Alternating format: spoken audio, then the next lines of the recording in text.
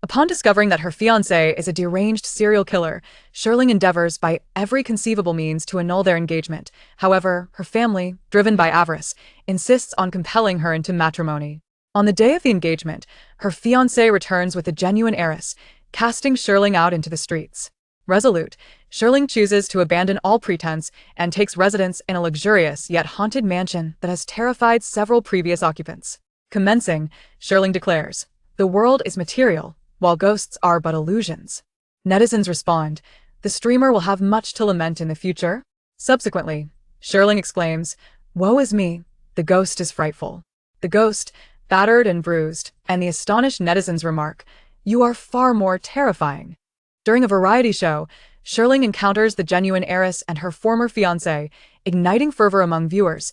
Two women vying for one man, let the battle commence. Surprisingly, it is Luoyuan and Shi Jin who engage in combat. Could it be that Shi Ling is their shared, cherished memory? Many believe Shi Ling to be the pitiful outcast from a noble family, yet soon, influential figures from various sectors beseeched her assistance in the physical exorcism of spirits. Later still, even the winds of the underworld sought her, prompting requests for her aid from the lords of the nether realm. Chapter 1. Saint, we have come to escort you home. The engagement ceremony for today is hereby cancelled. Luoyuan is our true daughter. Shi Ling, you impostor, begone. The glass shattered at her feet as Shi Ling stood helplessly on the stage. Her parents surrounded the girl brought by her fiancé with concern, while hurling objects at Shi Ling and bellowing for her to leave. Mere moments ago, she was the cherished princess of the Shi family, and today was supposed to be her engagement banquet with Shi Jin, the young chairman of the Shi family, a source of envy for the elite ladies of Yun City. However, upon Shi Jin's arrival with Luoyuan, everything changed. He presented a paternity test, proving that Luoyuan was indeed the true heiress of the Shi family, while she had no blood ties to them.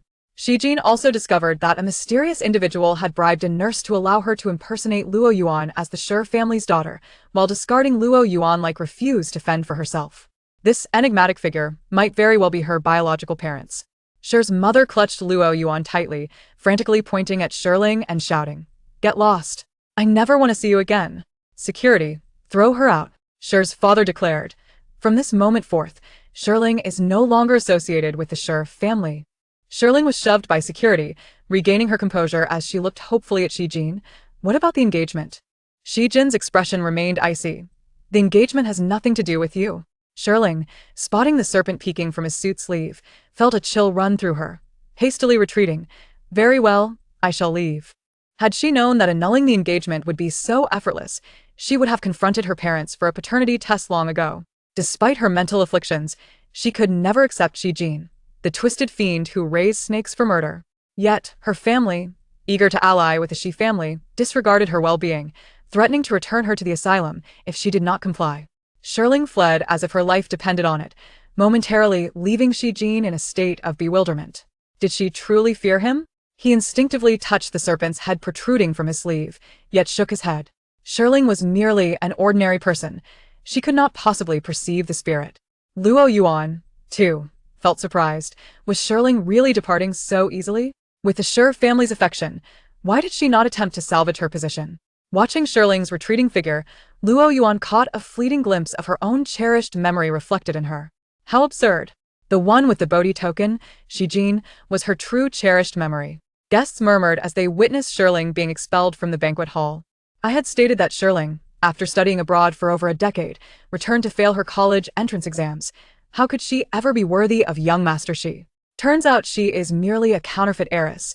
It all makes sense. After all, a mountain chicken cannot aspire to become a phoenix. Luoyuan, on the other hand, is a renowned influencer and educational blogger. Her inspirational story has already captivated the entire internet. Indeed, just look at how remarkable the true heiress, Luoyuan, is. Although raised by a Taoist, she is a prodigious young woman. No wonder she met young Master Shi at the Imperial Mathematics Competition Finals. Let me tell you, Shi Ling is still a mental patient. She has been acting strangely since returning home, which is why the Shi family recently sent her to a psychiatric hospital. Once sycophants of Shi Ling began to revel in her misfortune, those who had always looked down upon her rejoiced. Shi Ling knows nothing. She only boasts a pretty face.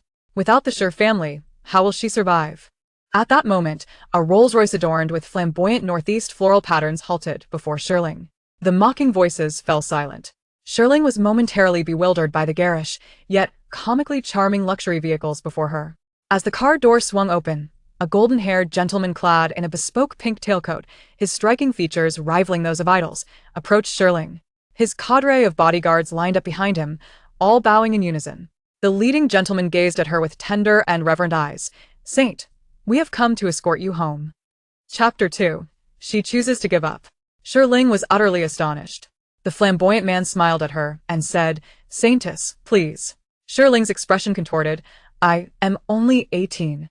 Although I have been jilted, it cannot possibly render me a leftover woman." The flamboyant man replied, "Ah, esteemed saintess, it is not the remaining that you imply, but rather the holy of the holy." Shi Ling was taken aback by this melodramatic title. "Are you from the northern part of your nation?" The flamboyant man's eyes lit up. "Indeed. As always, your foresight astounds me, esteemed saintess." Shi Ling exclaimed, "Have your fraudulent schemes become so audacious as to offer door-to-door service?" "Fortunately, I heeded Dr. Gu's advice and downloaded an anti-fraud app. You cannot deceive me." The flamboyant man insisted, "No, saintess, do you not remember me? I am your devoted follower, Shi Ling, your adorable little acolyte." Shi Ling could no longer suppress her laughter. "Brother, the person who bestowed you with that whimsical name must be quite wicked." Shi Ling expression turned serious. "Esteemed saintess, I shall not permit you to insult yourself in such a manner. You have mistaken me for someone else." Shi Ling shook her phone. "This is a pedestrian street. Vehicles are not allowed. I have reported you to the city management. Look, they are here to issue you a fine." Shi Ling turned around and, sure enough, a conspicuous ticket had been affixed to his dazzling vehicle. And the city management urged him to move it swiftly. Defeated, Shi Ling drove away. He dialed a number, "Your Holiness, as you instructed." I arrived in the most eye-catching luxury car, dressed to the nines, to escort the saintess home at her lowest point. A clear, gentle voice responded from the other end. "Have you succeeded?" Shi Ling lamented. "The saintess reported me to the city management for driving into the pedestrian street and accused me of fraud." On the other end, silence ensued. Shi Ling sighed. "It seems the saintess does not recognize me anymore." After the colorful Rolls-Royce departed, the onlookers at the banquet hall exchanged glances. Upon seeing the luxury car and handsome man, they assumed Shi Ling was a fallen young lady from a prominent family, ready to confront the Shi family. Surely, there could not be so many dramatic plot twists. She must merely be asking for directions. If Shi Ling were truly a young lady of noble birth, would her parents need to replace her with a daughter from the Shi family for a life of luxury? Shi Ling gazed at Shi Ling's flamboyant Rolls-Royce and sighed skyward. In this day and age, even those engaged in fraud were so competitive. What was a mere faux heiress like her, who possessed no skills, to do when cast aside? Should she ingratiate herself with her adoptive parents, return to the Shi family, and compete with the true heiress, Luoyuan, for affection, trampling her beneath her feet to reclaim her status? Haha. The little figure in her mind, hands on hips, let out a laugh reminiscent of the magical fairy Xiaoya. But the next moment, she swatted the figure away. She had no familial ties with the Shi family. Besides, Luoyuan was a top student, obviously intelligent, and had the ruthless Shi Jin assisting her. Additionally, such actions would be unethical. It was better for her to surrender. She had hands and feet. With her strength, she could work at a construction site and sustain herself. Shi Ling clenched her fists, resolutely heading off to the construction site to carry bricks. Under the blazing August sun, the heat radiated from the ground, and her back burned beneath the intense sunlight. Shi Ling diligently transported bricks at the construction site, perspiring profusely. It became evident that moving bricks required not only strength but also the resilience to endure the searing sun. However, if she completed moving 10,000 bricks, she would earn 400 yuan. Earning over 10,000 a month was not just a dream. Nearby, a small internet celebrity was live streaming her efforts. "Family, look. This is Shi Ling, the faux heiress of the Shi family, indeed the same one who was recognized back into the family from the internet celebrity Luoyuan." Shi Ling's biological parents, wishing for her to live in comfort, bribed nurses to switch her with Luoyuan, consigning Luoyuan to orphanhood. Now, Shi Ling has been expelled from the Shi family. What a delight. Thank you to the adorable Luoyuan for the generous donation of 10,000 yuan. Now, let us continue to watch Shi Ling move bricks. Chapter 3. Reporting Frog Brother for Murder. Shi Ling was immediately incensed, storming over to confront the small internet celebrity. "How dare you? I toil under the scorching sun moving bricks for a meager 400 yuan a day while you lounge in the shade live streaming my labor. Earning 10,000 an hour? The small internet celebrity was taken aback. No, it's more than several tens of thousands. If you accidentally drop a brick, they will deduct from your pay, and the viewers may even reward me more. Shi Ling was taken aback. What? Jealousy contorted her features. The viewers in the live stream overheard Shi Ling's outburst. Haha, suddenly I feel a bit sorry for Shi Ling. She deserves it. Let her experience the bitterness of having what rightfully belongs to her taken away. By the way, will Shi Ling start her own live stream moving bricks? If she does, no one will donate. After all, we only want to see her misfortune, not to give her money. Come on. Let us donate to Frog Brother instead. Shi Ling promptly decided that she would no longer move bricks. She went to the foreman, settled for 200 yuan in wages, and left. Who would endure such hardship while others profited? Just as she was feeling defeated, the heat in Frog Brother's live stream surged. He, tasting the sweetness of success, quickly pursued Shi Ling. Hey, Shi Ling, why have you stopped moving bricks? Shi Ling rolled her eyes at him, yet the next moment, she was startled by a face that protruded from Frog Brother's shoulder. It was a woman's face. Shrouded in dark energy, her lips blood-red, her features indistinct, and her long hair damp as if she had just emerged from the water. She crouched on the small internet celebrity's back, seemingly attempting to choke him. Noticing Shi Ling's gaze, she abruptly turned her head.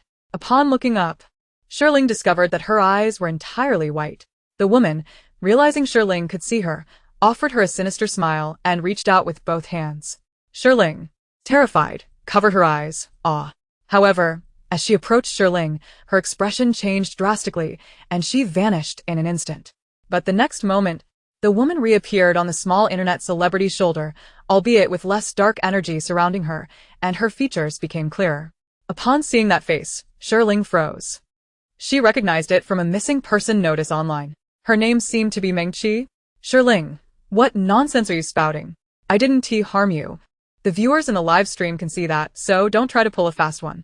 Frog Brother waved his phone at Shi Ling. Shi Ling, fearfully gazing at him, murmured, "Why is there a damp woman on your shoulder?"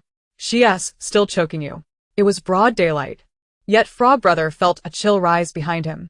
He stiffly glanced over his shoulder, finding nothing but emptiness, then turned back to Shi Ling, startled and furious. What nonsense. What ghost stories are you fabricating in broad daylight? You must be insane. If you're sick, go to a mental hospital. Shi Ling blinked. Was she having another episode? Just then, she heard the woman on Frog Brother's shoulder speaking. Her voice was laced with tears. Help me. My name is Meng Qi, a sophomore at Yun City University, and also a fan of Frog Brother. When we met offline, he harbored ill intentions toward me, and in my struggle, he choked me to death. He later bound me with stones and sank me into Qingshan Reservoir. I am still submerged in the water, and my parents have yet to find me. That eerie face transformed into that of a pale and delicate college student, her eyes red and glistening with tears, appearing woefully pitiful. Shi Ling was unsure if this was merely a hallucination born from her memory of the missing person notice. After all, previously in the Shi household, she had discovered that the reflection in the mirror would unexpectedly speak to her, urging her to study diligently. When she called her adoptive parents and the servants to look into the mirror, they all claimed there was nothing wrong with it, only that she was the one with issues. Seeing Frog Brother exploit her for profit while branding her a lunatic, Shi Ling, in a fit of anger, dialed the police. Hello, I am reporting internet celebrity Frog Brother for murder. The deceased, Meng Qi, is the missing girl from Yun City University, and her body lies in Qingshan Reservoir. Chapter 4. Shi Ling's despondent job application as a trial sleeper in a haunted house. Upon hearing Qingshan Reservoir, Frog Brother's gaze towards Shi Ling turned horrified. How could Shi Ling know? That night, apart from him and the female fan, there had clearly been no one else. Connecting it to Shi Ling's earlier words, Frog Brother felt an oppressive weight upon his back, a chilling sensation. What madness! In a moment of frustration, Brother Frog berated Shi Ling, feeling a wave of bad luck wash over him as he hastily fled. Unbeknownst to him, the woman trailed closely behind like a shadow. The viewers in Brother Frog's live stream paid little heed to the unfolding drama. I didn't believe it before, but now I do. Shi Ling is truly unhinged. How dare she report false accusations? Just wait for her to be detained. Brother Frog, let's keep the live stream professional. It's wise to steer clear of that lunatic. If she goes berserk, we'll be the ones who suffer. Shi Ling is playing with fire, slandering right in front of the audience. Brother Frog. You should send her a lawyer's letter and make her pay until she has nothing left to her name. Seeing that the viewers were skeptical, Brother Frog breathed a sigh of relief, assuming Shi Ling wouldn't dare to actually call the police. He resumed his light-hearted banter with the audience, dismissing her as merely a pitiable creature cast out by the wealthy and a lunatic at that. Pursuing legal action would be futile. He chose to rise above it, viewing her antics as mere entertainment. Brother Frog is magnanimous. I tipped Brother Frog. A cornered dog may bite, but we shouldn't retaliate. As the excitement in the live stream escalated, Brother Frog seized the opportunity to promote merchandise, receiving enthusiastic support from his audience. Hours later, amidst the live stream, Brother Frog achieved a record high in sales, his excitement palpable. Suddenly, a knock echoed from outside. The delivery had arrived. As he opened the door, still engaged in the stream, he inquired, "Who ordered me takeout? I've been selling for half the day, and am quite famished." However, upon opening the door, he was swiftly subdued by 2 police officers. The viewers in the live stream reacted with shock. What? Brother Frog, have you truly committed a crime? Oh no, just moments ago, local news reported that the police recovered a female corpse from the Qingshan Reservoir. So, what Shi Ling said was true? She really did see that girl in Brother Frog's presence. Brother Frog, who had been riding high on excitement, was doused with cold water as the handcuffs clamped around his wrists, bringing him back to reality. As he was escorted to the police car, he inadvertently glimpsed in the rearview mirror. A woman with long, damp hair was leaning against his shoulder, her face twisted into a sinister smile. Meanwhile, Shi Ling had purchased a cup of Baixiang instant noodles from the supermarket, taking advantage of the hot water to prepare her dinner. While eating outside the supermarket, she noticed a striking flyer nearby, hiring trial sleep testers for haunted houses, earning 10,000 per night. Requirements: strong constitution, must be live-streamed. Address: Number 4, Jinhua Villa, South District, Yun City. Contact: Mr. Lee, phone 191-9588. Shi Ling's eyes lit up. Getting paid to sleep? Wasn't this the dream life of every slacker? Without hesitation, she dialed the number, her voice brimming with excitement. "Hello, Mr. Lee, do you still need people for the luxury trial sleep?" Mr. Lee replied, "Miss, we are looking for testers for haunted houses." Shi Ling responded, "I know. Do you need someone? My constitution is remarkably strong. I'm great at live streaming." Mr. Lee, initially hesitant upon realizing she was a girl, quickly agreed after hearing about her strong constitution. "Yes, we can sign an electronic contract now. And you'll need to pay a deposit. You can start live streaming at the designated location tonight at 8. Alright, sounds good." "Shi Ling?" A gentle voice called from behind. Turning around, she saw a beautiful girl in a light yellow dress approaching her. Shi Ling greeted her warmly. "Dr. Guiyang, it's been a while." Chapter 5, Dr. Guiyang, the reluctant heir to a billion-dollar fortune. Guiyang was a distinguished doctor at the Yun City Psychiatric Hospital, revered by the entire hospital staff, who treated her like a treasure. Rumor had it that she belonged to the prestigious Gu family from the capital, yet she devoted herself to academia, shunning the intrigues of high society. Before Guiyang arrived at the Yun City Psychiatric Hospital, Shi Ling had despised being confined in a mental institution, feeling stifled by the condescending gazes of others who couldn't hide their pity. However, after Guiyang took over her case, Shi Ling felt a sense of ease. No longer treated as merely a patient, Guiyang approached her as if she were a newfound friend, patiently listening as Shi Ling recounted her bizarre experiences. She was like a beam of light piercing through the dark, damp confines of the hospital room. With her presence, the world instantly transformed into a warmer, brighter place. Guiyang sat beside Shi Ling and asked, "Why are you eating instant noodles alone?" Shi Ling, quick to respond, said, "A bowl of noodles isn't enough for 2. And half a person would be frightening." Guiyang paused momentarily before laughing. "You're still as amusing as ever." Shi Ling shekel de Quadli? Ah. "I'm still just as unwell." Guiyang affectionately ruffled her hair, asking, "How have you been lately?" In Guiyang's presence, Shi Ling felt an overwhelming urge to confide. She sighed and said, "Dr. Guiyang, do you remember that novel I showed you about the fake heiresses?" Guiyang know that. "Yes, I remember. It was quite lengthy, and I haven't finished it." She spent most of her time interacting with patients, rarely indulging in novels, games, or videos. She had only started reading the novel because Shi Ling, feeling bored during her hospital stay, had pointed out that the malicious female antagonist shared her name.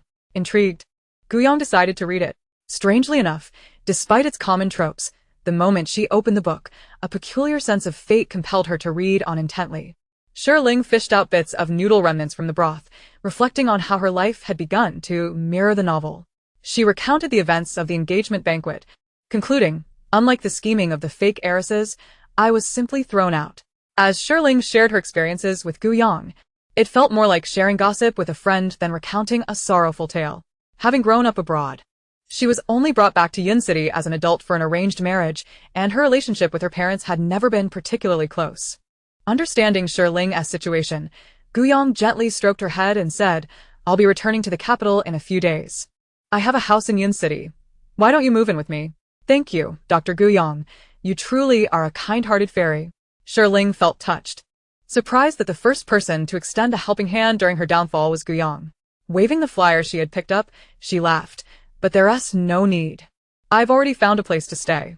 It's a standalone villa. Gu Yang smiled but, upon noticing the term haunted house, asked with curiosity, Aren't you usually afraid of ghosts and such? Shi Ling gazed upwards at a 45-degree angle, her eyes both sorrowful and bright. I fear ghosts. Yet they have never harmed me. Why should I fear something that poses no threat? Her tone shifted playfully as she shrugged, flashing a carefree smile at Gu Yang. Gu Yang chuckled. It seems leaving the Shi family isn't entirely a bad thing for you. But remember, you're still young if you need any assistance. Feel free to reach out. Finishing her broth, Shi Ling beamed. Thank you, Dr. Gu Yang. If I may ask, why are you suddenly returning to the capital? Will you still come back to Yun City? At the mention of this, Gu Yang's smile faded slightly. My father has passed away, and he left a will for me to return and inherit the family fortune. Most of the family assets are in the capital, so I probably won't be visiting Yun City often anymore. Shi Ling, taken aback, murmuret, I am sorry, Dr. Gu Yang. My condolences. If there's a chance, I'll visit you in the capital, she added. Sure, Gu Yang replied. It's not so much about mourning. Our father-daughter bond was quite distant. I just didn't expect that he would leave me the entire billion-dollar fortune, while his illegitimate son received nothing. As Gu Yang spoke, her emotions were mixed. Shi Ling, ever candid, remarked, perhaps he discovered before passing that the illegitimate son wasn't he truly his? Chapter 6. The thrill hidden deep within.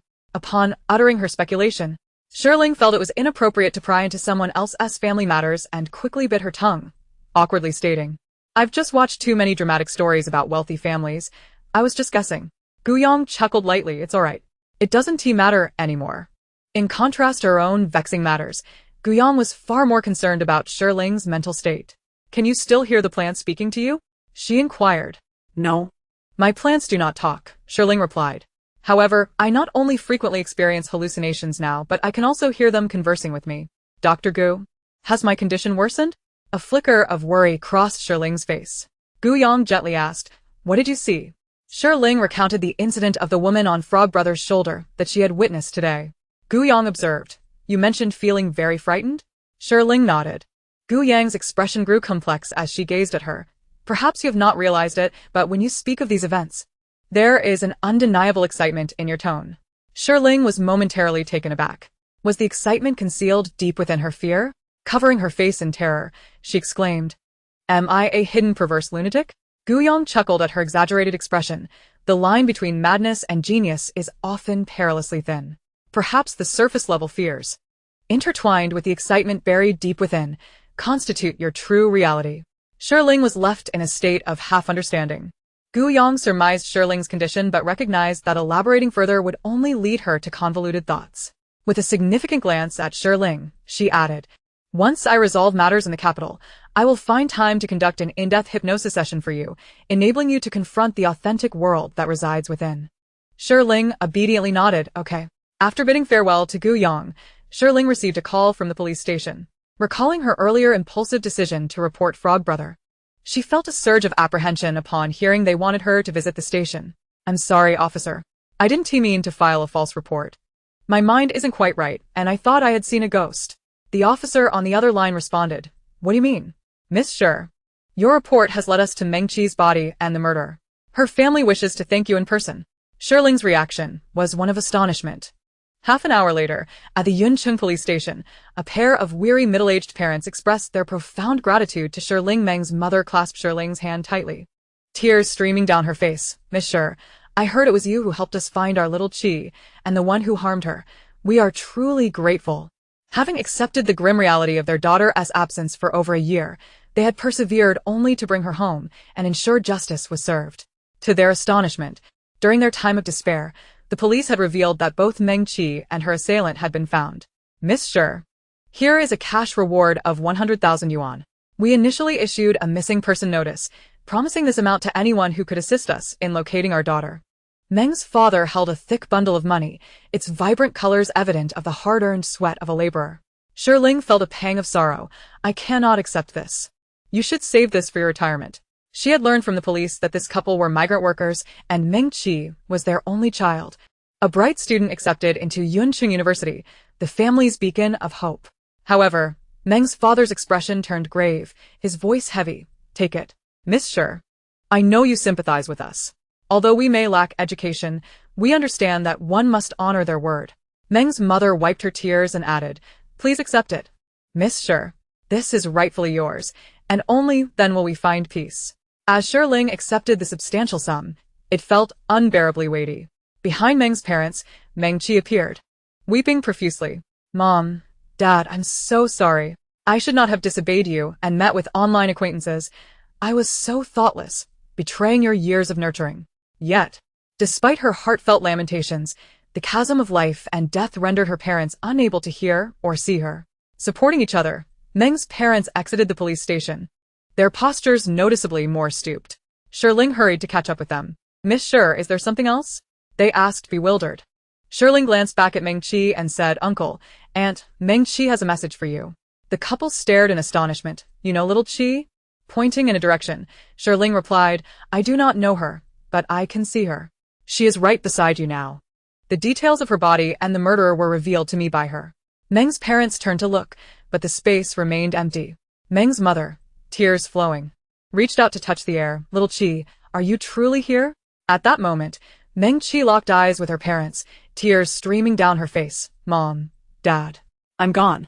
Please live well, and do not grieve for me. I owe you my gratitude for nurturing me, and I promise to repay it in the next life. Dad, you have diabetes. You must stop smoking and drinking. Don't always overexert yourself at work. Mom, remember to take your calcium supplements for your osteoporosis." Meng's father initially scolded his daughter for her choices, but as his words faltered and his composure crumbled, he wept openly. Meng's mother's tears were unceasing, her voice quavering as she reassured, "Little Qi, rest assured, we will take care of ourselves. You must also look after yourself down there." Meng Qi nodded in response. Turning to Shi Ling, she expressed her gratitude. "Thank you." Just then, two men, one clad in white and the other in black, both wearing tall hats, appeared behind Meng Qi. The man in white wore a comical grin, his hat inscribed with "You have arrived," while the man in black bore an ominous and serious demeanor, his hat proclaiming "We are here to take you." Rubbing her eyes in disbelief, Shi Ling murmured, "Goodness, how complete. Even the black and white impermanents have arrived."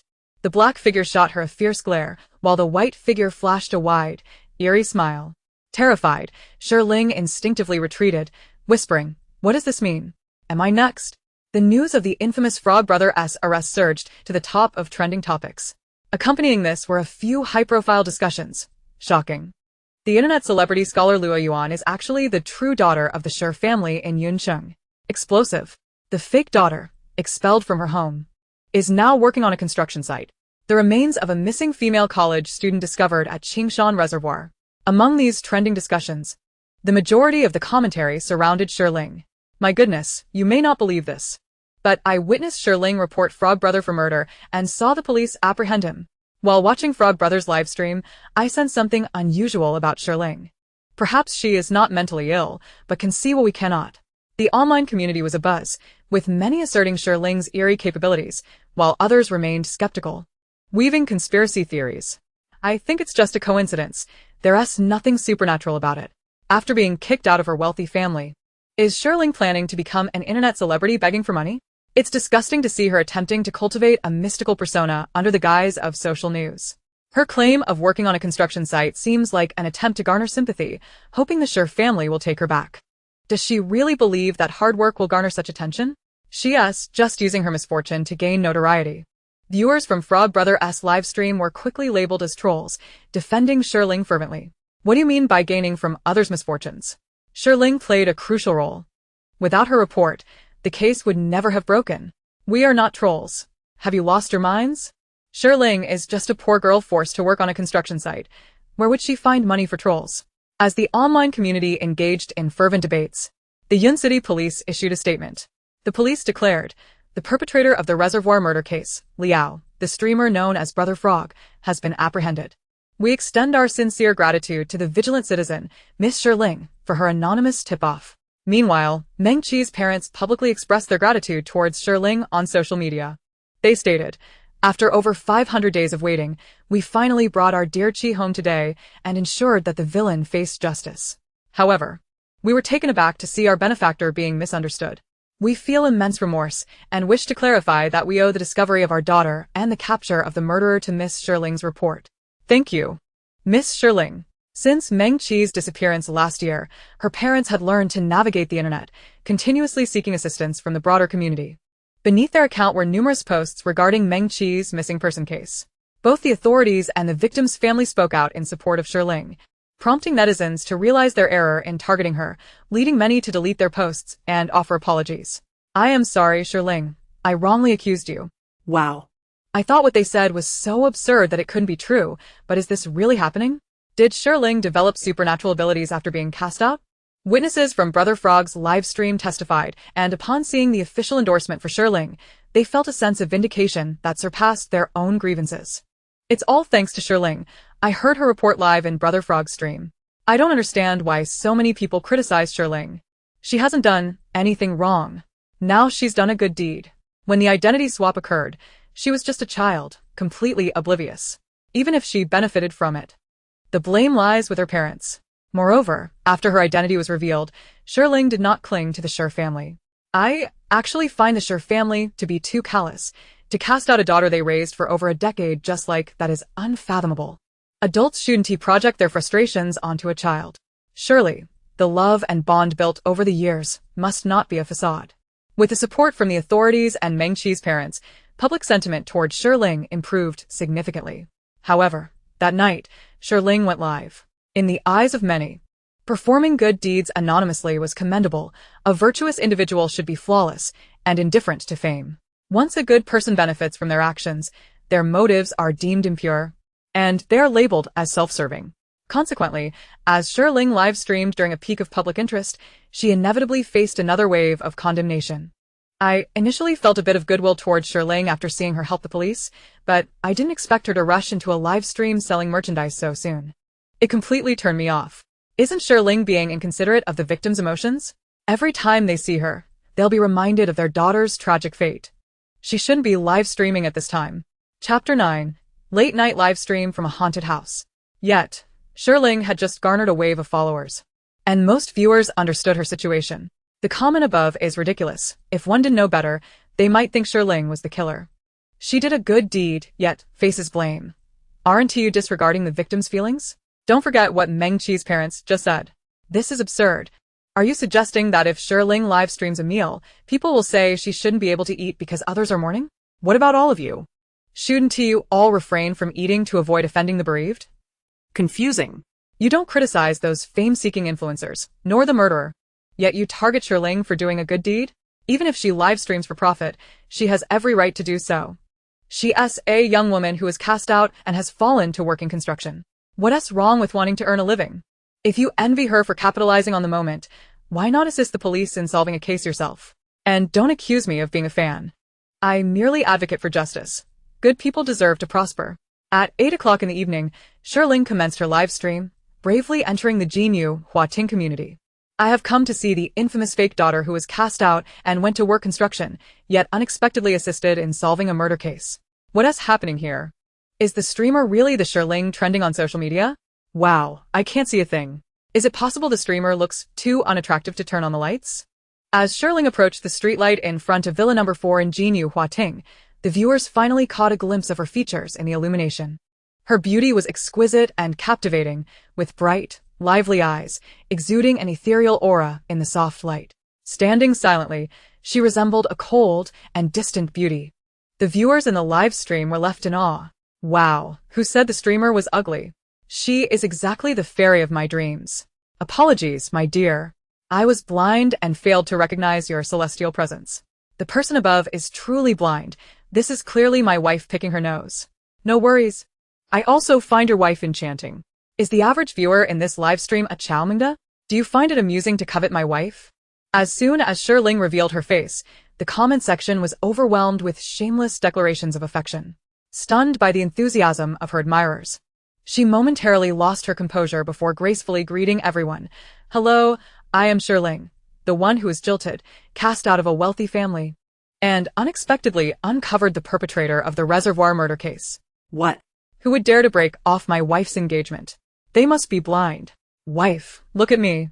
I will work hard to support you. However, alongside these admirers were numerous dissenting voices. Blind adoration. Once the beauty filter is turned off, let us see how much you still love her. This is hilarious. If Shi Ling were truly as stunning as you claim, would she have been jilted? Luoyuan just started her live stream discussing academic topics, and Shi Ling follows up with her own. All I can think of is Eastshire imitating Pan. Luoyuan's stream is filled with academic content. What is Shi Ling going to do? Is she going to discuss academic topics too? Shi Ling couldn't even get into university. What right does she have to be an educational streamer? She shouldn't mislead students. If viewers want to learn, they should head to Luoyuan's stream. She is currently discussing high school physics. Just as viewers speculated about Shi Ling challenging Luoyuan, she changed her live stream title to Haunted House Sleep Trial. Both her fans and critics were left dumbfounded. What? Wife, what are you planning to live stream? Shi Ling directed the camera toward the villa and succinctly explained her purpose. This is Villa number 4 in Jinyu, Huating, the site of the infamous nanny arson case. Since it has become known as a haunted house, rumors of hauntings have caused property values in the area to plummet. Therefore, the real estate company invited me to live stream a sleep trial in the haunted house to personally demonstrate that it is not haunted and can be lived in normally. The viewers were left speechless. After speculating countless possibilities for Shi Ling's live stream, they never anticipated it would be about trial sleeping in a haunted house. Where are you going? Villa number 4 in Jinyu, Huating? Are you out of your mind? Wow, that's the notorious haunted house in Yun City, where several homeowners have died. The resentment is strong, and even the community has reports of hauntings, prompting most wealthy residents to move away. Streamer run. People have actually died there.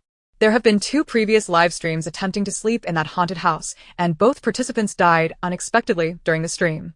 Chapter 10. In horror films, the ending is always mental illness. The viewers in the live stream fervently shared various ghost stories about Villa number 4 in Jinyu, Huating, attempting to dissuade Shi Ling. Yet, she resolutely pushed open the door of the villa, proclaiming, "The world is material, and ghosts are but illusions. I am a staunch materialist and do not believe in the supernatural." The 2 streamers who previously died unexpectedly also said the same thing during their opening remarks. "You will surely regret this." Shi Ling replied, "Well, they must not have disclosed that this line was a requirement from the sponsors. In truth, my resolve is not as unwavering as it may seem. I merely utter such declarations for monetary gain. Having witnessed the spectral figures of the black and white impermanence, how can one still adhere to materialism?" A netizen remarked, "Dear host, some things may not warrant belief, but they certainly demand respect. Do you realize what you resemble at this moment? You are akin to the female protagonist in a domestic horror film, recklessly courting disaster." Shi Ling replied, "In the end, domestic horror films culminate in madness. Therefore, if I were to witness a ghost, it would undeniably indicate my own insanity. Coincidentally, I am indeed mentally unwell, so seeing ghosts is quite normal." Another netizen commented, "Never mind, it's futile to offer kind words to a doomed spirit. I wish you longevity, host." Shi Ling responded, "Thank you. This luxurious villa is imbued with good feng shui. It shall not lead to my untimely demise." A netizen asserted, "Assessment complete. This host is truly a contrarian." When the host remains silent, she possesses an ethereal, celestial aura, but as soon as she speaks, she transforms into a mere morning glory. At that moment, a sharp, piercing sound echoed through the dark villa. The headphone-wearing viewers were startled. What on earth was that? Is it truly haunted? Be cautious, host.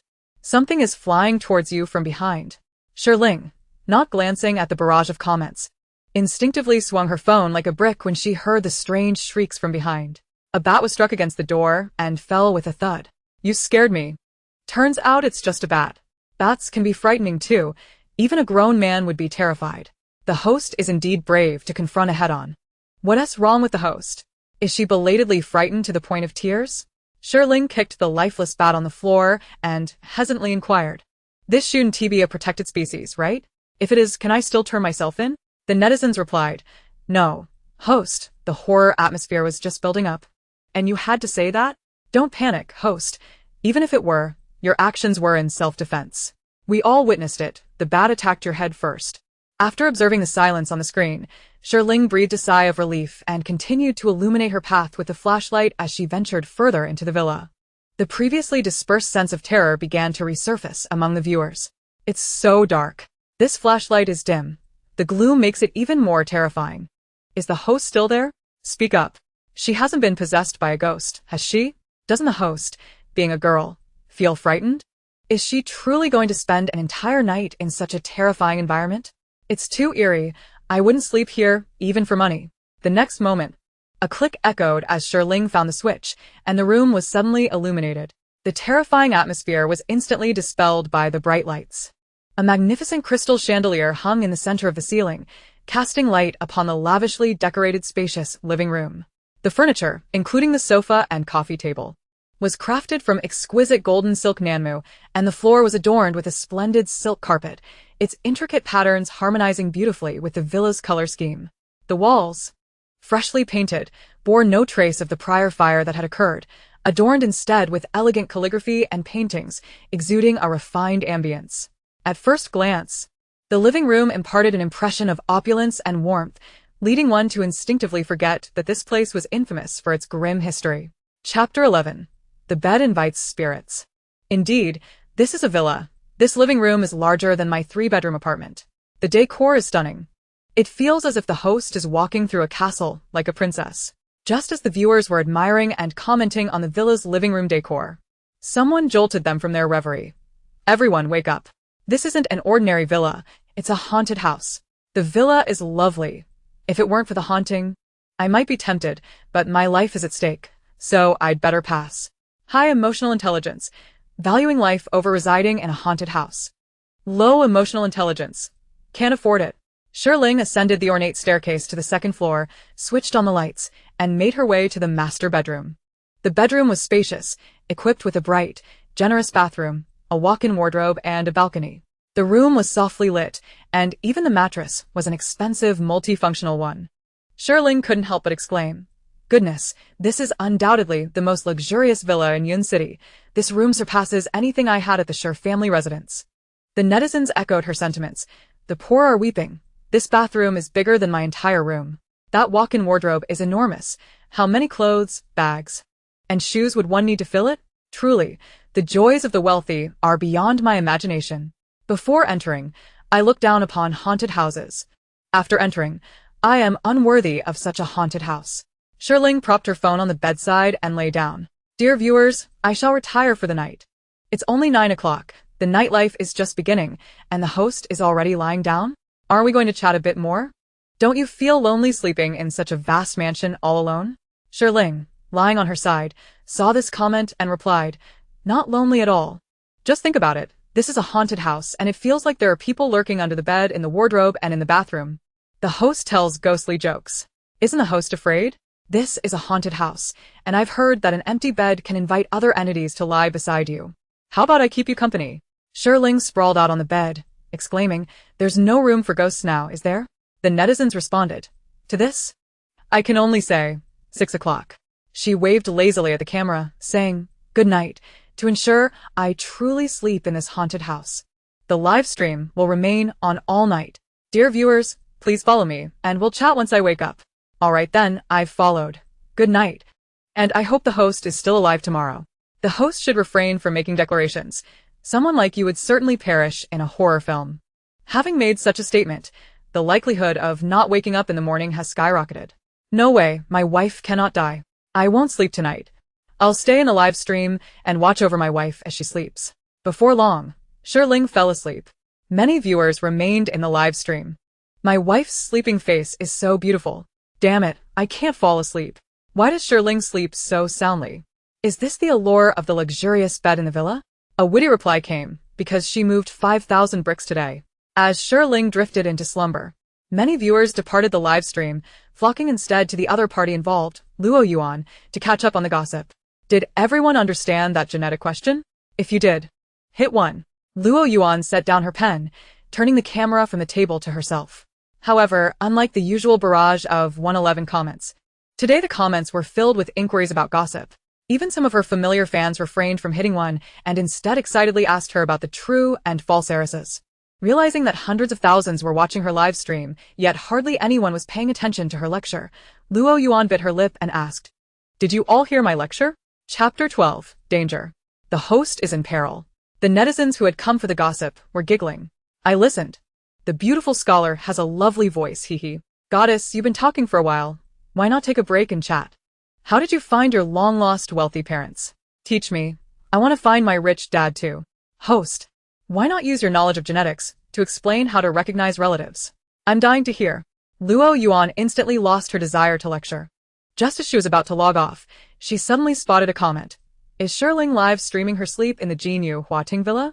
Upon hearing her mention Shi Ling, the viewers eagerly chimed in. Yes, her live streaming account is called Shi Ling Shibuling. She has already fallen asleep. Otherwise, the two of you could have collaborated. Luoyuan frowned. Has no one told her that Villa is deadly? Before coming to Yun City, she had heard of that infamous haunted house. Her mentor had also warned her that the spirits there were malevolent and to avoid it at all costs. Everyone has advised her. The Ritterny young lady simply refuses to heed such warnings. If she insists on courting death, who can stop her? Respect the destinies of others. Relinquish the compulsion to assist. Amitba. Palms together. What a surprise. I just came over from Shi Ling's stream and found Luoyuan watching Shi Ling's live broadcast. Am I watching a live stream while watching a live stream? Before the audience in the live streaming room, Luoyuan was engrossed in watching Shi Ling's broadcast on her computer. In the opulent bedroom, warm-toned lights enveloped the slumbering girl. The girl's serene visage was breathtaking, reminiscent of a princess from an ancient fairy tale, evoking an unbidden belief that she resided within a palace rather than a malevolent abode. For a fleeting moment, Luoyuan questioned whether this was indeed the foreboding house spoken of by her master. Suddenly, the lights in Shi Ling's room began to flicker violently. Luoyuan held her breath. Viewers flooded into Shi Ling's live stream. Holy cow, Shi Ling, wake up, it's haunted. Are you a fool? Sleeping with the lights on is one thing, but how can you sleep soundly when the lights are flickering? Luoyuan hurriedly retrieved a pair of vintage gold-rimmed glasses from her backpack and glanced back at the live stream, which had transformed dramatically. The once warm and bright bedroom was now overshadowed by a thick mass of black energy floating above, obscuring the light. Within this darkness, a pair of charred, ghostly hands emerged. Luoyuan immediately rose and knocked on Shi Ling's mother's door. Shi Ling's mother, seemingly awakened from slumber, appeared somewhat drowsy. Luoyuan, why are you still awake? If you need anything or have questions, you can ask the servants. Luoyuan, too anxious to provide an explanation, directly inquired, Mom, do you have Shi Ling's phone number? Shi Ling's mother paused, frowning. What do you need her number for? Did that mentally unstable girl leave something chaotic in her room? Didn't I tell you? She is no longer connected to our family, the room is yours, and you can dispose of her belongings as you see fit.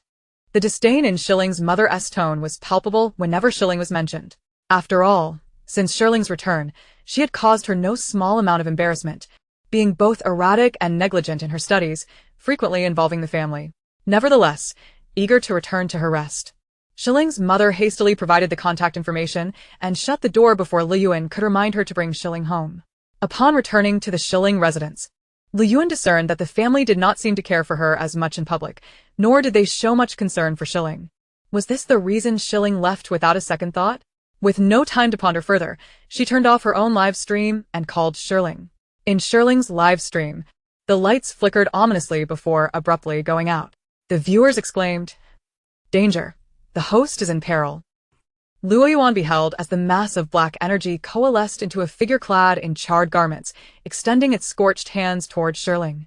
At that moment, Shi Ling's phone rang beside her. Chapter 13. The charred ghost pleads for mercy. The ethereal and distant sound of the great compassion mantra resonated. Luoyuan observed in astonishment as the charred female ghost was repelled upon contact with Shi Ling, dissipating into black mist, hesitating to approach her.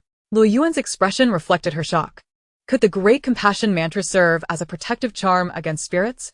But honestly, who in their right mind would set the Great Compassion mantra as their ringtone? The viewers in the live stream were equally bemused. Wow, I was just holding my breath in the pitch-black live stream, and then the Great Compassion mantra played. I thought maybe I was being exorcised. Which fool called Shi Ling?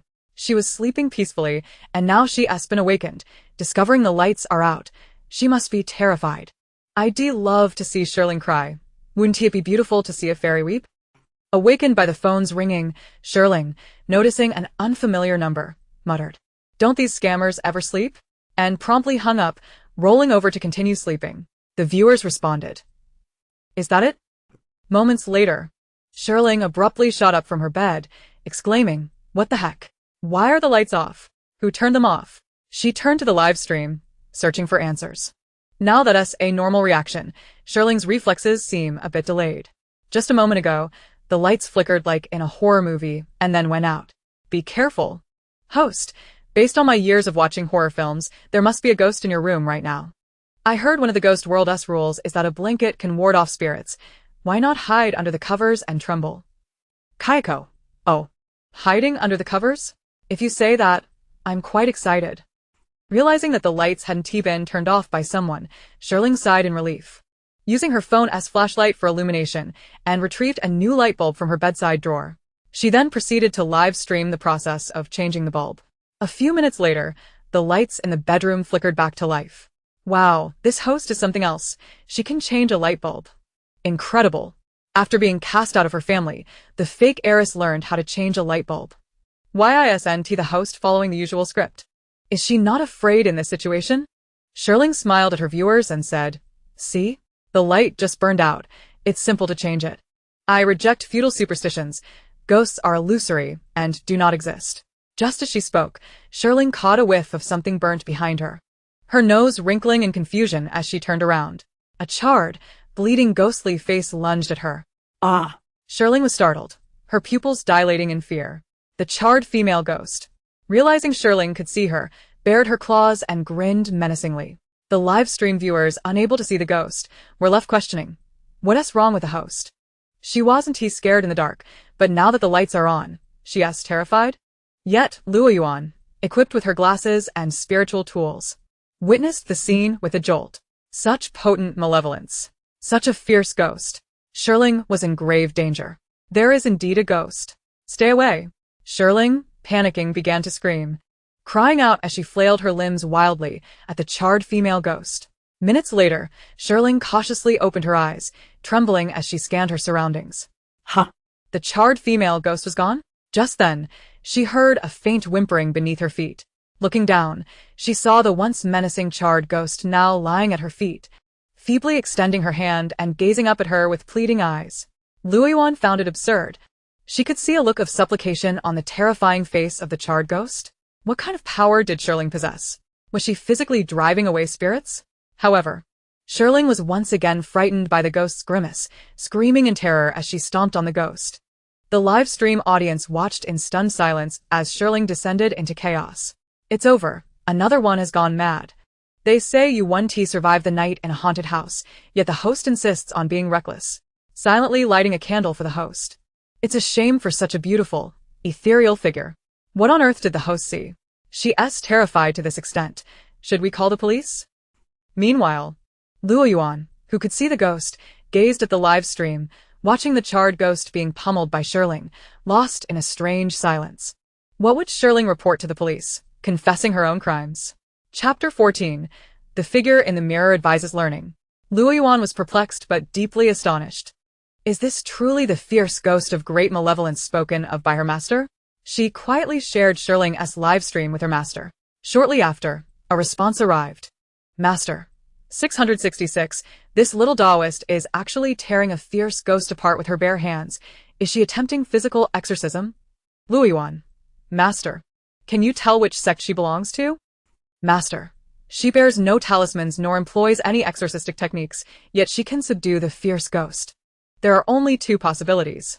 Either her cultivation is unfathomably deep, or she possesses an innate spiritual body that repels spirits. Considering her age, it is likely the latter. Yin. Should you encounter her, keep your distance. Such a physique, while impervious to spirits, attracts malevolent entities. Being near her would bring misfortune. Luoyuan. Understood. She pondered, indeed. She had encountered misfortune since meeting Shi Ling at birth. In the live stream, the charcoal-burning female ghost crawled away weakly from beneath Shi Ling's feet. Only then did Shi Ling regain her composure and glance back at the live streaming room, where the screen was flooded with comments like, "Is it haunted?" And "Is the host possessed?" or "Has she narrowly escaped a calamity?" Luoyuan silently scoffed, as it was evident that the ghost had indeed evaded disaster. Shi Ling was now brimming with the desire to confide in someone, yearning to express how utterly terrifying that ghost had been. She had always believed that the makeup of ghosts in horror films was already exaggerated enough, yet she was taken aback by an even more terrifying sight. However, she was currently a trial sleeper in a haunted house, tasked with dispelling the rumors of hauntings rather than propagating them. Everything she had just witnessed must surely be the product of her own delusional mind. All false, false, all false. Shi Ling retrieved several bottles of medication prescribed by Dr. Guyong from her bag and, in front of the camera, calmly took them with warm water, stating, "There is no haunting. I merely had a mental episode just now." Yet the viewers in the live stream reacted skeptically. Who would believe you? You didn't seem to be pretending when you screamed about a ghost. Don't think you can fool us with a bottle of imported vitamin C. Have you ever seen a mentally ill person admit they have a problem? I want to know what the host saw when she was unhinged. How did she get so terrified? If the host can survive a week of trial sleeping, I'll believe it. But judging by how she looked just now, she probably wants to pack her bags and leave immediately. Can the host even sleep after that? Shi Ling lay back down, instantly falling asleep to prove her ability to rest. Regardless of whether it was a figment of her imagination, the ghost could not overpower her. As long as it stayed away from her, she was fine. That night, Shi Ling slept soundly. In a corner unbeknownst to her, the charcoal-burning female ghost writhed in the dark, twisted shadows, howling in agony. Whimpering, it was too much to bully a ghost. At the Shi residence. Once Shi Ling had drifted off, Luoyuan ceased to focus on the live stream. However, her phone remained on the live streaming page, not yet closed. Unable to sleep, she pulled out a stack of science exam papers from her backpack to study. Suddenly, she felt as if something were watching her. Luoyuan looked up to see a beautiful vintage mirror on the bookshelf. Gazing into the mirror, her expression became slightly dazed. The reflection of herself suddenly broke into a smile. The figure in the mirror seemed to inch closer, whispering softly, "Study hard. Don't stop. Keep learning. Learn to the death." This voice was almost hypnotic and resonated deeply within Luoyuan. She tightened her grip on her pen, nodding in agreement. Study, study. The figure in the mirror reveled in its success, its smile growing more audacious. Finally it had ensnared someone. Remembering Shi Ling, who had previously occupied this room, it seethed with anger. That night, Shi Ling had been rushing her homework, and the figure had tempted her just as it was now. However, Shi Ling had simply tossed her pen aside, fuming, "I'm not studying anymore. If you want to learn, do it yourself. If you want to die, then die alone." It was infuriating. After years of coaxing, even the most lackluster students would strive to learn under its persuasion, yet it had never encountered anyone as hopeless as Shi Ling. Chapter 15. Why aren't you all laughing? The following morning, Shi Ling awoke and greeted the viewers in the live stream. "Good morning, everyone. This concludes the live stream. We'll reconvene tonight at 8. Morning. The host looked like a ghost last night. Are you still going live? Wanna tempt fate? Don't be careless, host. You're just temporarily surviving. Previous trial sleepers have met unexpected ends on their last day. I'll bet a pack of spicy strips that Shi Ling is going to run away. I'll be waiting in the live stream to see if she really shows up tonight." Shi Ling replied, "Whoever you are, I've taken a screenshot. Make sure to send me the money for a pack of spicy strips tonight." Yen, with her graceful figure, chimed in. "You're so desperate for a pack of spicy strips, Shi Ling. Have you really fallen that low after being ousted from your wealthy family?" Shi Ling candidly responded, "Indeed. I am that poor." After shutting down the live stream, Shi Ling's phone rang. "Hey, Popper, come out. I'm treating at the feast pavilion." Shi Ling exclaimed, "Qin Yao? When did you return to the country?" Qin Yao huffed, "Yesterday. I heard about your family's situation, so I booked a ticket to come back." "How generous of me, right?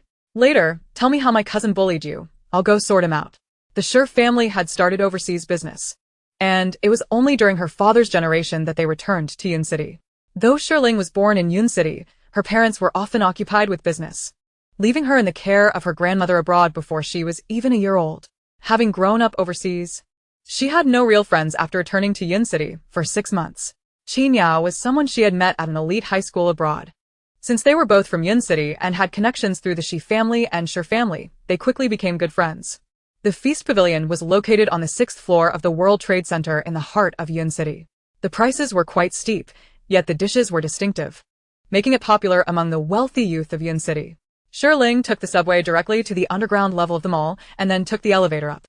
As the elevator doors opened on the first floor, a group of 18 and 19-year-olds entered, laughing and chatting. Shi Jin was among them, along with others Shi Ling recognized. Shi Xiao, you don't know how hilarious Shi Ling was last night. She went wild in the live stream, and the Up owners compiled it with funny music, turning it into a meme video. I'll show you. She danced like she had epilepsy, haha.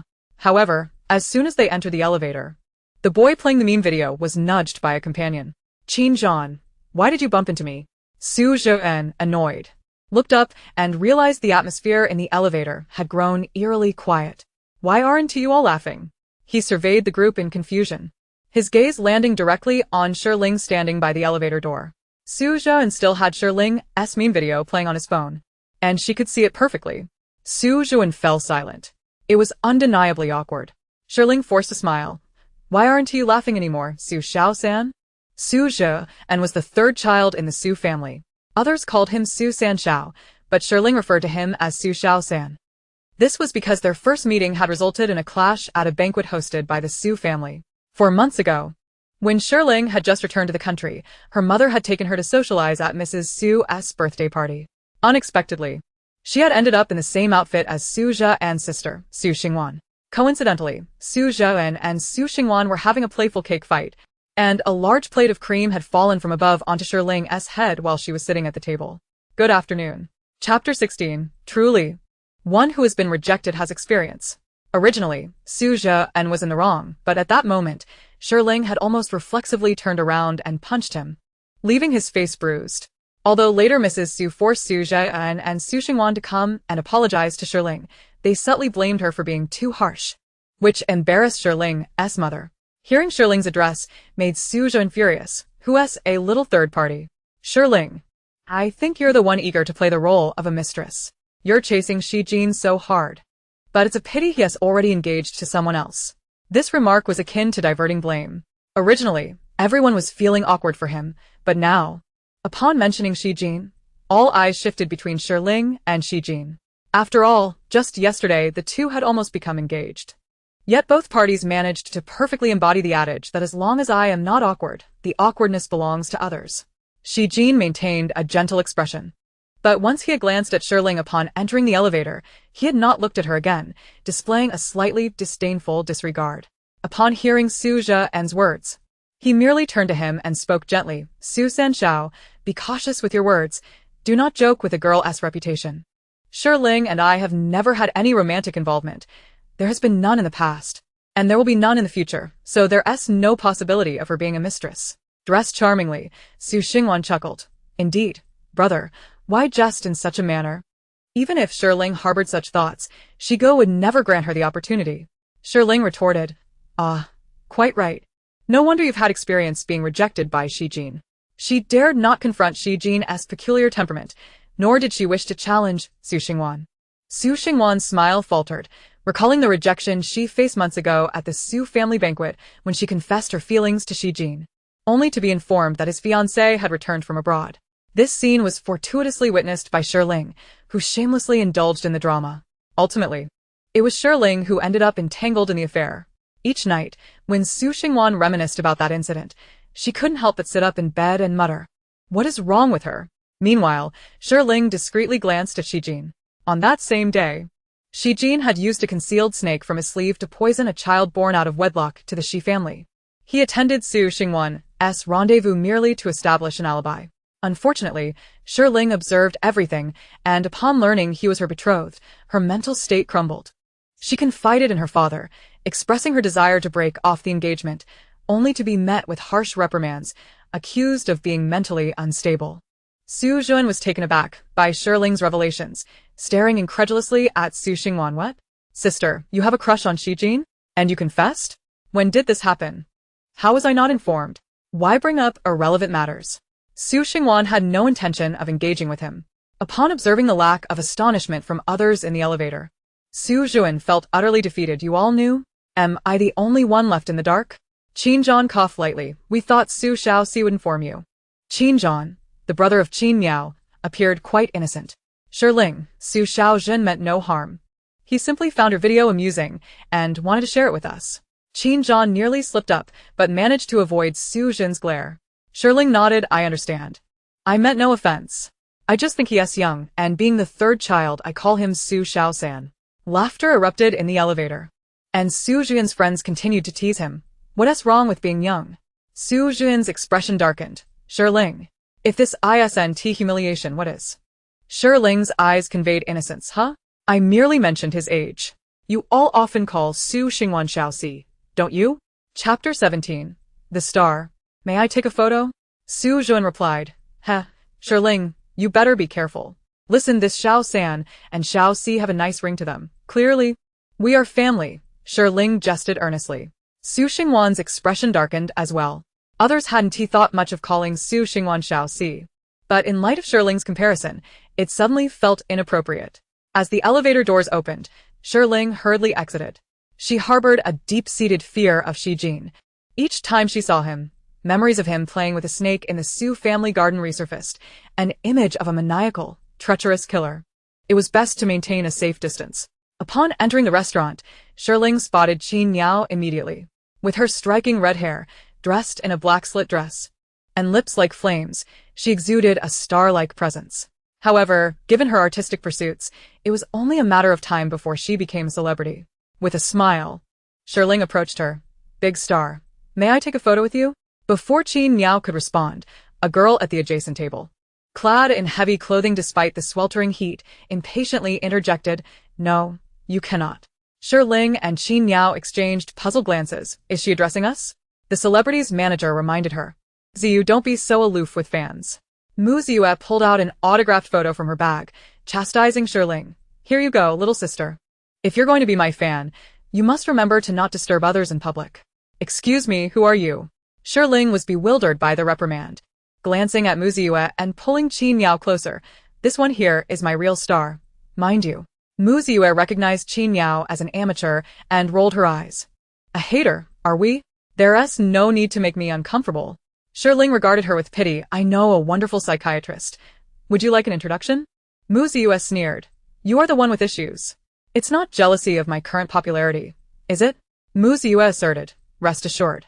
My name will always reign at the top of the popularity charts. Shi Ling, taken aback, thought this name was unfamiliar. Mu Ziyue? Who is that? Qin Miao quickly searched online. Oh, she asked from a girl group audition show, already acting all high and mighty before debuting. I thought she was some grand diva. Hey, Ling Ling. Her fans don't even match yours. Mu Ziyue was infuriated. Impossible. Qin Miao laughed. Why not? Our Ling Ling is prettier, and we have more fans, so what? Shi Ling, ever cooperative, showcased her account with a dazzling 5.6 million followers. Here you go. Big star, take a look. Meanwhile, Mu Ziyue's social media had barely reached 5 million followers. Feeling humiliated, Mu Ziyue stormed off, exclaiming, just a mere internet celebrity. Shi Ling and Qin Miao exchanged glances, both speechless. After venting about Mu Ziyue, they shifted to discussing Shi Ling's family matters. Shi Ling sighed, you know how it is. I was kicked out of the house as the fake heiress. Qin Miao expressed her indignation. Your parents are truly heartless. After all these years, they'd rather trust a sudden newcomer over you. Shi Ling replied, it's just a few months of affection, merely a fleeting sentiment. You know, I grew up with my grandmother. If it weren't for the engagement, I likely wouldn't have returned to Yun City. Indeed. Had your grandmother been in Yun City, she would never have blamed you. Even if she expelled your adoptive parents, she wouldn't cast you out. As Qin Miao spoke, she encouraged Shi Ling. The Shi family hasn't informed your grandmother yet. Shouldn't you go and tell her? Thinking of the overprotective elder, Shi Ling's lips curled slightly. However, upon hearing Qin Miao's suggestion, she shook her head. Grandmother is abroad recuperating. Let us not burden her with this. Qin Yao poked Shi Ling's forehead. What will you do then? Alone in Yun City, with no one to turn to. Shi Ling beamed brightly, wrapping her arm around Qin Yao's. But you're here, great star. Qin Yao, adopting a domineering tone, declared, All right, I'll take care of you. Move in with me today. Shi Ling raised an eyebrow. How will you take care of me? Will you take me to your home to live off your parents? Don't be surprised if your mother waves a check in front of me, saying, 3 million to leave my daughter alone. Chapter 18. Luoyuan sends Shi Ling exorcises. Qin Yao's eyes sparkled. Then you should say we're truly in love, and demand more money. Just remember to split it with me. The two laughed and, after finishing their meal, decided to go shopping. Qin Yao asked, Are you really considering repeating the year? Shi Ling sighed. What else can I do? Even if I'm going to slack off, I need to at least obtain a diploma. No one is going to pay for me to study abroad anymore. Returning to Yun City, she had only a month before the college entrance examination, initially hoping for poor results to prompt the Shi family to break the engagement. However, unexpectedly, it was the Shi family that rejected her, while the Shi family remained indifferent. After using the restroom, Shi Ling returned to find herself gifted with a full set of 5 years of college entrance exam simulations. Qin Yao had purchased them while waiting for her at a nearby bookstore, saying, My brother told me that practicing is crucial for science subjects. If you practice more, you'll surely succeed. Shi Ling looked at her dear friend and smiled. Qin Yao, did you forget I'm the liberal arts? Qin Yao suddenly remembered and chuckled. Oh, no worries. I believe with your capabilities, it doesn't matter if you study literature or science. Since you didn't do well in liberal arts, why not give the science exam a shot this time? We've already bought the materials. No need to return them. Just finish them off. Shi Ling smiled, albeit with a hint of sarcasm. I appreciate it, Qin Yao. Qin Yao casually draped her arm around Shi Ling's shoulder. No need to mention it. We're practically family. As two individuals engaged in light banter at the entrance of a bookstore, a girl entered and proclaimed, 5-3, must do exercises, gold exam papers, and a complete set of past papers for each subject. She immediately procured a large box of practice materials. Qin Yao inhaled sharply, then nudged Shi Ling with her elbow. Look at her, so ambitious. She's clearly destined for a top-tier university.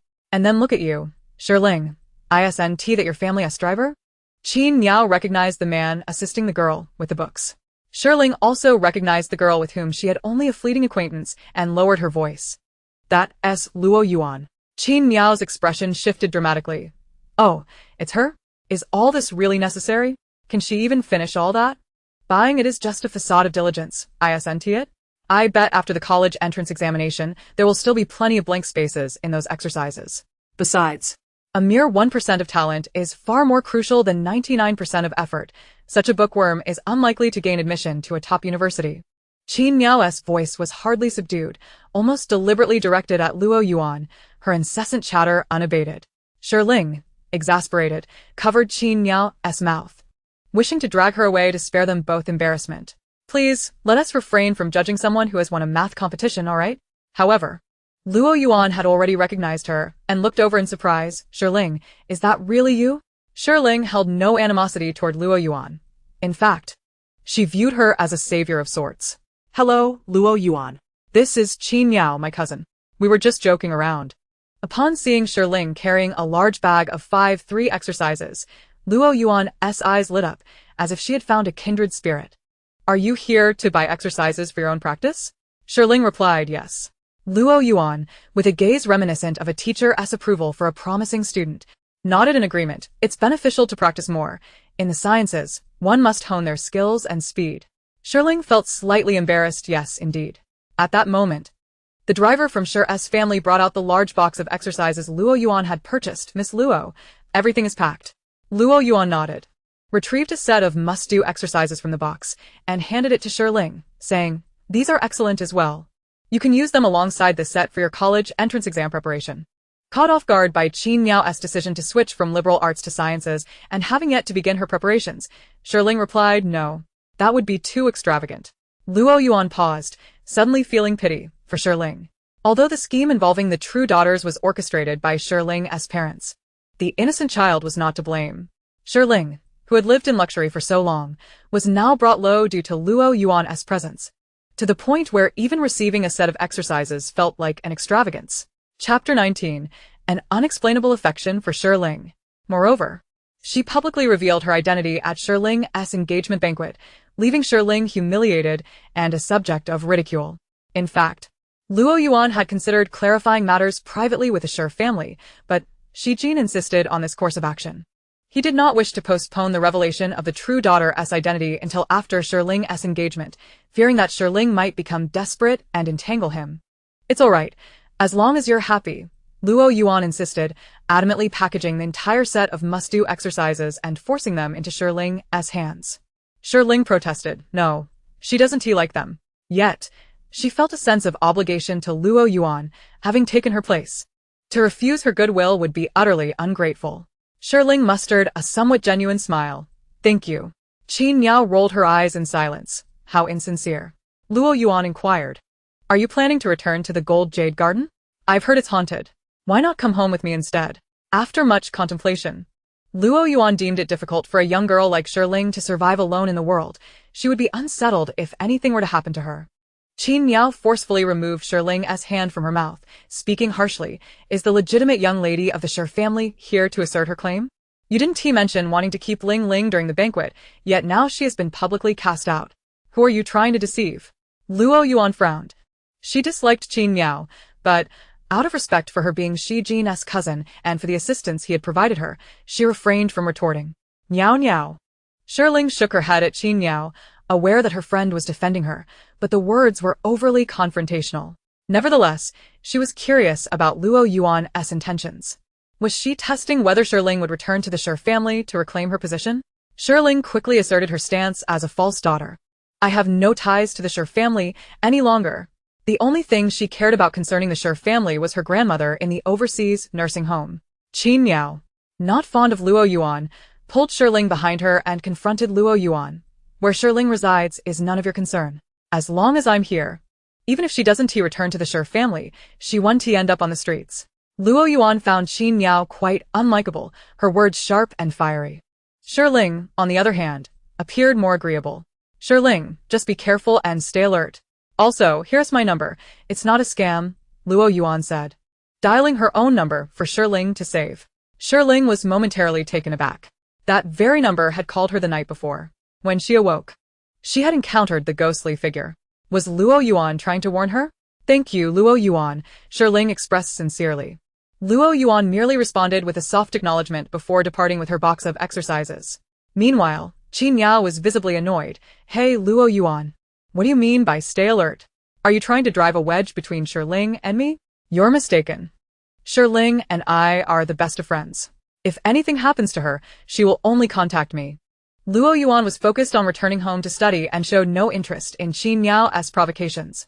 Qin Niao clung to Shi Ling's arm, venting her frustrations all the way, even more incensed than she had been with the previous Muziue, and ultimately insisted that Shi Ling swear, "I don't care. You must first complete the 5-3 exercises I gave you, and not touch the must-do exercises she gave." Shi Ling, exasperated, replied, "Qin Niao, are you being immature? Luoyuan is the victim, and I'm the one who has benefited. I might even be the daughter of the perpetrator. Even if she dislikes me, it's understandable. Yet, she treats me with calmness, which shows her reasonableness. Therefore, to be fair, I won't do either set of exercises. You wouldn't dare." Qin Niao chased after her, attempting to tickle her. Shi Ling laughed as she dodged, clutching a pile of exercise books. Not far away, Luoyuan observed the two in playful pursuit, laughter ringing out, her gaze lingering for quite some time. It was strange, logically speaking, since Shi Ling's parents had swapped her, allowing Shi Ling to remain with the Shi family to enjoy their wealth, resulting in Luoyuan's suffering. She should harbor resentment toward Shi Ling. Yet, upon seeing her, an inexplicable fondness blossomed within her. Could it be because Shi Ling was beautiful? Chapter 20. I am not a vixen. Shi Ling spent the entire day playing with Qin Niao, who, with a flourish of her hand, insisted on paying for everything. As dusk approached, the driver from the Qin family arrived to take Qin Niao home. "Ling Ling, are you really not coming back to the Qin house with me? My parents and Xiaozhan would be thrilled to have you," Qin Niao said, linking her arm with Shi Ling's. Shi Ling gently pushed her hand away. "Thanks. But I have a live stream tonight. I'll visit your home when I have the time." Qin Niao blinked. "What if I come stay with you? I've never stayed in a haunted house before." Shi Ling immediately declined, recalling the malevolent presence in that house. "No. I signed a contract. I can only sleep alone in the haunted house. All right then, let me have the driver take you back first, Qin Miao conceded. Shi Ling waved her phone. My taxi is almost here. Seeing this, Qin Miao could only get into her family's car, but before leaving, she reminded, make sure to call me once you arrive. Shi Ling signaled an okay with her hand, but just as she was about to turn away, she suddenly froze. Wait. As Qin Miao's car started, she heard Shi Ling's words and instructed the driver to stop. Rolling down the window, with the light dancing in her eyes, she smiled brightly. What's wrong? Have you changed your mind? Shi Ling's eyes were filled with an unsettling fear, as if a dreadful occurrence loomed before her. Concerned for her friend's mental state, Qin Miao asked, what's the matter, darling? Are you feeling unwell? Shi Ling approached her window, staring intently, her voice trembling slightly. Qin Miao, please don't take the Linjiang road home. Though Qin Miao was perplexed, she sensed that Shi Ling's demeanor was amiss, and she patiently comforted her. All right. I want to take that route. Are you truly all right? I'm fine, Shi Ling reassured her. Qin Miao, you must remember what I said. After the ordeal with Meng Qi, she no longer dared to dismiss such vivid scenes as mere figments of her imagination. Furthermore, she couldn't gamble with Qin Miao's life. Qin Miao instructed the driver in her presence. The driver glanced at the navigation and said, Miss, if we avoid Linjiang Road, it will require a considerable detour. 3 times the original distance. It's all right, there's no rush. I haven't returned to Yun City in quite some time. It's a perfect opportunity to enjoy the night scenery, Qin Miao replied, noticing Shi Ling peering longingly out the car window. With a hint of exasperation, she poked Shi Ling's forehead. Is that enough? Even at night in August, Yun City remained stiflingly hot, the breeze carrying warmth. Yet, at this moment, as Shi Ling stood by the roadside, replaying the illusion she had just witnessed in her mind, she felt an overwhelming chill. It wasn't until the ride-hailing car halted beside her, and the driver inquired if she was the one who booked the shared ride, that Shi Ling snapped back to reality. Once inside the vehicle, the driver murmured ominously, actually, the one sharing the ride with you is not human. Shi Ling was taken aback, sensing an eerie coldness from the air conditioning. Could it be a ghost? The driver cryptically confirmed, indeed, it is exactly as you suspect. Shi Ling felt a surge of trepidation. Was it too late for her to exit? Yet, she dared not voice her concerns. Moments later, the car pulled over. Under the warm, white glow of the streetlight stood a young man clad in a loose black coat.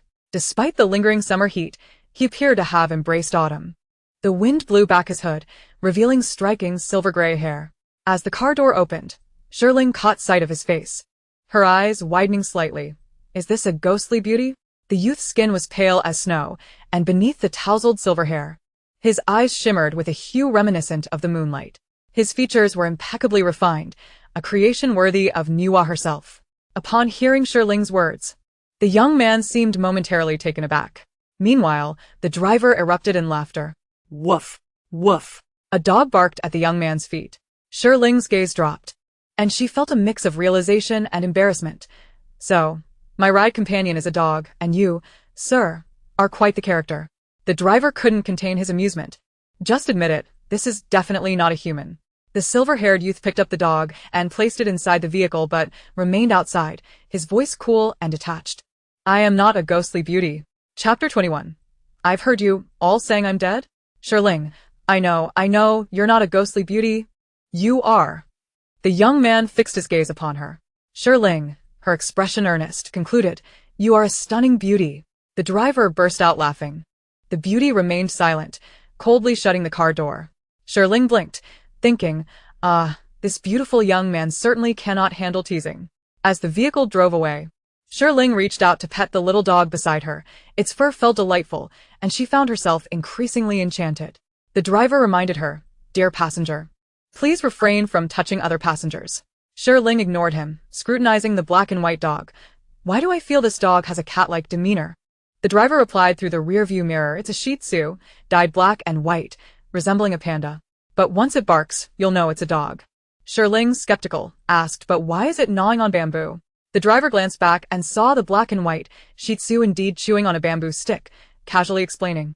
It's probably just teething. Surely, it's not a national treasure on the run, right? By the way, miss, why is your location set at the Genua Court Villa area? It's rumored to be haunted. It's not safe at night. Shi Ling replied, Oh, that is my home. The driver abruptly hit the brakes, turning to look at her in terror. After so many years of night driving, had he finally encountered a ghost? Don't scare me like that. I might take you seriously. Shi Ling, concerned about an accident, reassured him, I really live there. I'm a trial resident for haunted houses. The driver, impressed, remarked, that's quite the feat. Earning money is hard, but you're risking your life for it. Soon after, Shi Ling exited the vehicle. Just as she opened the door, the obedient Shih Tzu, still clutching the bamboo, leapt out before her. Shi Ling barely had time to react before the dog dashed into Jinhua Court. Driver, your passenger has run away. Shi Ling hurriedly alerted.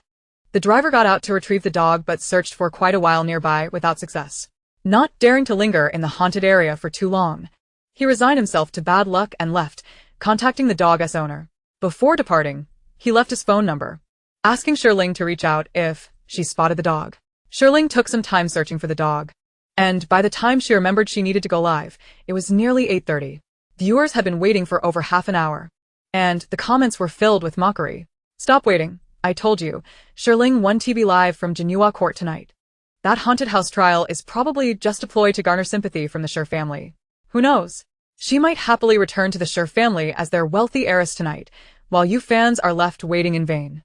Last night, Shi Ling was so frightened she went on a rampage online, and the video is still trending in the horror section. She's probably too terrified to sleep in a haunted house, just to spurse already. Is there a possibility that Shi Ling has already gone to Jinhua Court and encountered misfortune before she could even go live? Oh no, if that's true, then when she said she would see us tonight, didn't she just jinx herself? My dear, don't die. You're so beautiful. And you haven't even had kids with me yet. It would be such a shame to lose you. As the viewers expressed their mockery or mourned her fate, Shi Ling's livestream finally lit up. I've heard you all saying I'm dead? Good afternoon. Chapter 22. This haunted house truly has ghosts. As Shi Ling walked and explained the half-hour delay in her livestream, the streetlights illuminated her ethereal, serene face. I knew you wouldn't abandon us. Darling, let us not sleep in the haunted house, okay? Let us find a safer livestream spot. You're risking your life for this. Even selling goods live would be better. As long as we can see you, we're happy. Her fans rejoiced yet remained apprehensive. However, the detractors were relentless. This is hilarious. Shi Ling is just waiting for you to give her an out, right? Sleeping in a haunted house is just a publicity stunt, now that she's gained the attention. Of course, she'll switch to selling goods. Just wait, she'll surely take the easy way out. Yet, in the next moment, Shi Ling turned the camera towards the villa's doorplate. I'm still sleeping in the haunted house tonight. Selling goods isn't something anyone can do just by shouting a few lines. For an ordinary person like her, sleeping and earning money is much easier. Her fans quickly defended her against the detractors. Let us not presume to know the thoughts of our celestial being. Her fans cherished Shi Ling's otherworldly beauty, fearing for her safety, and continuously urged her not to take reckless risks. Shi Ling reassured, don't worry, there are no ghosts. However, as she pushed the door open, she was confronted by a charred, fire-scorched female ghost standing before her, with hollow, dark eyes fixed on her. Shi Ling's pupils dilated, her heart nearly stopping. What is face-to-face terror? She finally understood. The charred female ghost even grinned at her, a hint of eagerness in her smile.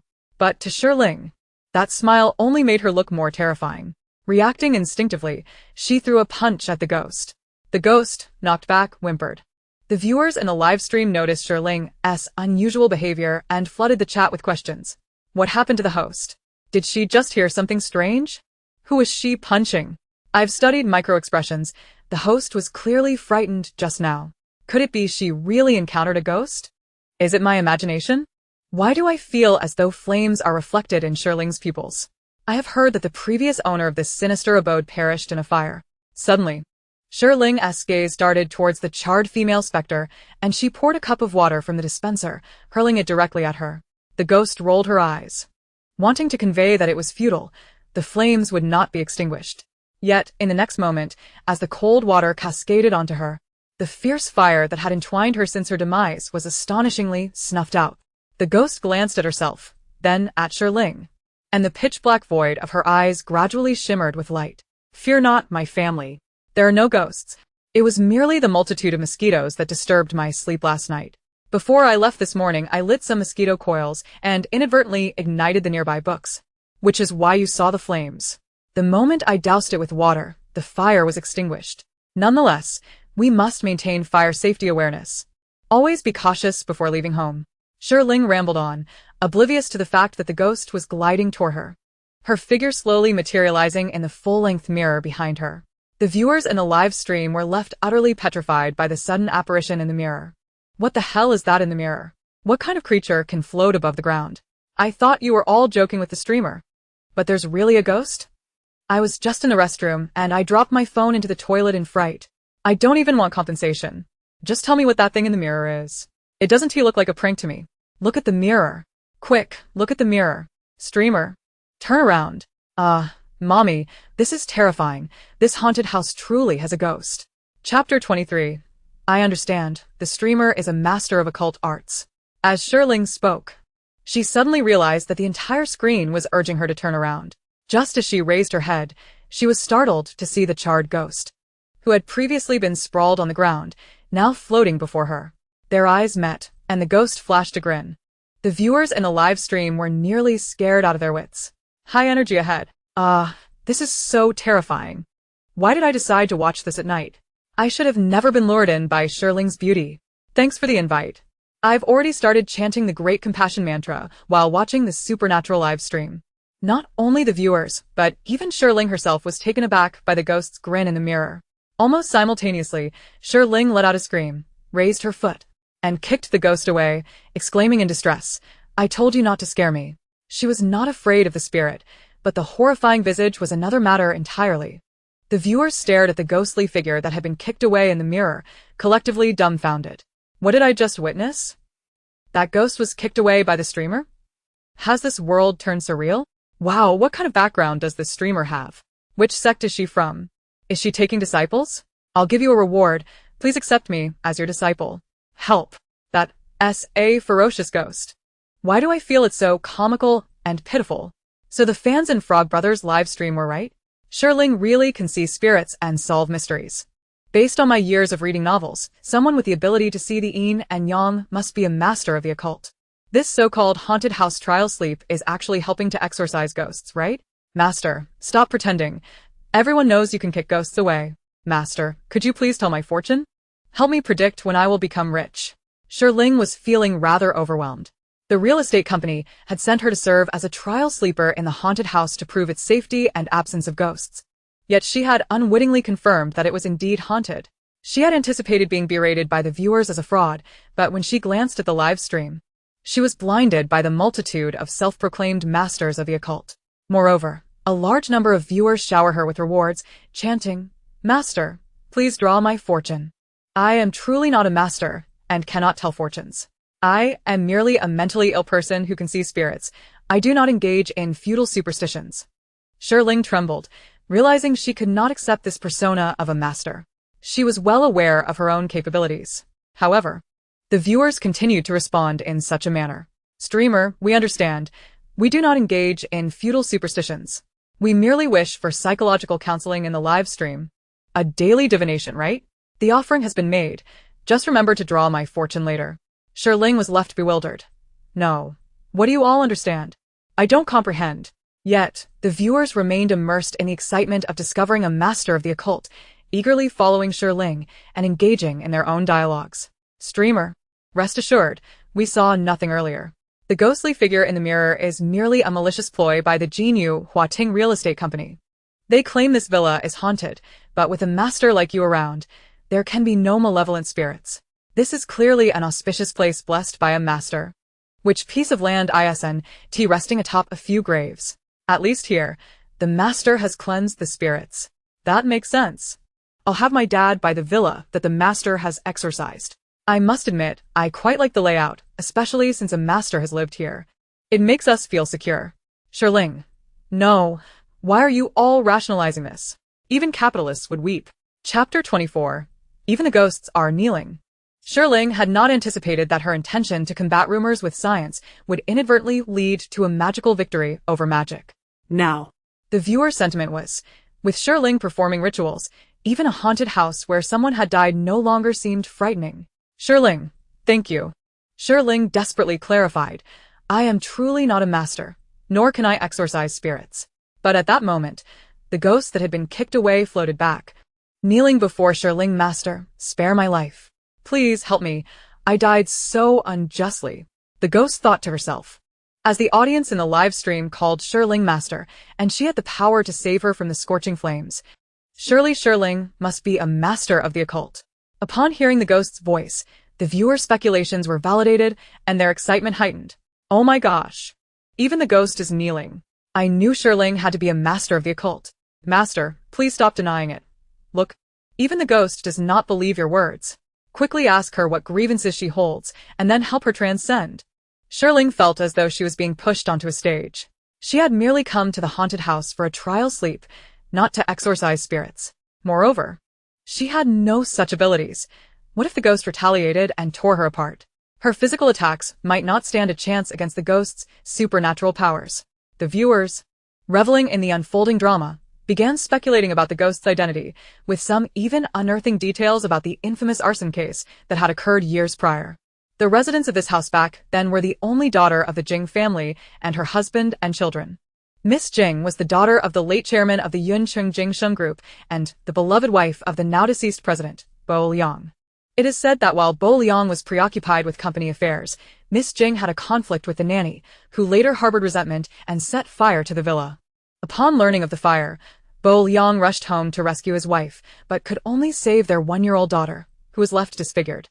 Over the years, Bo Liang devoted himself to raising his daughter, honoring the late Mr. Jing, never remarrying, and avoiding any scandal. Truly, Bo Liang is deeply devoted. The perpetrator is utterly despicable. Was she sentenced to death? I heard that the nanny is still at large, her whereabouts unknown. It is truly terrifying. So this ghost is Miss Jing? She must have died with immense resentment, transforming into a vengeful spirit. Streamer, quickly tell her how deeply her husband loved her and that their daughter is still alive. It may be enough to sway her.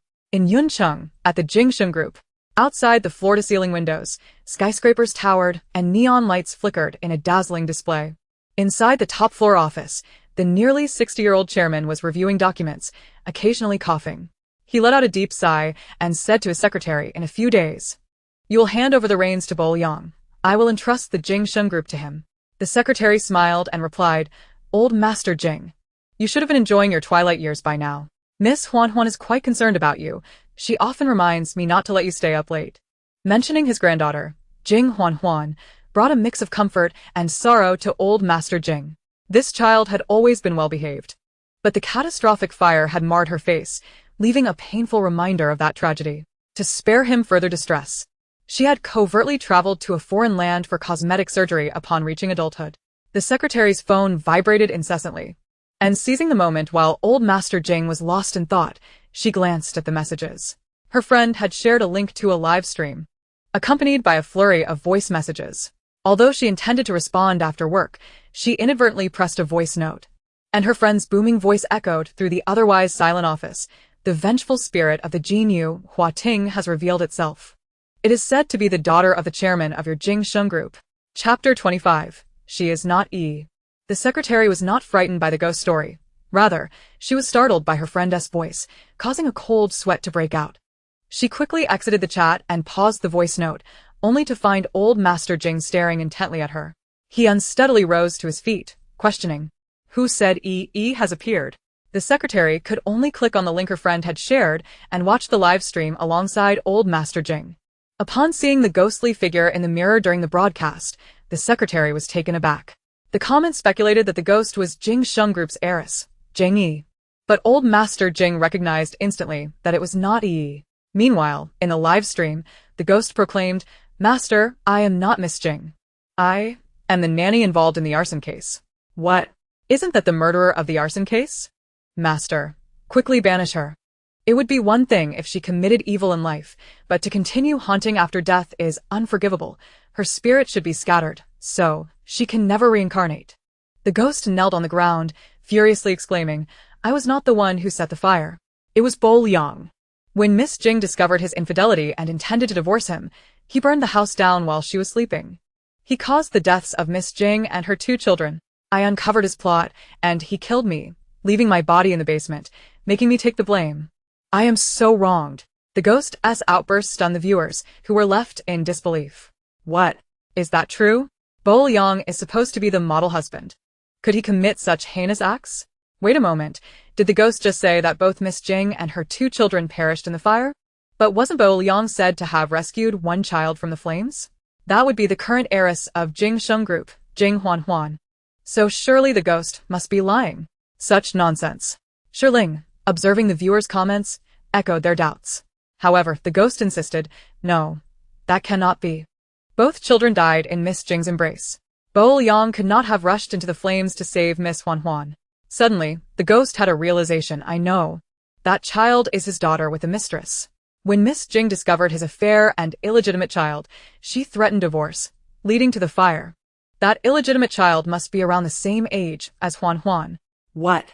This is explosive, causing the death of the legitimate wife and children, then swapping them out for the mistress's daughter to inherit the Jingsheng Group?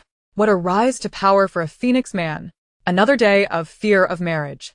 In the office of the chairman of Jingsheng Group, old Master Jing felt the world spin around him, nearly losing his balance as he listened to the ghost's revelations. Old Master Jing, the secretary cried out, rushing to support him, realizing that the truth behind the murder case might be more terrifying than the ghost itself. Concerned for his health, she suggested, should we go to the hospital? This live stream about the haunted house cannot be taken seriously. Perhaps the ghost is merely an actor. Old Master Jing steadied himself against the desk, his aged eyes bloodshot and glistening with unshed tears. He fixed his gaze upon the screen, each word seeming to leap from his clenched teeth. No. Call the police. I must uncover the truth behind E's death. Also, take Huan to the hospital for a paternity test. In the live stream with Shi Ling, most viewers were denouncing Bo Liang as a scoundrel and a phoenix man. Yet some newcomers who had stumbled upon the trending topic began to question the authenticity of the broadcast. Is this scripted? That ghost must have been made up. Does Shi Ling not fear a lawsuit for fabricating a murder case? Chapter 26. Master Ling Feng. Shi Ling felt a surge of fear. Consequently, she decisively turned the camera towards the ghost, asking, can you see her? Hey? Where did the ghost go? Wasn't she just kneeling at Shi Ling's feet? We can't see her, anchor. Where's the ghost? After receiving responses, Shi Ling nodded, affirming that the ghost was indeed invisible.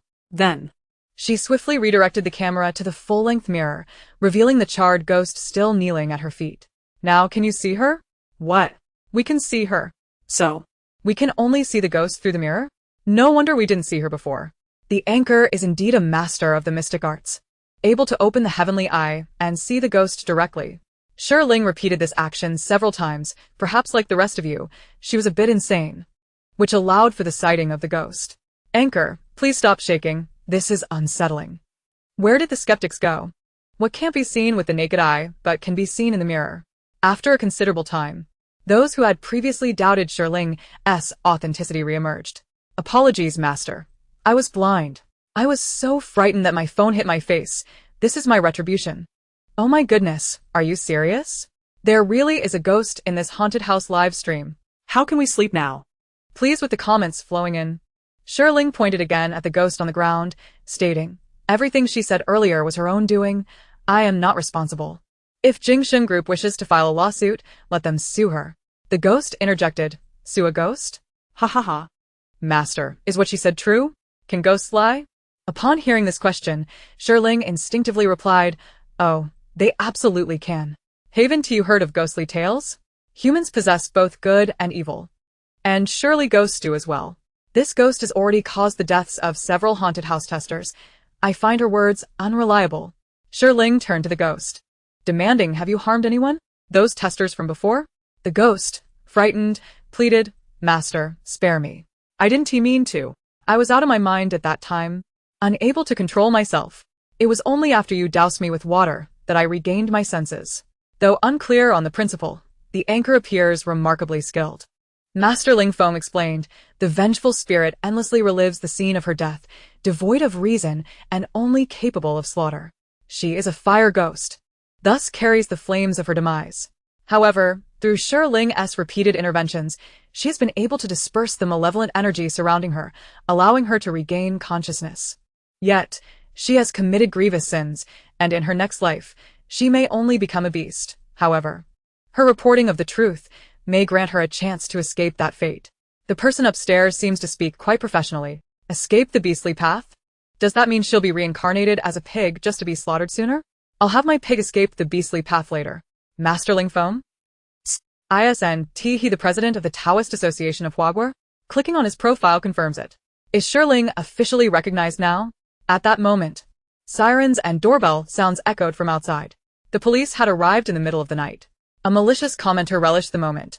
Has Jing Sheng Group reported it? Is Shi Ling about to face a lawsuit? She summoned spirits and now has stirred up a hornet's nest, hasn't she? Upon opening the door, Shi Ling was met by a police car parked outside, with 3 officers, 2 men and 1 woman, standing at her doorstep, presenting their badges. The leading officer had a stern countenance, exuding an air of military discipline.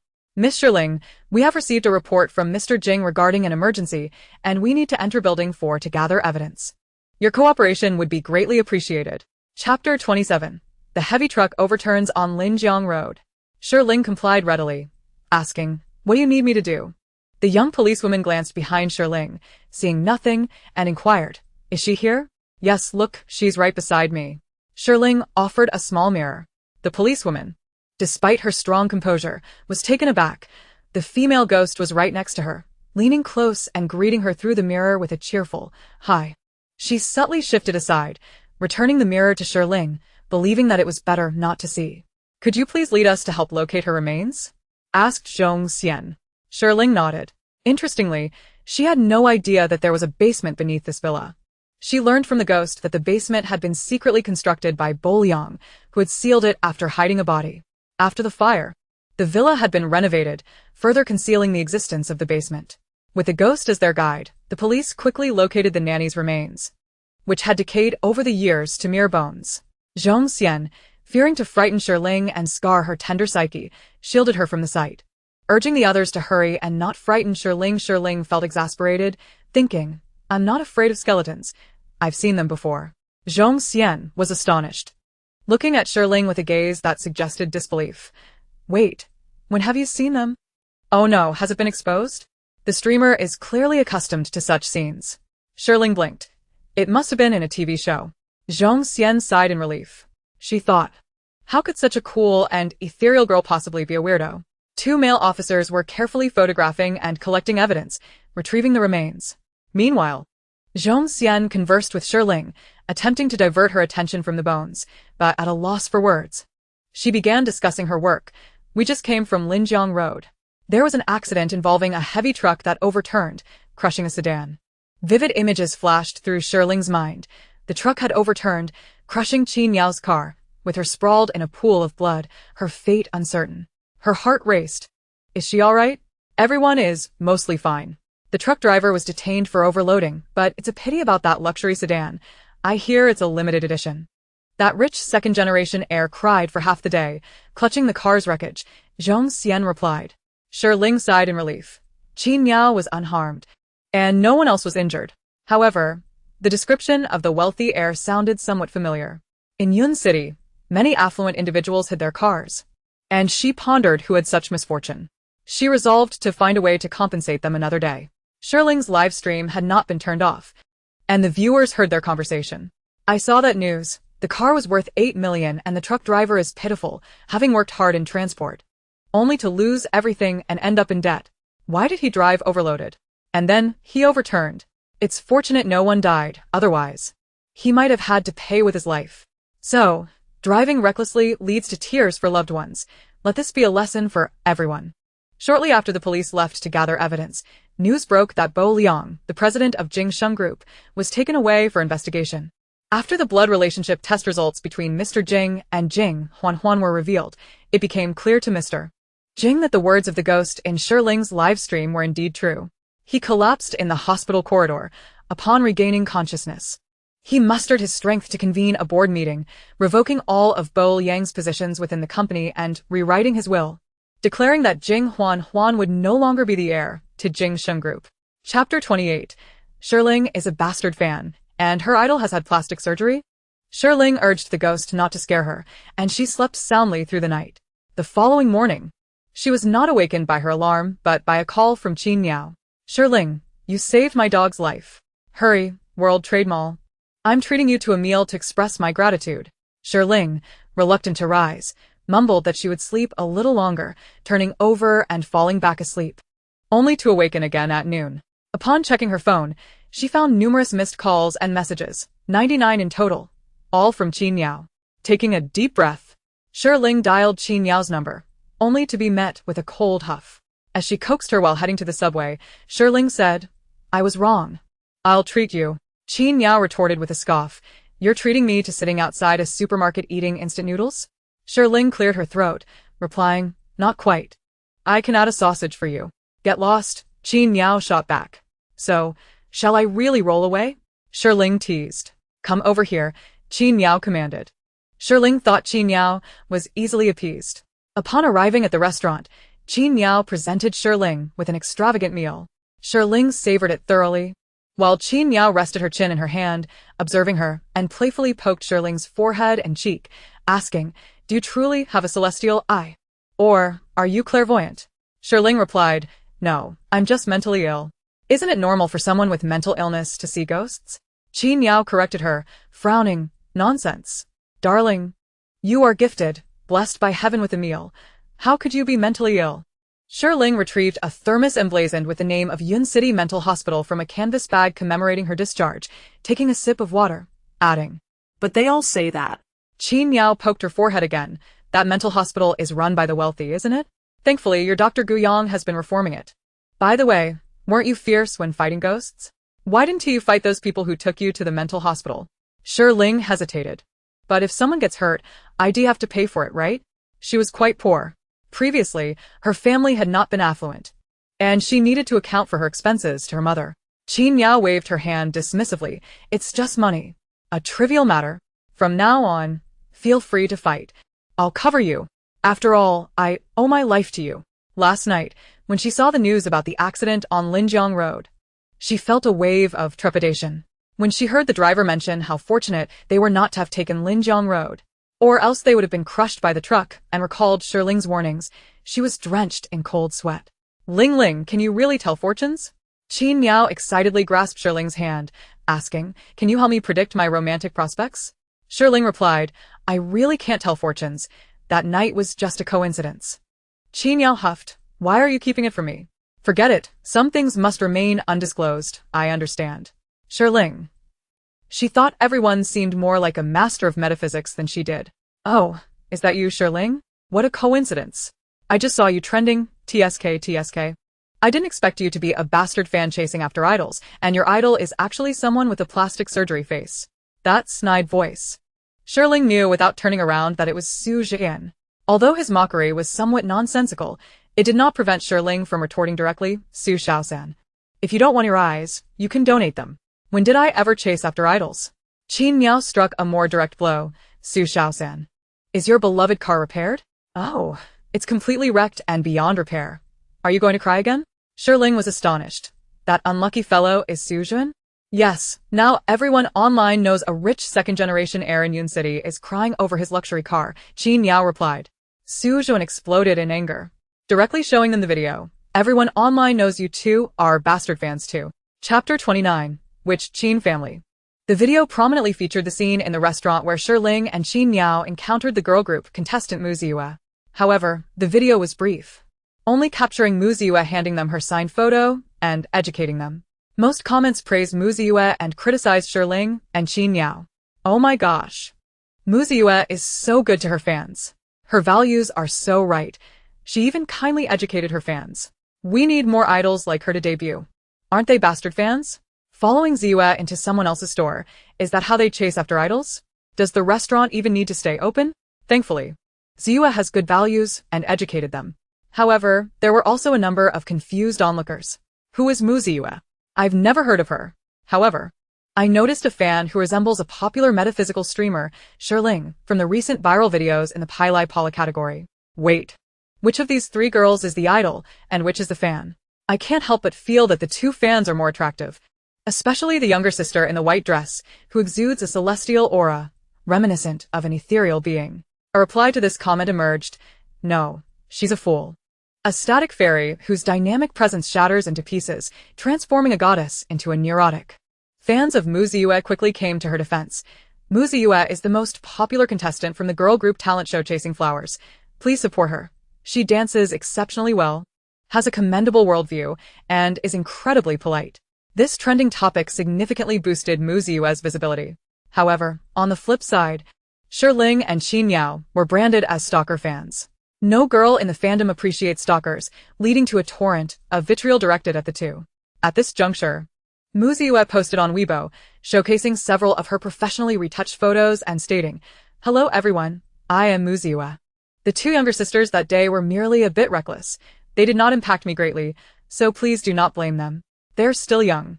Do not let them off the hook. Quality fans should support quietly, without intruding on their idol's private life. These stalker fans deserve the scorn. Muziyue is just too kind. Even after being disturbed, she still offered them signed photos and defended them. Others remarked, "I can't help but feel that Muziyue is quite pretentious. The video is just a brief snippet, and I haven't seen them affect anyone, right?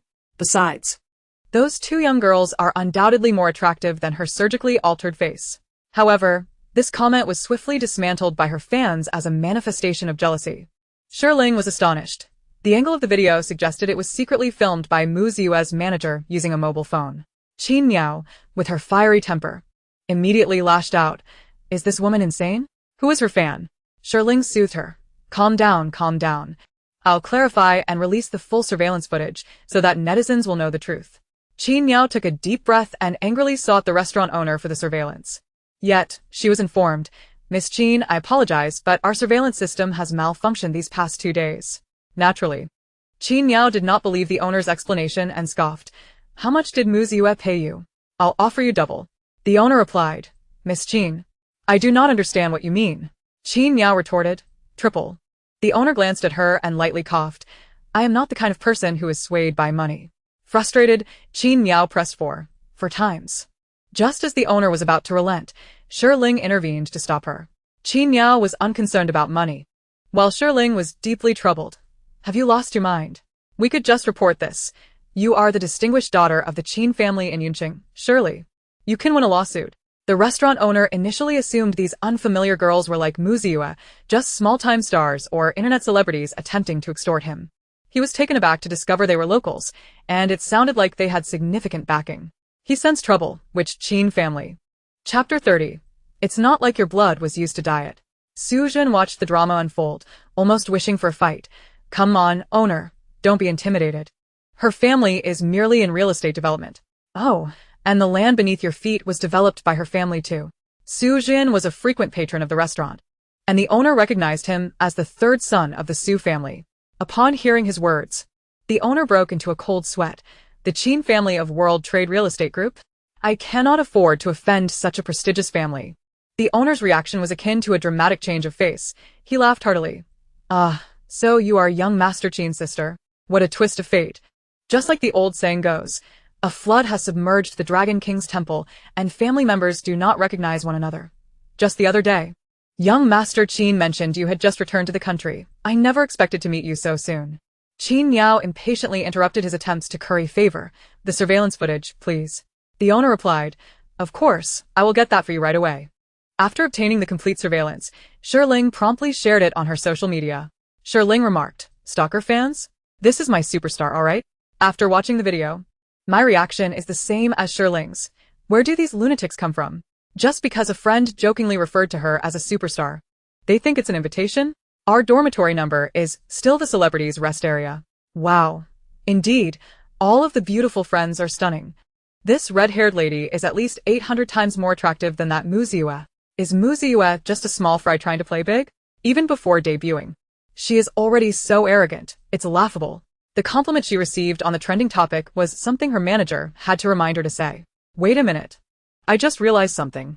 The manager filmed Muziyue from behind, so that video circulating online was likely released by Muziyue herself, right? No wonder only the favorable remarks were captured, while the subsequent content was omitted. She must have known she was in the wrong. The entry denying the stalker fan rumors trended on social media. After viewing the video, netizens who initially held a favorable view of Muziyue felt utterly disillusioned. Muziyue is far too presumptuous. They clearly stated they are not her fans. She started lecturing them, inciting online harassment, and then pretended to be magnanimous. When Chasing Flowers first aired, wasn't there a rumor that Muziua behaved arrogantly behind the scenes and bullied other contestants? Eventually, that contestant withdrew from the competition for no apparent reason. I heard she didn't withdraw. She committed suicide by cutting her wrists. Muziua's fans quickly rushed in to defend her. There was only Muziua as a star. Isn't it normal for her to misunderstand? Why do Shi Ling and her friend resort to sarcasm? I heard Shi Ling is just a fake heiress occupying someone else's place. She might even be the daughter of a criminal. That girl with the red hair beside her is certainly not a good person. What decent girl dyes her hair? Look at her attire. She looks like a little delinquent. If my daughter flaunted her red hair every day, I'd slap her silly. Qin Niao's striking red hair drew considerable attention, especially from older individuals who held biases. Infuriated by the comments, Qin Niao directly entered the fray. What business is it of yours if I dye my hair red? It's not like I used your blood to do it.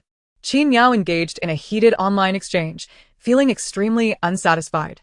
I'm so furious, she exclaimed.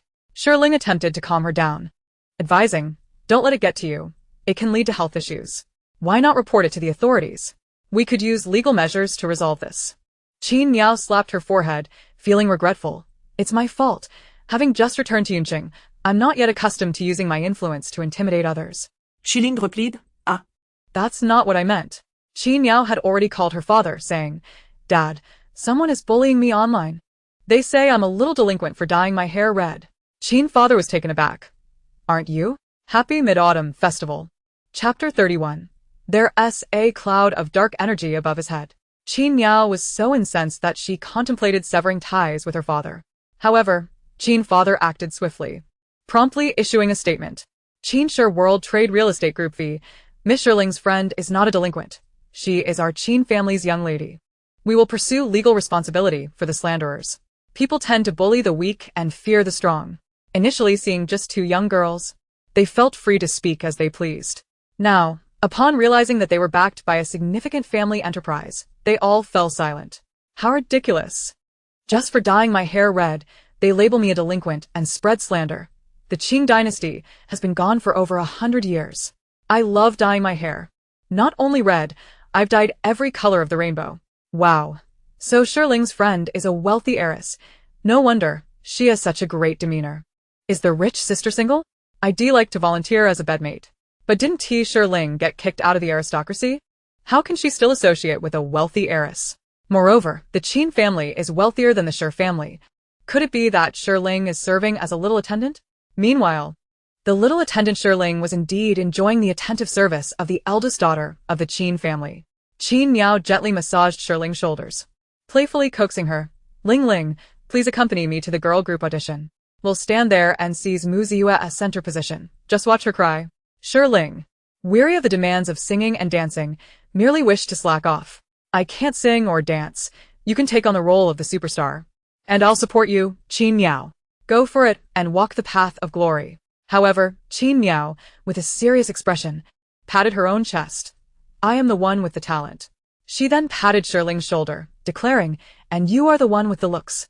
In a sudden burst of enthusiasm, she embraced Shi Ling, exclaiming, we could even form a group and debut together. At the adjacent table, Su Juan snickered. Are you calling your group Sleeping Dragon and Phoenix Chicks? Qin Niao shot him an annoyed glare. What is it to you? Su Juan retorted with a dismissive click of his tongue. Qin Niao, you really are ungrateful. If it weren't for me, you both would still be facing online harassment. Qin Niao rolled her eyes, as if we don't know how to use the internet.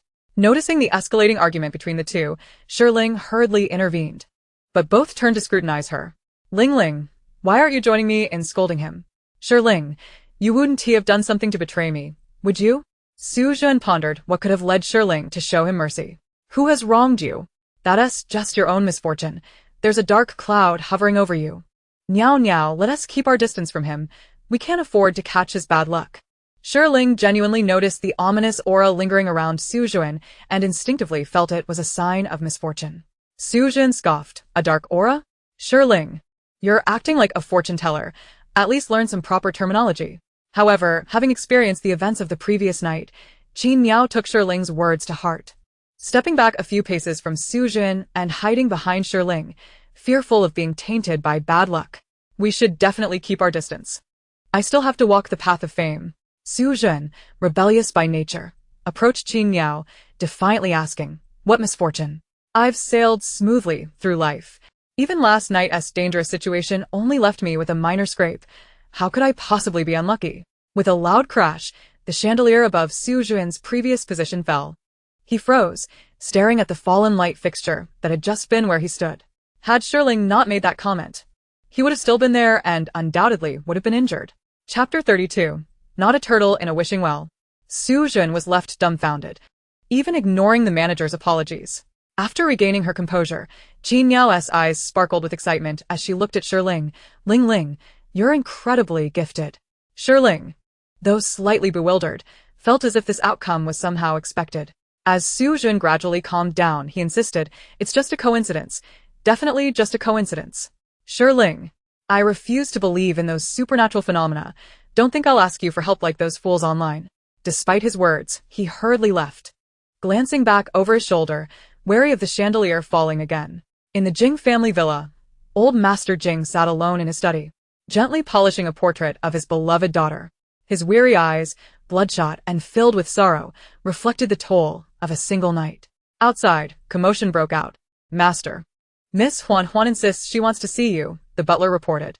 Upon hearing Jing Huan Huan's name, a complex expression crossed old Master Jing's face as he tightened his grip on his daughter's photograph and finally replied with a heavy heart, "Do not let her in." He would not reclaim the house he had gifted her, nor would he retrieve her belongings, which he intended to send her way. From this moment on, she would have no ties to the Jing family. Outside, the rain poured heavily, and Jing Huan Huan's tears mingled with the downpour as she called out for her grandfather, but the bodyguards barred her entrance to the villa. She felt the cruel twists of fate. Just days ago, she had been discussing the scandal of a fake heiress being cast out, and now she found herself in the same predicament. Seeing the butler emerge, hope flickered in her eyes as she rushed forward, grasping his arm. "Uncle Wang, my father was taken away for harming my mother. Does that mean grandfather no longer acknowledges me?" Uncle Wang, having watched Jing Huan Huan grow, felt a pang of sympathy for the girl still in the dark about her circumstances. He reluctantly revealed the truth. "Miss Huan Huan, you have no blood relation to the old master." In shock, Jing Huan Huan collapsed onto the ground, deaf to Uncle Wang's words. Her gaze fixed on the room with the lit window on the second floor, crying out, "It's impossible. How could grandfather abandon Huan Huan?" As the light in the upstairs window extinguished, resentment flickered in her eyes, yet she remained on the ground, weeping inconsolably. Uncle Wang, feeling pity for her, returned to the villa and couldn't he help but plead with old Master Jing. "Old Master, Miss Huan Huan was unaware of the schemes against her. She has always regarded you as her true grandfather." Old Master Jing's voice was heavy with sorrow, precisely because of that. "I provided her with a place to stay and sufficient financial support. However, that is where the generosity ends." Did he not mourn his daughter and grandson, who had perished in the fire? He could not treat Jing Huan Huan as he had with Bo Liang, nor could he continue to dote on her as before. As for the family fortune, he would rather donate it than see it go to Bo Liang's daughter. Thanks to the clues provided by the ghost in Shi Ling's live stream and the support from the Jing family, the police quickly uncovered the truth behind the arson case from years ago and issued an official announcement. That evening, Shi Ling opened her live stream for a ghost house sleep test as viewership surged. The official announcement is out. Bo has indeed committed a crime and is now in custody. Justice has been served. I knew from the situation with Meng Qi that the streamer must possess some spiritual powers. Now it seems she's truly a master of the mystical arts hidden behind the internet. Master, I have a driving test tomorrow. Grant me success. Master, I'm going to confess to my goddess tomorrow. Bless me to win her heart. Master, look at me. I failed advanced mathematics last semester and have a retake coming up. Please let me pass. As Shi Ling observed the sudden shift in the comments, she couldn't help but interject. I'm a ghost house sleep tester, not a turtle in a wishing well. Despite her remark, the viewers continued to flood the chat with their wishes. Streamer, my husband cheats and abuses me, but I love him dearly. What can I do to drive away the other woman and win him back? Shi Ling's forehead twitched at the absurdity of such requests. Chapter 33. The Saintess has truly lost her mind. The chat was filled with advice urging her to leave him. citing the cautionary tale of Jing Huan and Bo Liang. However, the person in question, by Zhou Yikai, replied, I love him deeply and only wish to win him back. I don't want a divorce. Shi Ling took a deep breath and calmly said no problem. Don't leave. He hits you at home and calls it love. Meanwhile, he is out with the mistress. Surely he loves you to bits. Yin Yang Master Streamer. Are you awake to the delusions of love? Soon, the chat was overrun with sarcastic comments. Exactly, why leave? You should invite the mistress into your home. If you love him, you must love who he loves. Share the bed and your possessions with them while you take a hotel. Winning him back. That's easy. Wait until the mistress gets pregnant, then serve her during her confinement. Once the child is born, use your joint assets to raise them. And you'll be the one paying off their debts. By Zhou Yikai, reading the comments, felt increasingly incensed. She clutched her chest. How do I initiate a divorce? Millions of viewers immediately chimed in with various methods to ensure the scoundrel left empty-handed. Shi Ling watched in astonishment, realizing that there were numerous individuals in the chat suggesting extreme measures, even teaching by Zhou Yikai how to imprison or eliminate someone. It didn't seem like mere jokes. Some suggestions appeared alarmingly feasible. Alarm bells rang in Shi Ling's mind, aware that the police had been monitoring her live stream recently. Fearing the channel might get shut down, she rapped her desk. This is a lawful society. Don't incite crime. From the pile of exercises gifted by Qin Miao and Luoyuan, she pulled out the thick book of criminal law that Dr. Guyang had given her and began to search for relevant content to read aloud in the live stream. The viewers reacted. The Mai in the beginning, Shi Ling gifted Guyang a tangible book titled The True and False Rich Girl, to which Guyang reciprocated with a copy of the criminal law of the Flower Kingdom. Shi Ling contemplated using this book as a mere brick. Yet knowing it was a gift from Dr. Guyang, she opted to keep it in a safe place. Given her concerns about her mental health, she often feared an episode might lead her to act out, so she would occasionally peruse the book for its hypnotic qualities. In Yun City, within the presidential suite of the Jingsheng Hotel, Shi Jingxiang sat before his computer, which was streaming Shi Ling's live broadcast. His eyes gleamed with excitement as he enthusiastically offered strategies, instructing the white porridge wild vegetable on how to vanquish scoundrels and mistresses, hoping to earn the saint's favor. However, to his astonishment, Shi Ling suddenly began reciting passages from the hefty criminal law of the Flower Kingdom. Shi Jingxiang was more shocked than he had ever been by a ghost and hurriedly dialed an unknown number, exclaiming, Pope, the saint has truly gone mad. She is well versed in criminal law. After a moment of silence on the other end, he continued, I understand now. The saint must find it inconvenient to operate in the Flower Kingdom, and only by mastering criminal law can she effectively become a lawless rogue. He gasped, Good heavens. The saint has muted me. Realizing she must not want to expose him, he thought, She has indeed noticed my presence. I will soon bring the saint back. Pope, await my good news. Yet, as he spoke, he glanced down to find the line had long since disconnected. With a sigh, he lamented in his northeastern accented Flower Kingdom dialect. It's all the fault of those petty individuals from the Xianxian sect, causing the saint to go missing and lose her memory. Thankfully, the Pope divined her location. He must think I am incompetent, and when I return, I shall have to treat him to a meal of humble pie as an apology. Chapter 34. She will not exorcise, but she will baidu. Ever since the appearance of the white porridge, wild vegetable, Shi Ling's live broadcast transformed into a forum for the condemnation of scoundrels and a wake-up call for those entrapped in toxic relationships. Numerous netizens shared their experiences, while many others tagged their friends who were entranced by romance. Shi Ling munched on sunflower seeds, thoroughly entertained. At that moment, a voice chimed in, indeed. Men are not to be trusted. Shi Ling turned her head to see the charred female ghost had somehow materialized beside her, fixated on the live stream. Instinctively, she nudged the ghost with her elbow, sending her flying. The ghost let out a pitiful wail, staring at Shi Ling in disbelief. Master, why did you strike me? Shi Ling cleared her throat and replied nonchalantly, no particular reason, merely a practiced hand. The viewers in the live stream immediately recognized the ghost's return, expressing concern for her well-being. The most frequently asked question was, Master, when do you plan to exorcise her? Even the ghost looked at Shi Ling with hope, imploring, Master, could you please expel me quickly? I am eager to be reincarnated. Although Shi Ling had extinguished the flames surrounding her, sparing her from the torment of burning, the ghost yearned to escape the confines of that room. Shi Ling felt sympathy for her, but could only truthfully say, I will not exorcise you. The ghost, clearly disbelieving, knelt at her feet, sobbing uncontrollably and recounting her tragic past. The viewers also expressed skepticism. "Master, please stop pretending. Just exorcise her online. This way, no one will label this as a haunted house anymore. I never realized this young lady was so young when she passed, never married. And her parents are no longer in this world. It's no wonder she's in such a hurry to be reborn. Master, please help her." Viewers began showering Shi Ling with gifts, urging her to exorcise the lost soul. Shi Ling, exasperated, received a text from Mr. Li, the real estate agent. His tone had shifted. "Master Shi, if you could exorcise the soul, we would offer you a different price." They repeatedly sought to recruit haunted house testers, aiming to prove the absence of ghosts and reassure affluent buyers. Since Shi Ling commenced her ghost hunting live streams, the long-neglected Jinyuhua Villa district had sparked interest from wealthy clients. How could Mr. Li pass up such an opportunity? Shi Ling hesitated. "Mr. Li, I truly cannot exorcise souls."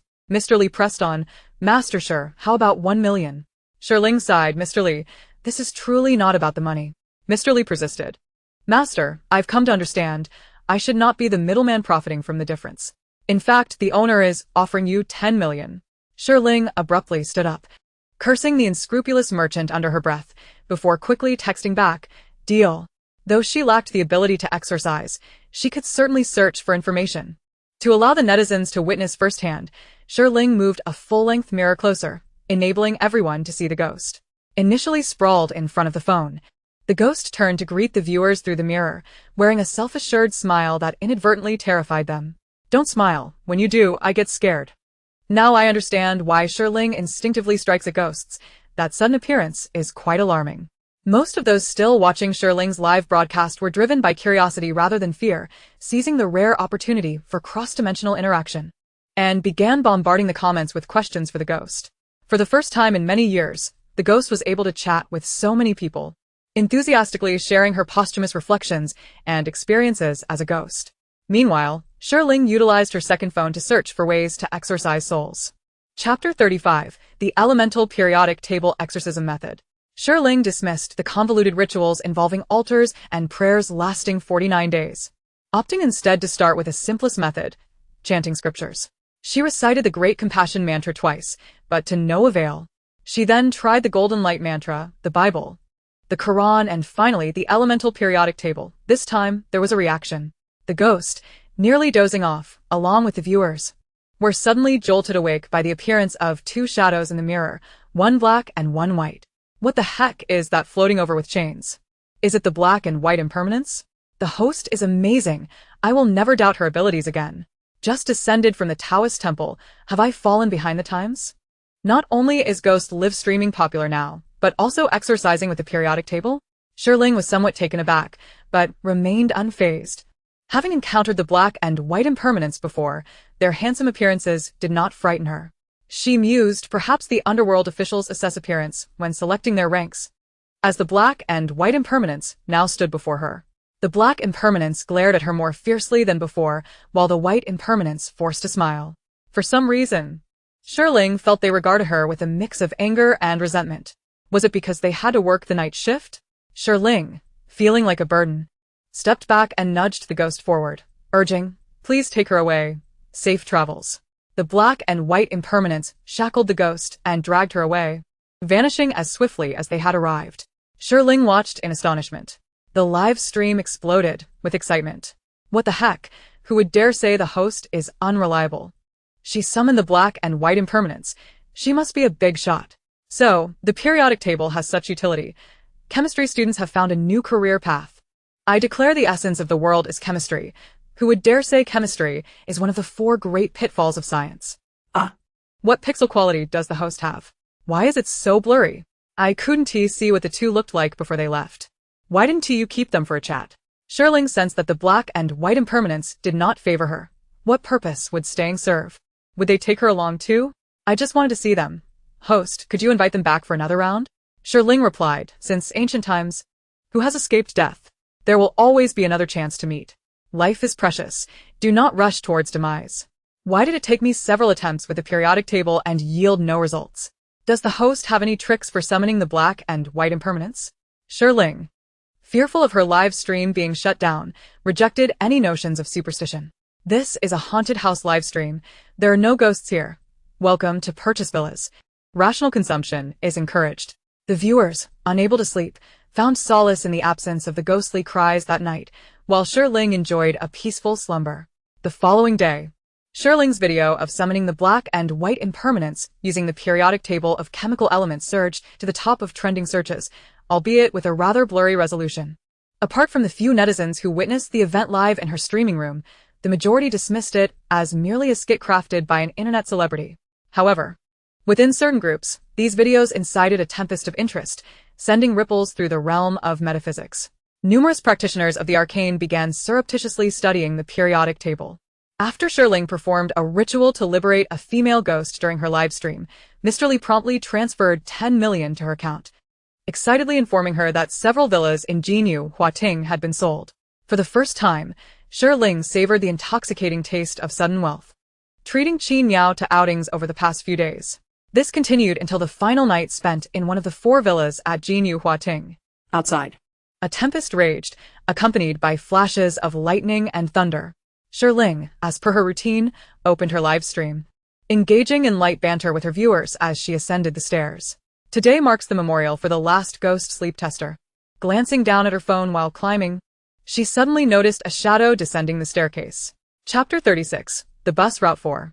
The shadow gradually enveloped Shi Ling, prompting a wave of astonishment among her viewers as they observed the shifting light and shadows surrounding her. Oh no, could there be another ghost? That shouldn't be the case. The host had us inspect the area before. Could it be the spirit of the deceased sleep tester returned? Shi Ling, her gaze stiffened, lifted her eyes, yet the horrifying image she anticipated did not materialize. The shadow's owner turned out to be an adorable little dog. Woof. A black and white Pekingese scampered towards Shi Ling, tugging at her pant leg with its mouth, its bright black eyes gazing up at her, nudging her affectionately with its head. Unable to resist, Shi Ling crouched down to pet its head. Shogo, how utterly adorable. What color sack do you prefer? Host, don't move. This dog is radiating an overwhelming aura of malice. It's an ancient beast in disguise, beyond the ability of ordinary individuals to subdue. How about this? Send it to me, and I'll contain it. Ha ha ha, I can almost hear the gears turning in your head from Jiangcheng. Shi Ling recognized this as the dog she had shared a ride with that night. She tried calling its owner, but there was no answer, and a text message yielded no response, so she let it be for the time being. Considering the Pekingese had likely been wandering the neighborhood for days without food, and her own pantry was bare, Shi Ling decided to visit a pet store to buy some dog food. Just in time, she caught the last bus. The dimly lit interior revealed only one girl sitting in the far corner of the last row by the window. She appeared to be engrossed in her phone, the light casting a bluish hue on her face, creating an eerie atmosphere. Shi Ling, now perceiving everything as spectral, chose to keep her distance. Sitting near the door, while continuing her live stream, perusing dog food brands recommended by her viewers. Did I just hear the host is on bus route 4? That reminds me. Last month, a tragic incident occurred involving a night bus plunging into a river, also on Route 4. Upon catching that comment amidst the flood of dog food suggestions, Shi Ling felt a chill creep down her spine. Instinctively, she glanced around the bus, only to suddenly realize that the girl who had been seated in the back had somehow moved to the seat directly behind her. The girl, who had previously kept her head down, suddenly lifted it slightly, revealing a ghastly smile on her pale face that appeared particularly unsettling from Shi Ling's perspective. Ah! A shriek escaped her lips, and the chemical elements she had been about to recite were swallowed back in fear. The seemingly ominous girl sprang up, tightly grasping her wrist, exclaiming, "I didn't mistake you. You are truly Shi Ling. Oh my, you are incredibly beautiful." Shi Ling, almost paralyzed by shock, stammered, You're my fan?" The girl nodded enthusiastically, "Yes. I'm one of your beauty fans." Shi Ling, bewildered, inquired, "When did you move to the seat behind me?" "I didn't hear you approach at all." The girl blinked, "Just now. I wasn't sure it was you, so I moved closer for a better look." "Maybe you were too focused on your phone to notice me." Shi Ling's gaze dropped to the girl's icy, pale hand that clutched her wrist. "Why is your hand so cold?" Before the girl could respond, the bus abruptly lurched to a stop at a station. 2 burly men assisted a drunken man onto the bus, filling the air with the stench of alcohol. Shi Ling found the trio somewhat peculiar, but before she could scrutinize them further, the girl beside her suddenly yanked her off the bus. Just as they stepped down, the bus doors closed, and it departed. Why did you pull me off the bus? Shi Ling turned to the girl who had just rescued her. Leaning closer, the girl whispered, "That drunken man is a corpse." Chapter 37. The Talismans of Heiress Temple.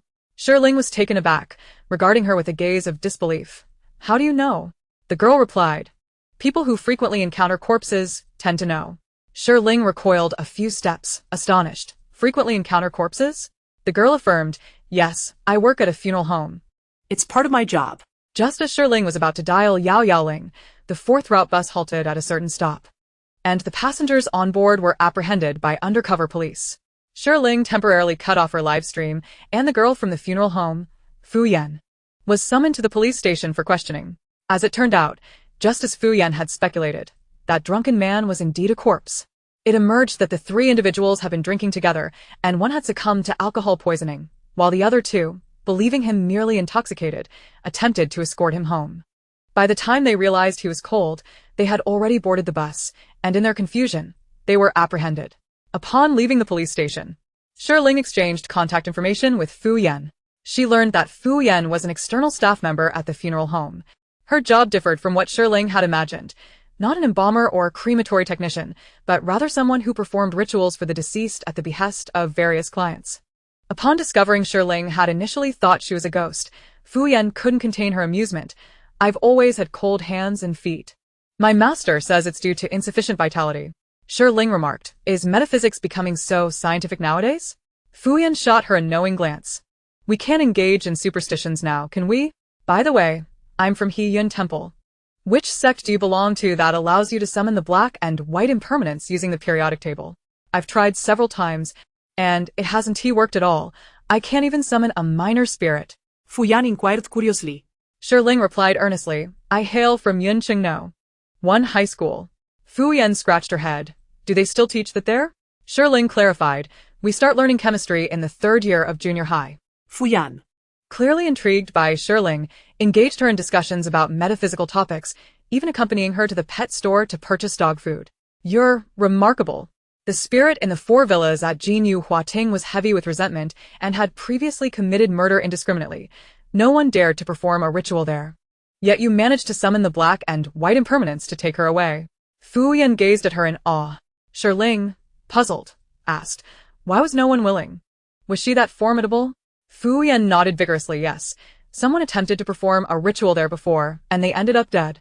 Shi Ling, curious, inquired, "How do you conduct rituals for the deceased?"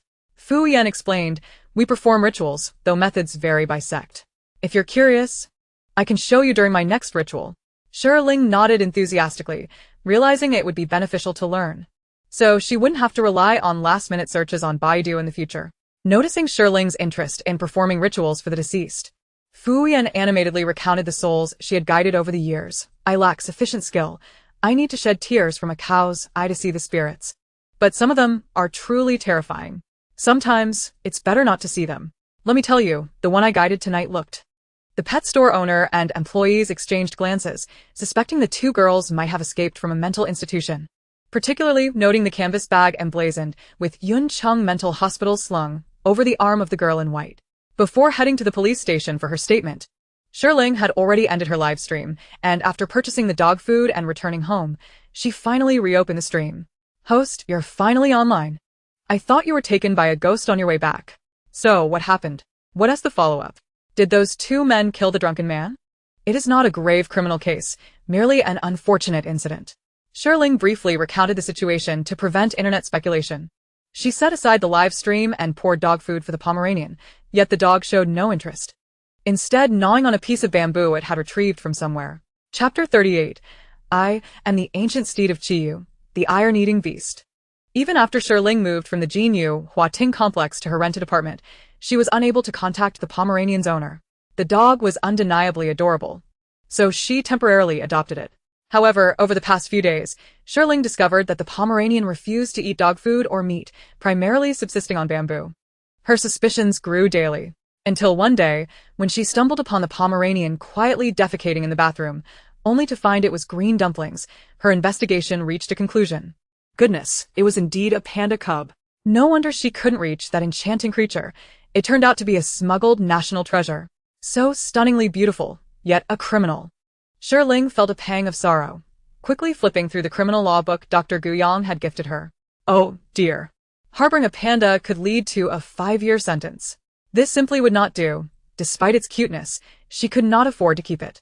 Woof. Just then, the panda cub tugged at the hem of her pants, mimicking a dog by licking her and wagging its plump tail. Shi Ling crouched down to pat its head, her gaze gradually turning to fury. How could that thief be so despicable, turning a national treasure into a pet? Behave. I shall return you to the zoo, all right? Just as Shi Ling was about to call the Yun City Zoo, a low voice suddenly resonated from the bathroom. No. I am not a creature to be gawked at in a zoo. Shi Ling looked around but saw no one, nor any ghostly presence. And her gaze finally settled on the panda cub at her feet, bewildered. Was that you who spoke? The panda cub nodded. Shi Ling, astonished, exclaimed, You are not from the zoo, but a wild panda spirit? Didn't they say that no spirits were allowed after the founding of the nation? How can you still speak a foreign language? The panda cub lifted its head, its dark, bright eyes gleaming with a fierce intensity. I am the ancient steed of the divine beast Chiyu, the iron-eating beast, not a panda spirit. Shi Ling was taken aback. The iron-eating beast snorted, raising its panda head, stating that it had temporarily fallen on hard times and would borrow her humble abode for a time. If she could lend it 10 million, it would resurrect its master Chiyu and grant her the title of princess of the Jiuli tribe. Yet Shi Ling merely picked up the panda cub, asserting, I, a descendant of Yen and Huang, will provide you with the treatment befitting a national treasure. The iron-eating beast flailed its legs in the air, demanding to be released, threatening that once it broke its seal, it would ensure she regretted it. Don't think that.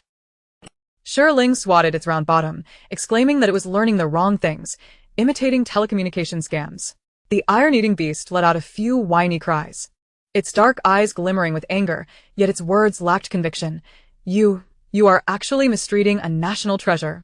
Do you realize you are breaking the law? Shi Ling's mind was overloaded, and as she lost her grip, the iron-eating beast tumbled to the ground. A few minutes later, Shi Ling took the iron-eating beast to the Yun City police station. She had been frequenting the police station lately, each visit concerning a homicide, to the point that the officers had begun to recognize her.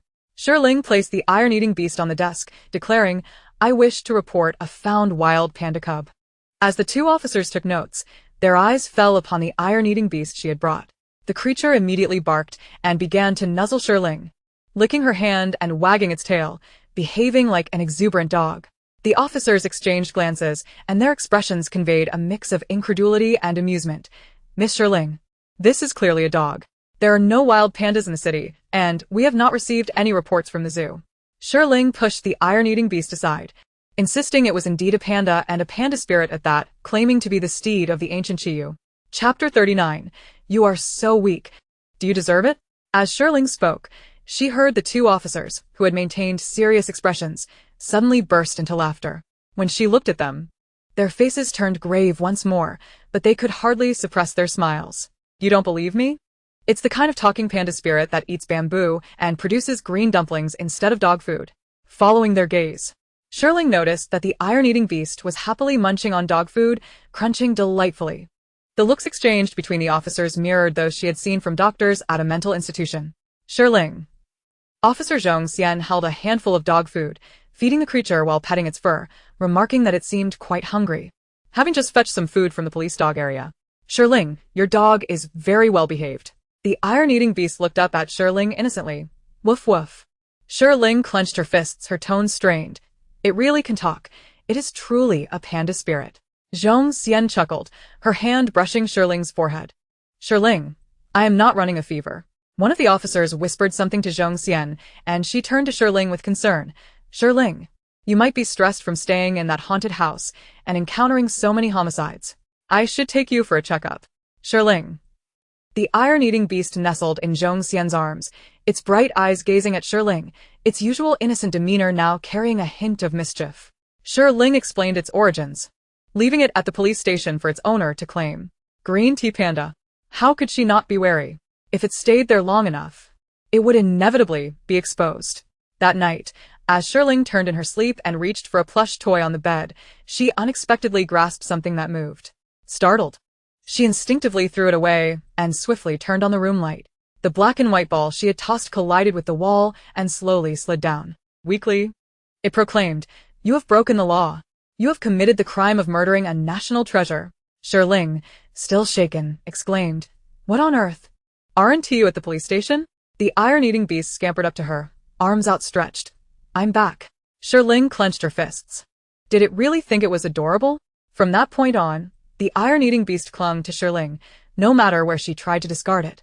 It always found its way back home, as if equipped with a GPS. Shi Ling felt exasperated. "If you're so good at finding your way, why don't you go look for your owner?" The iron-eating beast pouted. "It's not my master." Shi Ling, "Then, why are you following me? I am neither a panda caretaker nor your master." The iron-eating beast softly huffed. "You are certainly not my master. You are far too weak. You do not deserve it." September marked the beginning of a new school year. Many of Shi Ling's classmates were posting photos of their university orientations, brimming with enthusiasm. Meanwhile, she dragged a small suitcase back to Yun City No. 1 High School for a repeat year. She had previously spent a few months there for her college entrance exam, but she had been a day student. The Shi family had hoped to foster a relationship between her and Shi Jin, even asking the Shi family's driver to drop her off on his way home. At that time, her mother had repeatedly urged her to ensure that she and Shi Jin were admitted to the same university. How laughable. Was there any need for concern when she knew she wouldn't make it to college? Now, having distanced herself from the Shi family, she rented a place, making it inconvenient to return often, so she chose to live on campus. Her dorm was in Building 4, Room 404. As she approached the door, the corridor lights flickered, illuminating the bright red number 4404 on the door. Chapter 40. The Enchantress of the Chaotic Room. A soft, mournful sound came from behind her. It sounded somewhat familiar. Shi Ling instinctively turned and delivered a sharp slap. The whimpering ceased immediately, and Su Xingwan, covering her mouth, stared at her in shock. "Shi Ling, did you hit me?"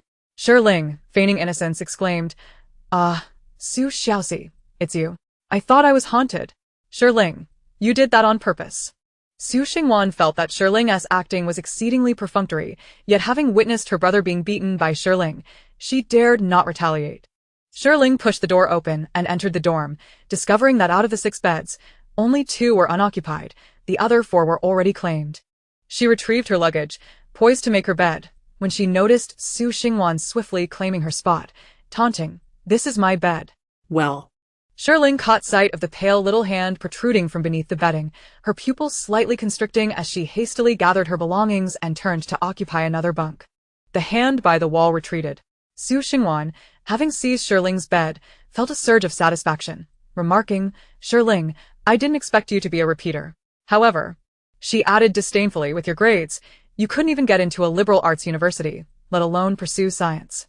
The other residents of the dormitory were busy organizing their things, and she deliberately spoke in front of Shi Ling to ensure the others understood that Shi Ling was a repeated student, looking down on her. Yet, to Su Xingwan's surprise, the strange glances from the others were not directed at Shi Ling, but rather at her, as if they were hesitant to speak. Lin, a close friend of Su Xingwan, tugged at her sleeve, fervently hinting, "Xingwan, the new dormitory beds have been assigned. Your bed, number 4, belongs to Shi Ling." Su Xingwan sneered, "I took it from her." Shi Ling clapped her hands, grinning, "Su Xiaoxi, your courage is commendable. Bed number 4 in room 404 is undoubtedly yours." Suddenly, Su Xingwan recalled the terrifying legend that bed number 4 was once occupied by a senior, stained with a dark patch of blood, said to be from a wrist-slitting incident. It was rumored that those who slept there often experienced sleep paralysis. Originally, they had all agreed in the dormitory group to reserve bed number 4 for Shi Ling, who had just transferred to their class this semester. Contemplating this, Su Xingwan's expression stiffened momentarily, and she yearned to reclaim her bed. Shi Ling, smiling sweetly, asked, "Su Xiaoxi, are you perhaps scared and want to switch back?" With a menacing step forward, Su Xingwan coldly laughed. "Scared? So what if I am? Hurry and switch it back." Shi Ling retorted, "Get lost." Shi Ling's cold dismissal radiated an aura of aloofness, as if she were an ethereal fairy. In the chaotic dormitory group chat, Su Xingwan lamented, "Why didn't you all remind me earlier? I'm going crazy." Lin replied, "I tried to hint, but you didn't catch my meaning." Gu Jiai added, "Xingwan, if you're afraid, I can switch beds with you." Shui Miao Miao chimed in, "There are no ghosts in this world. It's just that many dead people turn into ghosts." Isn't Shi Ling said to be some kind of metaphysical expert online? With her around, we can just cling to her and not worry about anything. Pei Qi commented. By the way, Shi Ling is quite beautiful. Her cold and noble demeanor is simply captivating. Xingwan, do you think she can tell fortunes? Shui Miao Miao invited Shi Ling into the group chat at that moment. Completely oblivious to the notification, Su Xingwan bombarded Shi Ling in the dormitory group chat. Su Xingwan exclaimed, "What metaphysical expert? That's just an internet joke, like those rain god or melon god celebrities in the entertainment industry. Do you really take it seriously? All this ghost nonsense is just her having a mental breakdown." Su Xingwan continued, "She's just a fake heiress, not even knowing where her biological parents are. Recently, she was kicked out and oh right, she's a repeater, scoring only a little over 300 in the college entrance exam." Chapter 41. How many landmines did Su Xingwan step on? Su Xingwan furiously vented her frustrations about Shi Ling in the dormitory group, ranting for quite a while, only to find that no one echoed her words, leaving her somewhat perplexed. Su Xingwan asked, "Why is no one speaking?" Shi Ling replied, "You finished talking? So, what else is there to say?" A sudden silence fell over the group. Suingan's pupils dilated. Shi Ling? How could she be in the group? Although she wasn't afraid of Shi Ling, and often mocked her openly, it was her first time being caught bad-mouthing someone behind their back. The other four in the dormitory, excluding Shi Ling, wore awkward expressions, feeling embarrassed for Su Xingwan. Shui Miao Miao, from the upper bunk, raised her hand and cleared her throat. I just added Shi Ling to the group. She hadn't anticipated that Su Xingwan would miss it. Su Xiaoxi, I didn't know you understood me so well. If I didn't know any better, I'd think you had a crush on me, Shi Ling remarked with a teasing tone. Su Xingwan recalled the time she had confessed her feelings for Shi Jin and was rejected, feeling humiliated and forgetting her image as a lady. You're talking nonsense. Gu Jiayi interjected, Shi Ling, Mom just wanted to introduce you. She meant no harm, don't take it to heart. Su Xingwan asserted, I meant exactly what I said. How could a repeater like her be qualified to be our senior? Gu Jiayi hesitated. Shi Ling's gaze drifted past Su Xingwan, landing on a long-haired girl who had suddenly appeared behind her. TSK, it seemed that Su Xingwan's words had angered this ghostly senior who preferred hiding under the bed. Shi Ling sensed that Su Xingwan was in for trouble and kindly warned, Su Xiaoxi, I advise you to watch what you say. So, what if she is a repeater? It didn't cost you any money. Unprovoked attacks can invite animosity. Su Xingwan sneered, who repeats after doing well. Only those who can't get into a university are the worthless ones who repeat. Someone like you, even with a year of effort, wouldn't be able to get into a decent university. No wonder your parents don't want you. Bang! The fan fell, startling Su Xingwan into silence.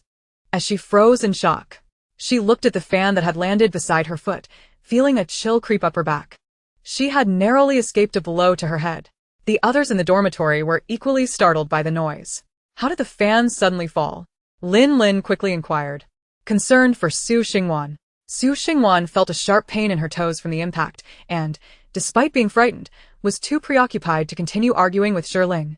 Hastily removing her shoes to check her injuries, Gu Jiai noticed that several of her toenails had turned purple with bruising and gasped, Wan Wan, let me and Lin Lin take you to the infirmary. Shi Ling, please report this to the dorm supervisor. It's too dangerous.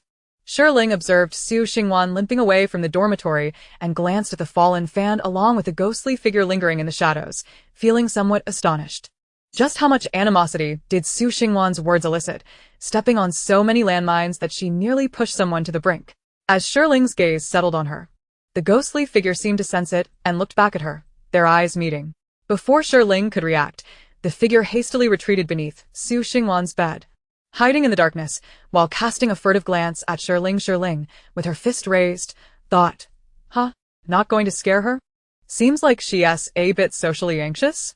The evening sun cast a warm glow over the serene lake, rippling as the koi swam gracefully, while the willows swayed gently in the fading light of late summer. The corridors of the teaching building grew sparse, with rows of classrooms illuminating as they reflected diligent students. As the final bell for evening study rang, Shi Ling quietly entered class 10 through the back door. The classroom was already filled with students, their desks piled high with review materials as they fervently scribbled away, absorbed in their studies. Seeing that the homeroom teacher had not yet arrived, she breathed a sigh of relief. Shi Ling, a familiar voice called from behind. Chapter 42. Some students, even more so. Shi Ling did not pause her steps as she entered the classroom just before the ringing of the bell ended, turning to greet the young teacher behind her with a smile. Hello, Teacher Huang. Long time no see. This elegant Chinese teacher, often adorned in delicate qipao, curled her lips into a faint smile. Perhaps it would have been better not to meet. Shi Ling had not anticipated that her former homeroom teacher would be so full of vigor, having just completed a year with the seniors, only to immediately take on another class of seniors. Moreover, she had switched from liberal arts to science, yet still encounter her. What did this signify? Shi Ling mused. This is fate. Huang Yifei closed her eyes slightly, resigned. Accursed fate. Indeed. In her previous class, Shi Ling was the only student who had not entered university, causing Huang Yifei to miss out on the prestigious title she had long desired. Feeling somewhat guilty, Shi Ling said, Teacher Huang, I will study diligently this time. Huang Yifei's expression remained impassive, as if several large characters floated across her face. Do you think I believe you?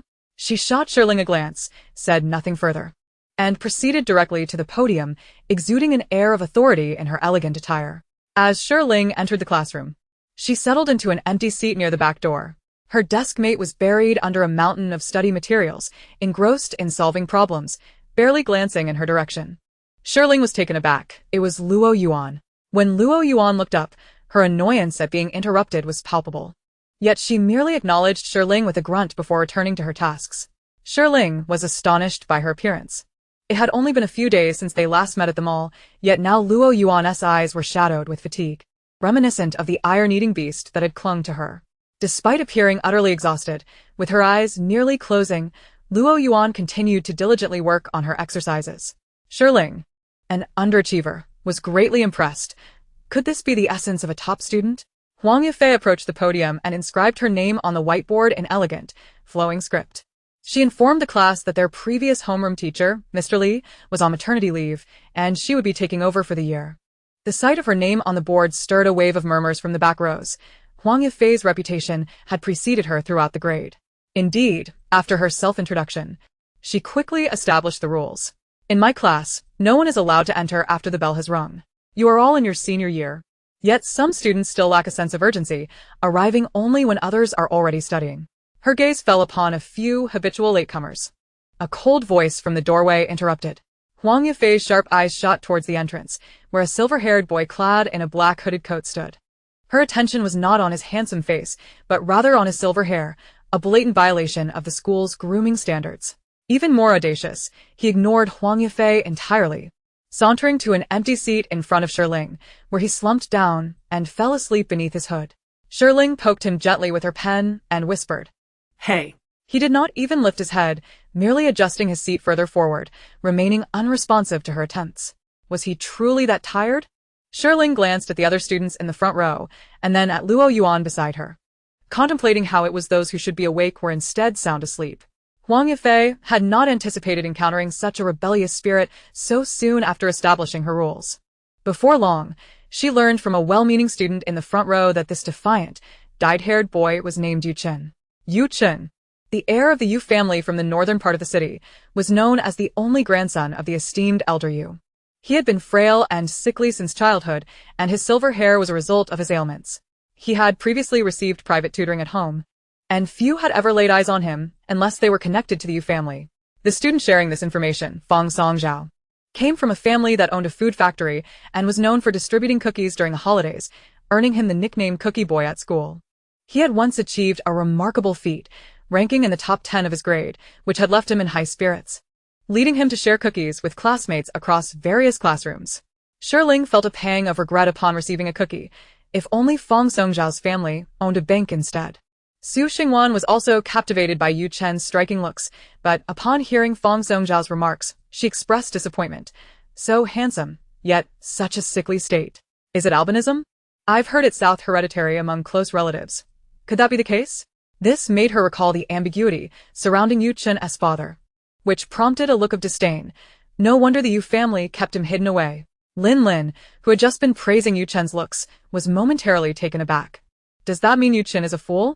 Gu Jiai, always optimistic, chimed in, he might just be a genius. Isn't Einstein a prime example?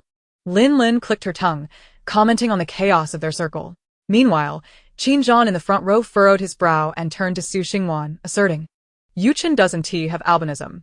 His silver hair isn't natural. Stop spreading baseless rumors. Huang Yifei, noticing the back row whispering among themselves, halted her explanation. As the murmur subsided under her stern gaze, she asked, "Have you all spoken enough?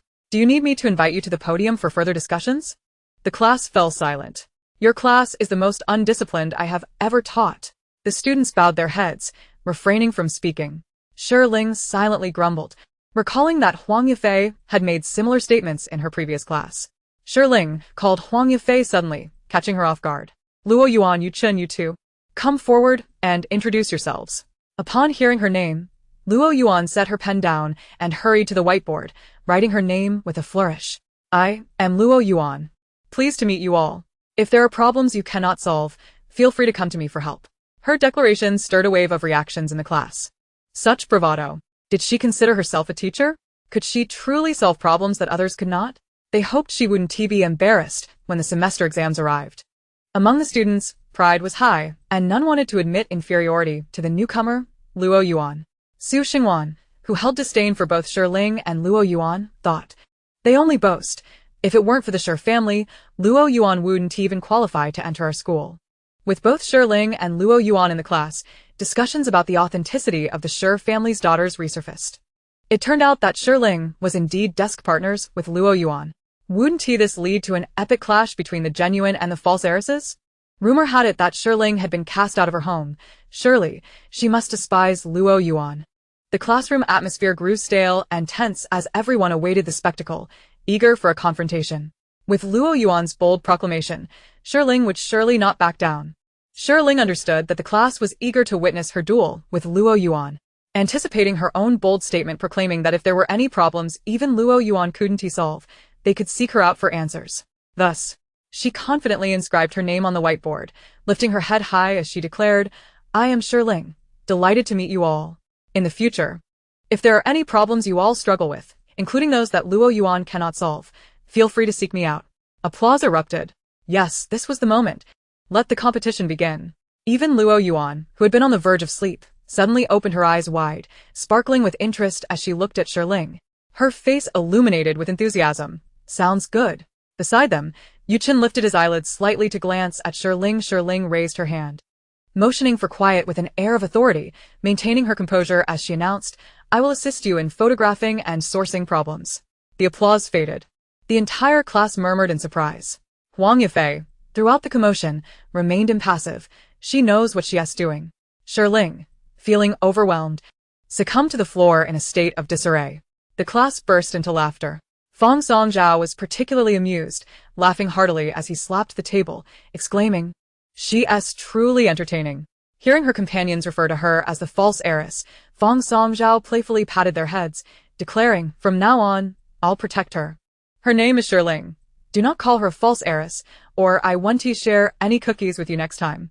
Yuchen wrote his name on the wall, reciting it softly before following Shi Ling and Luoyuan back to their seats. As soon as they returned, Yuchen donned his hood and resumed his slumber, while Luoyuan continued to solve problems. Shi Ling wanted to discuss the iron-eating beast with Yuchen, but he offered no response despite her gentle calls. It seemed the one pretending to be asleep was clearly disinterested in engaging. Bored, Shi Ling propped her head on her hands, her mind wandering aimlessly, devoid of any desire to study.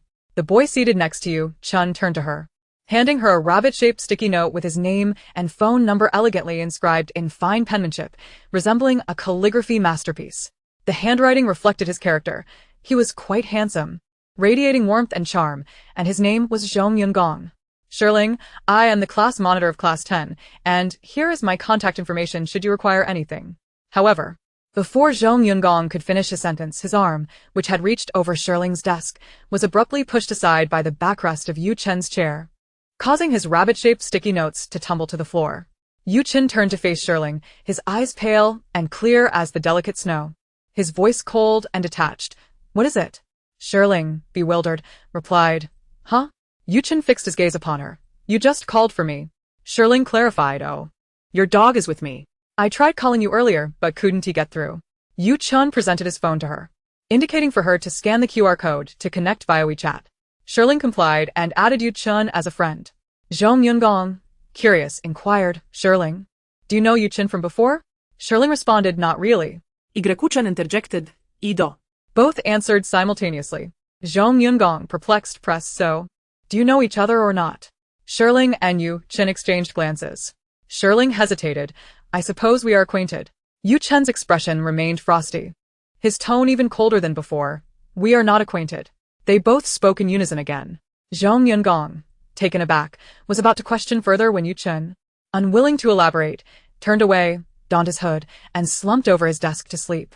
Shi Ling, feeling somewhat embarrassed, explained that they had crossed paths once before and never expected to become classmates.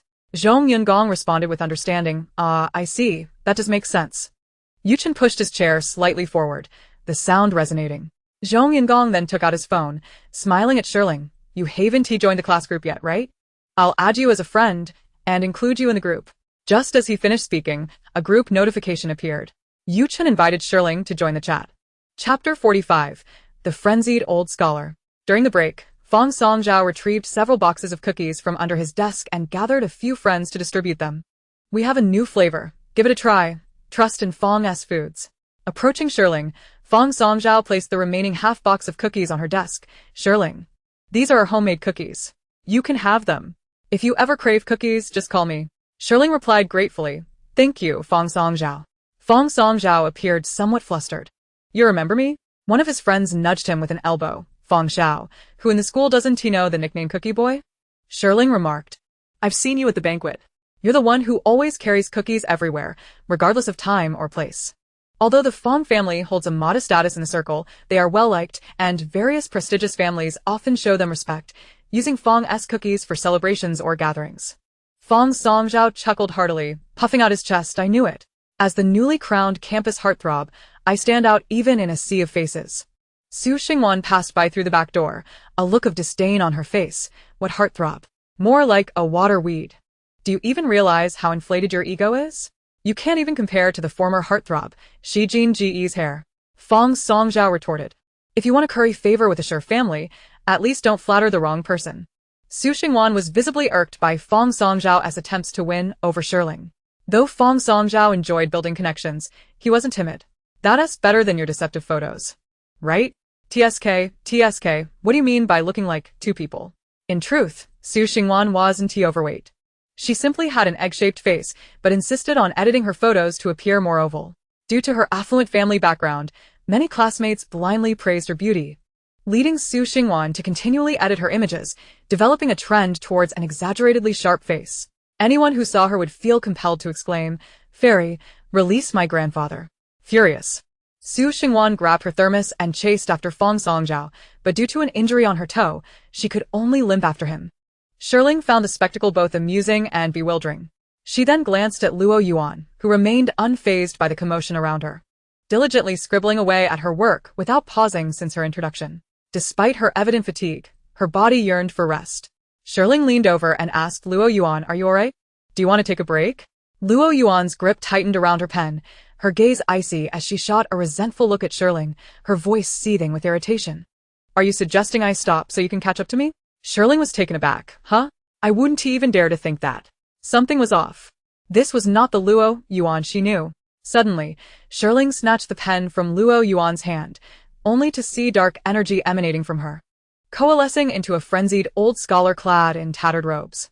The moment the deranged scholar appeared, Luoyuan's weary eyes, once filled with life, closed uncontrollably. Overwhelmed by exhaustion from 3 sleepless nights, her fingers gripping the pen had turned red from strain. She was utterly fatigued, and every time she longed to rest, an uncontrollable urge compelled her to continue studying.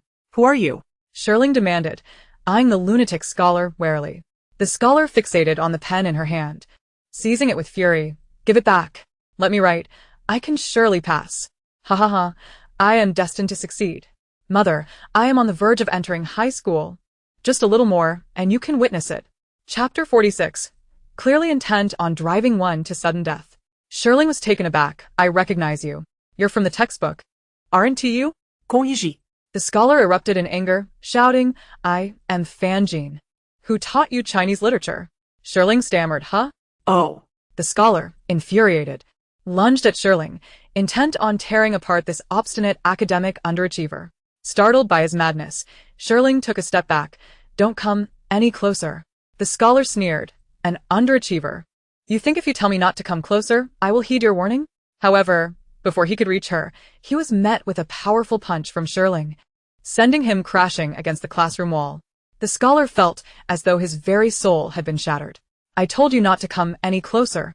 Yet you refused to listen. Shi Ling retracted her fist, only to find the surrounding classmates staring at her with bewildered expressions. Even Su Xingwan and Fong Songzhao, who had been bickering, paused to look. Shi Ling, who are you just talking to? Fong Songzhao asked, puzzled. Su Xingwan remarked, she's lost it again. She's just a lunatic. Shi Ling nonchalantly sipped from a thermos emblazoned with the words commemorative souvenir from Yunqing Mental Hospital and said calmly, would you believe me if I said I was just fighting a ghost? Su Xingwan shot her a skeptical look, while Fong Songzhao burst into laughter. Shi Ling, you're truly humorous. Throughout the ensuing 2 evening study sessions, Luoyuan slumped over her desk in a state of utter disarray, similar to Yu Chun in the front row. Whenever Fan Jin attempted to approach and encourage Luoyuan to study, Shi Ling's fist would intervene. Fan Jin was unwilling to concede. He had spent years advocating for education and had never encountered a student so genuinely passionate about learning as Luoyuan. He desperately wished for her to join him in his efforts, but was thwarted by Shi Ling, the roadblock who dragged others down. Knowing he could not overpower Shi Ling, he lamented nearby, tears streaming down his face. Once upon a time, I faced countless rejections, yet I persevered in my studies for decades and finally succeeded. What does this signify? It signifies that with dedication and hard work, success is attainable. I merely wish to inspire her to strive alongside me. What fault is that? Why do you hinder me? Fan Jin's voice grew increasingly fervent and agitated as he turned to Shi Ling, his eyes filled with accusation. Shi Ling rolled her eyes and scoffed. Luoyuan is already a top student. Does she need a decades-long underachiever like you to teach her how to study? Your so-called encouragement is merely driving her to the brink of collapse. Fan Jin was driven to madness. You dare to call me an underachiever? I succeeded. I passed. Just too late. As he spoke, he covered his face with his sleeve and wept. I passed. I can hold an official position now. But my mother toiled to provide for my education and has passed away, unable to witness this moment. The tree wishes to be still, yet the wind does not cease. A child wishes to support their parents, but time waits for no one. Oh, mother. If only I had been confident and understood the value of time when I was young. If only I had known when to advance and retreat. You would not have suffered for my sake. Shi Ling couldn't help but exclaim, why are you crying and singing at the same time? This situation is quite complex. Nonetheless, Shi Ling could discern that this madman was excessively obsessed with learning, which led him to wreak havoc upon others. Suddenly, she recalled that she had previously heard Fan Jin's voice in the Shi family's bedroom. In that ancient-style mirror, Fan Jin had transformed into her likeness in an attempt to entice her into studying. However, perhaps due to her strong sense of apathy and being a lost cause, Fan Jin had ultimately failed. Chapter 47. Even without an arranged marriage, I can elevate the Shi family's business to new heights. In an instant, Shi Ling comprehended why Fan Jin had latched onto Luoyuan. It was because Luoyuan had also gazed into that mirror.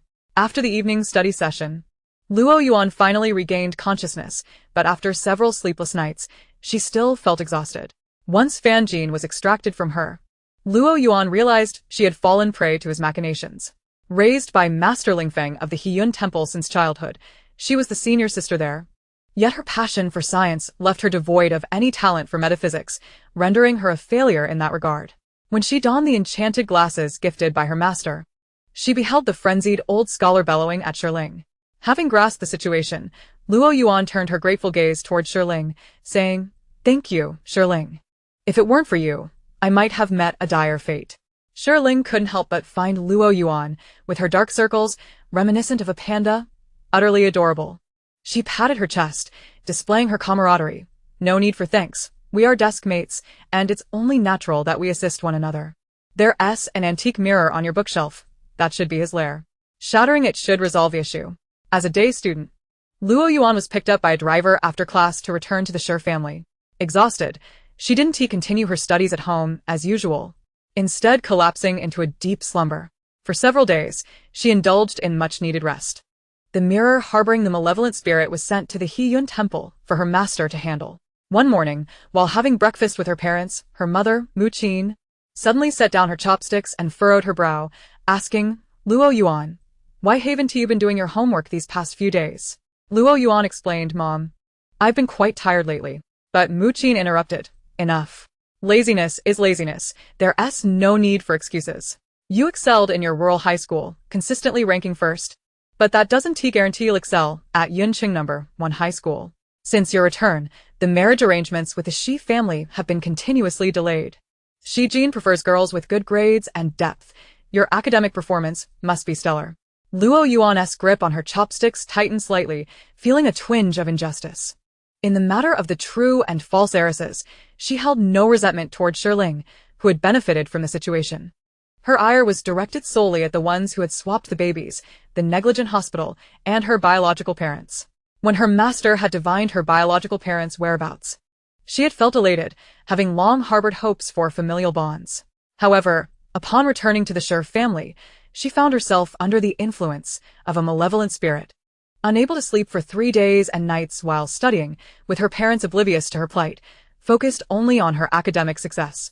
Their insistence on her excelling was merely to avoid embarrassment and ensure she was worthy of Shi Jin. Despite Shi Jin being the cherished figure buried deep in her heart, her parents' relentless pressure had diminished her affection for him.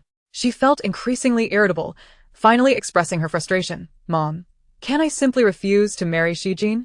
To her dismay, both Shi Yan and Muqin vehemently opposed her. No way. Luoyuan was momentarily taken aback.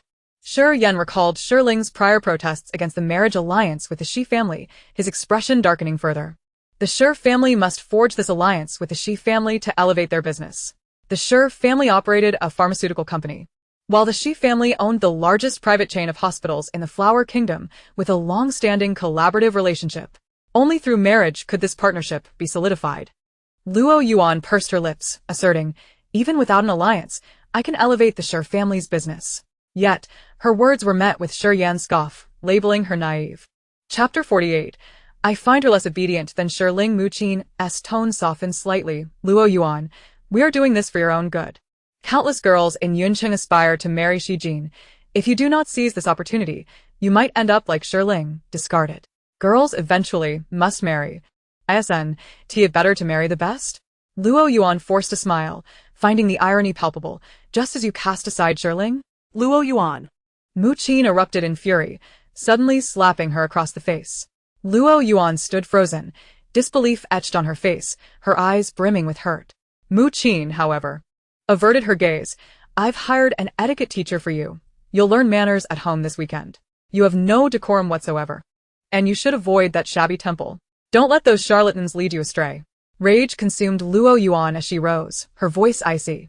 That is not a shabby temple. It was my sanctuary for 18 years. The so-called charlatans you deride are my master, the one who raised me. You lost me first. And now you have the audacity to criticize my upbringing? Muqin was taken aback by Luoyuan's defiance, raising her hand to strike her again. This time, however, Luoyuan seized her wrist, her demeanor icy as she forcefully pushed her away. Madam, resorting to slapping others speaks volumes of your own upbringing as a wealthy woman. Muqin, her wrist pained, glared at Shi Yan. Look at her. Just a few days back home, and her true nature is already revealed. I find her less obedient than Shi Ling. Luoyuan scoffed. The so-called obedience was merely a tool for manipulation, wasn't it? How much suffering had Shi Ling endured in the Shi family that she had left without hesitation when cast out? Rumor had it she had even been forcibly admitted to a psychiatric hospital. Suddenly, Luoyuan felt a pang of sympathy for Shi Ling. Though her years at the temple were not as affluent as in the Shi household, she had been cherished and pampered by her master and uncles. After the heated argument with her parents, Luoyuan lost her appetite for breakfast and took the bus to school. The morning sun lazily spilled through the branches. Birds chirped outside, and the red walls and green trees of the teaching building basked in the morning light, brimming with vitality. As Shi Ling munched on a bun on her way to class, she was surprised to encounter her studious desk mate, Luoyuan, arriving later than usual. She hurried after her, cheerfully greeting Luoyuan. Good morning. Morning, Luoyuan replied, her voice somewhat muffled. Shi Ling noted the faint redness around her eyes and nose. Pausing momentarily, what's wrong? Have you been crying? Who bullied you? Luoyuan quickly denied, no. Shi Ling remarked, your dark circles have vanished, replaced by red ones. Luoyuan fell silent, recalling the events at the Shi household, and couldn't he help but ask, What do you think of Shi Ling's parents? Shi Ling, taken aback, replied candidly, to be frank, they are utterly inept, solely focused on marrying off their daughter to curry favor with the Shi family. Just ignore them and let their words drift away like whispers in the wind. Luoyuan was taken aback. Aren't you disappointed? Shi Ling shrugged nonchalantly, her eyes clear and composed, utterly disillusioned. My entire life, the education in the Flower Kingdom has taught us that paternal love is as steadfast as a mountain and maternal love is selfless. Yet the reality is that not all parents love their children. Some see their offspring merely as tools to fulfill their own regrets and to realize their youthful dreams, while your parents view you as a pawn in their quest to consolidate wealth. Having spent half a year in the Shi household, Shi Ling had come to understand that the beloved princess of the Shi family, as perceived by outsiders, bore no difference from the glamorous princesses of ancient times. Enjoying riches and honor came with a cost of familial sacrifice, requiring her to comply with arranged marriages. Chapter 49. Shi Jin is not as simple as he appears. Luoyuan, having grown up without parents, had hoped for a connection upon returning to the Shi family. Yet, the greater the hope, the deeper the disappointment. Shi Ling lamented Luoyuan's plight. After finally finding her biological parents, she had unwittingly leaped into a pit of fire. Furthermore, her current fiancé, Shi Jin, was no saint either. However, it was evident that Luoyuan and Shi Jin were already acquainted. Shi Ling chose to say little, lest she be perceived as sowing discord. Merely cautioning her, Luoyuan, do keep an eye on Shi Jin. He is not as simple as he appears. In the eyes of the affluent families in Yun City, Shi Jin exuded an air of refinement and gentlemanly composure. Yet, Shi Ling had witnessed him ensnaring a silver-ringed serpent with his fingertips, culminating in the death of his half-brother, who posed a threat to him. When she revealed Shi Jin's true nature to her parents, they dismissed her claims as the ravings of a disturbed mind and had her forcibly hospitalized. Luoyuan nodded lightly, recalling that Shi Jin had once been Shi Ling's fiancé. To dispel any potential misunderstandings, she clarified, in truth, I am not very familiar with Shi Jin. We have only met a few times. Shi Jin possessed a Bodhi bracelet belonging to her savior, making it highly probable that he was her mysterious, white moonlight from their brief encounter. They had met during a mathematics competition, and subsequently, with her master's assistance, she uncovered the whereabouts of her biological parents. Coincidentally, the Shi family owned a private hospital where Shi Ling's family underwent physical examinations, and she had entrusted Shi Jin with obtaining blood samples from her parents and herself for a paternity test. Ultimately, her connection with Shi Jin was not significantly closer than that with Shi Ling. As Shi Ling and Luoyuan had matters to discuss, they deliberately slowed their pace in the corridor, resulting in both arriving in class just as the bell rang for morning study. At the back door, Huang Yifei occupied Shi Ling's seat, casting a glance at the two, and upon hearing the bell, gathered her books to stand outside. Shi Ling had long grown accustomed to being punished to stand in the hallway. However, for the well-behaved academic Luoyuan, it was evidently a novel experience. Clutching her books in bewilderment, she stood beside Shi Ling, meeting her confused gaze, which instilled in Shi Ling a sense of guilt for leading a good student astray. She chastised herself in the dead of night. I truly am despicable. Huang Yifei approached them. Noting that while it was understandable for Luoyuan to arrive late as a day student, she admonished Shi Ling, you reside in the dorm. Everyone else is here. And you saunter in at this hour? Shi Ling responded sincerely, teacher, I was in the wrong. Huang Yifei retorted, but you show no intention of changing, do you? While Huang Yifei reprimanded Shi Ling and Luoyuan, Shi Ling caught a glimpse of Su Xingwan Lin Lin and Fong Songjiao attempting to sneak into the classroom through the front door. Yet, they too fell under Huang Yifei's discerning eye and were ordered to join the ranks of the tardy. After the morning study session concluded, Shi Ling and her companions experienced what could only be described as social death. Huang Yifei ushered them to the corridor between the administrative and academic buildings, forcing them to face the scrutiny of passing teachers and students while holding their textbooks. During this time, numerous idle students paused to observe. What is going on? Those from Huang Yifei's class who were late for morning study are being punished. Hey, isn't that Fong Songjiao from class 10 who often distributes little cookies? Fong Songjiao remarked. This is somewhat embarrassing. Isn't that the piano goddess, Su Xingwan, from the previous cultural evening? Even she overslept. Su Xingwan wished she could bury her head beneath her textbook. Wow, those two senior sisters are so beautiful. The one on the left is Shi Ling, last year's campus flower, who often gets punished. Who is the one beside her? In the scene, while Shi Ling remained unfazed, her companions lowered their heads, fearful of being recognized. Chapter 50. Is Shi Ling a hidden science prodigy? As if public humiliation was not enough for social death, it got worse. A photograph of Shi Ling and her companions standing in punishment with their books was posted on the campus forum. Double chef rejoice. I unexpectedly spotted the study streamer and the absurdity streamer I follow on our school forum. Wait, I know Luoyuan is a study streamer. But isn't Shi Ling an esoteric streamer? Laughing to death, Shi Ling is a haunted house tester on the Cat Paw streaming platform, but on Pipapala. She is a resource for absurd content. What time are the two internet-famous senior sisters being punished tomorrow? I won't watch the live broadcast. I'll go see it in person. By the way, are Shi Ling and Luoyuan true wealthy sisters? They are actually in the same class? Will there be drama? Is there any gossip? During the break, Fong Songzhao exclaimed, "Someone posted your punishment photo on the forum." He snatched the phone from his underling, demanding which little brat did this. If I find out, I will never give him cookies again. Su Xingwan, overhearing, felt that good news seldom leaves the house, while bad news travels far and wide. Fong Songzhao remarked, "Oh, so everyone is gathered to watch the beauties? How frustrating that no one is complimenting my looks. My cookies were distributed for nothing." He then used his underling's account to post on the forum. "Wow, Senior Fong Songzhao is so handsome and his cookies are super delicious." Su Xingwan's eyes brightened at the mention, thinking perhaps many people were complimenting her looks. Surely, her WeChat moments always garnered a flood of praises. She tossed her hair and reached out to Fong Songzhao. "Show me." What are you looking at? "It's all about Shi Ling and Luoyuan. Hardly anyone recognized you." Disbelieving, Su Xingwan took out her phone to check, only to find that the comments either praised Shi Ling and Luoyuan's beauty or gossiped about their affairs. After scrolling through dozens of threads, she found not a single mention of herself. For a moment, Su Xingwan forgot her embarrassment over the punishment being posted online.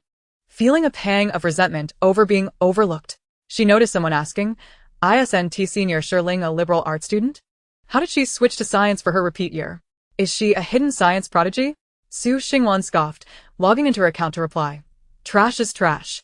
No matter where it is, similarly, academic failures remain failures. A prodigy is impossible. Shi Ling was always at the bottom of her liberal arts class. Otherwise, she wouldn't have to repeat. If she can't even manage liberal arts, let alone the sciences that girls are less adept at. Let us not be so absolute. We'll know once the results of the upcoming exams are out. Whether she's a donkey or a horse will be revealed then. I believe Senior Shi Ling won't disappoint us. Su Xingwan gave a thumbs up to those who agreed with her, and upon seeing others believe that Shi Ling would excel in the upcoming exams, she couldn't help but sneer. Casting a glance at Shi Ling, who was engrossed in her own world, she remarked to Lin Lin, "Heiress a joke. Shi Ling is a science whiz." Lin Lin laughed. "Haha, a top student repeating a year? What a cold joke." At the back door, the ghostly senior frowned and shot a glance at Su Xingwan and Lin Lin, gritting her teeth as she warned Shi Ling, "They are mocking you." Shi Ling shrugged indifferently. "Let them mock. I'm not a top student anyway." The ghostly senior was the resident spirit lurking beneath Su Xingwan's bed. She resided in dormitory 404 and generally suffered from social anxiety, seldom emerging, yet she enjoyed quietly observing the interactions among her roommates. Shi Ling disliked being spied upon, which led her to drag the ghostly senior out from under the bed for a warning. Chapter 51. A lesson for the reckless. The ghostly senior usually maintained a stable demeanor and did not frighten others, but whenever Su Xingwan taunted Shi Ling about her repeat year and abandonment by her parents, she would lose control of her emotions, creating small mishaps for Su Xingwan. After discovering that Shi Ling could see her, she felt both astonished and delighted, subsequently clinging to Shi Ling and frequently engaging her in conversation. Having been trapped in dormitory 404 for too long, she experienced loneliness, and her occasional appearances tended to startle others. She was thrilled to find that by following Shi Ling, she could escape the confines of the dormitory. Having not seen the outside world for so long, she now trailed Shi Ling wherever she went. For someone with social anxiety, walking through the streets where only Shi Ling could see her was an exhilarating feeling. Now, as Shi Ling attended class, the ghostly senior accompanied her to the classroom. She was puzzled by Shi Ling's nonchalant attitude, wondering, "Aren't you upset? They are all mocking you, trying to isolate you from your roommates." Shi Ling buried her phone in her textbook, engrossed in a science fiction novel. Quoting a line from the book, she enigmatically stated, "The master is unconcerned." The ghostly senior seemed to grasp something as the teacher arrived. Shi Ling swiftly closed her book, tucking both her phone and book into her desk. Then opened her textbook to feign studying, her movements flowing seamlessly without a hint of hesitation. The ghostly senior stared in astonishment. Huang Yifei donned an elegant qipao, changing it monthly, and entered through the back door with a capacious bag. She confiscated Fang Songjiao's phone, then Su Xingwan's, and so on. By the time she reached the podium, her bag was already brimming with mobile devices. The classmates whose phones were taken exchanged furtive glances, their expressions betraying their guilt. Huang Yifei's countenance darkened. It was hard to believe that, as seniors in high school, a quarter of her classmates were still engrossed in their phones at 9 o'clock. Mere hours before an examination. Look next door, she admonished. Who, ISNT reviewing. She resolved to make an example of them. After the English exam tomorrow afternoon, they would be required to write a 3,000-word reflection in her office before reclaiming their phones. Shi Ling pretended to be engrossed in her textbook when Huang Yifei suddenly appeared beside her. Your book is upside down, Huang Yifei remarked. Shi Ling quickly flipped the book, realizing the error with a hint of embarrassment, and raised her gaze only to meet Huang Yifei's scornful stare. Before she could write the book, Huang Yifei extended a hand. Taking it from her, Shi Ling blinked, feigning innocence, and respectfully handed over the text, saying, Here you go.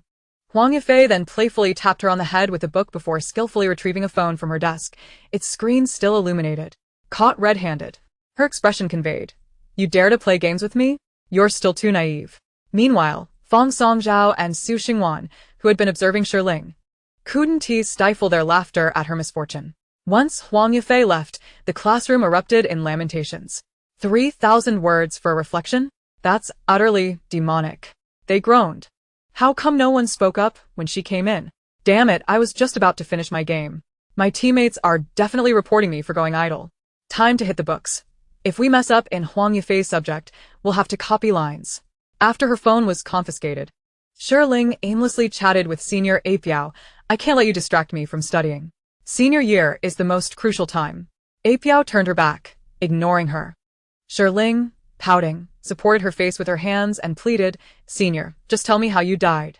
Had anyone else posed that question, Apiao would have become furious. Yet, this was Shi Ling sweetly asking. Apiao found it hard to resist. Suddenly, Yu Chen, who had been napping in front of them, turned around, his glass-like eyes coldly regarding her. Quiet. In Chapter 52, during the exam, Apiao whispered answers to Shi Ling, meeting Yu Chen's gaze. She felt a twinge of guilt. All right. I'll be silent. Yu Chen's eyes flickered slightly. Aren't you reviewing? Shi Ling replied defiantly. I don't know how to study. Zhong Yungong handed over her notes. Shi Ling, here are my Chinese notes. If you don't mind, you can take a look. I usually rank in the top 3 in class. Luoyuan produced an even thicker notebook, filled with classic problem types used for her live streams. You can use mine for revision as well. My Chinese is quite good. Usually in the top 10. Shi Ling felt honored. Thank you both for your notes. Zhong Yungong smiled. No need to thank us, we're classmates. It's only right to help one another. Luoyuan gently ruffled Shi Ling's hair. We're friends. Feel free to ask me anything you don't understand. I can explain things much simpler than searching for answers. Noticing Shi Ling's bright smile directed at them, Yu Chen's gaze darkened slightly as he pulled out a new collection of essay materials for the college entrance exam and placed it atop the 2 academic notes. Here. For you. Shi Ling was taken aback. For me? Yu Chen nodded slightly, a token of gratitude. Realizing that this icy beauty was not entirely unapproachable, Shi Ling expressed her thanks. She flipped through her notes and ultimately decided to read the essay materials he gifted her. After all, what could be more engaging than a little story? Occasionally glancing back at Shi Ling, Yu Chen noticed her perusing the book he had given her, and his expression softened a fraction. During the exam, they shared the same testing room, with Yu Chen diligently working beside her. Whenever Shi Ling encountered a challenging question, she would steal glances at Yu Chen's face, marveling at his striking looks, reminiscent of a celestial figure from a fantasy drama. From this angle, he appeared utterly perfect. Apiao obstructed Shi Ling's view. Stop staring. Focus on the exam. You need to perform well and show those who underestimate you. Shi Ling shook her head. I can't do that. Apiao, exasperated, insisted. No, you must do well. Her gaze drifted to Yu Chen, muttering, Your deskmate exudes an air of superiority. He must be a scholar. After a brief internal struggle, Apiao quickly made a decision, glancing at Yu Chen's test paper before pointing to Shi Ling's. For this question, choose D. For this one, B. Shi Ling was taken aback. She had no intention of cheating, but someone was reciting the answers right next to her. Covering the remnants of her conscience, she casually altered a few answers to avoid an unexpectedly high score. On Friday, the final subject was English.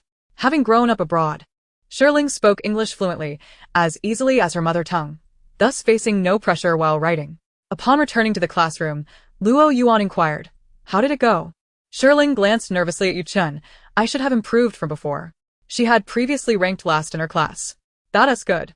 By the way, I'm live streaming math lessons tonight. You must tune in." Luoyuan was determined to elevate Shi Ling's academic standing. Shi Ling, meeting her expectant gaze, found herself unable to refuse. "Are you heading to your accommodation? Let us go together," Luoyuan invited. Since her quarrel with Shi Ling's parents, she had been commuting alone. Just as Shi Ling was about to agree, Yuchen turned and said to Luoyuan, "She's coming with me." In Chapter 53, Luoyuan raised an eyebrow.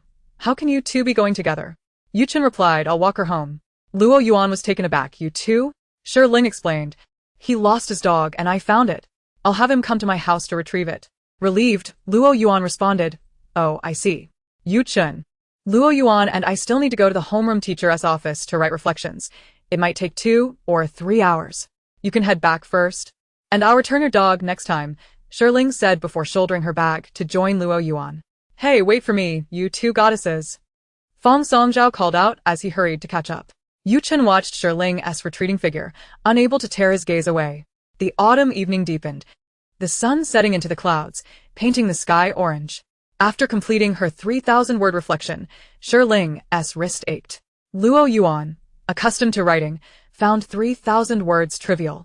Seeing Shi Ling rub her wrist, she took her hand. "Does it hurt? Let me massage it for you." Shi Ling thought Luoyuan was an absolute angel. How kind of her.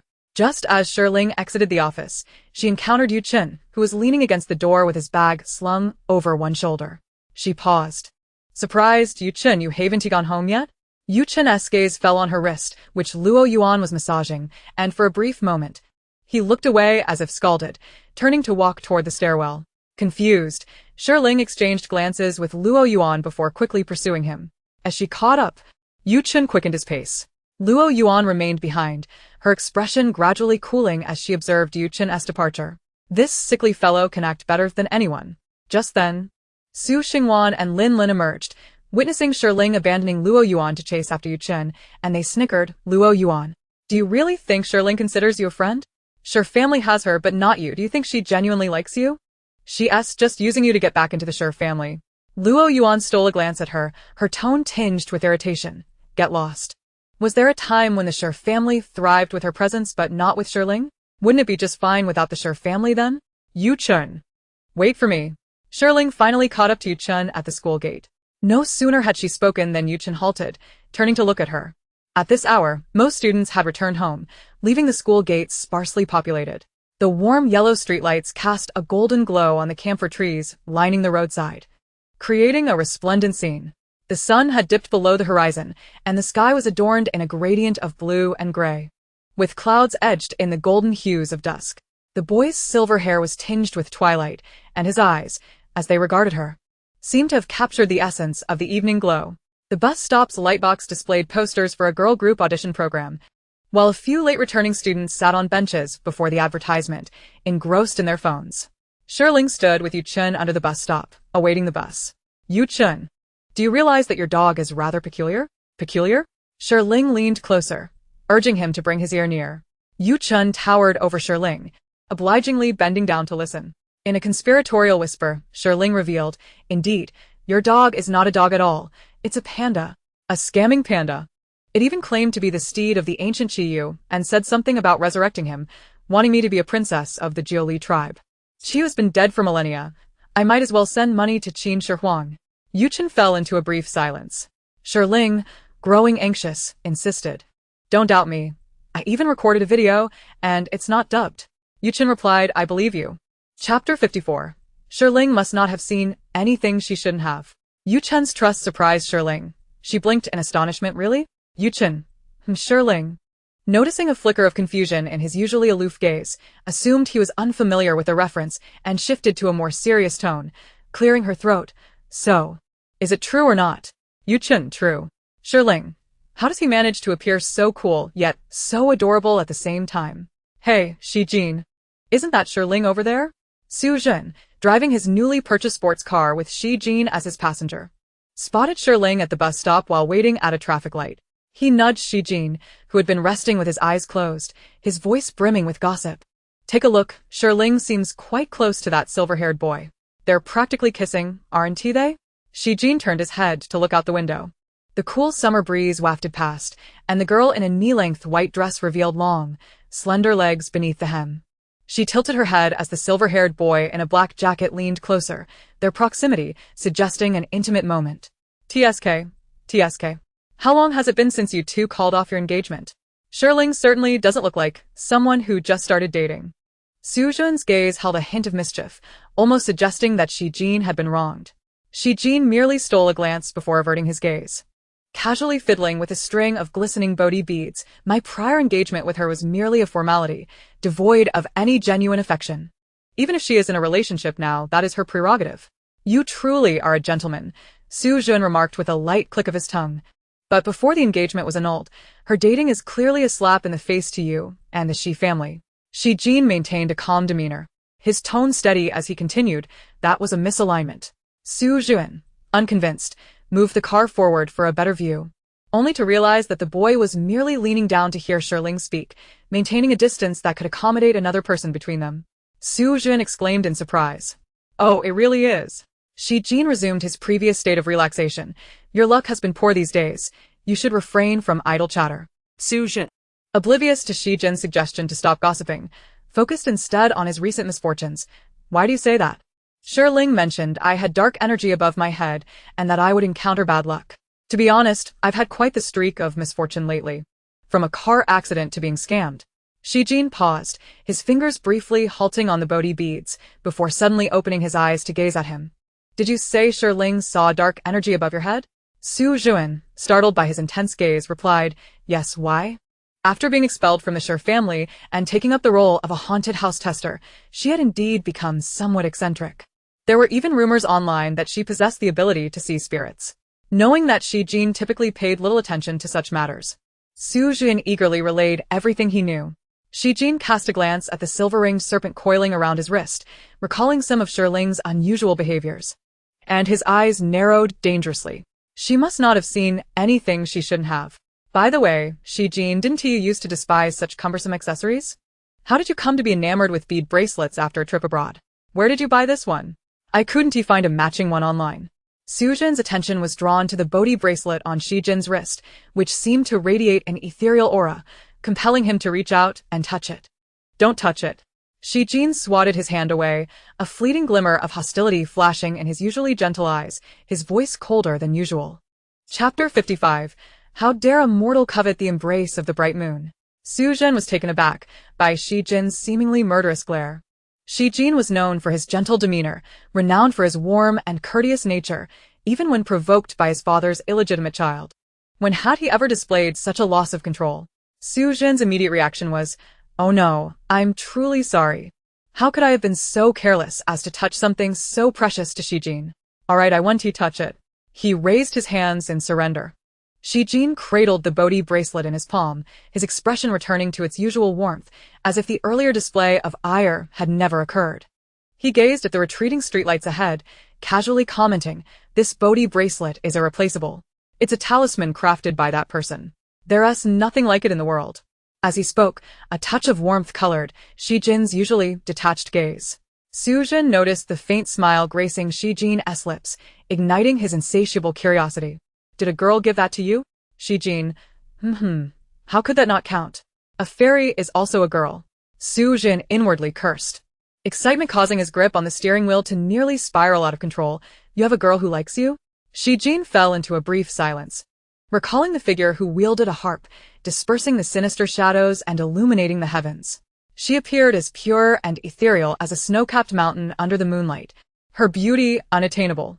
How could a mortal dare to seek the embrace of the bright moon? He closed his eyes, suppressing the yearning within. I am fond of her. Su Jun.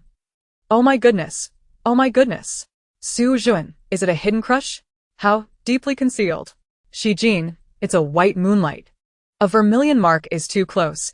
Too close for him to dare to keep it a secret, yet she is so distant, like the cool, serene moonlight that falls upon him. Who on earth could it be? Su Juan was beside himself with excitement. That description screams goddess level. First, rule out Shi Ling. She is simply a girl with a few screws loose. Next, rule out my sister. She's just a husky. So, it must be Luoyuan, right? Shi Jin stopped guessing. In truth, he wasn't even sure if Luoyuan was that person. She was enigmatic, her identity obscured by a veil upon her appearance. Clearly reluctant to reveal herself. Yet, he remembered the delicate pink Bodhi bracelet adorning her wrist, a powerful talisman in its own right. Later, he had also spotted that bracelet in Luoyuan's backpack. He had conducted inquiries, confirming that she had indeed traveled abroad during that time. Unfortunately, he could not expose his identity, leaving him to deduce from the scant clues rather than directly inquire from Luoyuan. Shi Jin, come pick me up. At the school gate, Su Xingwan and Lin Lin approached, surprised to see Shi Jin. Su Jun rolled his eyes. Su shall see. The one here to pick you up is me. Shi Jin is here for Luoyuan. Su Xingwan watched as Shi Jin bypassed her, walking directly to Luoyuan, her smile fading in an instant. She directed her frustration at Su Jun. Su Xiao-san, if you don't speak, no one will think you're mute. Su Jun delivered a playful flick to her forehead, questioning her newfound audacity. Had her true nature been unveiled the moment Shi Jin departed? Su Xingwan shot him a glare. Her cheeks puffed in indignation as she took a seat in the back row beside Lin Lin. Upon spotting Shi Jin arriving with Luoyuan, Su Xingwan's displeasure grew. Luoyuan, doesn't your chauffeur come to fetch you? She inquired. Oh, I heard from my mother that you quarreled with Uncle Shi and Auntie Shi. Is that true?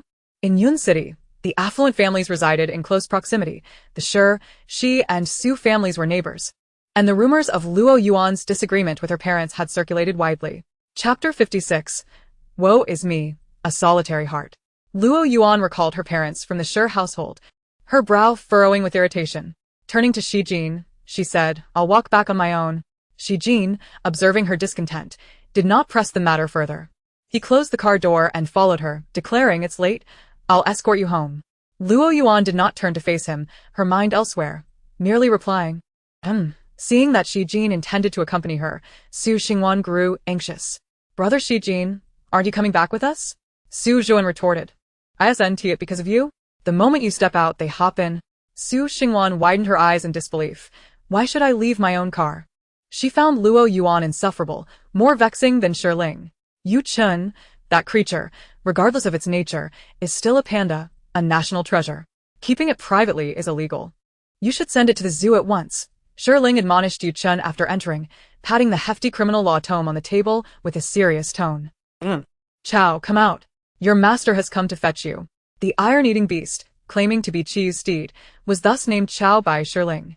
She and Yu Chun scoured every room, but found no trace of Chow. Eventually, Shi Ling and Yu Chun exchanged awkward glances, embarrassed as she admitted. It seems it has truly wandered off from my home. Perhaps I have been away too long. Shall I call you when I find it? Yu Chun chuckled, sure. After bidding Yu Chun farewell, Shi Ling collapsed on the sofa in exasperation, lamenting, how infuriating. It couldn't have vanished at a worse time, making it seem as though I deliberately abducted it. Suddenly, she felt something furry brush against her. The familiar sensation jolted her upright as the black and white fluff ball rolled toward her. Blinking innocently, oh, dearling, you're back from school? Shi Ling's expression twisted in annoyance as she seized it and hurled it against the opposite wall. Chow slid down the wall and, regaining its footing, fluffed up its fur and pointed an accusatory paw at Shi Ling. Are you abusing a national treasure? Do you realize you're breaking the law? Shi Ling scoffed. You're even more audacious than an outlaw. Why don't you report me then? Chow scampered over, wrapping its arms around her calf, its voice sweet. I'm just giving you a hug. As it nuzzled against her leg. Had this been an ordinary panda, Shi Ling would have been utterly charmed. However, this was a cheeky and resilient panda spirit. Shi Ling coldly chuckled and mercilessly kicked it aside, sending it sprawling like a soccer ball. Chow feigned tears. Woe is me. Here I am, a lonely soul, and you return only to commit domestic violence against me. I am a beloved star in the outside world. Shi Ling stroked her chin, pondering, I suddenly think a circus would suit you better. Chow halted its faux sobbing, gazing at Shi Ling with wide, innocent eyes. Animal performances are unethical. You wouldn't dare to sell me to a circus, would you? It pushed the criminal law book toward Shi Ling, slapping it with its furry paw, fixating on her. Do you see this crimson tome? Your notion could land you at least a decade in prison. Shi Ling snatched the book and tapped it on its forehead. Where did you pop out from? I've searched high and low for you. You were hiding, weren't you? Chow lounged on the sofa, swinging its stubby legs, a secret. Shi Ling grasped the scruff of its neck. I'll call your master, right now, to come take you away. Chow protested vehemently. He is not my master. My true master is the ancient Shi Yu. He is the one who captured me. Chapter 57. Shi Ling enters Luoyuan's live stream. Shi Family Villa. The moment Luoyuan stepped through the door, she was met with Mu Qin's icy inquiry. Luoyuan, why are you returning so late? Luoyuan replied, I was detained in the classroom to write a self-reflection. This single statement sent Mu Qin's mind racing with implications. What? You've only just started school? And you've already gotten into trouble? You had to stay after class to write a self-reflection? Did you get caught cheating on your entrance exam? Were your previous good grades merely the result of dishonesty? I suspected as much. How well could you have learned at that rundown rural high school? A hint of derision flickered in Luoyuan's eyes. Mu Qin continued, you should be grateful to the Shi family for the luxurious life you now lead. Yet how do you repay us? By cheating. I hired a tutor for you, and you're not to go anywhere on weekends. You must study diligently at home. Do not bring your shabby habits from the countryside into the Shi household. Madam Mu, have you finished speaking? Luoyuan's tone was frigid. Mu Qin was taken aback. How dare you speak to your mother like that? Initially, when Luoyuan returned, she was quite obedient and understanding, but ever since that quarrel, she had adopted this cold demeanor and ceased to address her as mother. Mu Qin sensed an intangible distance growing between them but brushed it aside. Luoyuan queried, Did I ever say I cheated? Mu Qin retorted, Then why are you writing a self-reflection? Luoyuan's impatience was palpable as she replied, I was replying to messages during class breaks. Mu Qin's anger flared. Luoyuan, how dare you lie? Is replying to messages during class breaks such a grave offense that it necessitates a lengthy self-reflection? You cheat and refuse to admit it, thinking I can be deceived? Just as the atmosphere in the living room grew tense, a gentle voice called from the doorway, Luoyuan, you left something behind. Upon realizing it was Shi Jin, Mu Qin instantly transformed her demeanor, greeting him warmly. Xiao Jin, what brings you here? Shi Jin, seemingly oblivious to the earlier tension, smiled and replied, Aunt Mu. I drove Luoyuan back. Her bracelet was left in my car. Luoyuan, noting the pale pink Bodhi bracelet in Shi Jin's hand, instinctively checked her sun-protective jacket pocket, only to find the bracelet had mysteriously vanished. She swiftly took the bracelet from Shi Jin, expressing her gratitude. Thank you. Shi Jin's smile was warm and gentle, akin to a tender spring breeze. No need for thanks. Xiao Jin, would you care to stay for dinner? Mu Qin invited. Shi Jin shook his head. I've already eaten. However, Luoyuan likely hasn't tea, having been detained with the others for using their phones during class breaks. I heard she was left behind to write a self-reflection. She probably hasn't had time to eat. Mu Qin paused, realizing that perhaps Luoyuan had not cheated as she had assumed. After Shi Jin departed, she recognized her misunderstanding but felt too embarrassed to apologize. Why didn't you say that sooner? I've mentioned it before. You don't believe me, but you trust an outsider like Shi Jin? Luoyuan maintained her expressionless facade, though it was disingenuous to claim she felt no disappointment. Movinavertet hergaze. You didn't mention that it was Shi Jin who brought you back. As she continued speaking, she only turned to notice the sound of a door closing upstairs. She realized Luoyuan had not heeded her advice and had left. Luoyuan closed her room door and began her live stream. Finally, my favorite study streamer is live. What will Yuan discuss today? My favorite ghost hunting streamer hasn't gone live yet, so I'll have to settle for studying. By the way, Luoyuan, you should know Shi Ling, right? Could you nudge her to start her stream? What are they thinking upstairs? Their relationship is hardly amicable. It's a miracle they don't clash. How could you expect them to get along? At that moment, a new notification appeared. Shi Ling enters the live stream. Viewers. Chapter 58. Shi Ling is courting favor with Luoyuan to return to the Shi household. Oh my goodness. Is that Shi Ling? Shi Ling Shibuling. Yes, it's the infamous trial sleeper Shi Ling, not the one from the ghostly zone performing rituals. Haha, I clicked to see. And it's actually the real Shi Ling that I follow. Oh my goodness, what have I missed? How did Shi Ling end up in Luoyuan's live stream? Aren't they the parties involved in the fake rich lady controversy? Blind guess, here to challenge. Let us get ready to rumble. A flurry of donation messages soon flooded in. Shi Ling gifted the host Luoyuan an extravagant cat mansion worth 10 units. Netizens.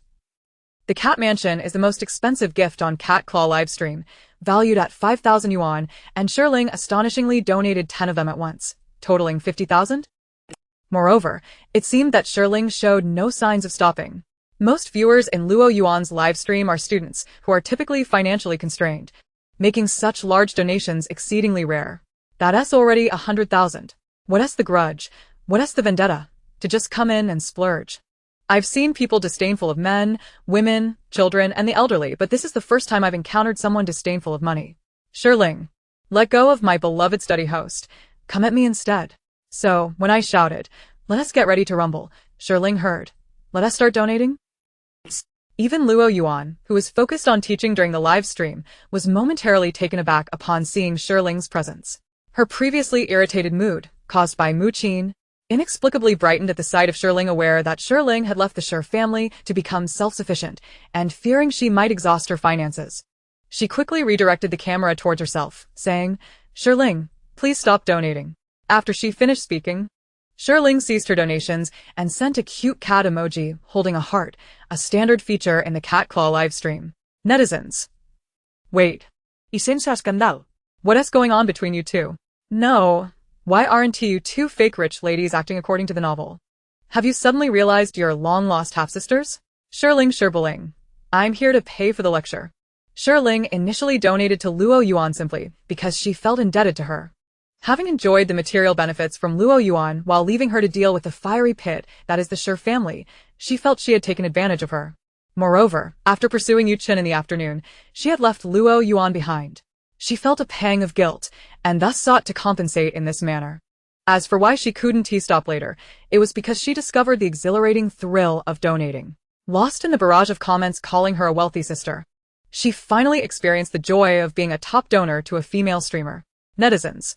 Whose tuition is 20,000? Your uncle dotes on her dad. However, there were also many discordant voices.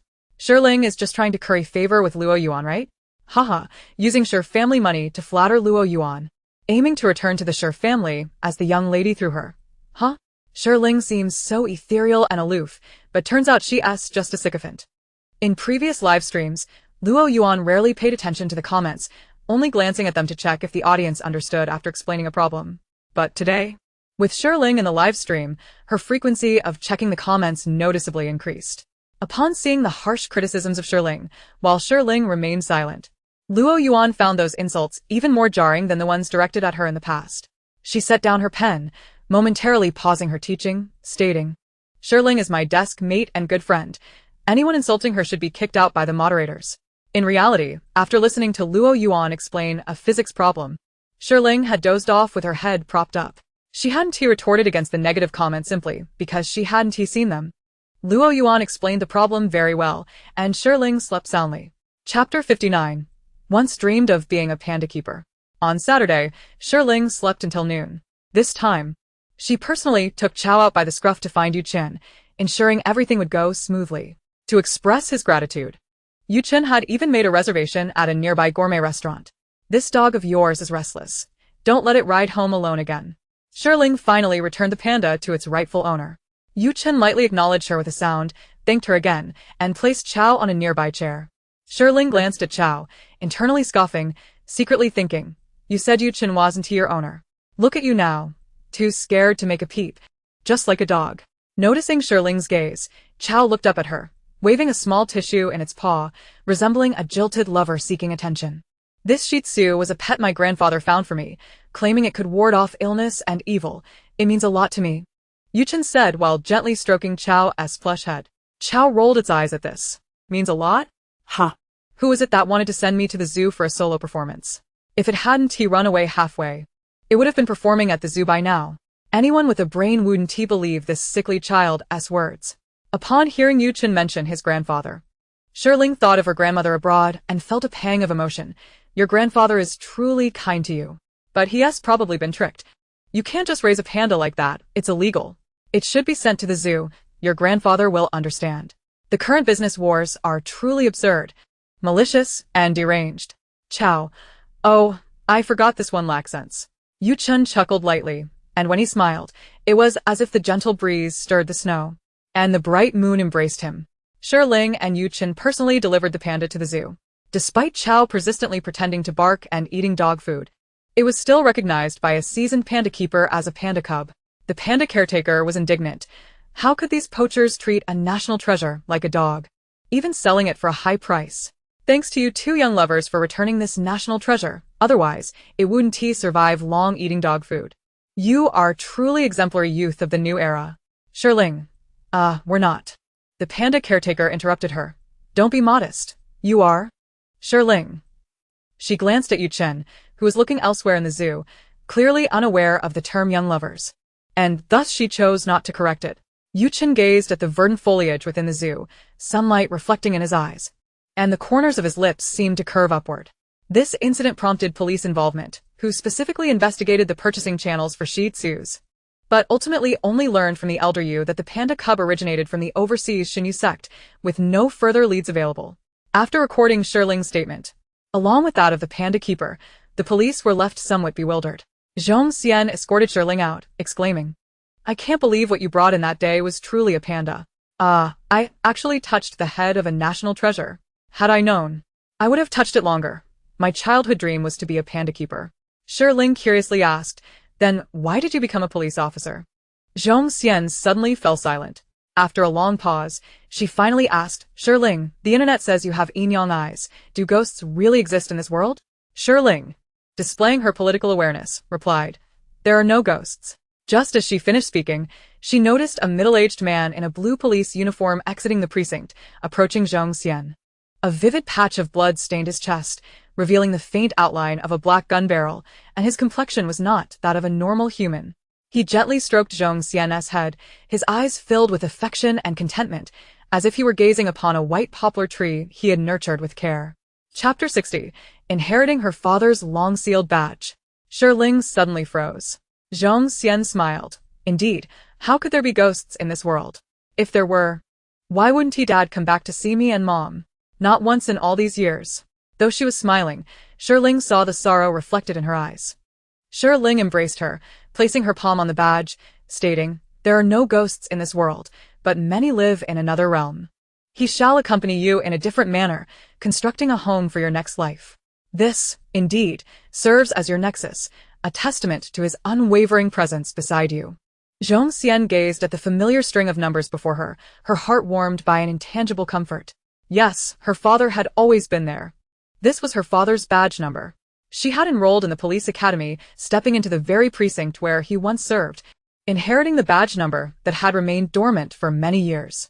From that moment forth, she cast aside her aspirations of becoming a panda caretaker, no longer desiring to indulge in playful encounters with those adorable creatures. Instead, she yearned to engage in the very duties he had fulfilled, striving to fill the void of his absence in her life. It was as if, through this pursuit, her father remained at her side, fighting alongside her, upholding justice and vanquishing evil. Shi Ling observed the middle-aged officer beside Zhong Xian, whose face was etched with compassion as he regarded her. Do you have anything you wish to convey to her? He inquired. Zhong Xian's eyes were already brimming with tears. Indeed. I wish to tell him that I am no longer the spoiled child I once was. Now I can shoulder heavy burdens, subdue wrongdoers, and face the barrel of a gun. I am capable of protecting my mother and safeguarding the people under this red flag. I have accomplished what he once did. He must be proud of me, right? Shi Ling noticed the middle-aged man next to Zhong Xian was already in tears, nodding vigorously, his voice choked with emotion. My daughter, you have done remarkably well. Your father is proud of you. You will always be his pride. Shi Ling produced a tissue from his bag to wipe Zhong Xian's tears, saying, you will forever be his pride. Zhong Xian's eyes sparkled with a smile amidst her tears. Father is also my pride. Shi Ling glanced at the space beside her. He is right there, always by your side. Zhong Xian momentarily froze, her gaze following Shi Ling's pointing finger. The street was bustling with passers-by and the clamor of vehicles. Yet the place he indicated was utterly vacant. However, as she focused on that spot, it felt as if she could faintly discern a familiar silhouette, a vision that danced between dream and reality. Father! Zhong Xian cried out in a burst of emotion, reaching out to embrace him. Daughter! The familiar figure opened its arms, welcoming her into an embrace but she found herself clutching at nothingness. Lowering her gaze, she offered a bittersweet smile, acknowledging the chasm of life and death that separated them. To have encountered him, even fleetingly, was a profound blessing. Yet, as she caressed the badge number again, she felt a warm, damp sensation, tears that had fallen, still fresh in the wind. Her finger trembled slightly as she raised a smile, saluting him with a military gesture. That night, after many years, Zhong Xian dreamt of her father once more. She was transported back to her middle school days when her father had taken her and her mother to the park during his leave, their family radiating joy. In her dream, she felt his presence in every corner of her workplace, as though he had accompanied her throughout. She found herself face to face with him, expressing their mutual pride without the need for Shi Ling to relay messages. In the dream's closing moments, her father adorned her with a military cap. Together they saluted the rising sun and the fluttering red flag. Awakening in the middle of the night, she felt the warmth of tears still lingering on her pillow, remnants of her earlier emotions. Upon returning to school, the results of the entrance exam were released. Huang Yifei deliberately organized a session during evening self-study to discuss the results. Shi Ling sat in the back row, her heart racing with anxiety. What if she accidentally scored too high? Chapter 61. The second-to-last student copied the answers of the last. Shi Ling whispered to her senior, "I should have copied less. Yuchen seems like the kind of person who could sleep through class and still ace the exam. If I suddenly improve too much, Huang Yifei will definitely suspect me." Her senior reassured, "Don't worry, you changed some answers, right? It won't be noticeable. Besides, you were in the humanities before. The homeroom teacher has no idea how you perform in sciences. Just wait to astonish everyone." Her senior's enthusiasm was palpable as she anticipated Shi Ling's performance would leave Su Xingwan and others in shock. Everyone had spent the summer holiday having fun, nearly forgetting their studies. Shi Ling knew that results might not be ideal for many, yet she was taken aback when two classmates surprised her with their scores. Huang Yifei's gaze swept toward the back corner. Yu Chun, Shi Ling. Both stood up simultaneously. Yu Chun maintained his indifferent demeanor, a paragon of calm, while Shi Ling appeared composed outwardly, though inwardly, she was in turmoil. Could it be that I accidentally copied a second place? Huang Yifei smiled. Yu Chun, what are your thoughts on this exam? Yu Chun replied, "It was my first exam. I felt good about it." Huang Yifei chuckled, her gaze shifting to Shi Ling. "Shi Ling, don't you have anything to say?"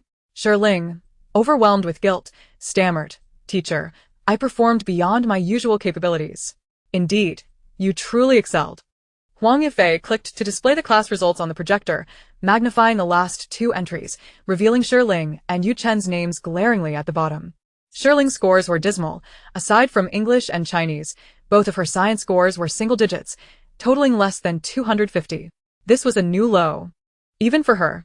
Yu Chen's performance was even worse. Zeros in mathematics, science, and English, with a barely passing score of 90 in Chinese. Had she really copied the answers of the last student? Shi Ling's emotions felt like a betrayal, disbelief washing over her as she glared at Yu Chen, her eyes burning with reproach. Meanwhile, her senior was equally bewildered. How is this possible? He filled everything in. How could they all be wrong? Thank goodness you didn't copy everything. The rest of the class struggled to suppress laughter upon seeing the results. Luoyuan looked at Shi Ling in astonishment, noticing her distressed expression, gently squeezing her hand in comfort. "It's all right. It's just one entrance exam. If you didn't perform well this time, you can always try harder next time. I'll help you." Shi Ling felt a swirl of emotions. "Thank you." Huang Yifei, however, would not let them sit down, pointing at the projected results with a smirk. "You two should take a good look. Is this score acceptable? It's over 200 points lower than the student in front of you." Shi Ling hung her head low, guilt weighing heavily on her. She knew she had erred. Cheating was never the right path. Indeed, even if her transgressions went unnoticed, there would be no good outcome. Evil deeds yield evil results. This was the cycle of cause and effect. Her senior, hearing the jeers from their classmates, stood beside Shi Ling, bowing her head in shared remorse.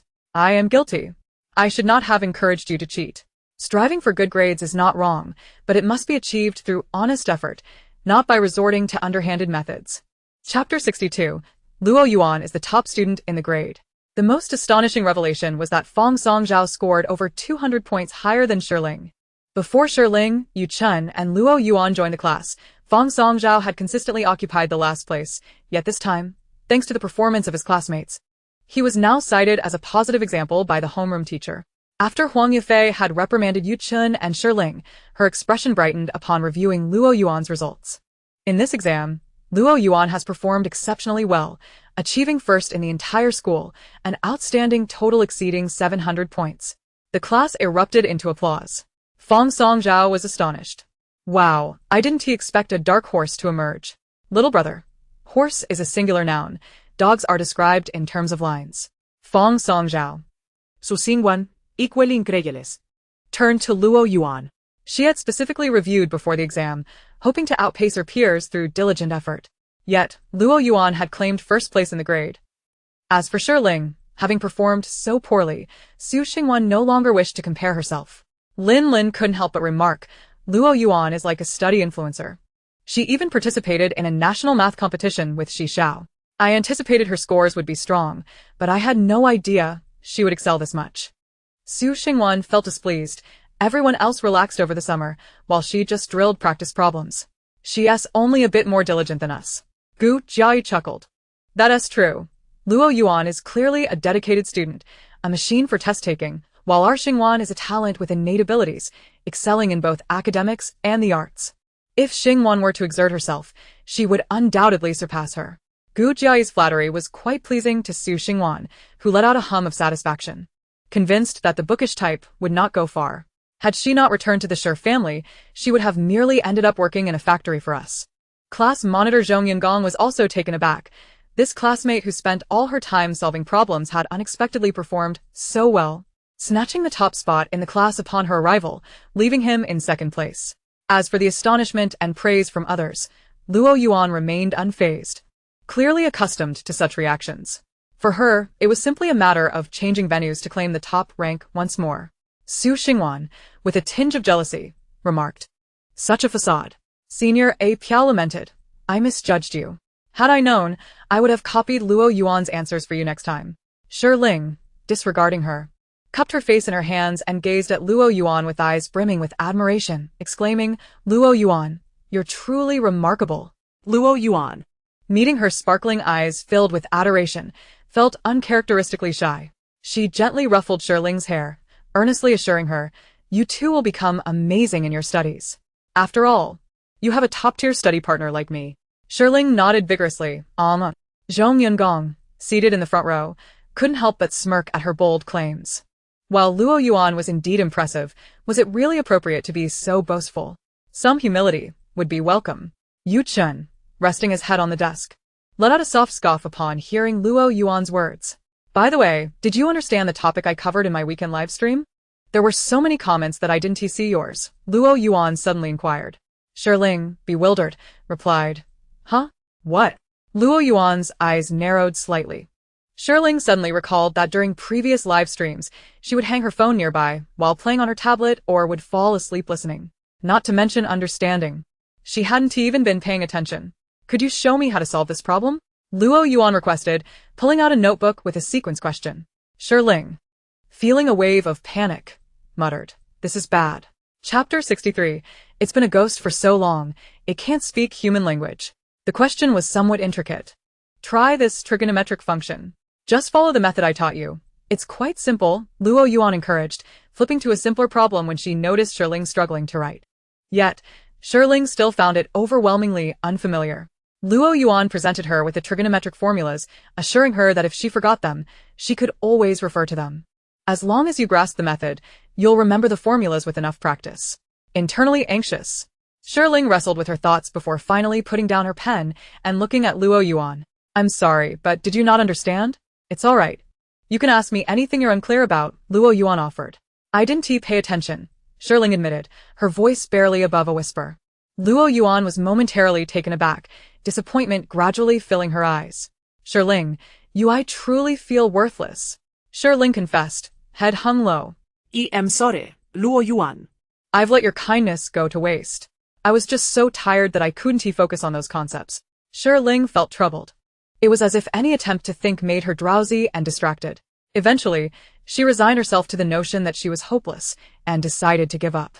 Luoyuan, originally quite upset, couldn't help but recall a beautiful ragdoll cat her master had raised at the temple.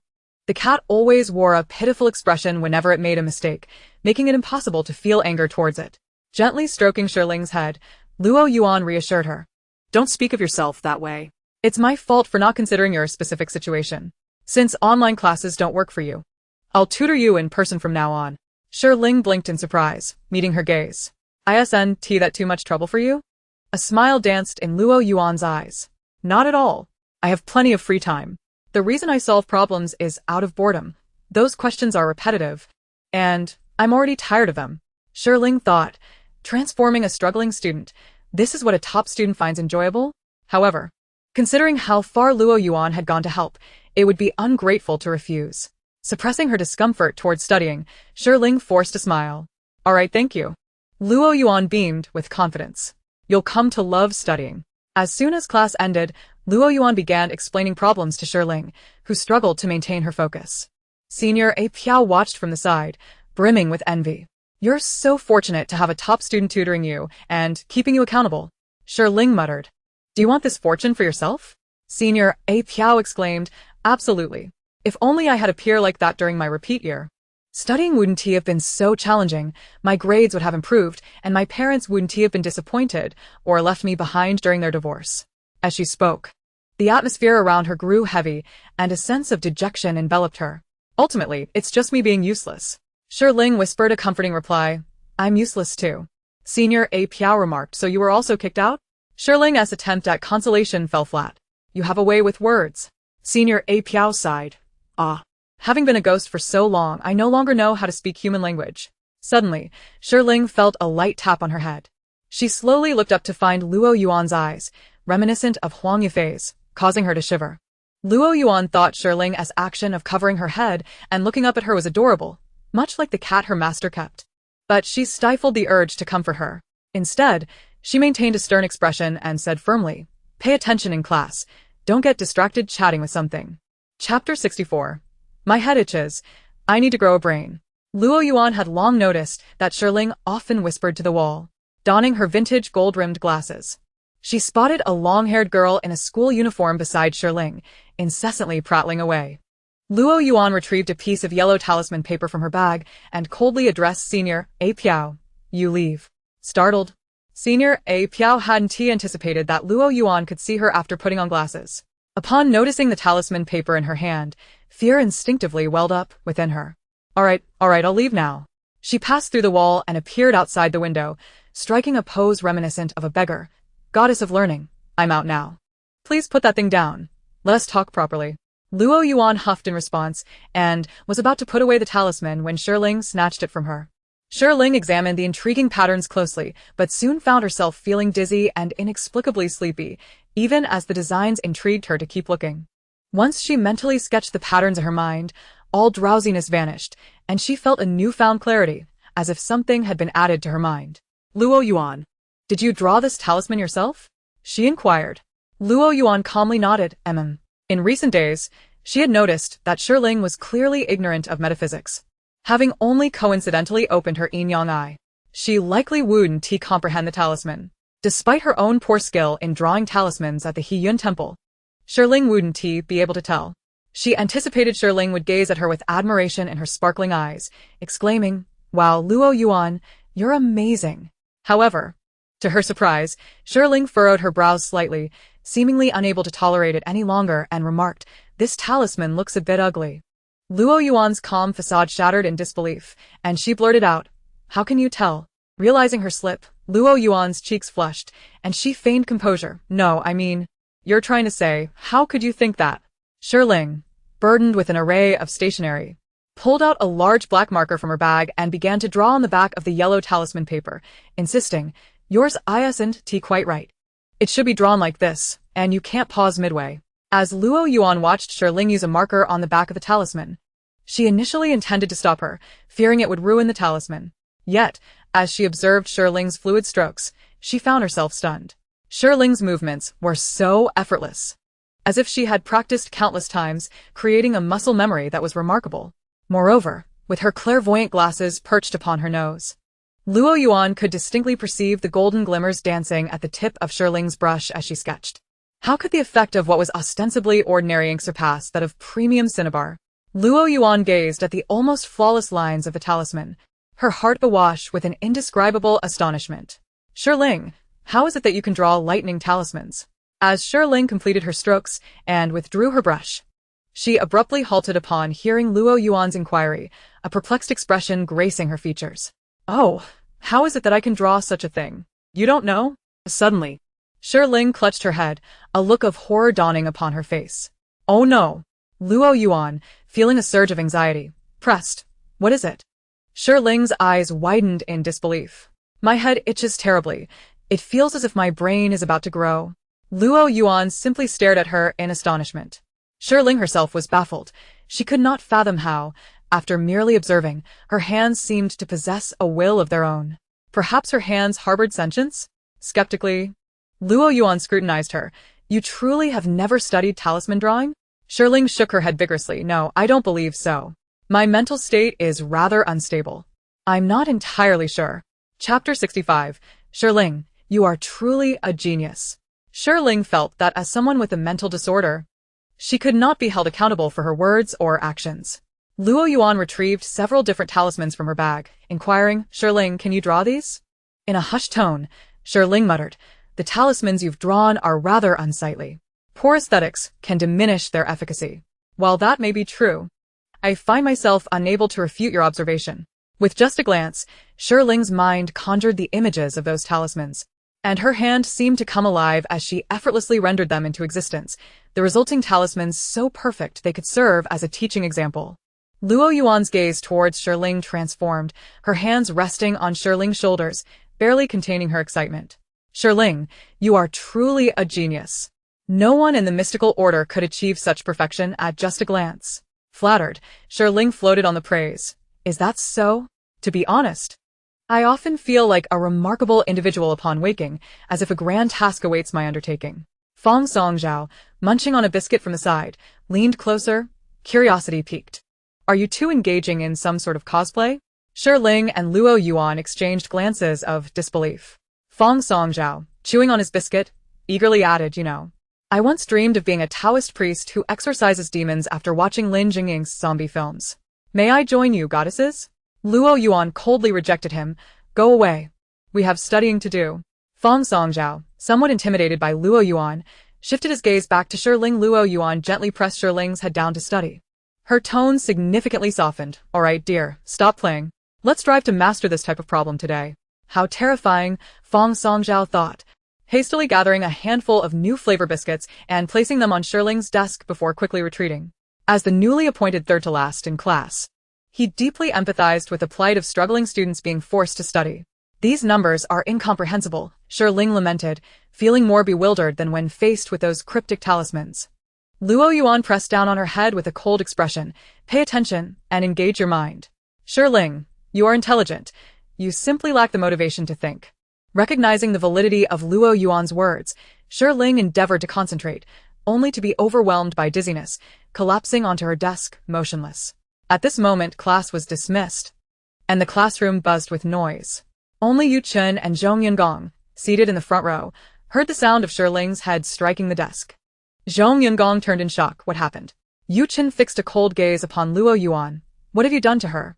Luoyuan was taken aback as she gazed at the still Shi Ling, tremblingly extending her finger to check for breath.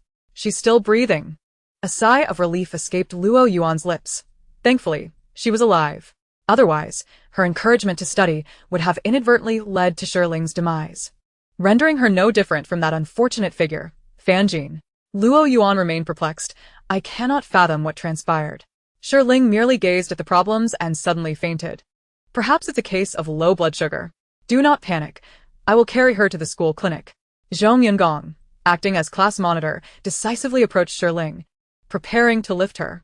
However, before his hands could touch her, Yu Chun intervened, forcefully pushing him away. Yu Chun, what are you doing? Zhong Yungong, typically mild-mannered, could no longer contain his irritation towards Yu Chun, who had been a source of annoyance for some time. He could not understand why this transfer student, who seemed to possess no skills, consistently performed poorly in exams, often slept during class, yet carried an air of arrogance, seemingly relying solely on her family background. Meanwhile, many superficial, materialistic girls found her captivating and charming. Chapter 66. The School Clinic Psychologist Gu Xiuji. Given the propriety of gender interactions, I shall carry Shi Ling to the clinic. Luoyuan felt a pang of guilt, believing she had overexerted Shi Ling with talisman drawing, leading to her low blood sugar. Studying science was undoubtedly worthwhile.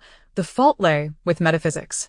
As she crouched to hoist Shi Ling onto her back, the position beside her had suddenly vacated. Luoyuan. Without uttering a word, Yuqin bent down in a princess carry, effortlessly lifting Shi Ling and striding towards the exit. Bearing the weight of Shi Ling, he appeared unperturbed, as if cradling mere air, his brow unwrinkled. Luoyuan felt a twinge of dissatisfaction towards Yuqin, but with Shi Ling's condition pressing, she brushed aside her grievances and hastily followed. What on earth has happened to Shi Ling? Fong Songzhao, having just returned from distributing biscuits in the neighboring class, was astonished to see Yuqin carrying the unconscious Shi Ling down the corridor. Yuqin ignored him, continuing his steady pace. Fong Songzhao and his companions, holding their biscuit boxes, lined up and stepped aside, all eyes directed at Luoyuan. At that moment, Luoyuan was wholly absorbed in thoughts of Shi Ling and had no attention to spare for them. Fong Songzhao and his group, along with their biscuits, were completely disregarded. It was only later that the concerned class monitor, Zhong Yunggong, provided them with an explanation. Fong Songzhao mused, Shi Ling is truly diligent. She studies so hard that she fainted from low blood sugar. His companion chimed in. Oh, so Shi Ling passed out from studying too hard. Thus, the news spread throughout the school. A student from class 10 of the science stream in grade 3 had fainted from studying and was sent to the school clinic. Studying is too difficult. It truly is. In the clinic, Luoyuan gazed at the elegant and refined doctor before her, incredulous. Dr. Gu, what did you say? Dressed in a white coat, mask and gold-rimmed glasses, Gu Xiuji methodically removed his stethoscope and reiterated, Student Shi Ling is merely asleep. How could she suddenly collapse if she was merely asleep? She appeared quite spirited before. Luoyuan furrowed her brow, determined to clarify, fearing that this individual might be a quack. Gu Xiuji chuckled softly, are you certain? Suddenly, Luoyuan recalled that she had urged Shi Ling to engage her mind with the problems, to which Shi Ling had murmured several times about feeling drowsy. Could it be that studying had indeed caused this predicament? Impossible. How could anyone fall asleep while studying? Studying is invigorating. Luoyuan found herself in a quandary. She pressed on, could it be a psychological issue? She has a history of mental illness. Gu Xiuji spoke gently, please describe the specific circumstances to me. I have studied a bit of psychology.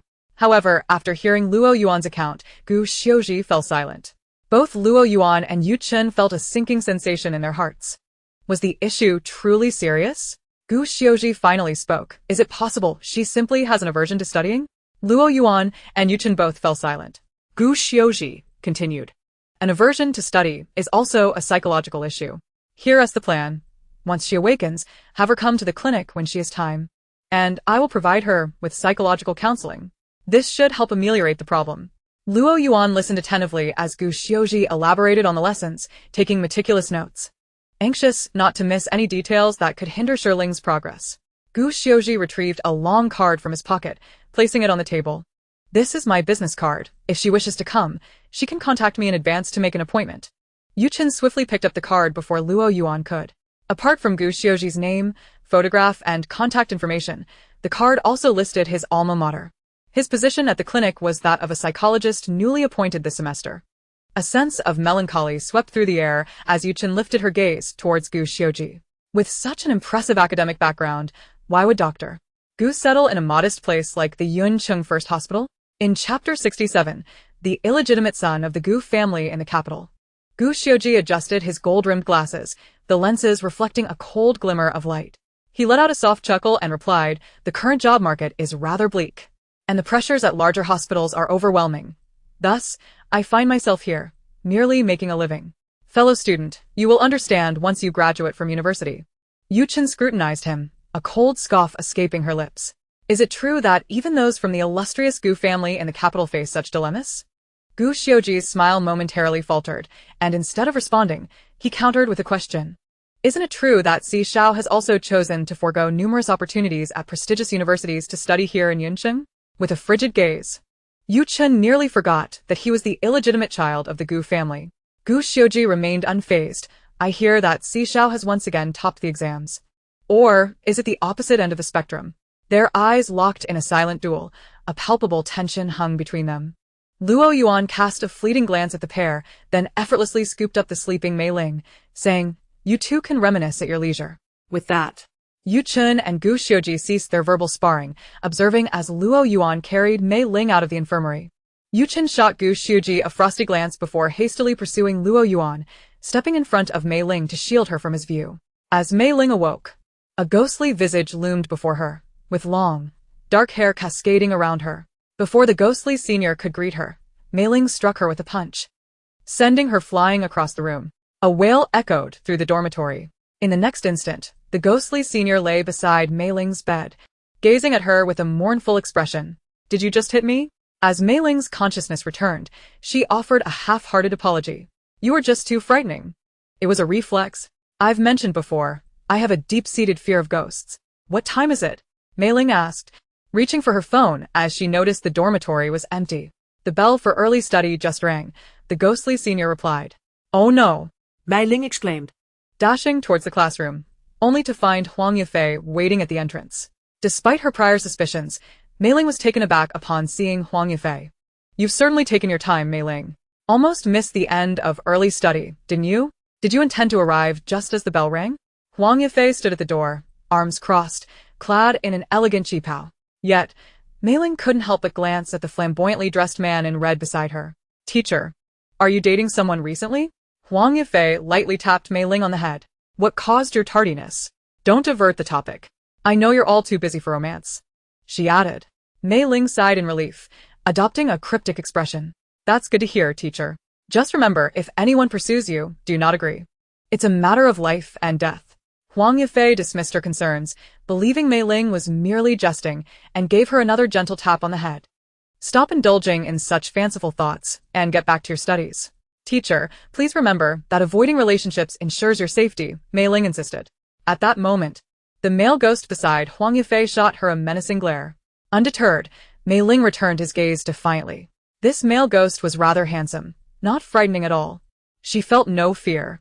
The male ghost seemed taken aback, astonished that Mei Ling could see him. "Mind your own business. She is the woman I have my eyes on. Humans and spirits are worlds apart. Don't be a toad wishing to eat swan meat," Mei Ling retorted. "True love is invincible. Love knows no origin, springs forth spontaneously. Allowing the living to die and the dead to live," he proclaimed, even breaking into a tune from the peony pavilion. At that moment, Mei Ling regretted allowing Luoyuan to send away the ghost of Fanjin. She should have made that fellow sing "If I Were Young and Accomplished." "I would not feel inferior to counter this flamboyant ghost. Do you not understand? If you don't leave, I will strike you down," Mei Ling warned, raising her fist. The male ghost mockingly pointed at his own face. "Come on, hit me. "Little weakling, you lack spiritual power. What can you do to me?" With a cold smile, Mei Ling swung her fist toward his strikingly beautiful face. The male ghost emitted a high-pitched wail. "Ing." In Chapter 68, "Do you know Dr. Guiyang? Please spare me." "Great one." The male ghost whimpered, lying on the ground, desperately waving a small white flag. "Keep your distance from my homeroom, teacher. Otherwise, I will strike you every time I see you." Although Huang Yifei often reprimanded her, Mei Ling understood that this was a sign of care. She could differentiate between those who treated her well and those who did not. After the male ghost limped away, Mei Ling felt a refreshing clarity in the air but sensed an unusual silence. Had early study ended? Turning around, she noticed the entire class had set down their books and were silently observing her. Silence reigned during today's early study session. Mei Ling attempted to explain. "I was fighting a ghost. Do you believe me?" Su Xingwan rolled her eyes. "Mei Ling, if you're insane, just return to the mental hospital and stop fooling us here." Mei Ling caught snippets of whispers. "So, Mei Ling is truly insane." Mei Ling shined. She could only look at Huang Yifei. "Teacher, I was genuinely fighting a ghost. That flamboyant ghost wouldn't leave you alone." Huang Yifei's expression remained impassive. "Was he handsome?" "Quite good-looking, reminiscent of a theatrical performer from the Republican era. But that's not the point. He is fixated on you," Mei Ling insisted. Huang Yifei regarded Mei Ling with a touch of sympathy, reaching out to feel her forehead. "You don't have a fever, so why are you spouting nonsense? Come with me to the infirmary. There's a highly qualified psychologist who has just joined." As Huang Yifei led Mei Ling away, she shouted, "I'm not crazy. I'm not crazy." How long has the patient been experiencing hallucinations? You say you can see ghosts? Always have, but especially more frequently of late. Has the patient undergone any family upheaval recently? My parents kicked me out after discovering I wasn't their biological child. Does that count? Have you sought treatment before? Who was your primary physician? I was hospitalized at the Yuncheng Psychiatric Hospital, and my attending physician was Gu Yang. Mei Ling was seated in a chair, her expression blank as she answered the inquiries posed by the psychologist Gu Xiuji. Gu Xiuji paused slightly in his note-taking, pointing to the name he had written. Gu Yang? Mei Ling nodded. Dr. Gu, do you know her? Gu Xiuji chuckled softly. She is an esteemed psychologist. Few in the field are unaware of her. Noticing that he too shared the surname Gu, Mei Ling felt a flicker of surprise, though it quickly faded as she realized that the surname was quite common. Beneath his gold-rimmed glasses, Gu Xiuji's eyes sparkled with warmth, his demeanor refined and voice gentle. Did she provide you with treatment? What medications did she prescribe? Mei Ling shook her head. She said I wasn't a schizophrenic lunatic. At most, I have a touch of intermittent delusional disorder. No medication, just psychological therapy. Gu Xiuji inquired softly. Is she still in Yuncheng? Mei Ling replied. She returned home. Gu Xiuji sighed. What a pity. It would have been nice to visit her if she were here. Did she mention anything else? Did she say when she would return to continue your treatment? His voice remained gentle, and his gaze, softened by the gold-rimmed glasses, held a hint of allure that compelled Mei Ling to respond to his questions. Thinking back, she recalled. She said she would return after handling some matters at home to perform deep hypnosis on me. Gu Xiuji nodded slightly, a flicker of something cold and sharp flashing in his gaze, yet he continued to regard Mei Ling with warmth. Do not worry too much. You have no significant issues. Simply relax, and do not push yourself too hard with your studies. In Chapter 69, Sister, your reach is too long. Feeling a sense of kinship, Mei Ling remarked. All the Gu family psychologists are so gentle and kind. Turning to Huang Yifei, she declared triumphantly, Teacher, did you hear that? I'm not insane. Dr. Gu, please keep an eye on her, Huang Yifei said, her expression complex as she gestured toward her head. Gu Xiuji chuckled lightly, standing up to stretch his limbs and removing his medical mask for a breath of fresh air. Mei Ling merely has some minor psychological issues. Regular visits to a psychologist should suffice. Shi Ling nodded slightly, and upon turning her head, she found herself momentarily entranced by Gu Xiujing's face after he removed his mask. Clad in a white lab coat, he possessed a slender and upright stature, with a gentle yet strikingly handsome appearance. His deep black eyes, accentuated by delicate golden-rimmed glasses, radiated as que la Liora. Shi Ling could not help but marvel inwardly at the enchanting beauty that seemed to abound in Yun City.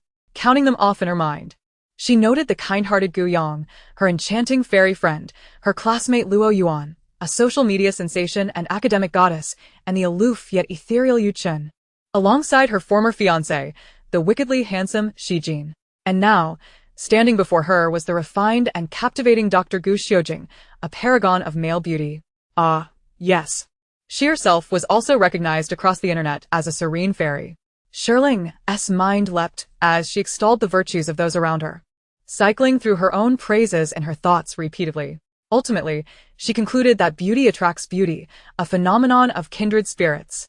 Noticing Shi Ling gazing at him with a foolish smile, Gu Xiujing chuckled softly, his voice still smooth and warm. Shi Ling, what are you pondering so deeply?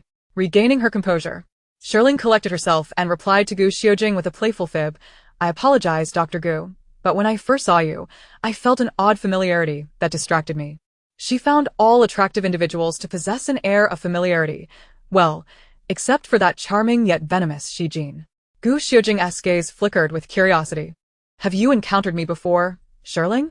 Shi Ling shook her head. I have not, but it feels as though I have seen you somewhere. Gu Xiujing smiled lightly. I understand. It's the mere exposure effect. After watching Shi Ling depart from the school infirmary, the warmth behind Gu Xiujing's golden-rimmed glasses faded, revealing a chilling sharpness once he removed them. His fingers grazed over the paper where he had just inscribed the name Gu Yang, his eyes growing increasingly frigid, as if surveying a corpse. Sister, if you dutifully fulfill your role as a psychologist, it would be acceptable for the elder to bequeath the Gu family to you.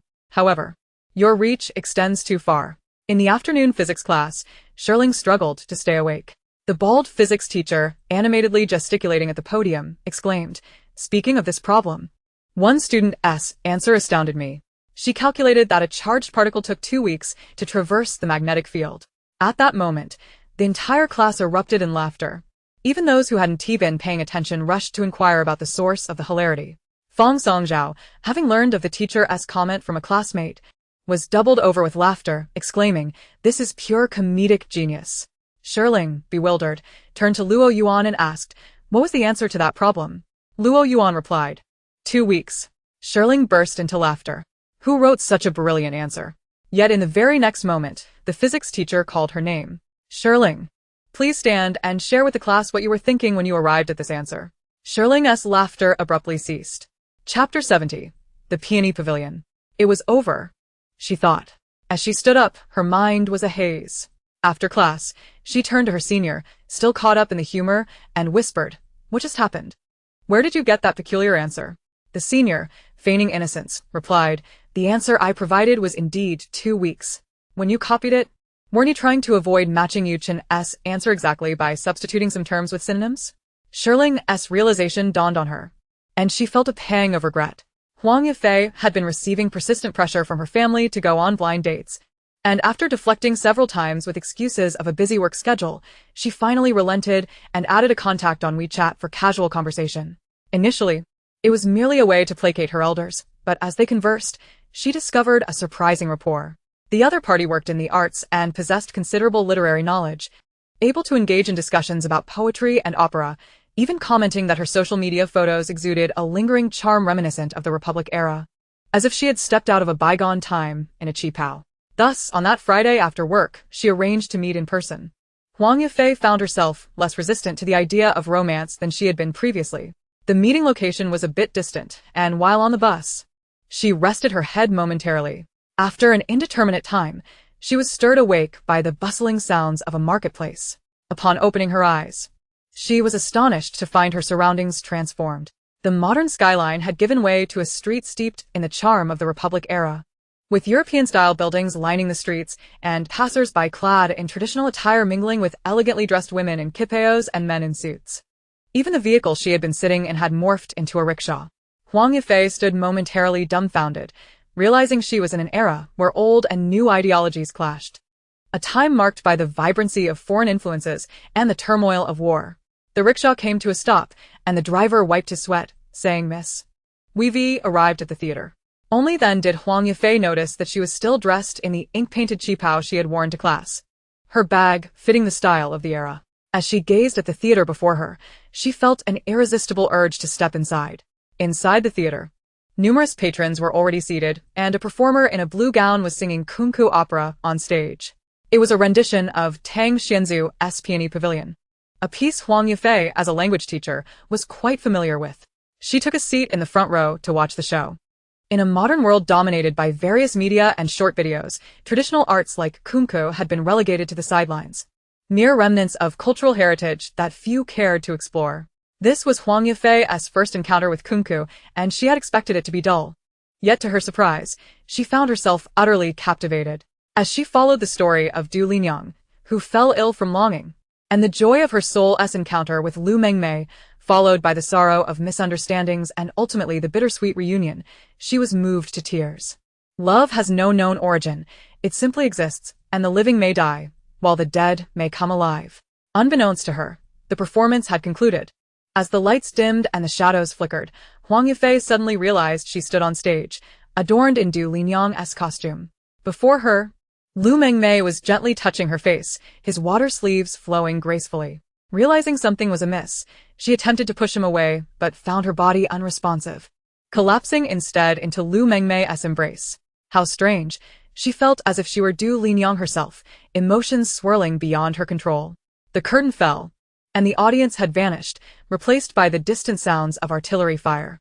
The once vibrant theater now lay in ruins, and the figure holding her had morphed into a skeleton. Alas, the bones by the uncertain river still yearn for the beloved from Spring's stream. Chapter 71. She emerged from the ruins. Huang Yifei felt an overwhelming sorrow enveloping her, a desire to perish alongside the skeletal remains. The dead cannot live, yet the living can die. Just as she reached for a soft sword on the ground, intending to take her own life amidst the chaos of explosions and opera, a voice, provoking an inexplicable ire, cut through the tumult. Teacher, please find your 3,000-word reflection. In an instant, Huang Yifei broke free from her profound grief, turning with clenched teeth. Shi Ling. However, the scene before her rendered her speechless. The theater had crumbled into ruins, with explosions echoing in the distance, flames leaping into the sky. Yet there, amidst the devastation, was Shi Ling, clad in a pristine white dress, emerging from the wreckage, untouched by dust, reminiscent of a flower that endures the ravages of time and remains eternally vibrant. As Shi Ling approached, the surrounding ruins and chaos seemed to shatter like glass. Overwhelmed, Huang Yifei pressed her temples, only to find that the ancient streets of the Republic had vanished like a mirage. She had unknowingly disembarked from the rickshaw and now stood in a wild, overgrown meadow. Shi Ling walked toward her, extending a hand. Teacher, come quickly. Huang Yifei, still in a daze, suddenly felt something drape over her shoulder. Instinctively, she turned. Don't look back. Shi Ling urged urgently. Hurry, come here. However, Huang Yifei turned back. The moment she did, she was petrified by the scene before her, her legs trembling uncontrollably. Behind her stood a humanoid skeleton, slightly taller than herself, with a pallid bony hand now resting upon her shoulder. At her feet lay a deep pit, within which the outlines of a coffin could be discerned. Aya. We had promised to share the same bed in life and the same grave in death. As the skeleton stirred, it creaked ominously, placing its hand against Huang Yifei's cheek, speaking with an overwhelming tenderness, just as I have promised. At the instant the skeletal hand brushed her skin, the figure before her seemed to transform, flesh and blood materializing into a striking man clad in a flowing red robe. Huang Yifei's eyes widened in terror, her entire being quaking in fear. This man bore an uncanny resemblance to the photo of her intended match. He embraced Huang Yifei, attempting to pull her towards the coffin in the pit. Yet, in the next moment, Shi Ling yanked Huang Yifei away with a fierce grip. If you wish to die, do so alone, she shouted, delivering a swift kick that sent the alluring ghost, along with the skeleton, plummeting into the abyss, followed by the sickening sound of bones breaking. Huang Yifei, shielded behind Shi Ling, was utterly bewildered, her gaze towards Shi Ling more horrified than it had been towards the skeletal apparition. Was this truly the frail, helpless student who had been carried to the school clinic? Shi Ling glanced into the pit, then swiftly grabbed a shovel from the ground, hastening to fill the hole with dirt. Observing Shi Ling's adept movements, Huang Yifei recalled a phrase she had once encountered online. Friends who frequently commit murder know that while killing is easy, disposing of the body is the true challenge. Once the pit was filled, Shi Ling tossed the shovel aside and stamped on the earth, ensuring it was packed tightly. Meeting Huang Yifei's incredulous stare, Shi Ling felt compelled to clarify, obsessive-compulsive disorder. This pit was visually unsettling. Upon hearing this, Huang Yifei's expression became even more peculiar. Just then, a pale, translucent hand emerged from the soil, grasping Shi Ling's ankle with an icy grip. Chapter 72. Witnessing the rising sun illuminate our land. Huang Yifei screamed in horror. Shi Ling. Be careful. He is coming out again. Shi Ling looked down, lifted her foot, and stomped down hard. Ah! The ghost howled, its hand retracting in a trembling retreat. Huang Yifei winced at the sound. Another hand crawled out from the opposite side, prompting Shi Ling to continue kicking it. Stomp, stomp, stomp. Ah! Two hands emerged simultaneously, and Shi Ling leapt to stomp them down, as if playing a game of whack-a-mole. The ghost's wails echoed across the surroundings. Huang Yifei couldn't help but shield her eyes, suddenly feeling a twinge of sympathy for the ghost in the pit. Finally, as the alluring ghost emerged, it collapsed on the ground, trembling hands spasming in distress. Looking utterly disheveled. Upon seeing Shi Ling approach, it raised its foot and cried out, "Please, spare me." Shi Ling replied, "I warned you not to harass my homeroom teacher." The ghost sobbed uncontrollably, having encountered various supernatural beings before, but nothing compared to the pain inflicted by Shi Ling's foot. "I am innocent. I pursued her through proper channels. Her parents approved, and she consented." Huang Yifei, ever the epitome of grace, could no longer restrain herself, exclaiming, "You're talking nonsense. Everything I told you during our online chats was true. The photo, my profession, age, hobbies, all genuine. I truly adore you." The ghost gazed at Huang Yifei with reddened eyes. She responded with a cold laugh. "Then why didn't you mention you were a ghost? Is it acceptable to deceive someone into marriage?" Shi Ling stomped on the back of its hand again. "Ah!" The ghost winced in agony, its face contorted. It lay there, whispering, "If I am guilty, let me roll into the 18th level of hell rather than face your foot." Shi Ling retorted, "What kind of foolish creature do you think you are? Just because someone conversed with you a few times, you assumed they were destined for you? You believed a mere meeting would lead to marriage? To drag her into death with you?" The ghost lamented, "But she was my wife." As Shi Ling glanced over, Huang Yufei fumed, "I am not. I never was. Do not speak such absurdities. You are a noble lady returned from studying abroad, and I am merely a renowned kunku performer. I once taught you to sing kunku, and you taught me to waltz. Later, your father, in a bid to appease a warlord, sought to sell you off as a concubine, while I was forced to sing for the invaders. With warlords in power and foreign foes invading, our paths have been severed.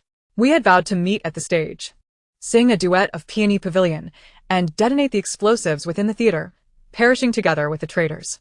We were born in turbulent times as insignificant as ants, not seeking to share a bed in life, but merely to rest in the same grave. You once spoke of how Mr. Democracy and Mr. Science could save our nation, and you promised that one day, when peace returned, we would stand atop the green mountains, witnessing the sun rise over our homeland. Were those words now meaningless?" The ghost, kneeling on the ground, gazed up at Huang Yufei with tear-filled eyes, youthful and enchanting, yet reflecting the weight of the world's sorrows. Shi Ling lifted her foot from the ghost's hand. "Do not tread on me," it whimpered. Surprisingly, Shi Ling did not crush it as before, but instead moved her foot aside. Chapter 73. In today's Flower Nation, one need not bow to anyone. Huang Yufei, who had been terrified and keeping her distance, unconsciously found herself standing behind Shi Ling, her expression now devoid of the initial dread. Shi Ling helped the ghost to its feet, instructing it to stand. The ghost flinched, fearing another kick. It had already developed PTSD, post-traumatic stress disorder. Shi Ling, adopting an uncharacteristically gentle demeanor, prompted, "Perhaps I should let you remain kneeling instead. Today in the Flower Nation, one need not bow to anyone." The ghost was taken aback. Huang Yufei, behind Shi Ling, passionately seized the moment to deliver an impromptu speech. "Indeed, today our great nation stands strong and peaceful, free from the ravages of war. We, the illustrious Huaxia, embody resilience in every stroke and dash." Having drifted for so long, the ghost, now named Lu Sheng, understood that the world had transformed drastically. Yet, having lived as a solitary spirit for so long, he felt disconnected from the living realm. But now, Shi Ling and Huang Yufei proclaimed that he need not bow to anyone simply because he was a citizen of the Flower Nation. In an instant, memories flooded back from the long-ago days when he sang kunku, ingratiating himself, a familiar act of kneeling. Living in turbulent times, he was but a minor character, lacking the ambition to save the nation or the strength to stem the tide. He knew nothing of national righteousness. He only remembered that he had once been pliable, ready to kneel at any moment, and now he felt a spine of his own. Unbeknownst to him, tears welled in his eyes. "What is your name?" Shi Ling inquired. The ghost, lost in thought, had almost forgotten his own name after so many years. "I am Lu Sheng." Shi Ling nodded and noted his name in a notebook. Lu Sheng's eyelids twitched anxiously as he regarded the notebook as if it were a death sentence, tremblingly asking, "Why do you ask?" Shi Ling replied, "To erect a monument for you." Lu Sheng's legs weakened with fear, nearly prompting him to kneel again. "I truly haven't done anything wrong. I only wish to be with my wife. I admit I was overly obsessed, but she has reincarnated and completely forgotten me. She's another person now. I swear I will never pursue her again." He sobbed, tears welling in his eyes. Shi Ling smirked. "You want a monument for your remains, yet you seem displeased?" Lu Sheng protested. "Is it merely to collect my remains and erect a monument, without killing me?" Shi Ling shot back. "Have you not already died?" "Yagyu.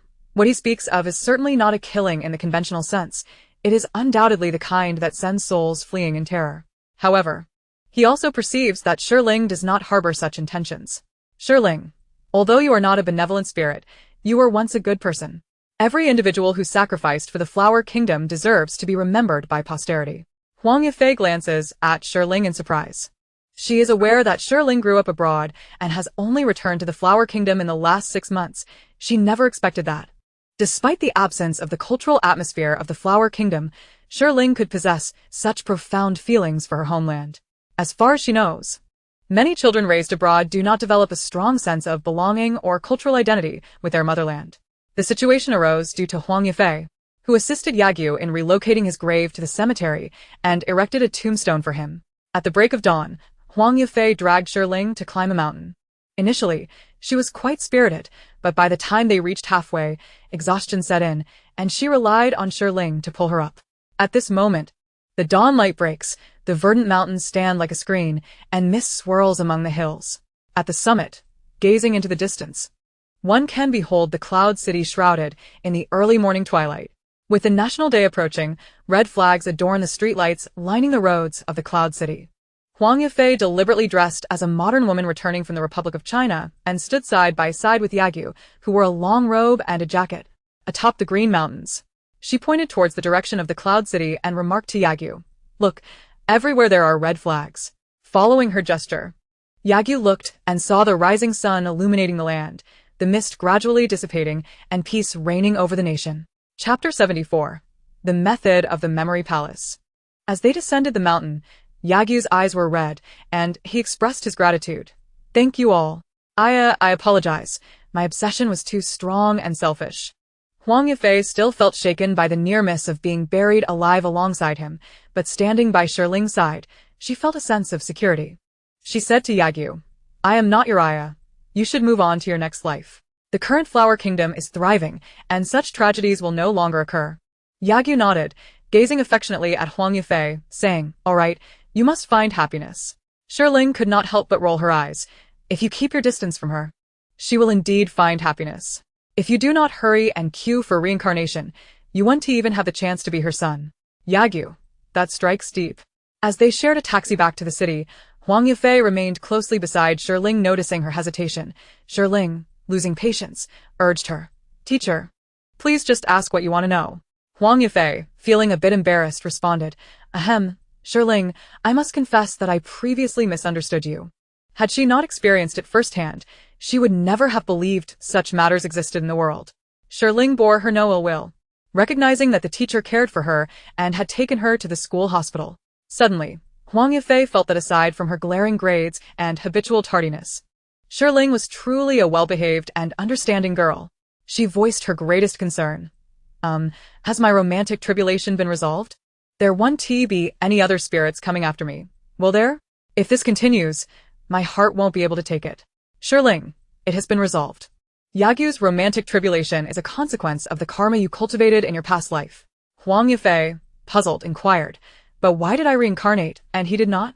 Shi Ling explained, "After you both perished in a tragic explosion, your family collected your remains, while his body was suppressed by a sorcerer from the Ko nation using witchcraft, preventing him from reincarnating and leaving him as a wandering spirit." Upon mentioning the Ko nation, Huang Yifei could not help but curse. Those despicable beings, truly perverse, seeking to exact revenge even in death. "Can he reincarnate now?" Shi Ling nodded. "I have lifted the spell for him." Curiously, Huang Yifei asked, "But you grew up abroad. How do you understand these matters?" If it were Luoyuan, raised in a Taoist temple, it would be understandable, but for Shi Ling to know seems rather strange.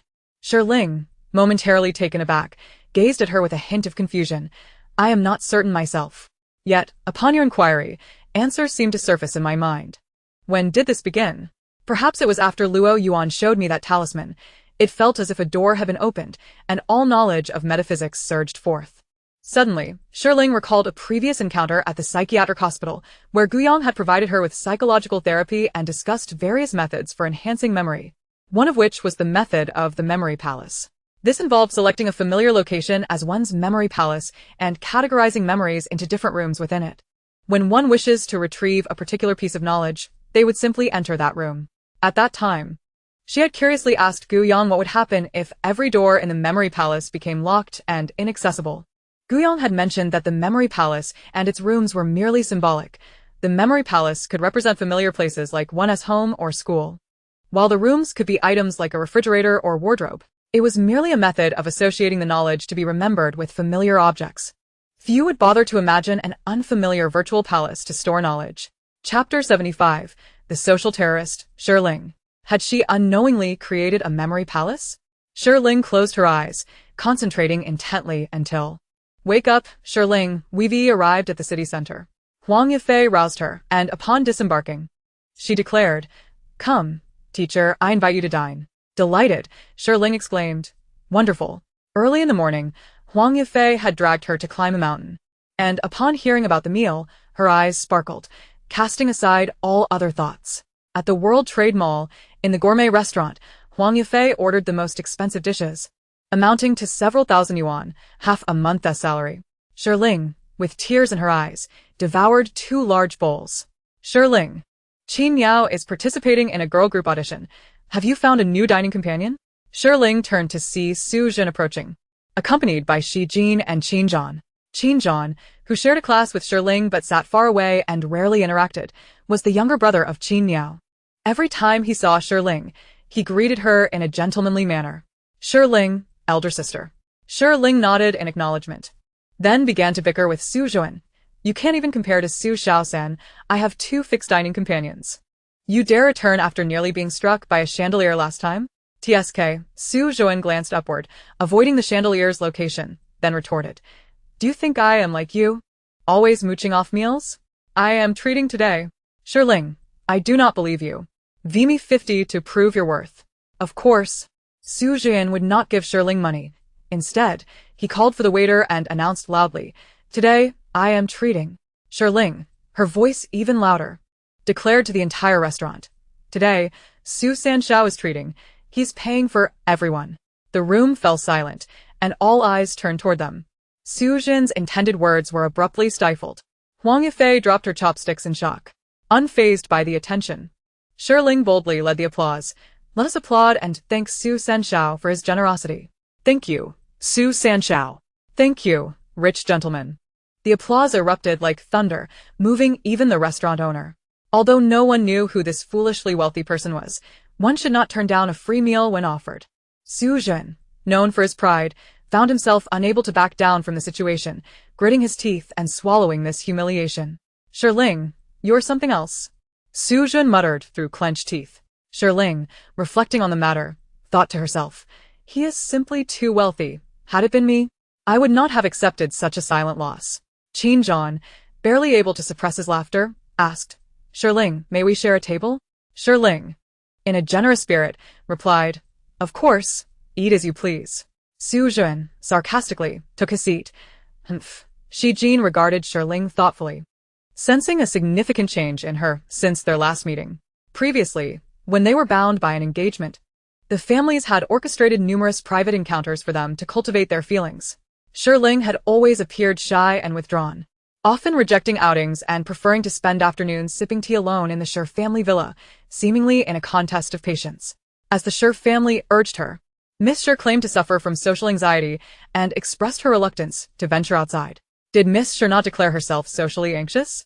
Shi Jin smiled as he observed her. Shi Ling noticed the silver-ringed snake coiled around his wrist flicking its tongue, and her eyelids twitched slightly, though she felt less fear than before.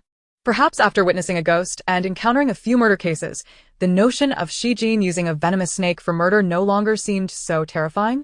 With wide, innocent eyes, she explained its social anxiety, you see.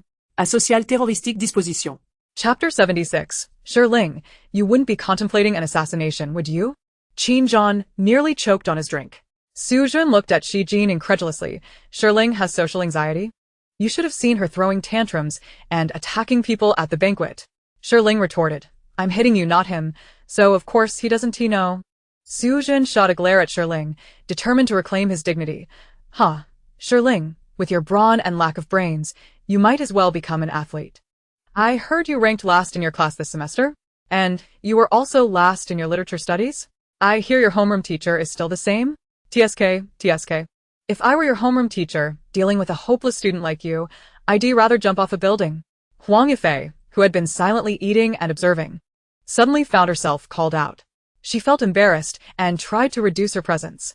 Yet Shi Ling, filled with righteous indignation, shot a glare at Su Jun, elbowed her, and said, Teacher, do a jump for him. Huang Yifei exclaimed, Wretched disciple. Su Jun was momentarily stunned, quickly turning to the woman in the qipao beside Shi Ling. What the hell, Huang Yifei? How could she be eating with Shi Ling? Very few graduates from Yizhong didn't know of Huang Yifei. She was known for her beauty and her penchant for wearing kipeos to class, as well as her notorious reputation as a strict homeroom teacher. Huang Yifei had once substituted for Su Zhuan's class, leaving a lasting impression. The freshly graduated Su Zhuan felt a pang of anxiety. Huang, teacher. Huang Yifei cast a glance at Shi Ling, set down her chopsticks, and directed a chilling smile at Su Zhuan. If I don't jump from here, wouldn't that be impolite? Susan hostility played. No. Qin Zhan gently interjected, Teacher Huang, Su Zhuan didn't mean it that way.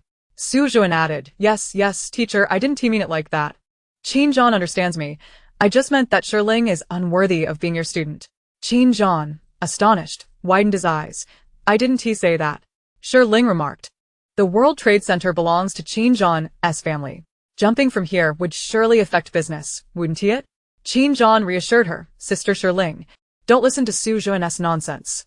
I didn't mean that. I don't think you're lacking. Shi Ling replied, I understand.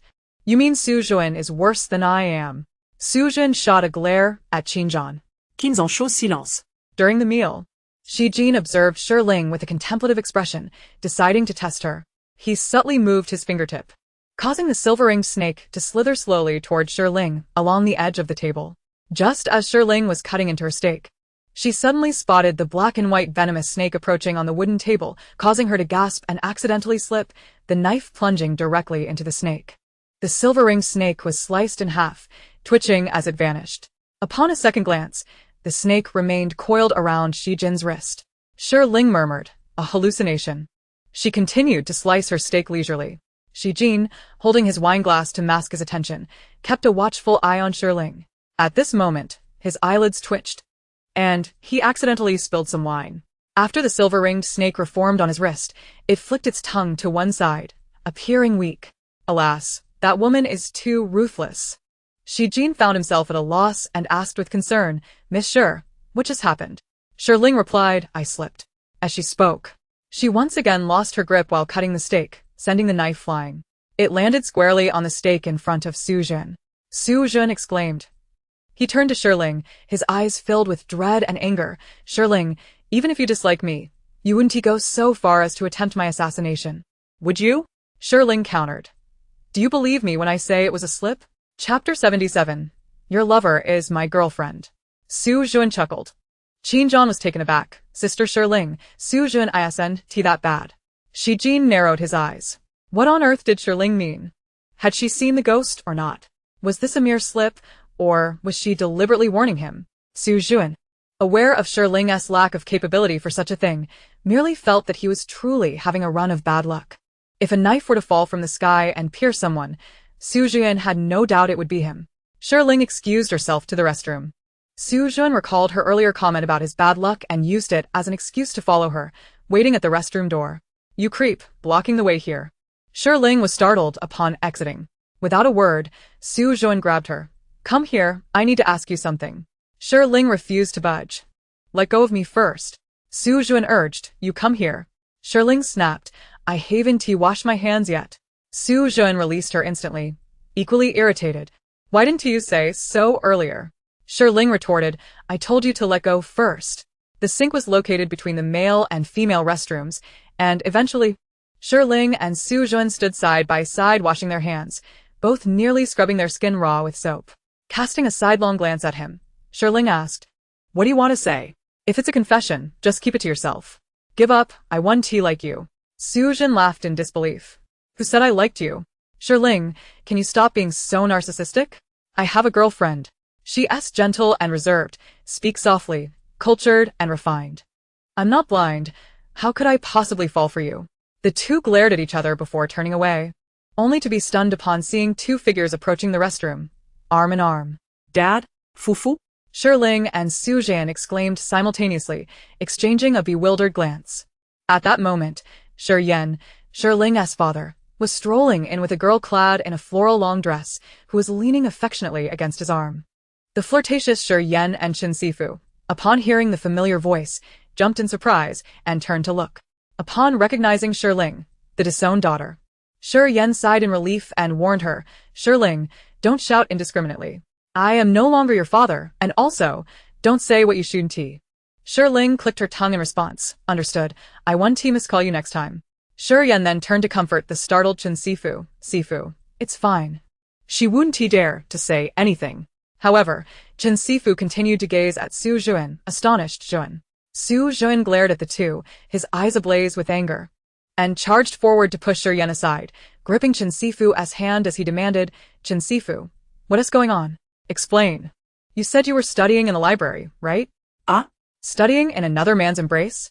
Chen Sifu looked at Su Juan in panic, her voice trembling as she stammered, Jin. It's not what you think.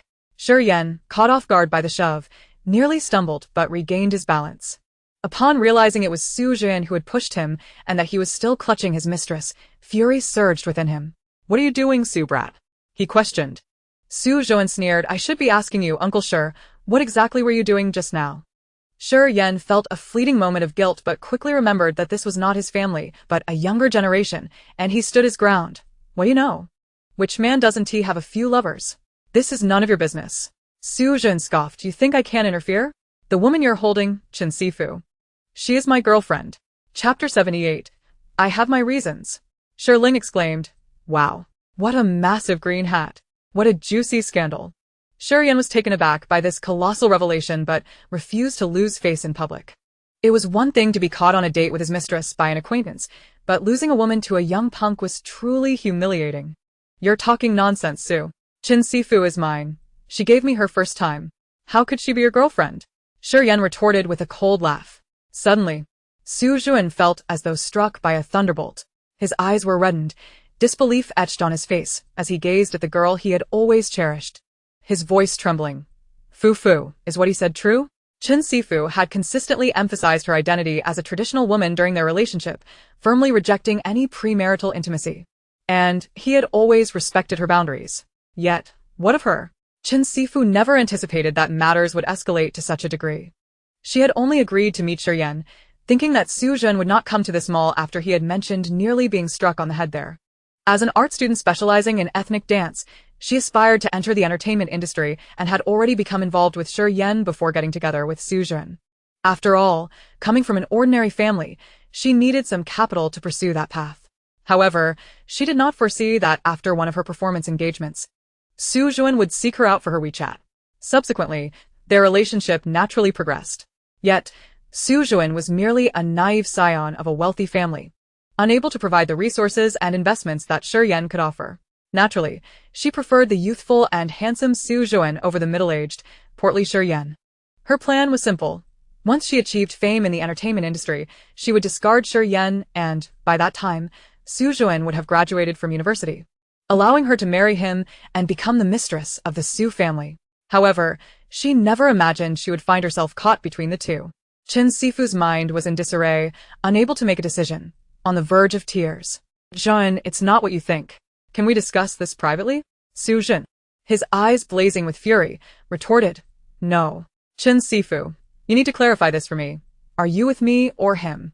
Tell me he didn't force you, did he? The crowd milling about in the mall had gathered, many recording the spectacle for social media, eager for gossip. Shi Ling, however, was not so malicious. She refrained from filming, as privacy violations were a matter of law. Instead, she bought some sunflower seeds and took a front-row seat to the drama, nearly ready to cheer for a brawl.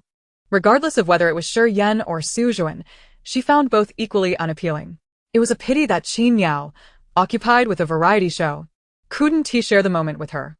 Chen Sifu, under the scrutiny of so many judgmental eyes, sobbed, her words vague and evasive. Shi Ling, noticing the cameras, dared not allow himself to be accused of coercion, promptly retorted, Su family's brat, don't speak nonsense. She willingly came to my bed. Everything she's wearing was bought by me. Chen Sifu, come here and stop embarrassing yourself. Shi Ling tugged at Chen Sifu, eager to escape the humiliation. After all, if this made the news, his own family would be thrown into chaos. Yet, Chen Sifu continued to gaze longingly at Su Juan, her eyes filled with an unspoken plea, her expression a mask of sorrowful justification. As Shi Ling and Chen Sifu departed, Su Juan stood frozen, fists clenched, his knuckles turning white with rage, bloodshot eyes brimming with tears. The onlookers gradually dispersed, returning to their own conversations, while a few young souls approached to offer him hollow words of comfort, none of which he registered. Chen Sifu claimed it wasn't as he perceived, but he had witnessed it all with his own eyes. How could she fabricate such a scene? As a young heir of a wealthy family, he was no stranger to women who sought to attach themselves to affluent men. However, he had never associated Chen Sifu with such a cohort. Ironically, he had just told Shi Ling that he was no fool to fall for her, only to turn around and confirm his own blindness. It wasn't until the crowd had dispersed that Su Juan, overwhelmed, clawed at his hair and stomped his feet in a primal scream of anguish. Shi Ling, startled, dropped her sunflower seeds, baffled by his outburst. "What are you doing? The crowd has left," she exclaimed. Su Juan glared at her like a wild beast. "What do you know?" "I wouldn't understand, having never been betrayed," Shi Ling replied. The flames of Su Juan's anger flared anew. "Oh, you haven't been betrayed? Yet on your engagement day, your identity and betrothal were usurped by another." Shi Ling, casually cracking sunflower seeds, shrugged nonchalantly. "True, you merely lost your girlfriend, while I was cast out of my home. Am I insane?" Su Juan was momentarily taken aback. "Are you trying to comfort me?" Despite her mockery, did she truly consider him a friend? "No, I'm merely ridiculing you. Pathetic, lacking even this modicum of emotional resilience," she replied.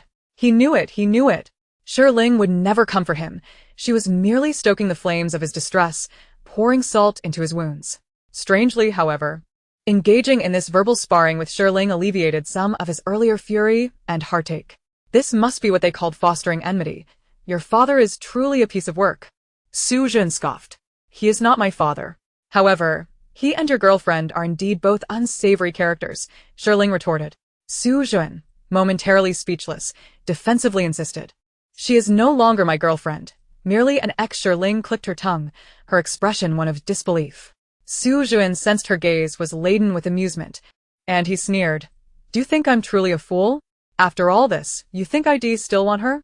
Not a fool, but rather a two-faced turtle. A boiling lamb, a little black tiger," she quipped. Su Juan's expression darkened completely. Being a savvy internet user, he was well aware of the implications behind those terms. He wanted to retort, yet he was painfully aware that he had been emotionally manipulated by Chen Sifu, cast aside as a mere backup, oblivious to it all. He was nothing short of a colossal fool. Upon returning to the tasty pavilion, Su Juan ordered several bottles of strong liquor and drowned his sorrows in silence. Shi Jin, Qin Zhan, and Huang Yifei exchanged puzzled glances at Su Juan, then turned to Shi Ling. Silence reigned, but curiosity simmered beneath the surface. Shi Ling, having munched on too many sunflower seeds, busied herself with water. Huang Yifei nudged her arm, casting a glance at Su Juan. "What happened?" Shi Ling, under the impression she whispered, replied, "He suffered a heartbreak." Shi Jin and Qin Zhan gasped. Qin Zhan, observing Shi Ling and then Su Juan's despondent figure, suddenly comprehended. So, Su Juan had harbored feelings for Shi Ling, and their usual banter was merely a facade of affection. But, having been rejected, he was now drowning his sorrows in alcohol. Qin Zhan patted Su Juan on the shoulder, offering consolation. "Don't be too disheartened, brother Zhan. As long as you strive for it, there is still hope. You simply faced a setback in confessing." He recalled the gossip he had overheard earlier. "You wouldn't believe it. I just heard someone say they caught their girlfriend being a mistress to a middle-aged tycoon." Shi Ling, sipping her juice, suddenly choked at Qin Zhan's words, coughing violently. She watched as Su Juan's drinking abruptly halted, her amusement bubbling over. "Ha ha ha. Qin Miao's little brother truly knows how to console." Su Juan's face turned a deeper shade of green than his hair, glaring daggers at Qin Zhan and Shi Ling.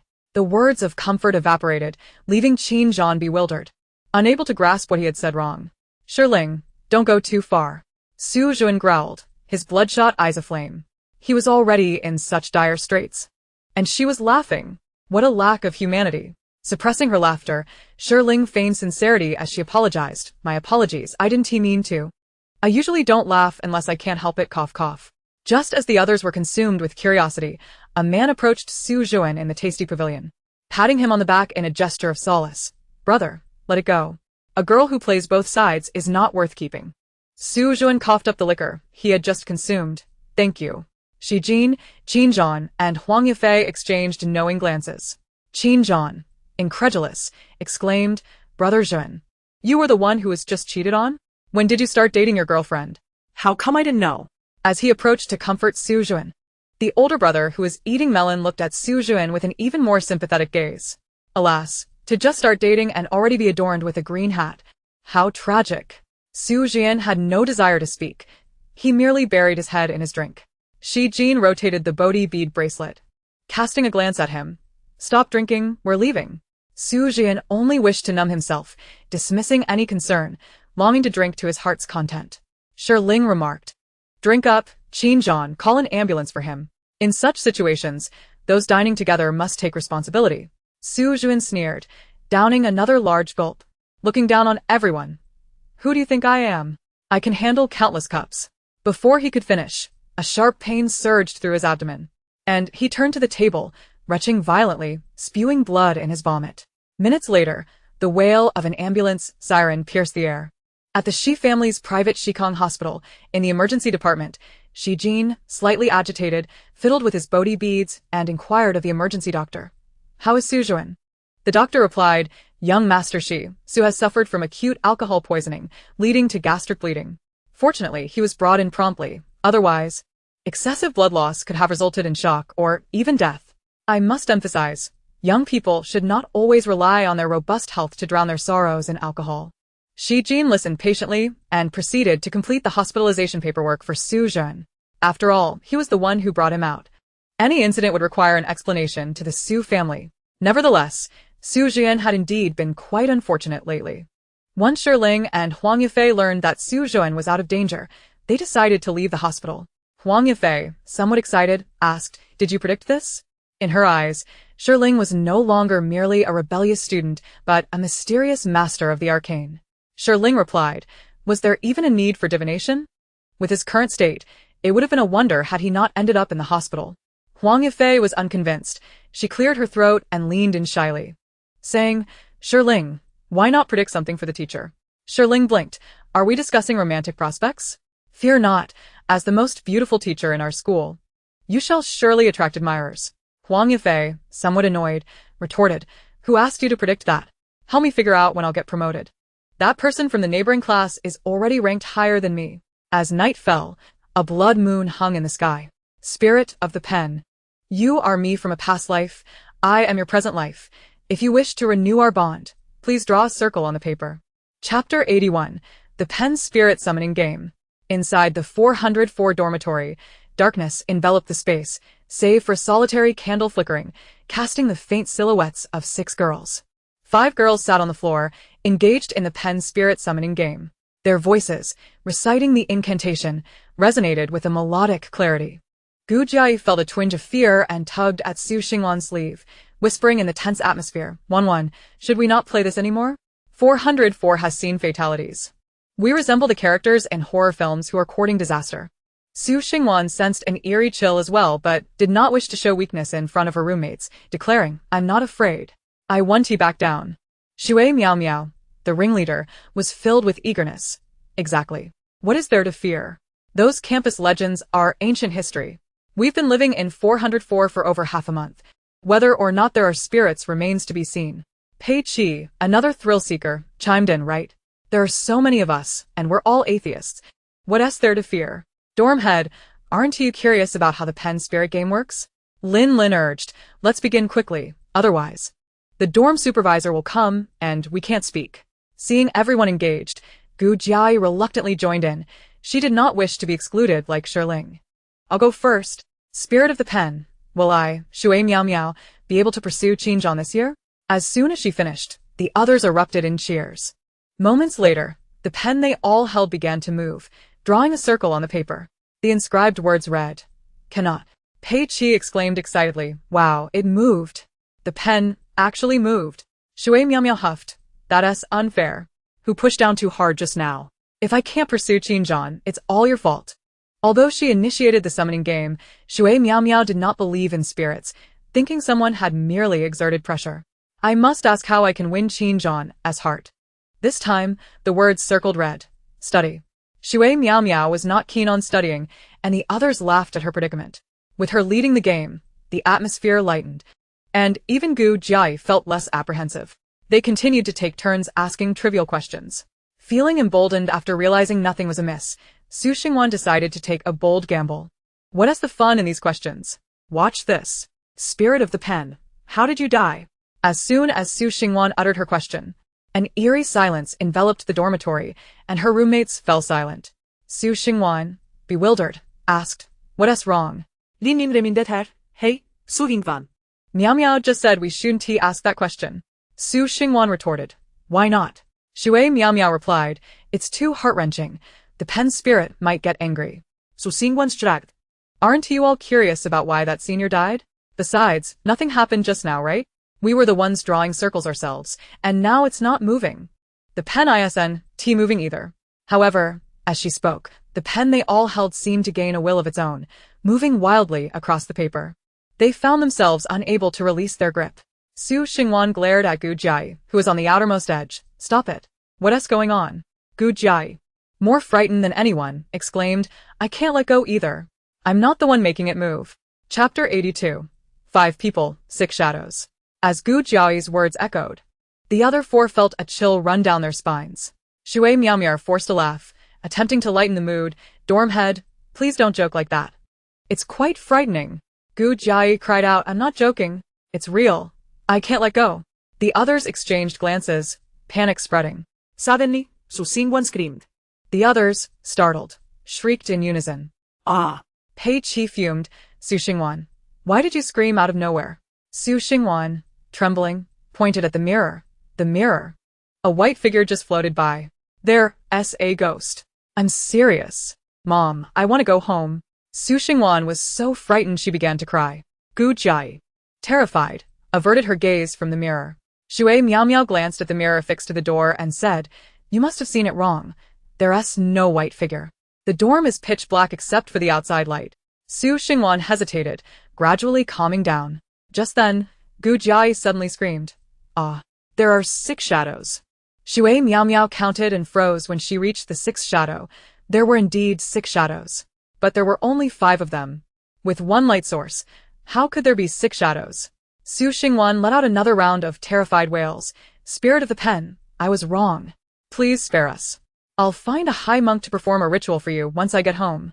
At that moment, the pen they were gripping stopped moving, and their hands quickly withdrew. Su Xingwan's heart skipped a beat. Could it be that the pen's spirit had manifested? Pei Qi, with keen eyes, noticed something written on the paper. The 5 girls turned their gazes toward the paper they had used for the summoning game and discovered that while they had been forced to scribble, a line of text had appeared. Repetitive, isolated roommates, parents divorced and abandoned, committed suicide. Connecting it to Su Xingwan's earlier question, Pei Qi felt a jolt of realization. Could this be the reason behind that senior's death? Lin interjected, "Wait a moment, this sounds oddly familiar." The others echoed in unison, "Shi Ling." In an instant, a myriad of complex emotions stirred within the hearts of the crowd. At that moment, the candle flickering among them was suddenly extinguished. Darkness engulfed the dormitory, rendering it pitch black. In the obscurity, several female voices erupted in shrill screams. "How'd the candle go out? Who blew it out?" Su Xingwan's voice cracked in panic. Shui Miao Miao, sensing the gravity of the situation, became even more terrified. It wasn't anyone who blew it out. It extinguished on its own. Su Xingwan cried out, "Quick, turn on the lights." Lin's voice trembled as she responded, "I found the switch. But it won't turn on no matter how I press it." How could this be? Did the senior intend to leave us in this predicament? It suddenly dawned on Gu Jiai that the situation was eerily reminiscent of what had happened with Shi Ling. They had isolated her. And perhaps the senior would seek vengeance just as she had been wronged by those who once shunned her. "Amitba," Shui Miao Miao lamented, "I barely know Shi Ling. I never isolated her." Pei Qi interjected, "I actually like her. I didn't isolate her at all." Lin added, "We just didn't invite her to play games. She was never familiar with us to begin with." Gu Jiai turned to Su Xingwan. Su Xingwan protested. "Feeling wronged, I merely disliked her and opposed her. She wasn't bullied." Lin, "Why are you holding me?" Suddenly, someone clasped her from behind, and Su Xingwan assumed it was her closest friend, Lin. However, Lin's trembling voice pierced through the darkness. "Xingwan, I'm by the door. I'm not holding you." Chapter 83. Are you Shi Ling? Terrified, Su Xingwan struggled fiercely, breaking free from the grasp behind her, and sought out the others. "Who grabbed my hand?" Gu Jiai quavered. "It's me." "Don't be afraid," Su Xingwan reassured her. Gu Jiai, trembling, asked, "What about the other side?" The air fell into a sudden, oppressive silence. only to be shattered by a cacophony of screams and the sounds of frantic movements colliding with objects. Lin, why aren't you opening the door? Even the fearless Pei Qi felt a wave of dread. Lin continued to twist the doorknob, but the door remained stubbornly shut. Her anxiety mounting as cold sweat trickled down her brow. I'm trying to open it. It won't budge. The enveloping darkness magnified their terror. Phone, Xingwan. You're on the bottom bunk. Find your phone for light. Gu Jiayi urged, nudging the hand she had been holding. In their quest for thrill, they had left their phones behind, opting to place them on their beds, with only Shi Ling and Su Xingwan occupying the lower bunks. It was inconvenient for the upper bunk to access their phones, which was why Gu Jiayi urged Su Xingwan. Yet, Su Xingwan's voice echoed from the opposite end. I'm looking for it, but I can't find it. Gu Jiayi froze in shock. Then whose hand was she holding? Panicking, Gu Jiayi flailed her arm. We can't find the phone, and the lamp won't turn on.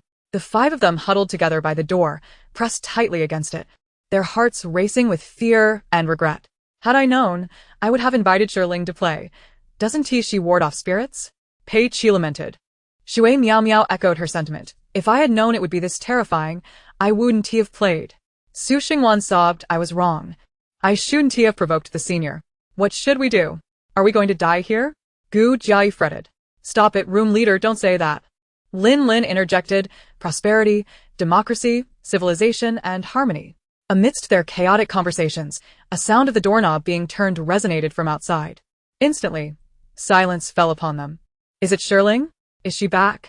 Pei Qi exclaimed excitedly. Shui Miao Miao hesitated, but doesn't Shi Ling stay off campus on weekends? Today isn't even Sunday evening. Pei Qi paused, then forced a smile. Let us be optimistic. Could it be someone else looking for us? Gu Jiayi whispered, voicing what everyone feared.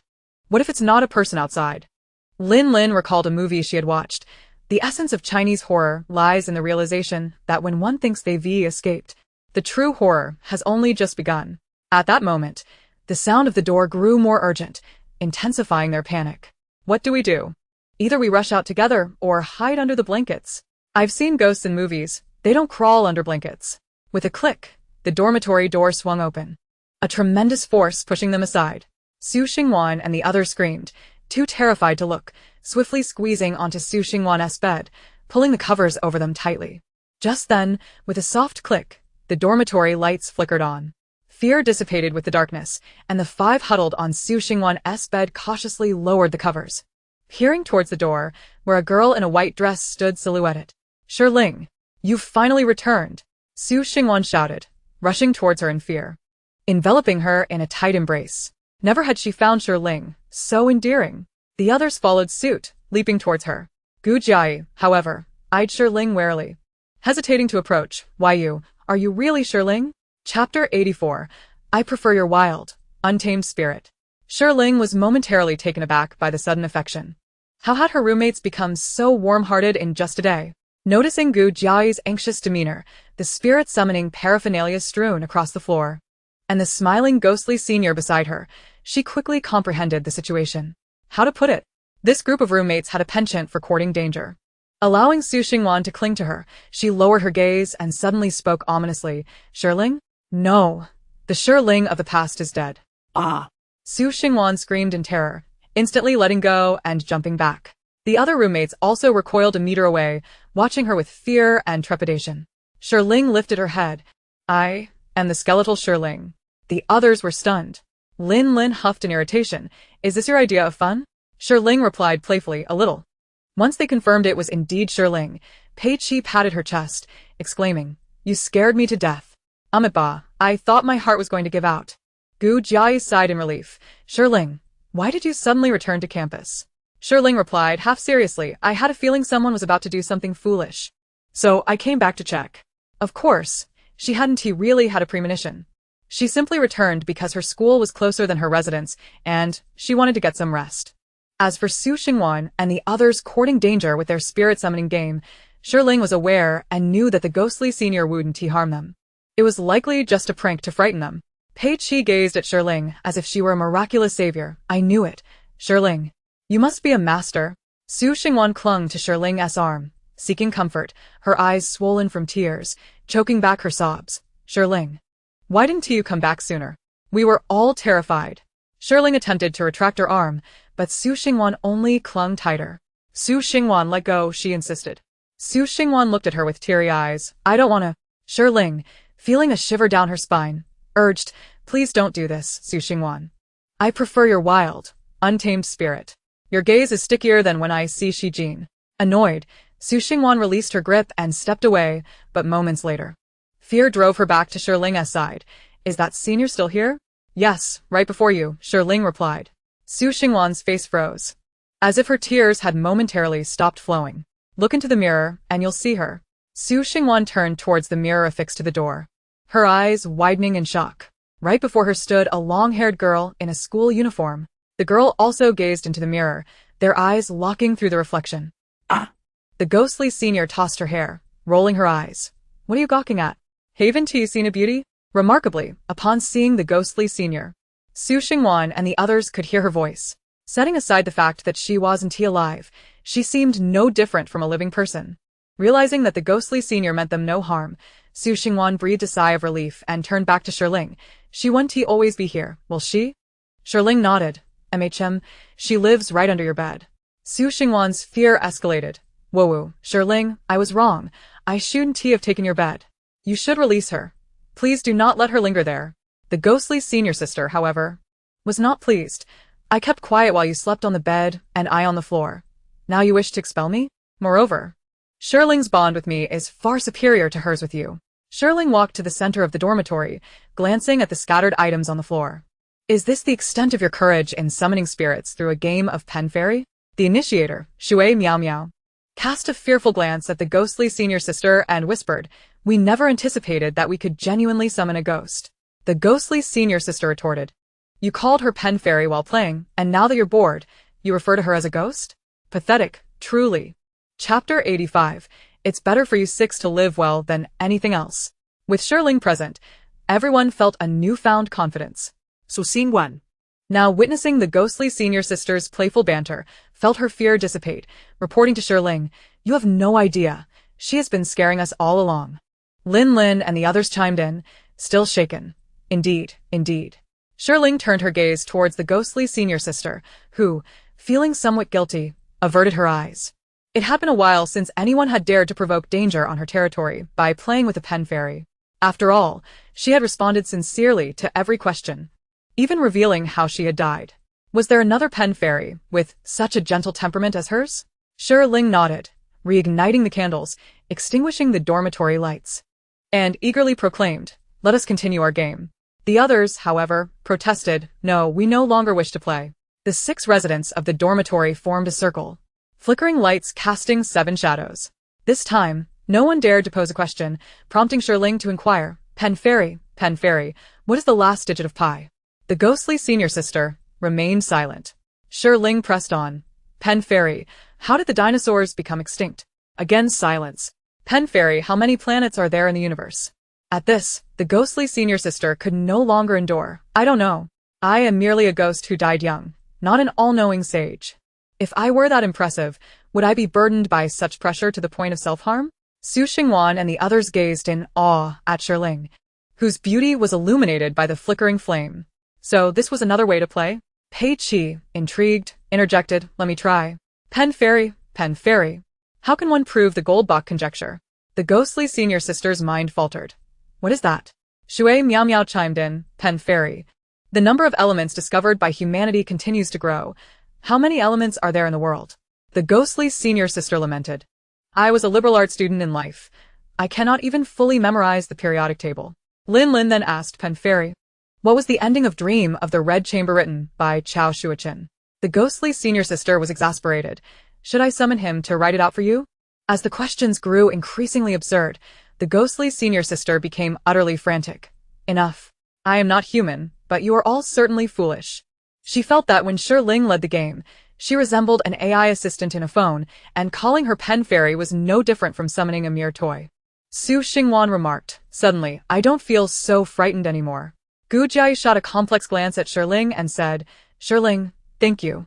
Observing the harmonious camaraderie among the dormitory residents, the ghostly senior sister clutched her heart, realizing she was merely a part of their playful antics. Well, As long as you six live well, that is better than anything else.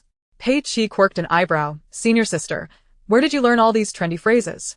The ghostly senior sister replied, I often glance at your phones when you're using them in the dorm. At this revelation, everyone except Shi Ling turned pale. Did that mean they had no privacy? Shi Ling, perhaps we should hasten to release her? Shui Miao Miao suggested. Su Xingwan and the others nodded in agreement, their gazes at the ghostly senior sister implying, you know too much. The ghostly senior sister shot Shui Miao Miao a glance. What are you afraid of? Is it merely that you enjoy looking at handsome men and their abdominal photos? I do too. Faced with the astonished stares of the others, Shui Miao Miao exclaimed, Aw. The ghostly senior sister then turned her attention to Pei Chi. I could be released, but only after you finish your current story. Pei Chi's pupils dilated in shock. Chapter 86, Mu Qin. Do you see that man stealing women? ISNT your husband? On a clear autumn day, the hibiscus bloomed abundantly. Each flower as large as a bowl, nestled among the verdant leaves, radiantly pink. In the pavilion of the Shi family's back garden, Mu Qin had gathered several ladies for afternoon tea. Mu Qin, is Shi Ling truly abandoned? I thought once your anger subsided, you would bring her back. Considering you have raised her for so many years, I certainly could not bear to part with her, remarked Madame Tang. Mu Qin sighed. I too cannot bear to part with her, but when I think of her parents, who abandoned you on her in a trash bin to allow her to enjoy a life of comfort with us, my heart aches. I pity her. Who pities my Yuaner? Mu Qin's sentiment garnered sympathy from the other ladies. Madam Shi, your perspective is quite profound. Some families would likely find it shameful for their biological daughter to grow up in the countryside and would only care for the adopted daughter nearby. Furthermore, you have a keen eye for talent. I heard Luoyuan's grades are exceptional, ranking first in her class. Mu Qin relished the praise. It was merely a small exam. Indeed, it must be because she is your biological daughter. Unlike Shi Ling, who either performs poorly or has a mental disorder, she only brings embarrassment, laughed Madame Qian. The others chimed in with agreement. However, at that moment, Madame Qian changed her tone, but it is strange. Shi Ling is your family's carefully nurtured child, sent to a prestigious high school abroad, yet she is outperformed by Luoyuan, who grew up in the countryside and has not been schooled by you. What a reflection on the Shi family's education. Mu Qin's smile faltered slightly, her grip on the teacup tightening as she replied, Madame Qian, as you said, Luoyuan is my biological daughter. Some things are indeed determined by genetics. Just like that young master your husband brought back from outside, he exhibits a remarkable talent for business, effortlessly solving problems your son cannot. Madame Qian's smile faltered as well. The illegitimate son her husband had brought back had eclipsed her biological son, becoming a praised business prodigy, nearly rivaling Shi Jin. Mu Qin's words were clearly a slight against her, suggesting that genetics could surpass even those brought in from outside. The other ladies sipped their tea, allowing the two to spar verbally before attempting to ease the tension. Madame Tang smiled. Is it any wonder they say you're fortunate, Mu Qin? Your biological daughter is so capable, and your husband is so devoted. I hear that Mr. Shi's office doesn't even have a female secretary, let alone any scandalous affairs. Every affluent family harbors some unsavory secrets. Many are commercial marriages, with couples leading separate lives and numerous scandals of illegitimate children. However, Shi Yan has always cherished Mu Qin, which is a point of pride for her among her plastic sisters. This is also what Madame Qian despised most about Mu Qin. Listening to the others envy Mu Qin's good fortune in having such a devoted husband, Madame Qian rolled her eyes and scrolled through her phone until she suddenly caught sight of a trending topic, her surprise evident. She chuckled and handed her phone to Mu Qin. Mu Qin, take a look. Isn't this your devoted husband in the video? I just saw it trending. Two men are fighting over a woman in the mall. Having been in high spirits, Mu Qin suddenly gripped her phone tightly, staring intently at the middle-aged man in the video hugging a young woman. Isn't that Shi Yan? The other ladies, drawn like cats to a scent, gathered around to see. Indeed, that is Chairman Shi. And isn't that the third young master of the Su family? That girl is his girlfriend. This woman has some ability. She's entangled with Chairman Shi, while still keeping the third young master of the Su family hanging. The glances directed at Mu Qin were laced with a sense of schadenfreude, as if they were attempting to comfort her as she had once consoled them. Chapter 87. Are you cosplaying Kayako? Mrs. Shi, it's nothing. Chairman Shi is merely playing around. He certainly wouldn't create any illegitimate children. Once he tires of it, he'll return home. A man's infidelity is either 0 or countless times. Since it has happened once, one simply becomes accustomed to it. Muchin. Look at me. I've grown accustomed to it. Mu Qin could not adapt.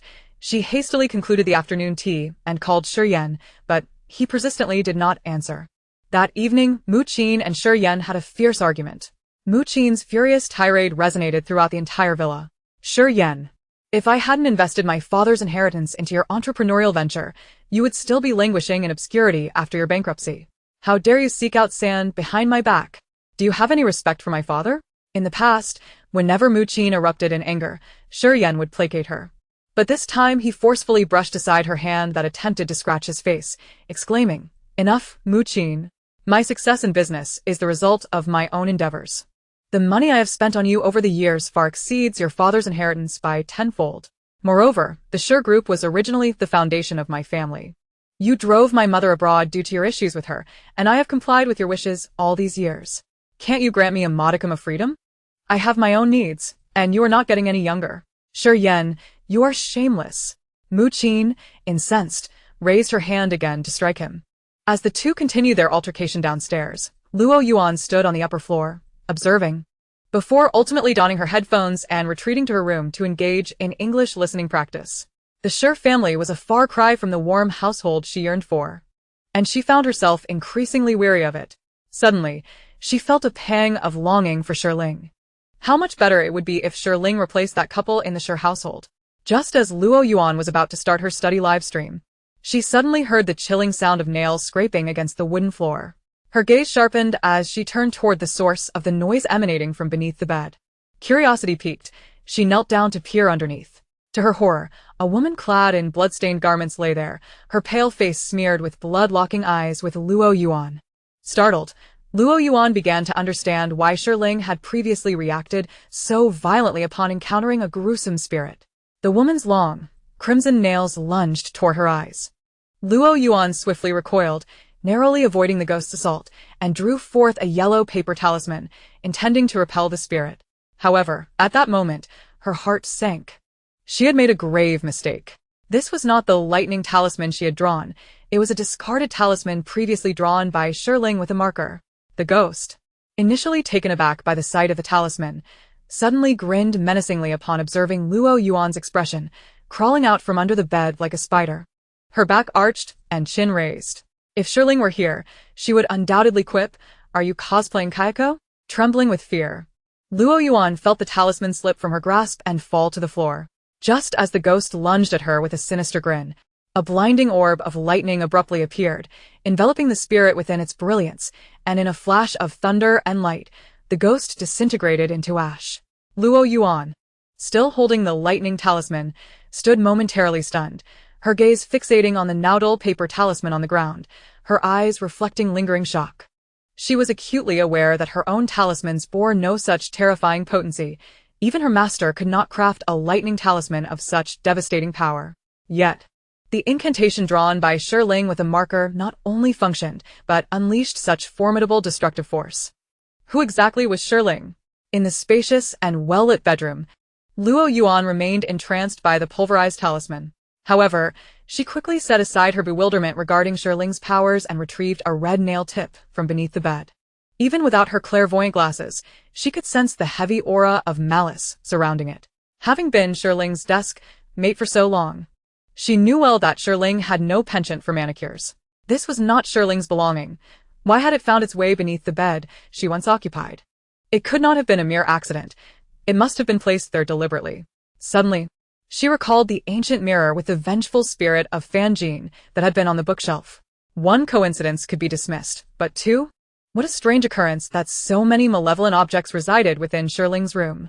As Luoyuan surveyed the bright and spacious bedroom, a sense of impending danger washed over her, compelling her to grip the pale pink Bodhi bead bracelet tightly. Had she not worn the protective bracelet gifted by Shi Ling, she might have fallen prey to some malevolent entity in her sleep. Yet, even so, numerous evil spirits continued to conspire against her. Was someone targeting Shi Ling? Or was it her they intended to harm?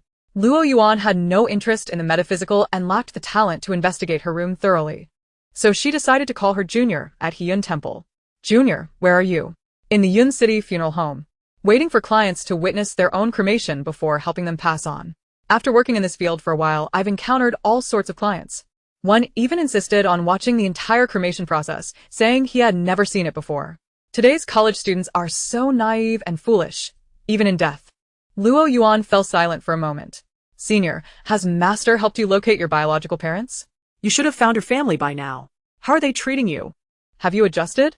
Luoyuan remained quiet again. Her junior, sensing her silence, surmised that things were not going well for Luoyuan at home and grew irritated. Are they treating you poorly? Do they favor that fake daughter? Or has that false heiress employed some underhanded tactics to compete for your parents' affection? Though her junior was busy at the funeral home, she had heard snippets about Luoyuan seeking her biological family and the ensuing drama involving the true and false heiresses. Luoyuan felt a sense of helplessness. No, let's not discuss the Shi family. I've encountered some issues. If you're in Yun City, could you find time to visit my house? She recounted the events that transpired in her room. Her junior grew increasingly furious. What a vile scheme. Could it be that the fake heiress, before being driven away, deliberately set traps in your room to harm you? Does she think that by eliminating you, she can reclaim her status as the beloved heiress? Luoyuan thought of Shi Ling and shook her head. It can't be her. You don't know her. Once you meet her, you'll understand. She's not that kind of person. Her junior huffed. You can never truly know someone's heart.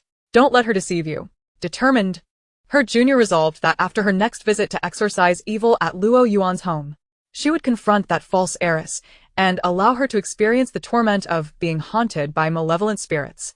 Shi Ling, stop. Just as Shi Ling hesitated for a moment, the bell for morning study rang. Huang Yifei, clad in a new qipao, approached her. You're late for class again? Come to the office later to recite Pipa Xing. Shi Ling donned a mask of anguish, recalling how she had clung to the ghost earlier, only to return to school and be sent off to recite poetry. Teacher Huang, you are so fickle. In the classroom, Shi Ling noticed Luoyuan appeared unwell. She nudged her. Luoyuan, what is wrong? Luoyuan, lost in thought, looked up and managed to smile. It's nothing. Is it about Shi Yan taking his lover out shopping? Did your parents argue? Shi Ling was all too familiar with Mu Qin's controlling nature. Such matters would undoubtedly lead to chaos. Just as Luoyuan was about to dismiss it, she caught the glimmer of curiosity in Shi Ling's sparkling eyes. And her voice faltered. Reluctantly, she recounted the scene that had unfolded. Shi Ling listened with rapt attention, expressing regret at not being able to witness the drama firsthand. From now on, Mrs. Mu won't have much time to meddle in your affairs. She'll be too busy with her own scandal. Luoyuan pondered. Perhaps this could be a blessing in disguise? Tentatively, she broached the subject of the talismans. Shi Ling, do you realize that the lightning talisman you casually drew on the back of my talisman can summon ball lightning and obliterate vengeful spirits? Shi Ling's expression turned puzzled. Isn't that what happens when one gets struck by lightning? Luoyuan exclaimed. What kind of monster is Shi Ling, exactly? During the break, Shi Ling went to Huang Yifei's office to recite her lines. Thanks to the assistance of her ghostly senior, she managed to memorize Pipa Xing line by line. However, Huang Yifei was not so easily deceived. With a skeptical gaze, she turned her attention to one side, questioning, why do you keep looking over there? Surely, no ghost is assisting you in cheating? The ghostly senior was taken aback. How did she know? Shi Ling maintained her composure, replying, Teacher, do not be overly suspicious. As an educator, one must possess a certain awareness. There are no ghosts in this world. Huang Yifei let out a scoff, closing her book. Even if there were, they wouldn't be able to see the content of the book.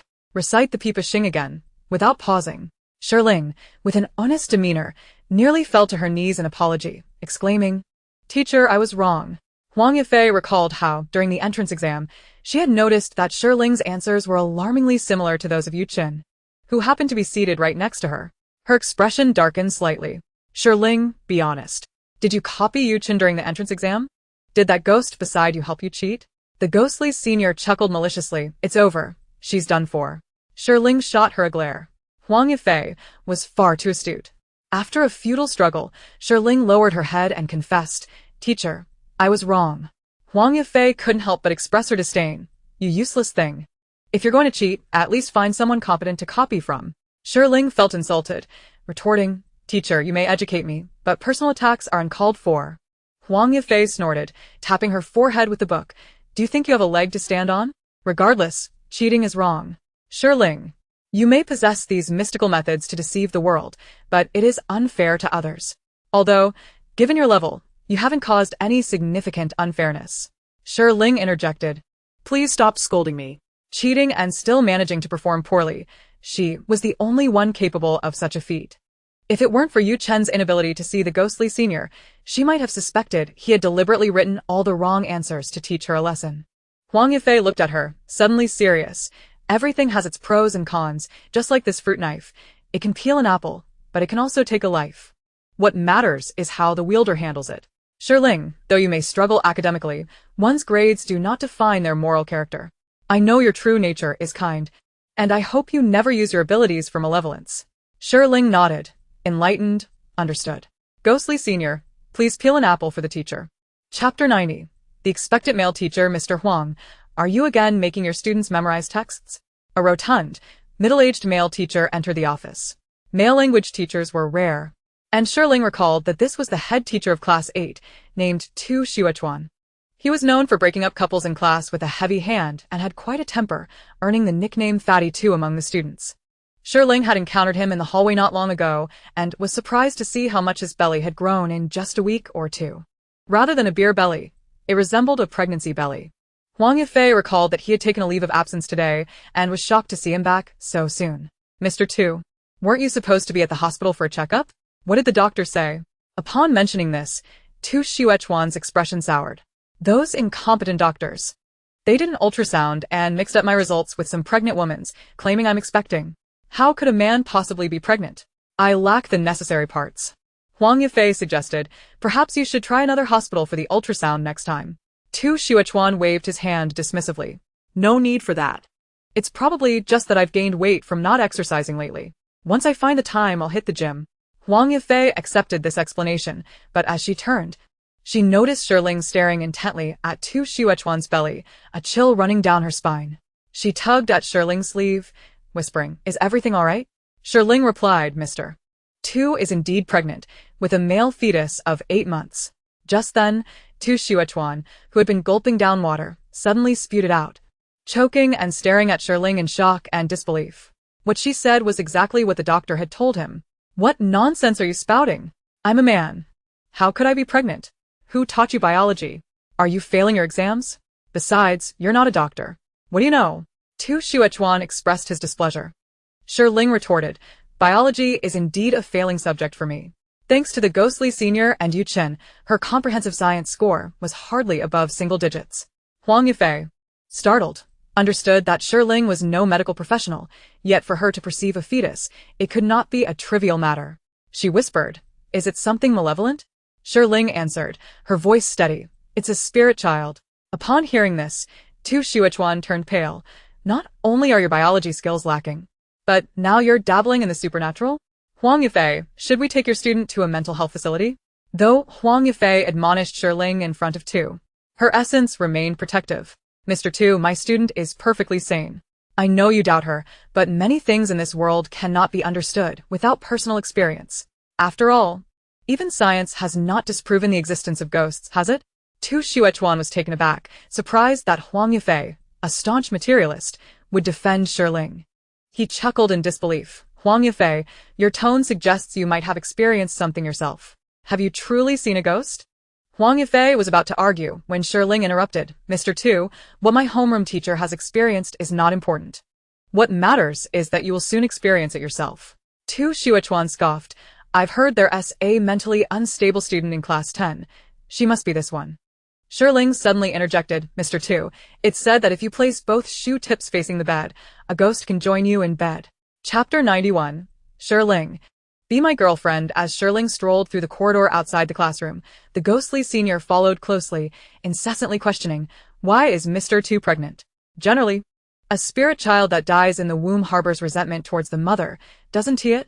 Shi Ling replied, a child cannot be born solely by the mother. The ghostly senior speculated wildly, even pondering if someone had intentionally bound the spirit child to Tu Xuechuan. Shi Ling remained silent, preferring not to converse aloud for fear of being summoned to the school clinic. Upon reaching the classroom door, a classmate handed her a pink envelope, casually draping an arm over her shoulder. Shi Ling, this is from a guy in my class.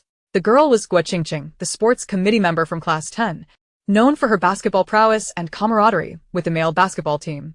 Shi Ling, bewildered upon receiving the pink envelope, thought, does he not have a phone?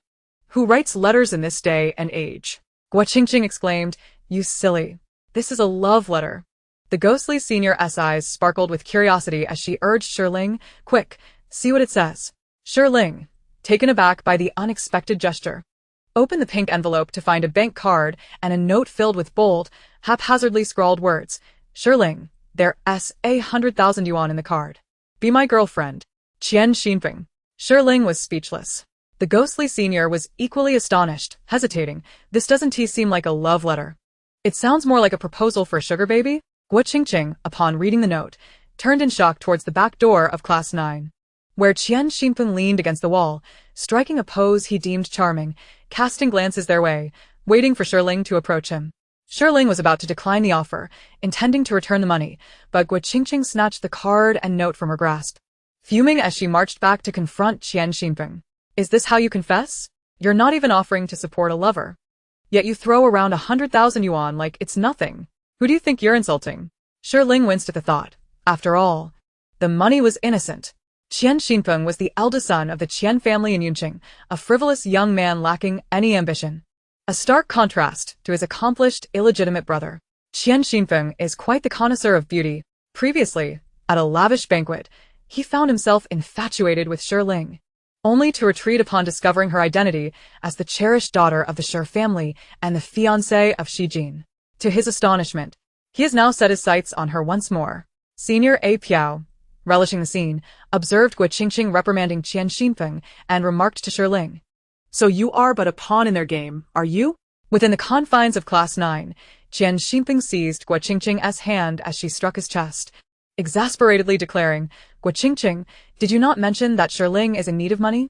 If I wish to pursue her, I must cater to her needs, no? Guo Qingqing, incensed, struck him again, retorting, I meant for you to spend money on Shi Ling, but not in this manner. What distinguishes this from keeping a mistress? Had I not retrieved the items first, you would have been left to await Shi Ling's personal retribution. Qian Xinpeng raked his fingers through his hair, lamenting, you girls are truly troublesome. You demand money, yet refuse to receive it directly. Guo Qingqing sighed, alas, it seems I must personally instruct you. Each day. Qian Xinpeng interrupted, after school, I shall simply bring my friends to find Shi Ling and inquire if she is willing. Why complicate matters further? Chapter 92, Rumors. Within mere hours, the rumor of Qian Xinping's intention to financially support Shi Ling had spread like wildfire across the campus forum. I hear young Master Qian offered 100,000. But Shi Ling deemed it insufficient and declined. Has Shi Ling truly fallen so low since being cast out of the wealthy family? I've heard she ranked last in class upon her return to school. Without the Shi family, she'll likely graduate only to become a foot masseuse? Tsk. Who needs to lie in a haunted house when money can be made so effortlessly? As Shi Ling entered the classroom that afternoon, she quickly sensed the peculiar gazes of her classmates. Even Zhong Yungong's expression was laced with complexity. Shi Ling, is what's on the forum true? Shi Ling, perplexed, replied, what has occurred? Luoyuan, engrossed in her studies and oblivious to the campus forum, remained oblivious, while Yu Chen was nearly asleep at his desk. Shi Ling could only hope that Senior A. Piao would elucidate her confusion.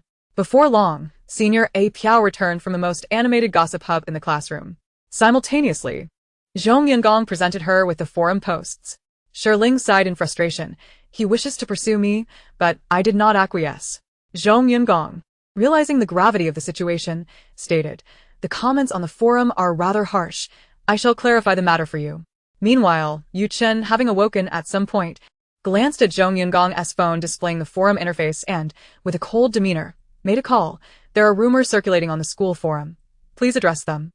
Zhong Yungong informed him, Yu Chen, the forum is not under school jurisdiction. It was established by former students, so reporting it to the school would be futile.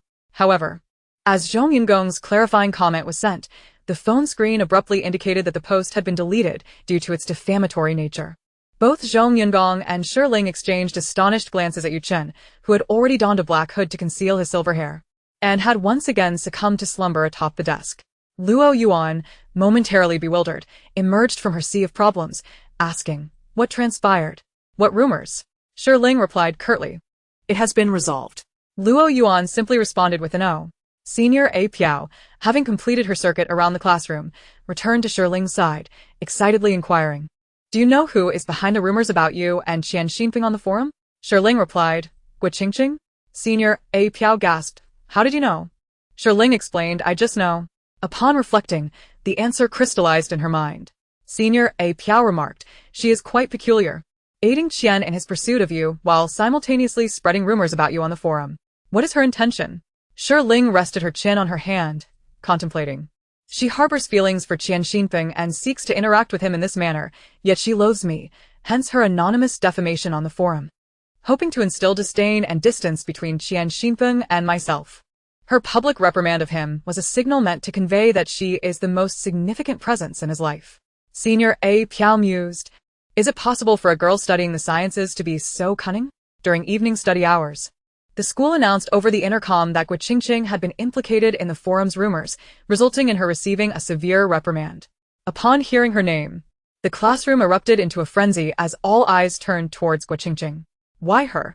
Isn't she aiding Qian Xinping in his pursuit of Shi Ling? The school's response was indeed swift, yet the vitriol directed at Shi Ling on the forum had been particularly harsh. Gua Qingqing, previously engaged in conversation with those around her, froze upon hearing the announcement. Meeting the gaze of her desk mate, Gu Yaoi, she hastily exclaimed, "It wasn't me. I don't even use the school forum." Yet Gu Yaoi regarded her with a complex expression, saying, "Qingqing, you should explain yourself to Shi Ling." Having been desk mates for over a year, Gu Yaoi understood her well. Gua Qingqing often boasted of her camaraderie with Qian Xinping and frequently inquired whether he had a crush on anyone, assisting him in his pursuits. However, each girl whom Qian Xinping fancied seemed to be enveloped in unfavorable rumors, some even transferring schools. Gua Qingqing momentarily faltered, having assumed Gu Yaoi would side with her, but was taken aback by her lack of faith in her. She approached Shi Ling and seized her hand, insisting, "Shi Ling, you must believe me. Others may be unclear about your relationship with Qian Xinping, but I know the truth. There is no way I would spread falsehoods. Come with me to the academic office and clarify this." Luoyuan furrowed her brow, pulling Gu Qingqing away, stating, "This issue was uncovered by the school. Not because Shi Ling doubts you. You must explain yourself to the teachers without disrupting Shi Ling's studies." Gua Qingqing was stunned. She never expected Luoyuan to advocate for Shi Ling. Given their fraught relationship, it was surprising that Luoyuan would take her side. Reluctant to offend the academically gifted and affluent Luoyuan, Gua Qingqing sought out Huang Yifei in the office, lamenting her plight in hopes of having the reprimand revoked. "Teacher, I cannot fathom why Shi Ling would suspect me of posting on the forum. I merely know Qian Xinping from playing basketball. Yet I do not harbor any feelings for him, nor would I contend with her." In her sob story, Gua Qingqing couldn't resist casting aspersions on Shi Ling, implying that she was neglecting her studies in favor of romantic pursuits. Yunqing No. 1 High School maintains a stringent stance on romantic entanglements. Shi Ling's habitual tardiness and poor academic performance drew frequent criticism from Huang Yifei, indicating the latter's negative impression of her. Gua Qingqing was confident that Huang Yifei would surely sympathize with her.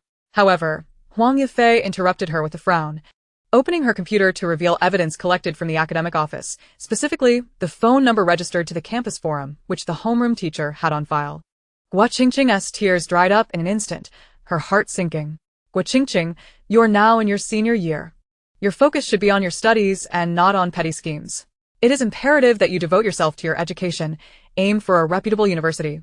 And that is of utmost importance. Apologize to Shi Ling for this incident and demonstrate good behavior. You may petition for the revocation of your reprimand before graduation." Though Huang Yifei was typically stern, she still harbored a desire for her students to amend their ways. Gua Qingqing lowered her head, her eyes glimmering with disdain. What good would it do to work diligently for a prestigious university? It would never compare to the status of those born into wealth. She had finally cultivated a close relationship with Qian Xinping and intended to hold onto it tightly. Huang Yifei, earning a meager salary, could hardly grasp the grander schemes of life. Unwilling to concede, Gua Qingqing attempted to deflect. "Teacher, I truly didn't do it. Perhaps my account was hacked." However, facing Huang Yifei's calm gaze, she felt as if her every thought had been laid bare. She hurriedly averted her eyes, unable to meet her gaze. Huang Yifei remarked, "Who among us is without fault? The ability to recognize one's mistakes and amend them is truly admirable. Making a mistake is not the issue. The true tragedy lies in failing to repent." In the end, Guo was unable to achieve her desired outcome of having the reprimand revoked. Her mind elsewhere as she remained preoccupied with how to explain herself to Qian Xinfeng. That evening, after finishing his evening study session, Tu Xuechuan returned home, only to be greeted by the incessant barking of the security guard's black dog as he entered the neighborhood. Chapter 94. The Red Dress by the Window. Tu Xuechuan was startled by the sudden barking of a black dog rushing towards him, torn between the instinct to flee and the fear of being bitten. Laifu, come back. The security guard called out, and the dog returned to his side. Trembling with residual fear, Tu Xuechuan remarked, Mr. Zhao, your dog is quite intimidating. Why isn't at least? What if it bites someone? The black dog, now by the security guard, wagged its tail and panted, yet it remained watchful. The security guard, displeased by Tu Xuechuan's words, glared at him. Mr. Tu, don't speak nonsense. Laifu never bites. It's the gentlest dog in the neighborhood, and hardly barks. I wonder what you did to provoke it today. Tu Xuechuan lamented. What could I have possibly done? I just got off work and didn't even see it. Yet, he acknowledged that Mr. Zhao's dog was usually well-behaved and wouldn't normally charge at someone unexpectedly. Previously, a child had fallen into the artificial lake while feeding the goldfish, unattended by any guardians. It was Laifu that barked fiercely, attracting passers-by, who then rescued the child. Residents of the community claimed that Mr. Zhao's dog possessed a certain spirit, often finding joy in being fed bones. Some elderly residents went even further, claiming that dogs could see ghosts and that Laifu had scared away a water ghost that attempted to drag the child down as a substitute for the dead, ultimately saving the child's life. Reflecting on this, a chill ran down Tu Xuechuan's spine as he instinctively glanced at his own beer belly. Could Laifu have truly seen something unclean? Was he perhaps afflicted by a restless spirit of an infant? Yet, how could a grown man be haunted by such a thing? Suddenly, he recalled the tragic incident from last year when his pregnant wife had slipped and miscarried at home, leading to their child's loss. This thought filled him with panic. He shook his head and hurried home, murmuring, impossible, that was merely an accident. Child, I did not abandon you. How could you possibly resent your father? Depart in peace, and later reincarnate in your mother's womb as our child, all right? Upon arriving home, he found the lights off and his wife missing. However, the curtains in the living room fluttered violently in the wind and illuminated by the streetlight outside. He discerned a shadowy figure by the floor-to-ceiling window. The figure seemed weightless, its clothes billowing with the curtains. Tu Xuechuan gasped, his eyes fixated on the silhouette, fearfully shouting, Who are you? Where is my wife? The figure slowly turned its head, but just then, the bedroom light flickered on. Only then did Tu Xuechuan realize that there was no figure at all, merely a dress hung out to dry. Darling, what is wrong? Came a gentle voice from behind. Tu Xuechuan turned to find his wife, Yuan Jialing, who had just returned, carrying a large bag of fresh vegetables. He enveloped her tightly, desperately releasing the fear he had just experienced. You scared me to death. Where have you been? Why were the lights off? Yuan Jialing pushed him away, slightly exasperated. Sister Sue on the 13th floor had her mother visit from the countryside and brought a large basket of vegetables. I went down to get some when no one was home, so I turned off the lights. What is wrong with you? What has frightened you? After placing the vegetables in the fridge, Tu Xuechuan, still shaken, pointed at the dress by the window with a hint of reproach. Isn't it because of that? Hanging the dress there nearly gave me a heart attack. It's just a dress I washed this afternoon. With the wind so strong here I hung it there. Since when did you become so timid? Yuan Jialing replied, walking over to collect the dress. Just then, a gust of wind swept through, sending the red dress tumbling to the ground. Chapter 95. The Ghost in Bed. As Yuan Jialing bent to retrieve the fallen dress, Tu Xuechuan shouted, Don't pick it up. Puzzled, she glanced at him, then picked it up and placed it in the wardrobe. It's just a dress. Why are you so alarmed? Tu Xuechuan hesitated, sensing an eerie chill from the wind blowing through the window, and hurriedly shut all the windows. As he did, he glanced outside into the darkness, and a vague, ghostly face seemed to materialize. Ah, darling. Tu Xuechuan jumped. Yuan Jialing rushed to his side, feeling his forehead. What is wrong? You feel a bit hot. Are you coming down with something? He clutched her tightly, trembling as he pointed outside. There's a face out there. Yuan Jialing, skeptical, walked to the window, opened it, and leaned out to look. There's nothing there, she said, closing the window and returning to him. What is wrong with you? You've never been this paranoid. Maybe you're just tired from school? Go take a shower, and let us go to bed early. Tu Xuechuan felt disoriented. Had he truly imagined it? Yet, Recalling the erratic words of Shi Ling earlier, and the black dog's unusual barking, his heart raced. He trembled as he touched his belly, dread filling his eyes. Perhaps he was indeed being haunted by something unclean. That night, as he lay in bed, fear gripped him, and he held Yuan Jialing tightly. She turned on the light suddenly, asking, "Why are you holding me so tightly? If your students see you like this, they'll surely laugh at you behind your back." Tu Xuechuan gazed at her earnestly. "Wife, I'm scared." Yuan Jialing sighed, pushing him away. "Let go a bit. I need to use the bathroom." Reluctantly, he released her but could not sleep, sitting on the edge of the bed, anxiously waiting. Suddenly, he noticed that the toes of his shoes were pointed directly at the bed. He recalled Shi Ling's ominous words in the office, "Shoes pointing at the bed attract ghosts." Remembering the ghostly face outside the living room window, he shivered and hastily rearranged his shoes, one toe pointing left and the other right. He reassured himself that he wasn't superstitious. He merely found the arrangement unsightly. Just then, Yuan Jialing returned from the bathroom, looking around in confusion. "Darling, what are you looking at?" "Honey, where's the bed?" A sudden chill coursed through Tu Xuechuan, creeping from his feet to the top of his head. He stared in terror at his familiar, gentle wife, tumbling from the bed in fright. "Are you a human or a ghost? Where is my wife?" Yuan Jialing looked at him, her expression shifting from confusion to cold indifference. "Tu Xuechuan, I am your wife." Impossible. "My wife is definitely in the bathroom. You're the ghost from outside." Without putting on his shoes, he dashed to the bathroom, searching frantically, but found no trace of her. Standing in the living room, disoriented, his gaze fell upon the window. The ghostly face reappeared outside, but this time, it grew clearer, perfectly resembling his wife's face. Terrified, he turned around to find her standing right behind him. The face on the glass was not a ghost. It was merely the reflection of his wife. Chapter 96. Your wife has been deceased for a year. You are a ghost. Where is my wife? Where has she gone? Tu Xuechuan criait. His eyes bloodshot as he pointed at Yuan Jialing. "Darling, I'm right here. Where are you going?" Yuan Jialing approached him with a blank expression. Tu Xuechuan. Filled with dread, retreated until he reached the door. As the woman drew near, his eyes widened in terror, and just as her hand was about to touch him, he flung the door open and bolted outside. He dared not take the elevator, racing down the stairs. The sound of high heels clicking behind him echoed like a death knell. At this hour, many had succumbed to slumber. The corridor was enveloped in silence, and few souls lingered outside in the community. Tu Xuechuan felt an escalating panic as he gazed into the darkness of the neighborhood, prompting him to recall Mr. Zhao's black dog. He hurried towards the security booth. Inside, Mr. Zhao was engrossed in watching videos when Tu Xuechuan suddenly seized his arm, startling him. "Teacher Tu, you nearly scared me to death. What brings you here at such a late hour?" The black dog barked a couple of times at Tu Xuechuan. Upon seeing the dog, Tu Xuechuan burst into tears and embraced it, finally feeling a semblance of safety.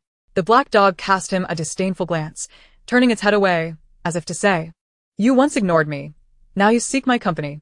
Unfazed by this, Tu Xuechuan had far graver concerns and quickly inquired, "Mr. Zhao, my wife is missing. Do you have any idea where she might be? May I borrow your phone to report her disappearance?" He intended to explain that the wife at home was a ghost in disguise, but was met with Mr. Zhao's gaze, laden with complexity. "Mr. Zhao's aged voice pierced the silence. "Teacher Tu, have you forgotten? Your wife has been deceased for a year." Stunned, Tu Xuechuan collapsed onto the ground, enveloped in a chilling sense of despair. An unfathomable dread engulfed him, far more terrifying than encountering a ghost. In a haze, a flurry of memories surged through his mind, blood pooling on the floor, the wail of an ambulance, the hurried passage of a gurney down the hospital corridor, and the pallid, lifeless visage of his wife on the hospital bed. Realization dawned upon him. His wife had indeed passed away. She had been cooking for him, even at 8 months pregnant. That day, after asking him to mop the floor, a chore he rarely undertook, he had carelessly completed it, leaving the floor slick and wet. Yet, as she placed vegetables in the fridge, she slipped and fell, leading to a miscarriage. He had rushed her to the hospital, where complications arose during the induction, resulting in amniotic fluid embolism. Such occurrences are rare, but carry a high mortality rate. Thus, he spent an entire night waiting outside the hospital, only to have his wife's cold body brought out to him in the end. The doctor had regretfully informed him that neither mother nor child had survived. In a daze, he conducted his wife's funeral, burdened by relentless guilt. If only he had been more understanding and attentive during her pregnancy, if he had shielded her from household chores, perhaps tragedy could have been averted. Both his wife and child could have been alive. It was his fault. He was a murderer by negligence, having caused the death of his wife and their unborn child. In time, he unknowingly buried these memories deep within, as each night his wife reappeared beside him, sharing the bed as if they were still together. He had forgotten the painful recollections, lost in a delusion woven by the spirit of his departed love. Chapter 97. What flower do you like? Shi Ling. I adore your brain flower. During the long break, Shi Ling had arranged to go to the restroom with Luoyuan. But as they stepped out of the classroom, they were intercepted by Qian Xinping from the neighboring class, accompanied by a group of boys clad in basketball jerseys. Holding a large bouquet of fresh red roses, Qian Xinping struck a pose he deemed impressively suave and declared, Shi Ling, I like you. No sooner had he finished speaking than the boys behind him erupted in applause and cheers. Oh, get together. Students passing in the corridor halted, joining in the ruckus. Shi Ling retorted, Are you an idiot? I don't like you. Qian Xinping raised a hand to silence his friends, gazing earnestly at Shi Ling. It's all right. I like you, regardless of your feelings. If you don't like red roses, I'll bring you a different flower every day. The onlookers cheered once more. Guo Qingqing, at the back of the classroom, watched Shi Ling with jealousy, as it was she who had suggested this idea to Qian Xinping. She had exerted considerable effort to clarify the rumors about Shi Ling on the campus forum, convincing him she was assisting him. Even the senior ghost girl gasped. Teasing Shi Ling? Quick, tell him you like random flowers. Only Luoyuan furrowed her brow, pondering whether her taekwondo skills could clear the obnoxious boys out of the way. However, upon hearing Qian Xinping's words, Shi Ling coldly scoffed, I like your brain flower. The cheers abruptly fell silent. Even a celestial being could be so ruthless? Wow. No wonder you're a lunatic. Your taste in flowers is so peculiar. One of the basketball players tugged at Qian Xinping. Qian, maybe you should find someone else to like. It seemed Shi Ling's mood was rather volatile. It was entirely possible she genuinely fancied brain flowers. Qian Xinping insisted, No, she's interested in me. She said she liked me. His friend replied, She said she liked your brain flower. Qian Xinping countered, Then why doesn't she like anyone else's brain flower, only mine? She has feelings for me. Shi Ling remarked, What an idiot. The ghost girl was taken aback, pondering, what kind of desperate rhetoric was this? Shi Ling gave up trying to reason with them. Seeing Qian Xinping and his entourage blocking the corridor, she tugged Luoyuan and turned towards the other restroom. However, before she could escape, Qian Xinping, still mid-confession, led his friends to obstruct her path once more. Luoyuan frowned, clenched her fists, and demanded they step aside. Qian Xinping sneered, Not a chance. Just as Luoyuan was about to take action, a booming voice resonated from behind them, What are you blocking the way for? Bullying classmates?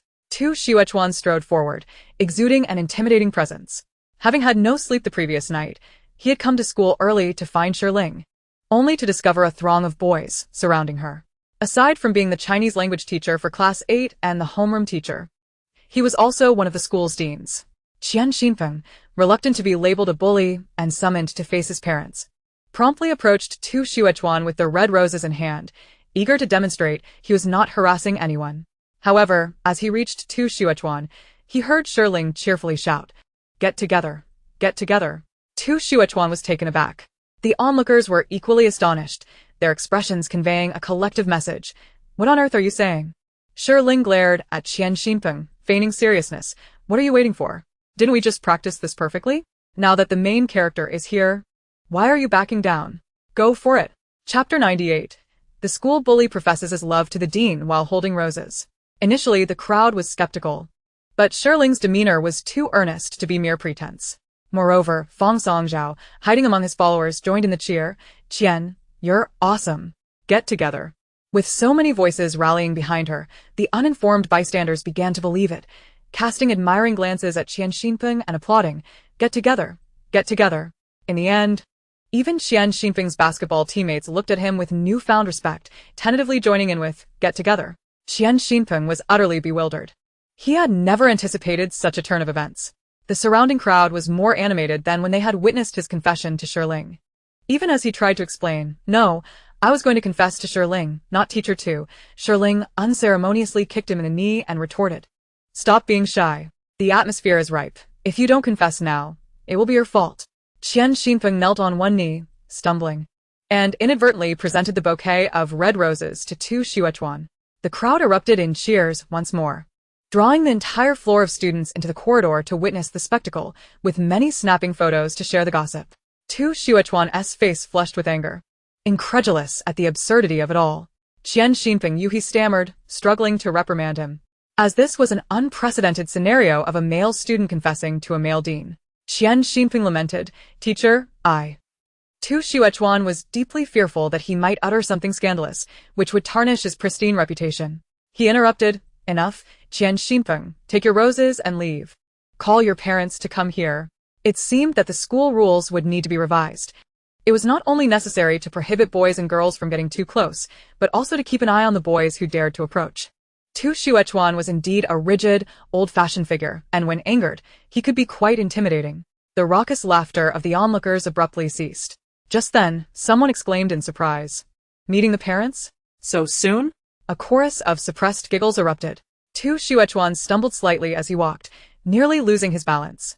He shot a fierce glare at the snickering students before striding towards Shi Ling Guoqingqing, observing from the back door, felt a flicker of intrigue.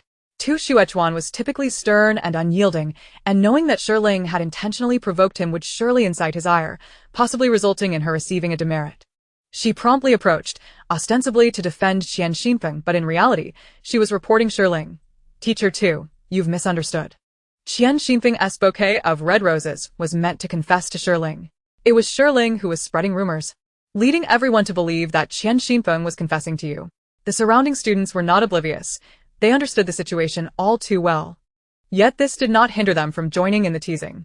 After all, it was not unusual for the school bully to confess to the school beauty. But for the bully to present roses to the dean was indeed a rare spectacle. To their surprise, someone took the matter quite seriously. However, they had also heard the recent announcement about Guoqingqing receiving a serious reprimand for spreading rumors about Shi Ling on the forum. At this moment, as they witnessed Guoqingqing stepping forward, they realized this was a rivalry unfolding, another juicy story. Yet, Guoqingqing was taken aback when Tu Xuechuan did not chastise Shi Ling but instead seemed relieved as he confirmed, "Is that true?" Guoqingqing sensed something was amiss, but nodded nonetheless. Tu Xuechuan, with an irate expression, turned to Qian Xinfeng, finally finding a reason to punish this boy who had dared to jest with the school administration. "Qian Xinfeng, the school rules explicitly prohibit romantic relationships. And yet you dare to flirt with a female classmate? Can you not exercise some decorum? Call your parents to take you home. Once you've been properly educated, you may return." Guoqingqing was utterly dumbfounded. Chapter 99.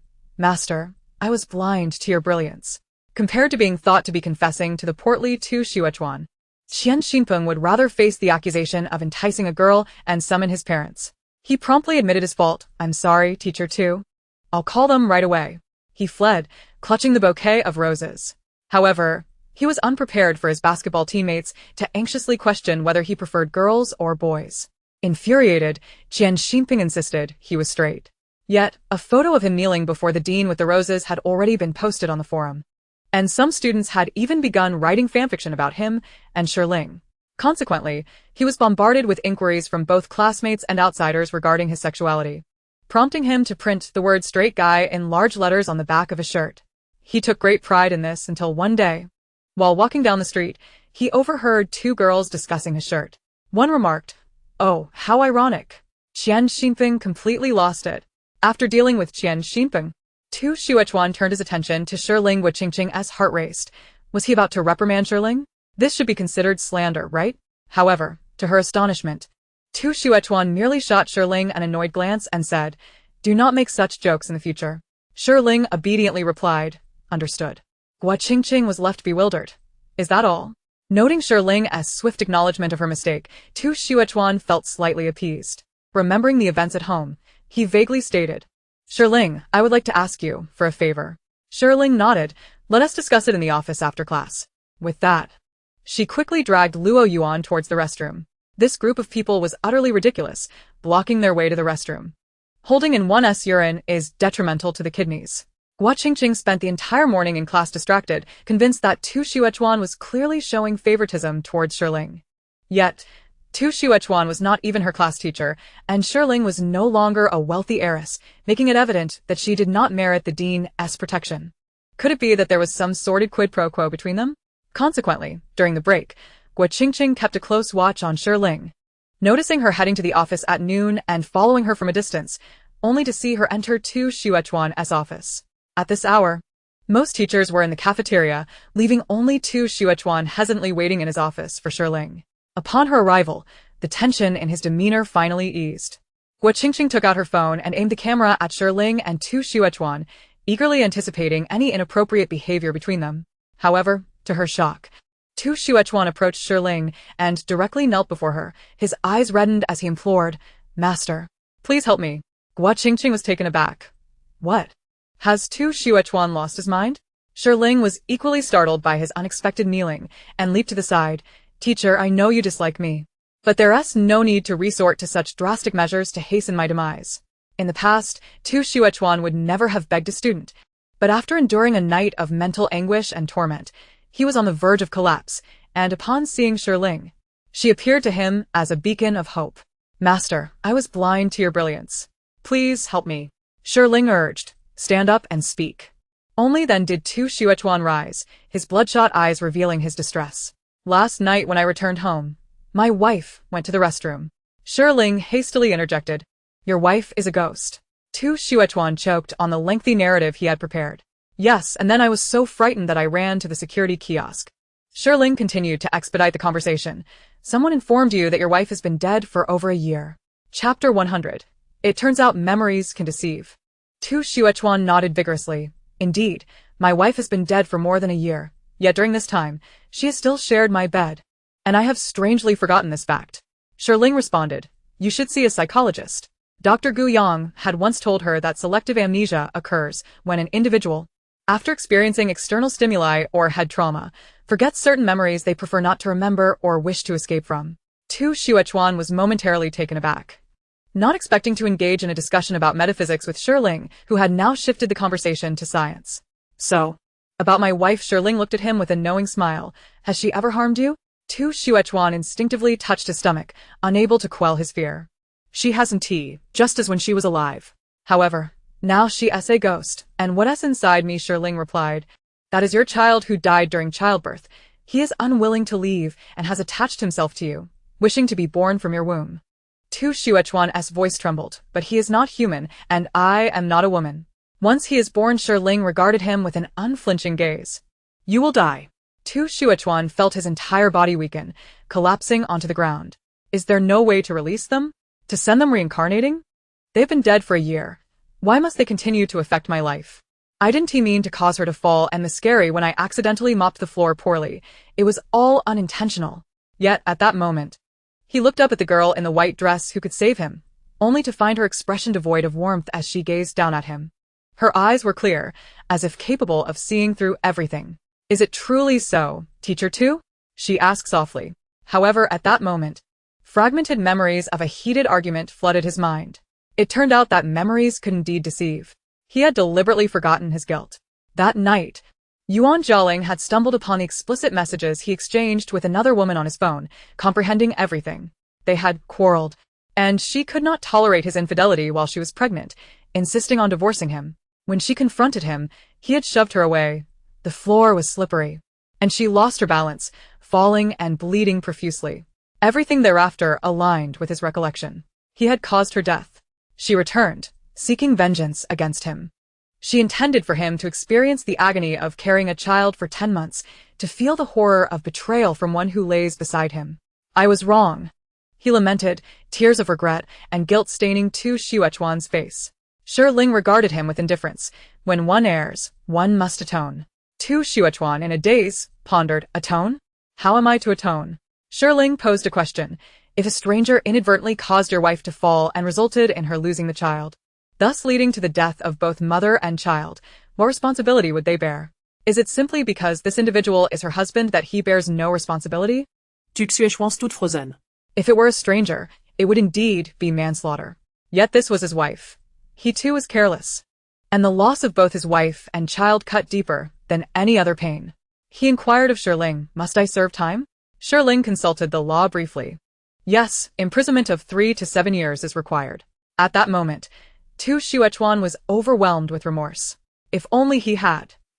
"I do not wish to serve time. Is there no other way to gain their forgiveness? I would willingly dedicate my life to atonement through piety." Tu Xuechuan understood that if he were imprisoned, everything he held dear would be lost. Chapter 101. Better to turn oneself in early. However, he was met with Shi Ling's coldly mocking gaze. Shi Ling dragged over Huang Yifei's chair, sat down, propping her chin on her hand. Her face a mask of cool detachment yet adorned with a smile. "You could avoid prison, but your child does not consent. In 2 months, he will emerge from your womb. Perhaps naturally, perhaps via cesarean." In that instant, Tu Xuechuan grasped Shi Ling's implication. If he did not serve time, 2 months hence would herald his demise. He glanced down at his pregnant belly, a fierce glint flashing in his eyes. What if the child did not survive to see 2 months? Yet, Shi Ling seemed to divine his thoughts. He is a spirit of the unborn, not a mere fetus. He cannot be discarded. "Teacher, you might as well try." Tu Xuechuan could only place his hopes in Shi Ling. Could they not directly send them to the cycle of reincarnation? Shi Ling did not deny this, merely stating, "Teacher, this is your karmic consequence." At the doorway, Guo Qingqing listened intently to their exchange, her hand trembling as she recorded the video on her phone. Just then, someone tapped her shoulder from behind. "Ah!" Guo Qingqing jumped in fright. Huang Yifei frowned at her. "What are you filming here?" Guo Qingqing hastily tucked her phone away. "Nothing." Inside the office, both Shi Ling and Tu Xuechuan noticed Guo Qingqing's clandestine recording. Shi Ling clicked her tongue. Classmate Guo Qingqing is truly perceptive, even leaving evidence behind. "Teacher 2. You should turn yourself in sooner rather than later. Who else could harbor such hatred, if not her?" Guo Qingqing's heart sank as she met Tu Xuechuan's somber gaze. However, now that Shi Ling had spoken, even if she explained it was unintentional, Tu Xuechuan would likely not believe her. Huang Yifei regarded the scene with confusion. Observing Tu Xuechuan rising from the floor and Shi Ling occupying her chair, "What has transpired?" Shi Ling replied, "Nothing much, just a personal matter of Teacher Tuesday. I trust he will handle it well." Guo Qingqing shot a furious glare at Shi Ling.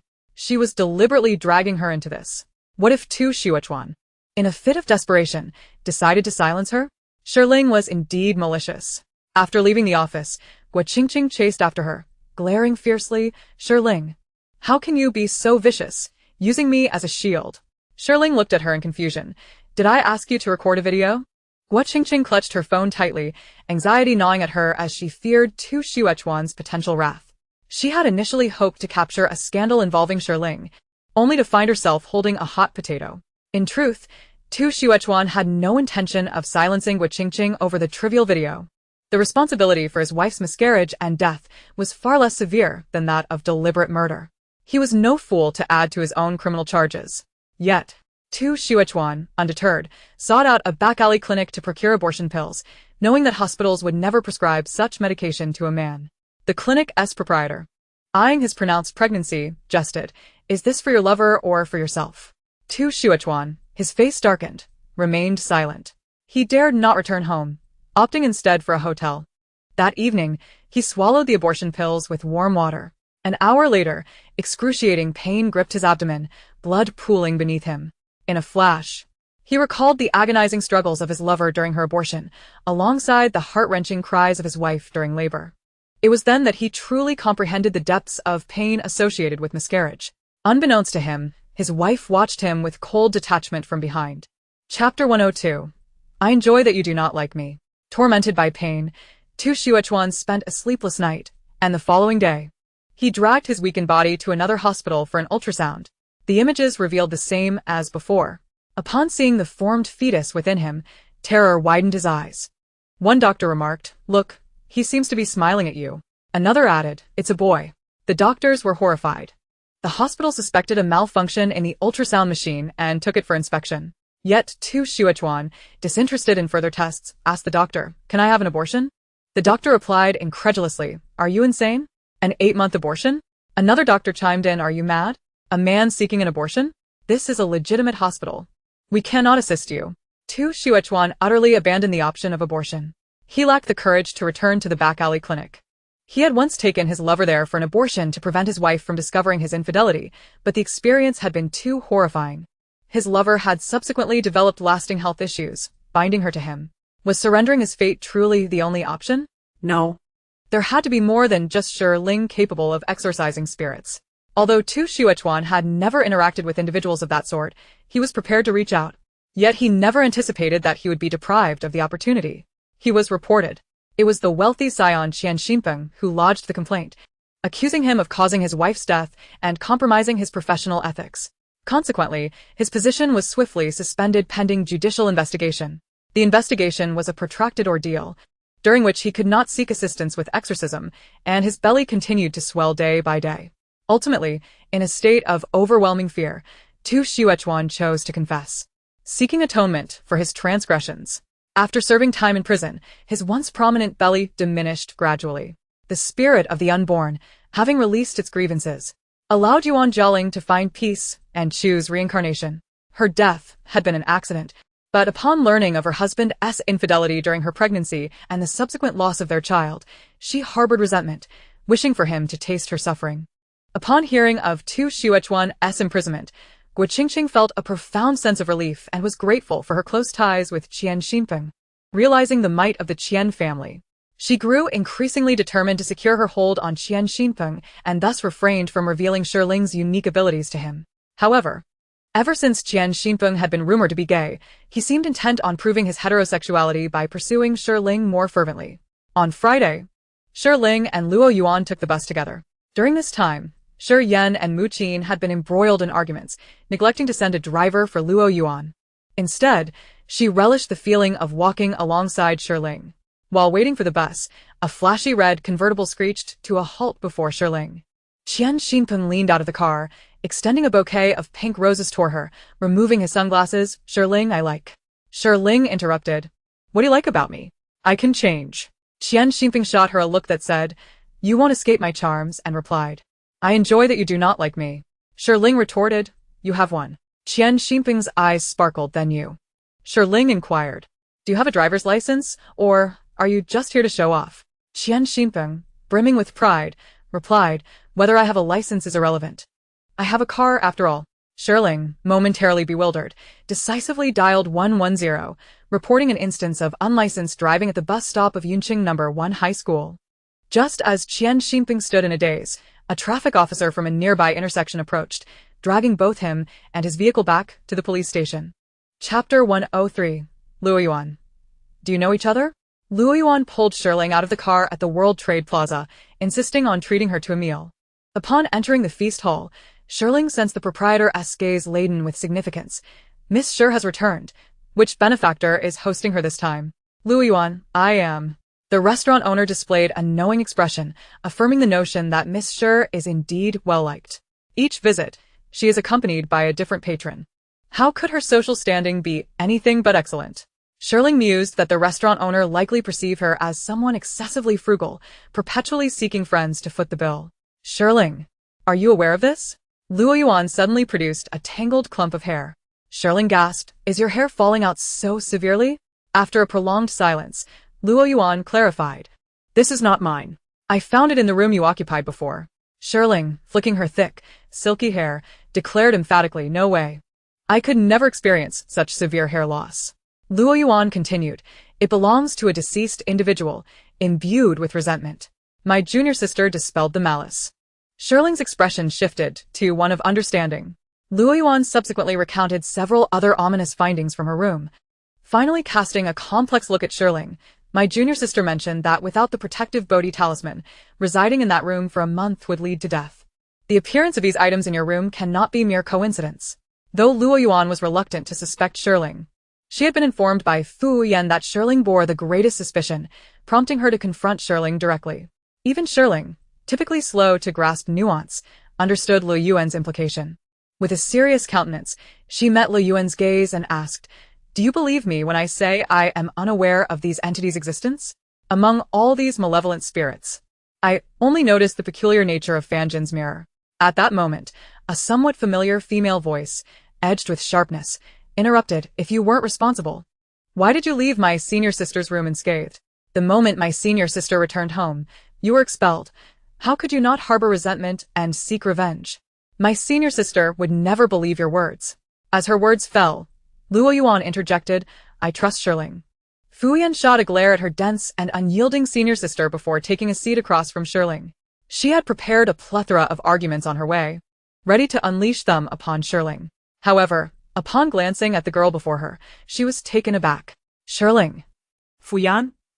The two stared at each other in astonishment. Luoyuan, momentarily halted in her introduction of her senior sister, inquired, Do you two know each other? Shi Ling replied, We've met once. I didn't expect Miss Fu to hold a grudge against me. Fu Yan awkwardly responded, It's a misunderstanding. Turning to Luoyuan, she confidently stated, Senior, Shi Ling is incredibly beautiful. Her appearance reflects her virtuous nature. I must have misjudged her before. Luoyuan retorted, Didn't you previously describe her as a femme fatale? Fu Yan asserted, The stars and internet celebrities I admire could never falter. Luoyuan countered, That seems rather rash. Does that mean your senior sister's life holds no value? Shi Ling, puzzled, queried, Where did you come across my information? How could you not know I am the fake heiress of your senior sister's family? Logically speaking, her online followers should be aware of her connection to Luoyuan. Fu Yan responded, In the chaotic realm of memes, a certain creator compiled many of your humorous videos. Impressive, right?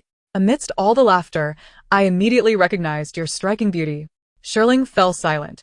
Should she commend her? Once she amassed wealth, she would certainly consider suing those creators, demanding they present their edited videos in court. Chapter 104. The residence transformed into a funeral parlor. With her biases against Shi Ling dissipated, Fu Yan found herself bewildered anew. So, who could possibly be responsible? Shi Ling, have you offended anyone? Shi Ling replied, It seems quite a few, though I can't recall specifics. Fu Yan remarked, How extensive could that list be? Shi Ling pondered, glancing at Luoyuan. However, it's also possible that it is not directed at me. Luoyuan instantly grasped her implication. Could it be aimed at the sole heir of the Shi family? After all, both she and Shi Ling had previously held the status of the Shi family's only heiresses. Shi Ling suggested, investigate the Shi family's relatives. Or perhaps look into whether Shi Yan has any illegitimate children. Given that Shi Yan, the epitome of a virtuous gentleman, already has a mistress, an illegitimate child is hardly far-fetched. After meeting Fu Yan, Shi Ling was urged by her devoted fan to stream live. Thus, that evening, while on her way home, she began her broadcast. Fu Yan enthusiastically chimed in, Wifey, I'm here. Did you see our couple's name? Shi Ling, somewhat aloof, remarked, I'd like to share a few thoughts. As soon as Shi Ling appeared, a flurry of comments flooded the live chat. Haha. I'm changing my name to match my wifey's couple name, calling myself Eats Poop and Never Dies. That's disgusting. My Lubu is far more appealing. Great-grandmother. The streamer you admired in life has finally gone live. What will the host be doing today? Still residing in a haunted house. Shi Ling replied, I've acquired wealth. I no longer dwell in haunted houses, just here to chat with you all. Oh, understood. Is the master going to offer fortune-telling services? Pick me. Help me see when I'll win the lottery. This comment ignited excitement among the viewers, prompting even the most skeptical to eagerly share their birth dates. Shi Ling's eyelids twitched. Do not indiscriminately disclose your birth dates. I find those zodiac signs quite painful to behold. However, the viewers responded, Understood. The master is concerned our birth dates might be exploited by nefarious individuals. How considerate of you, master. Shi Ling continued, Today we have no haunted house sleep tests, nor any superstitious activities. It's just a casual chat. I've arrived home. Let me show you my new place. Upon opening the door, candles flickered within, and a chill swept through, revealing a redwood coffin prominently in the frame. Exclaimed Shi Ling. The viewers reacted with shock. What the heck? The host is devious. A surprise attack. How could you deceive me so? I naively thought this was merely a late-night heart-to-heart with a beautiful lady. Family who understands. The coffin is still there. How can she claim it's not a haunted house? This is clearly a fresh and lively haunted house. As Shi Ling observed the comments, she fell momentarily silent. Before pushing open the door, she had not anticipated that the house she rented would transform into a funeral parlor. She had merely been away last week. She was not deceased. Shi Ling sighed at the sight of the elderly man seated atop the coffin and promptly called the landlord. The landlord arrived swiftly, taken aback to see Shi Ling returning to reside there, Yet, considering she was merely a high school girl, her guilt was somewhat alleviated. Dear girl, since you don't often stay here, and our building is quite cramped, we temporarily use the room. Once my husband is buried, I shall restore the room to its original state. Would you accept a half-month rent reduction as compensation? The viewers were left astounded. What? So shameless? Once the house is rented, the right of use belongs to the tenant, yet she not only entered without permission but also used it as a funeral parlor? Ugh. And compensation? If it were me, I would demand a full refund and additional compensation for emotional distress. Chapter 105. An uncle is choking you. Shi Ling inquired. Then where am I supposed to stay now? The landlord assumed she had acquiesced. Don't you have a dormitory at school? You can return there for the time being. Shi Ling replied, all right, please refund all my rent and deposit. Alipay or WeChat. The viewers chimed in, and don't forget the compensation for emotional distress. Absolutely incredible. Using a rented house as a funeral parlor and brazenly evicting the tenant? She must be taking advantage of the fact that the host is just a young girl. Would she dare act this way towards a muscular man? Refund all the money? Upon mentioning this, the landlady's voice suddenly escalated as she approached with an air of intimidation. My dear girl, you've resided here for quite some time. Do you expect me to refund the entirety of your rent? Do you wish to live here without payment? Moreover, the contract has yet to expire. Should you breach it, your deposit will be forfeited. My husband has just passed, and do you not fear incurring negative karma by taking advantage of a situation? The landlady was convinced that this young scholar, still engrossed in her studies, would be easy to manipulate. Meanwhile, the viewers in the live stream were in an uproar. How shameless! To occupy the host's rented space as a mourning hall without consent and then accuse her of breaching the contract? The host exposed her. Where does she live? I'll send her a wreath. Others chimed in. Please don't do this. Online harassment harms the host. I'm a lawyer. I can assist you with a lawsuit. The situation seemed destined for the police. Shi Ling glanced at the middle-aged man behind the landlady, who was furiously grasping her throat. Unbeknownst to the landlady, she mocked Shi Ling. Little girl, do you intend to sue me? Do you have anyone in your family to stand up for you? If you had support, would you need to rent a place? Besides, as a student, do you have the time or the means to hire a lawyer? She was certain that Shi Ling would simply have to endure this injustice. How arrogant. Does she not realize that the host is live streaming? We have over 1 million witnesses online. Some skeptics questioned, could this be a script orchestrated by Shi Ling? What a coincidence that she discovers her rented house has become a mourning hall just as she is live. Others speculated, I predict that Shi Ling will reveal her identity as a 1 million-follower influencer, and the landlady, fearing exposure, will kneel and beg for mercy, compensating the host for emotional distress.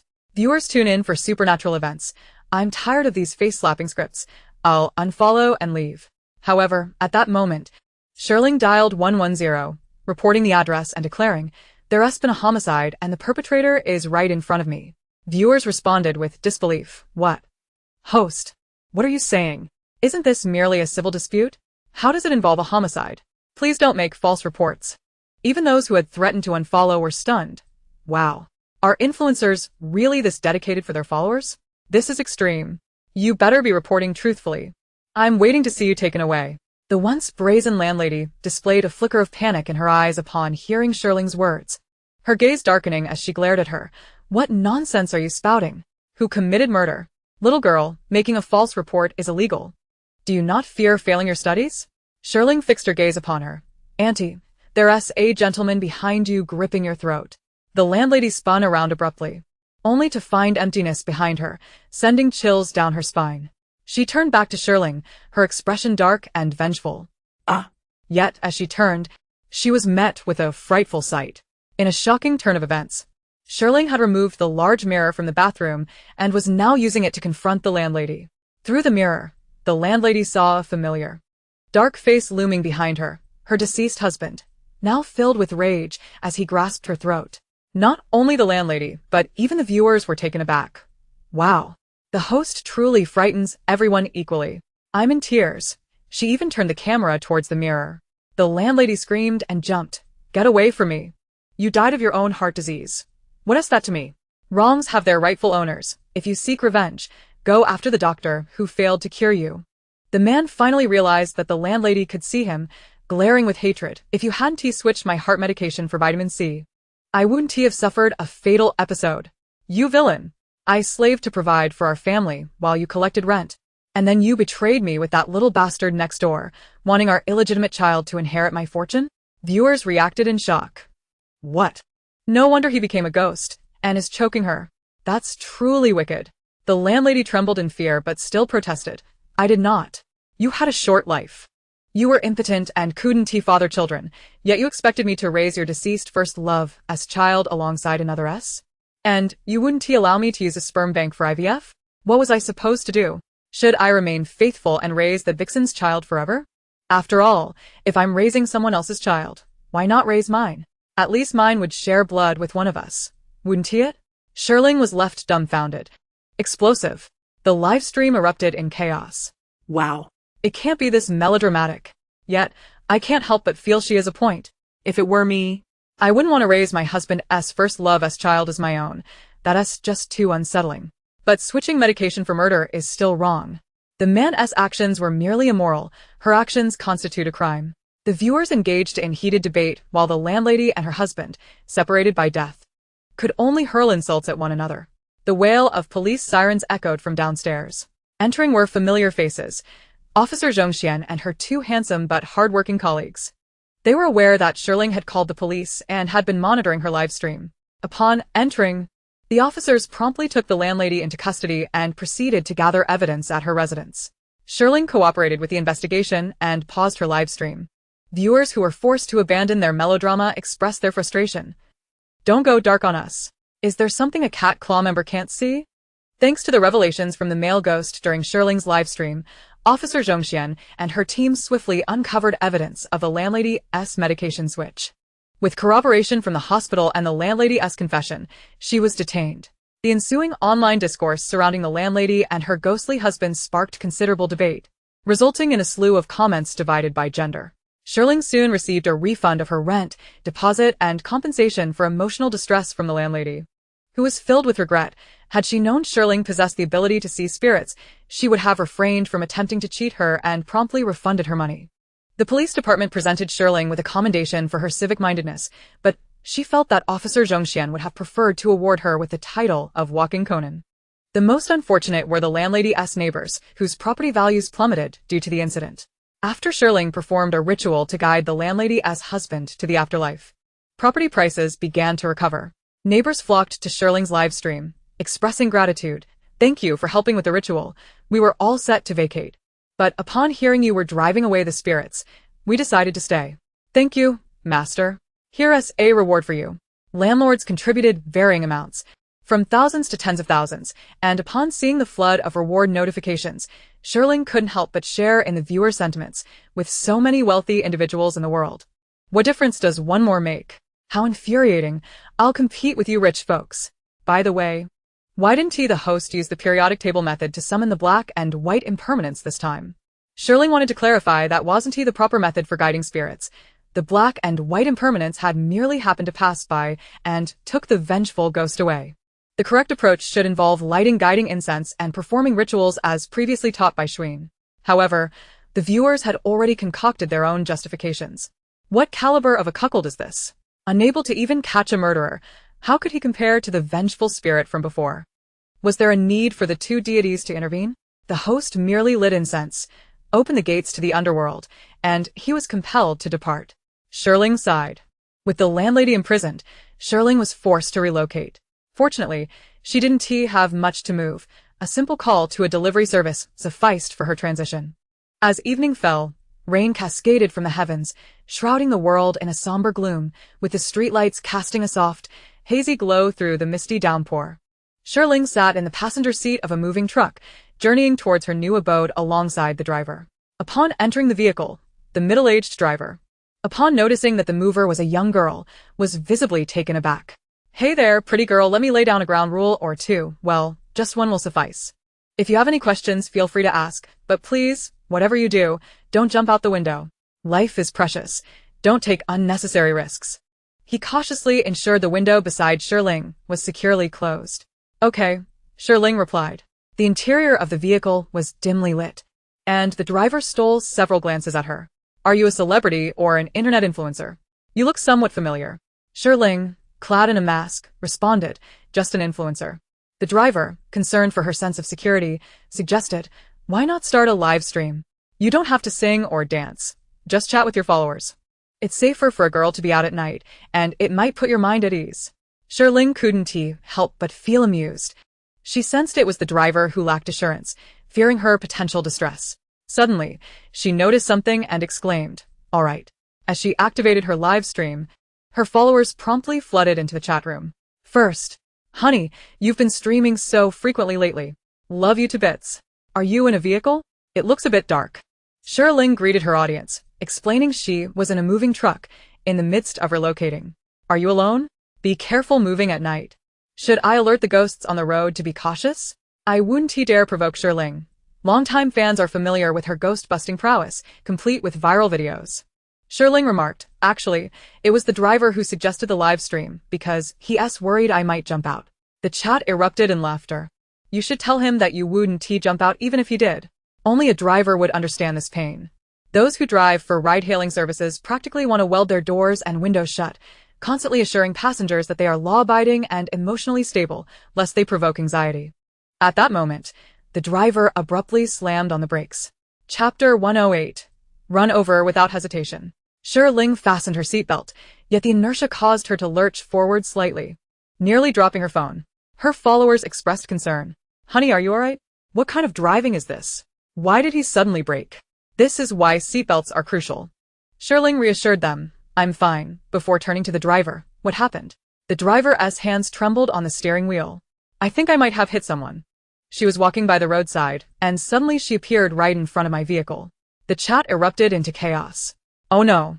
Shi Ling shouldn't be called Shi Ling. She should be named the Grim Reaper. The driver shouldn't have suggested Shi Ling go live. Doesn't he realize that every stream she does tends to send someone to the afterlife? What are you waiting for? Go check on the person you hit. A life is at stake. Call 120. Maybe we can save them." But don't you think the driver's description sounds a bit eerie?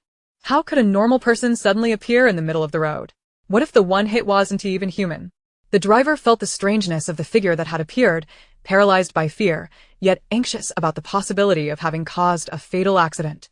He dialed the emergency services while anxiously telling Shi Ling, "Don't call the police. Let me take responsibility. I'll confess." Shi Ling replied, "There's no need for that. She was trying to scam you." Upon hearing this, some viewers took the opportunity to criticize her. Shi Ling is so cold-blooded. The victim's life is uncertain, and she is already blaming the victim? Unfollowing. As expected, influencers are all the same. Longtime fans quickly defended her. "Calm down. Shi Ling can see things we can't. Her words must hold some truth. Perhaps the one she hit truly isn't human? In uncertain situations, calling the police is the right course of action. If a life is lost, can Shi Ling be held accountable?"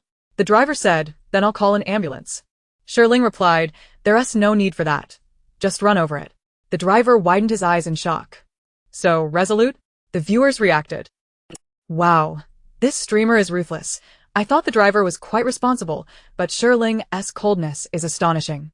Someone lost their life, and she's worried about delaying her journey home, haha. Shi Ling's reputation is ruined. I reported her. How can such a vile person still have a platform?" Shi Ling incited the driver to run over someone. What more can her fans say? What's admirable about this delinquent? While the viewers lambasted Shi Ling, the driver was equally stunned by her chilling comments. A heavy thud echoed against the windshield. A grotesque visage, barely recognizable as human, splattered against the glass. Its hollow eyes seemingly hollowed out. A bloodied handprint was left on the windshield. "Ah!" The driver screamed in terror. Even though Shi Ling had anticipated this, she was still taken aback by the horrific sight of the accident's aftermath. As the ghostly figure lunged at the windshield, Shi Ling swiftly turned the camera towards it. In that moment, all the voices condemning her transformed into a chorus of panic. "Ah, I am terrified." "What is that?" "Shi Ling, I take back what I said. You can send me a lawyer's letter, but why did you have to scare me like that?" "I am crying." "What kind of face has been run over so many times? I've seen horror movies that aren't this gruesome." As the bloodied handprints multiplied and the windshield threatened to crack, Shi Ling immediately pressed the accelerator, propelling the truck forward and sending the spectral figure sprawling. The ghost, now in the road's midst, questioned, "Wait, why aren't you following the rules?" Chapter 109. The merits belong to you, the money to me. The driver was horrified. The viewers were shocked. That was a perfect acceleration. The ghost's gruesome fate isn't his fault, but deliberately scaring people to the brink of a traffic accident is definitely his wrongdoing. By the way, Master, since we've encountered this, why not perform a rite for the deceased? Who knows who might suffer misfortune next? Such a tragic death deserves compassion. Let us not moralize here. They're not doing charity work, there's a principle of cause and effect at play. It's not right to act recklessly. Instead of forcing the influencer to do it, why not hire a master to perform the rite yourself? Some online do-gooders act as if they want influencers to donate all their money while contributing nothing themselves. If that's the case, should every streamer just go around performing free rites? There are unexpected deaths every day and countless souls. Can one influencer handle that? Moreover, these karmic ties have nothing to do with the streamers. However, in the next moment, Shi Ling's livestream was bombarded with a flurry of donations adorned with cat effects. One user generously gifted 60 cat mansions, equating to a sum of 300,000. Master, consider it my request for you to perform a rite. Though I'm not acquainted with the deceased, my wife is currently pregnant, and I wish to accumulate more merit for our child. The very same trolls who had previously criticized the benevolent user swiftly shifted their tone in the face of his generosity. Wow, a kind-hearted, wealthy, and loving husband. I apologize for my previous outburst.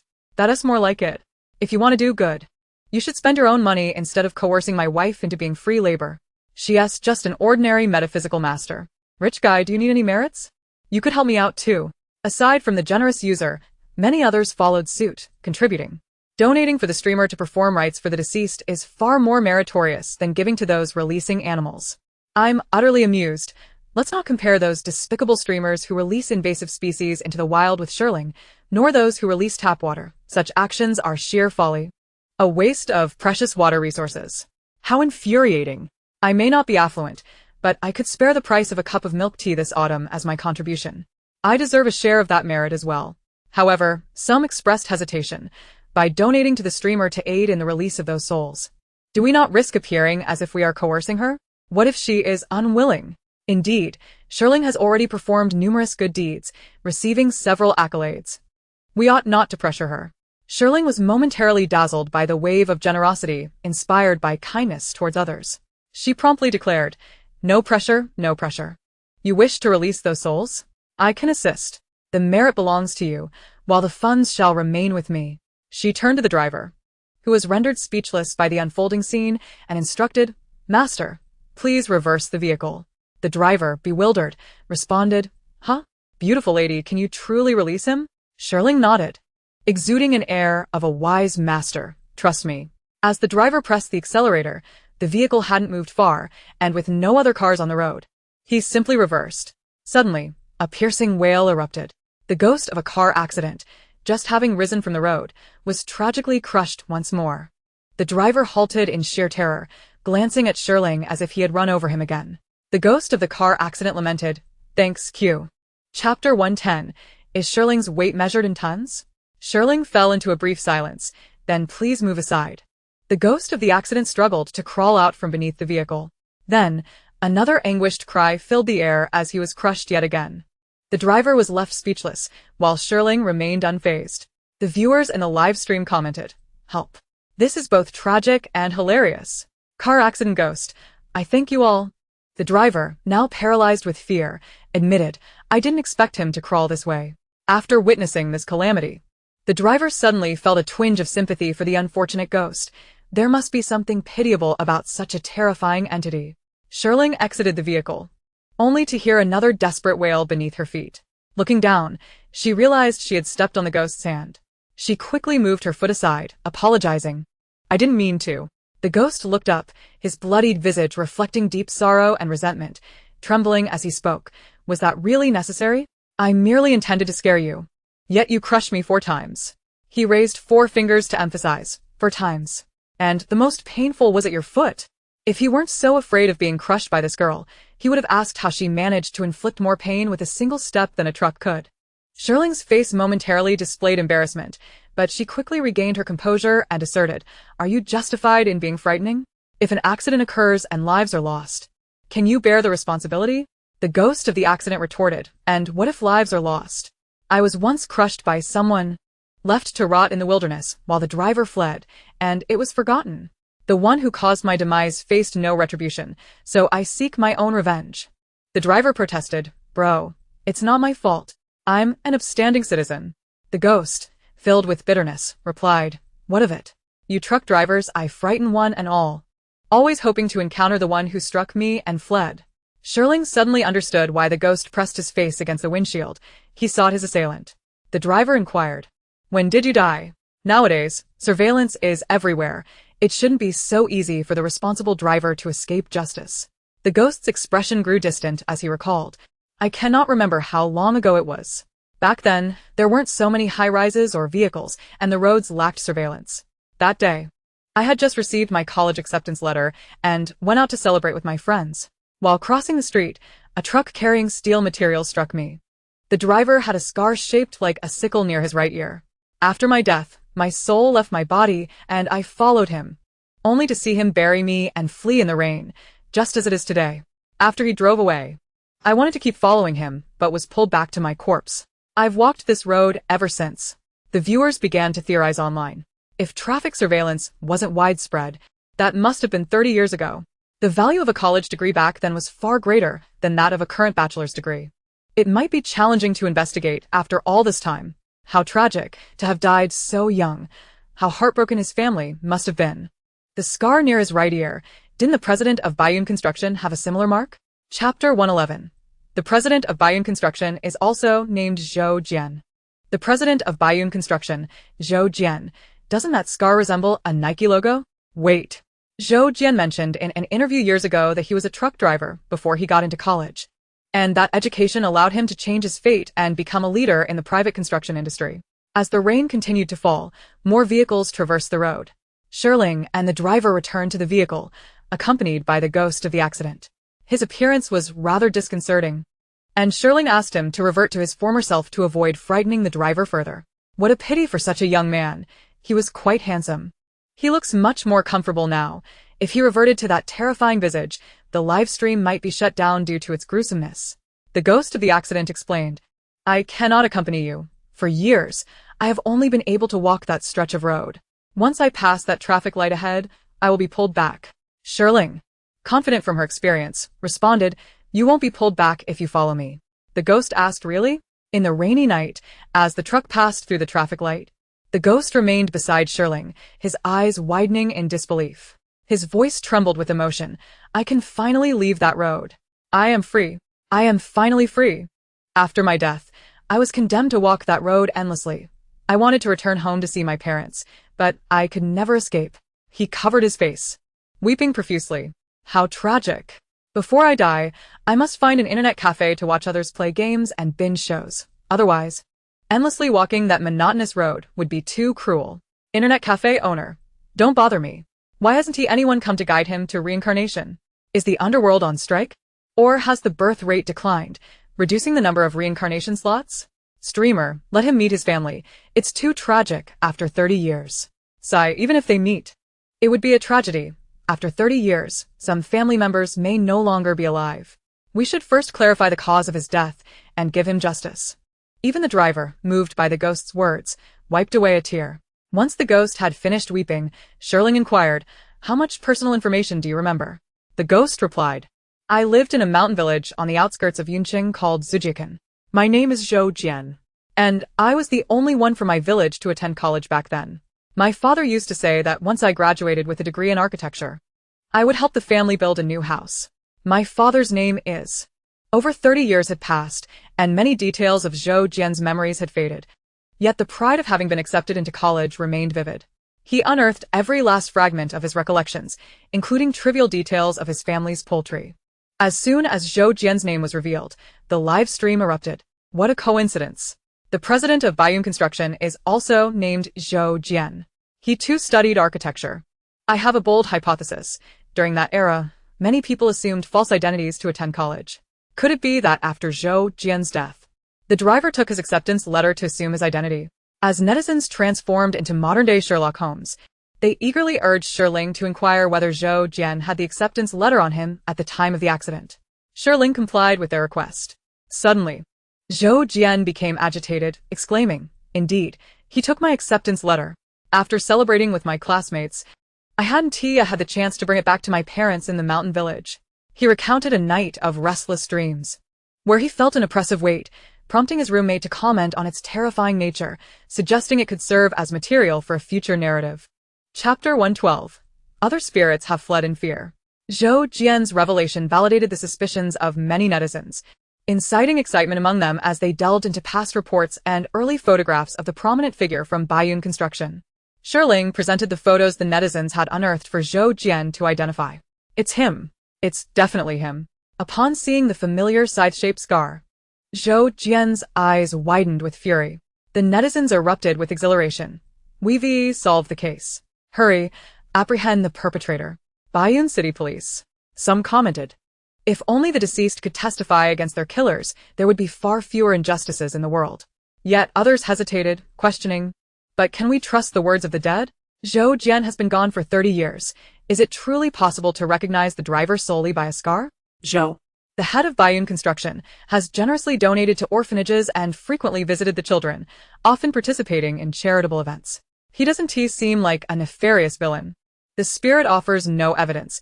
Don't let him mislead you into wrongfully accusing an innocent.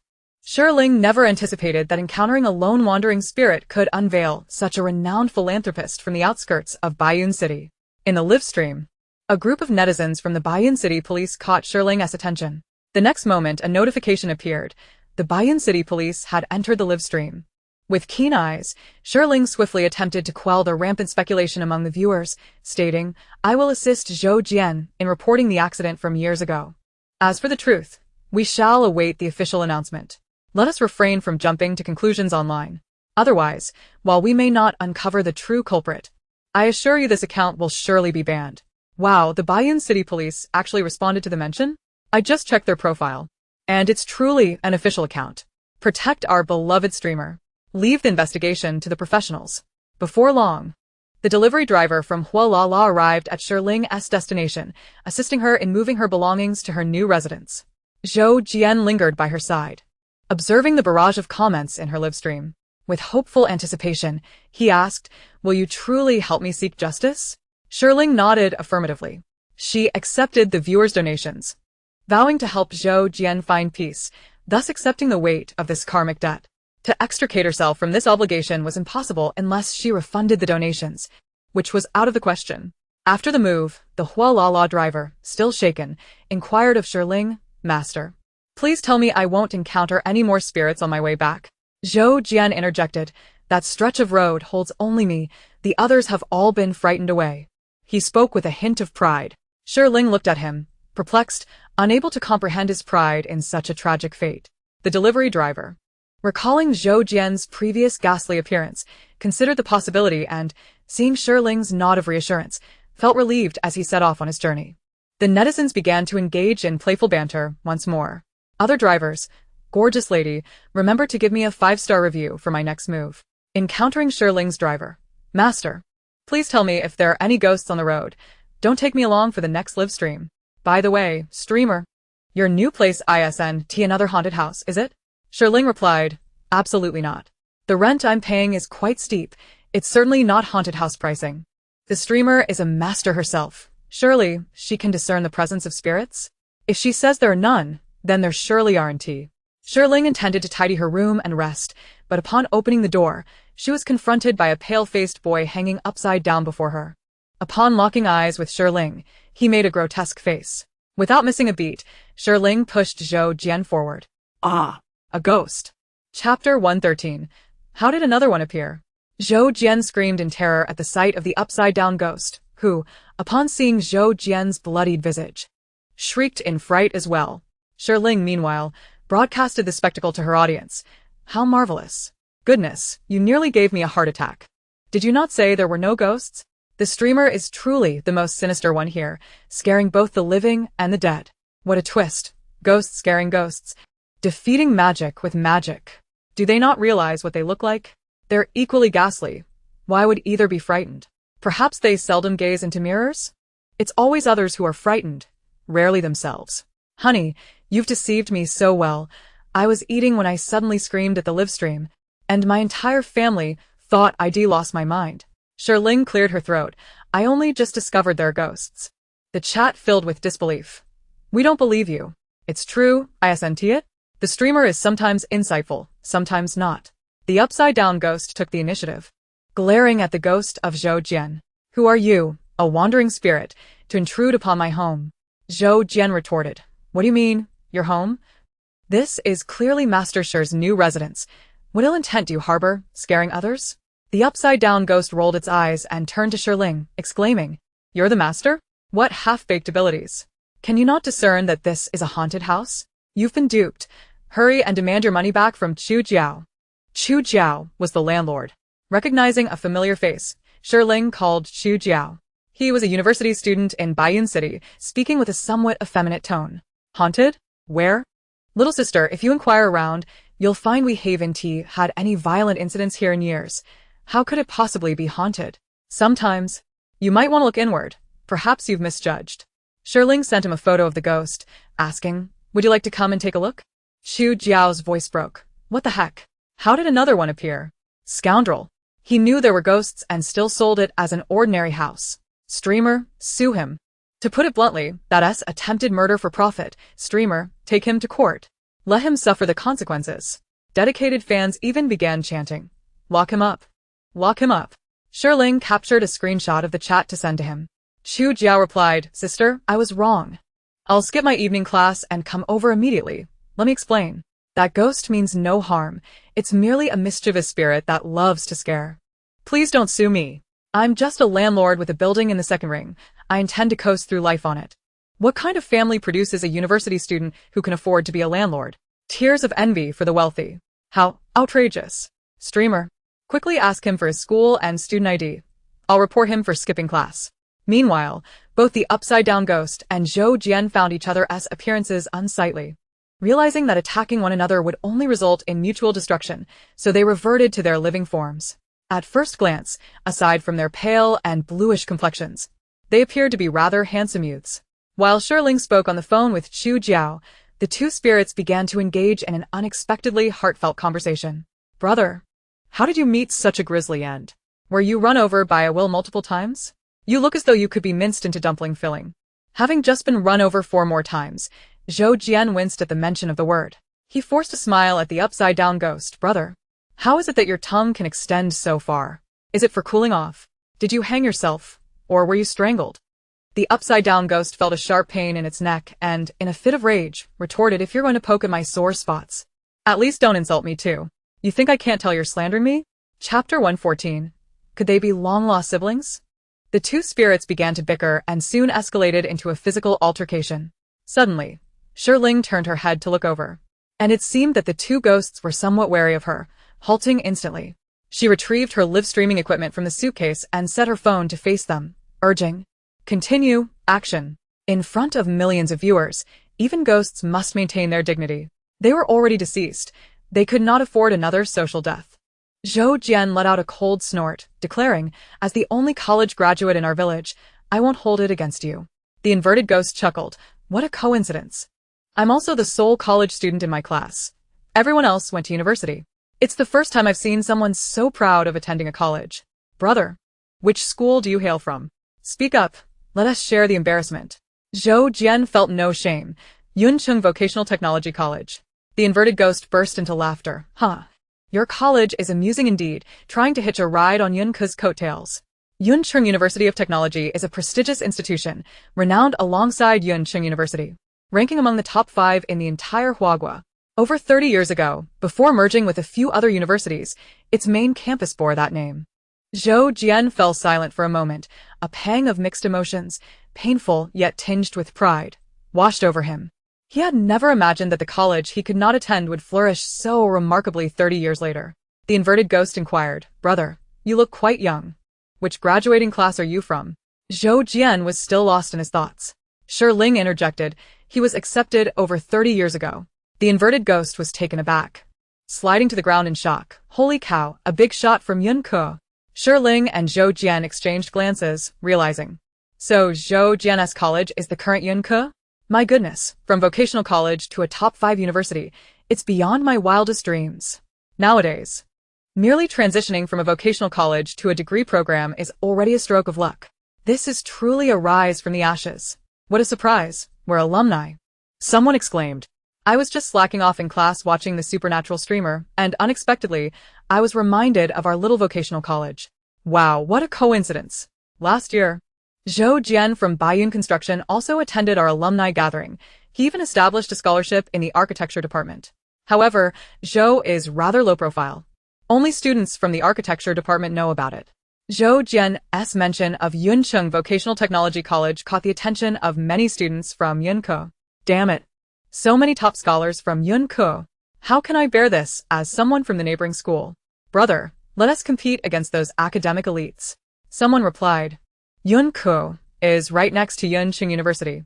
The person involved replied, pardon the interruption. Just then, a knock echoed from outside.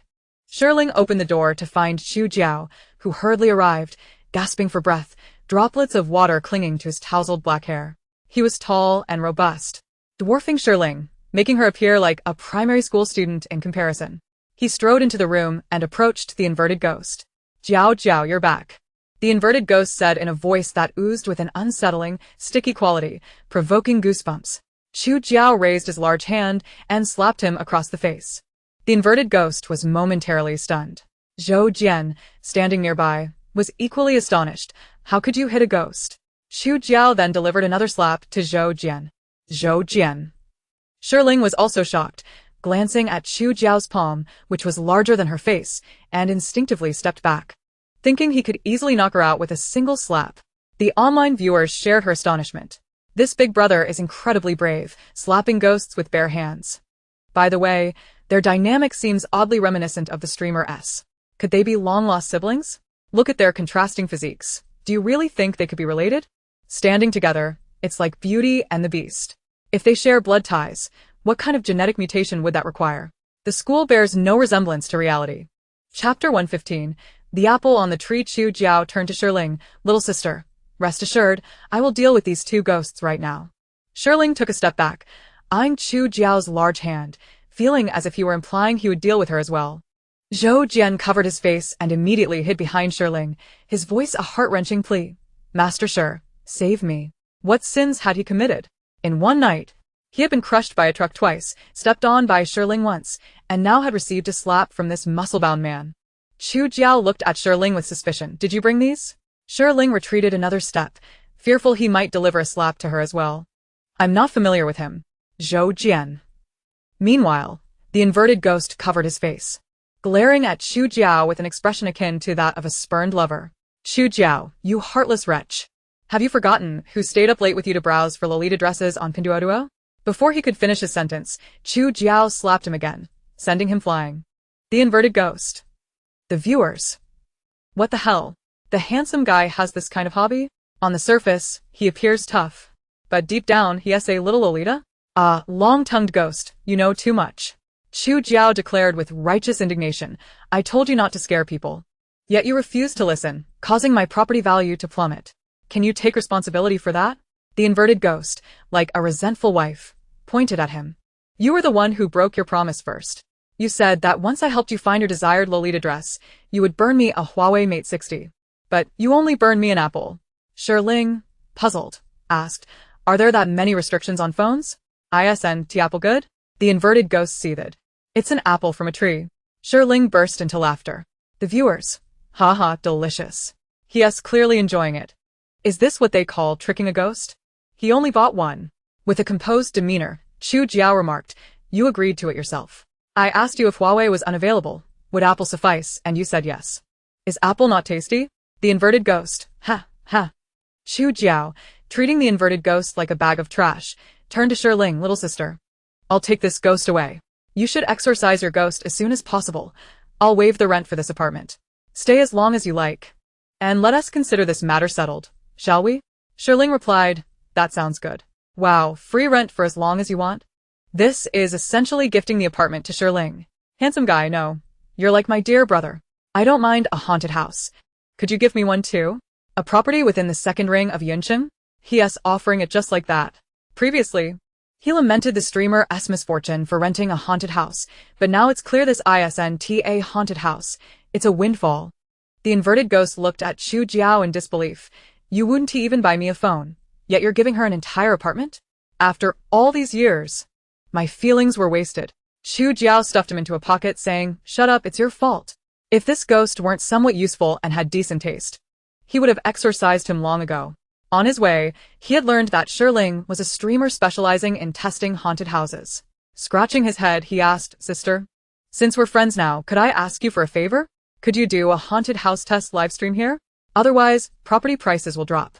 Since others were gifting her properties, Shi Ling certainly wouldn't refuse this small request. Sure. As dawn broke, Shi Ling, still groggy, received a phone call. Shi Ling. Get back to the Shi family. Chapter 116.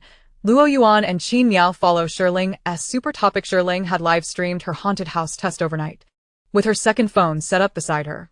As dawn arrived, numerous fans entered the live stream to greet her good morning, only to hear the furious shouting from her first phone.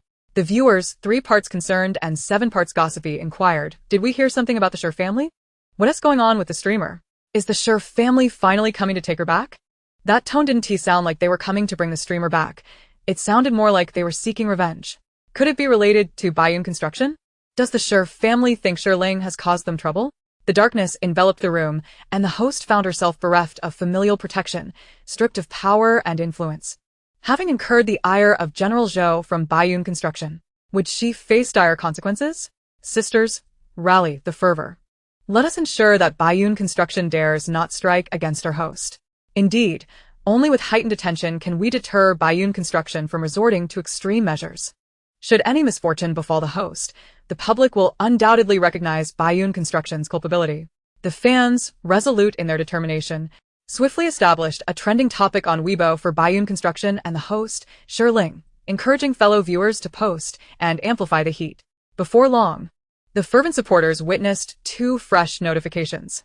Luoyuan, the diligent scholar, has followed and liked this topic. Qin Miao, the girl of the flowery path, has followed and liked this topic. The fans of Shi Ling erupted in excitement. Wait, is that really Luoyuan? The Shi family has been criticizing Shi Ling for entangling with Bayun construction, yet she stands by Shi Ling's side? Wasn't it said that their relationship was strained? Sister, how long has it been since you were online? Shi Ling and Luoyuan are desk mates and share a close bond. Every time Luoyuan streams solving problems, Shi Ling watches and even gifts her. When Shi Ling streams, Luoyuan also enters her chat to support her. Their accounts are mutually followed. Luoyuan just encouraged us in the fan group to pay attention to this topic, who claimed Shi Ling's contributions to Luoyuan were mere unreciprocated admiration. Their relationship is a mutual pursuit, perhaps even stronger than that of biological sisters. The fans of Shi Ling and Luoyuan, once rivals, now found common ground in their support of Girl Help Girl, swiftly clarifying the situation. Yet, many remained puzzled regarding Qin Miao. What about Qin Miao? Isn't she the unexpected contestant from the Flowery Path Girl Group reality show? Her reputation is questionable. I've heard she has powerful backing and has been at odds with Mu Ziyue on the show. Is she now trying to ride the coattails of Shi Ling's fame? Soon, fans of Mu Ziyue caught wind of the situation. Indeed, Qin Miao is notorious for seeking attention. Her sudden appearance in Flowery Path Girl was merely to capitalize on Yu's popularity. And now she's likely trying to leech off the buzz surrounding this supernatural host. Perhaps she'll even claim it was an accident later. Qin Miao's sudden entry was orchestrated by her royal family. Despite her ample resources, she insisted on stealing the spotlight from the older contestants, even taking Mu Ziyue's center position to become the most popular contestant. While Qin Miao's entry had indeed stirred controversy, her undeniable talents in singing and dancing, coupled with her striking appearance, garnered her a significant fanbase, who was truly of royal descent. When Mu Ziyue was at her peak, she monopolized half of the show's spotlight, refusing to share it with the other contestants. Now, with Qin Miao's arrival, the other sisters have more chances to shine. Chapter 117. Zhou Jian, the chairman of Bayun Construction, pays a visit. Qin Miao's performance is leagues ahead of Mu Ziyue's. Does Mu Ziyue not realize her own shortcomings? Her abilities in singing and dancing pale in comparison to those who ranked second and third before her. She relies solely on her looks and marketing to attract fans. We tune into these competitions to find talented and beautiful contestants. Are we to lower our standards to accommodate mediocrity? Only Mu Ziyue's fans seem to harbor disdain for Qin Miao. Look at how other fans react. It's evident that they hold more animosity towards Yu than towards Niao Niao. As Shi Ling's fans witnessed the super topic devolving into a battleground between Mu Ziyue and Qin Yao supporters, they were left aghast, bewildered at how the two most discussed artists from a popular reality show could clash within the realm of their humble host. Initially, Shi Ling's fans thought Qin Yao was merely riding the wave of popularity. However, an old fan soon revealed a video from weeks prior, where Mu Ziyue's manager had secretly filmed and released footage to tarnish the reputations of Shi Ling and Qin Yao, insinuating they were obsessive fans. Let's not cast aspersions on Sister Qin Yao. She is a dear friend of Shi Ling. It was then that Shi Ling's new fans realized that it was Mu Ziyue who held a grudge against Shi Ling, and their collective ire turned outward. The super topic, now a chaotic fray, garnered increased attention, drawing in more viewers. The topic's moderator promptly pinned the main event, ensuring that the discourse remained focused. Upon understanding the circumstances, netizens began tagging relevant authorities, demanding a thorough investigation into whether Zhou Jian of Baiyun Construction was involved in hit-and-run incidents or had engaged in academic deceit. Shi family villa. Sunlight streamed in, casting shadows as hours slipped away, and the tea in the sitting room had grown cold. Facing the Shi couple across the coffee table sat a portly older gentleman clad in a suit. His figure, though rotund, bore a visage of benevolence. Yet the scar resembling a crescent moon by his right ear added an unsettling edge to his otherwise amiable appearance. This was none other than Zhou Jian, the chairman and president of Baiyun Construction, whose name had become a hot topic online. At this moment, Zhou Jian sipped his tea, his patience waning as he listened to Shi Yan discuss their ongoing project, occasionally glancing at his opulent gold wristwatch or out the window, his expression darkening with each passing moment. He slammed his teacup down, causing the clear tea to splash, interrupting Shi Yan's discourse. Mr. Shi, I have been waiting for 3 hours. How much longer do you intend for me to sip this tea? Shi Yan paused, glancing at his watch, and offered an awkward chuckle. My apologies, I lost track of time. It's mealtime now. Why not stay for lunch, Mr. Zhou? Zhou Jian's gaze grew increasingly ominous. Am I here merely for a meal at your home? Shi Yan felt a surge of anxiety. Unlike himself, who had risen through business investments, Zhou Jian was a man of the underworld who had transitioned into legitimacy. Gurgle.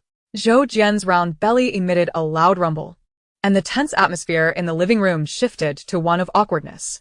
Suffering from hunger-induced stomach pain, he momentarily contemplated the situation, his expression darkening further before he addressed Shi Yan. Let us eat first.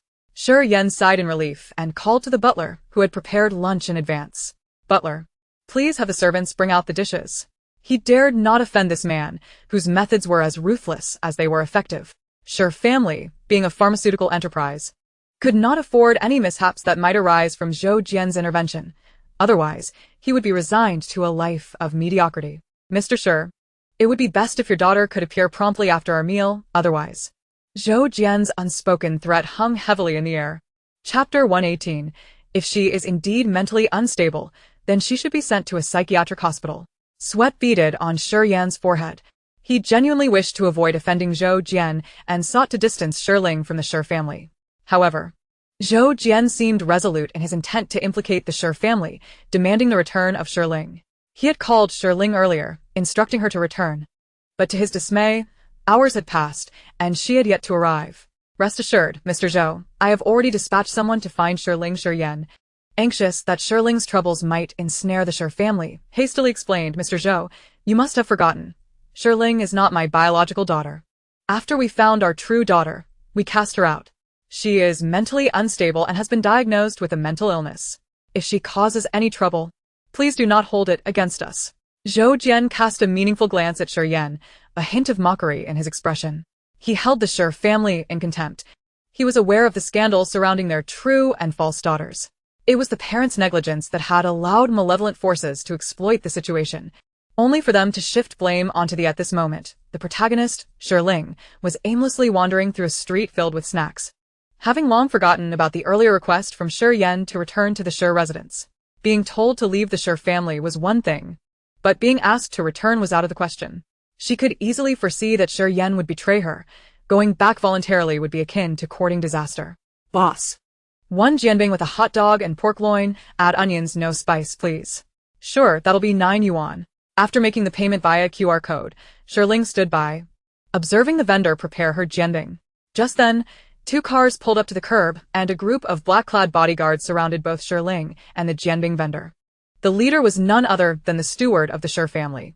Approaching Shi Ling, he adopted a firm, yet somewhat disrespectful demeanor, saying, "Miss Shi, the president has asked me to escort you home.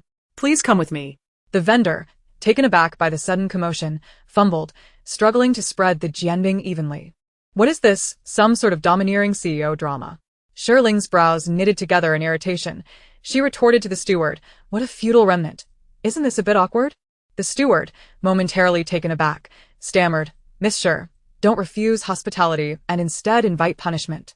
We must take you home today." As he spoke, his mind kept replaying Shi Ling's words about the awkwardness, causing him to falter in his speech. See? You think it's awkward too. The steward, now visibly agitated, signaled to the bodyguards to take Shi Ling away. With a serious expression, Shi Ling raised a hand, declaring wait.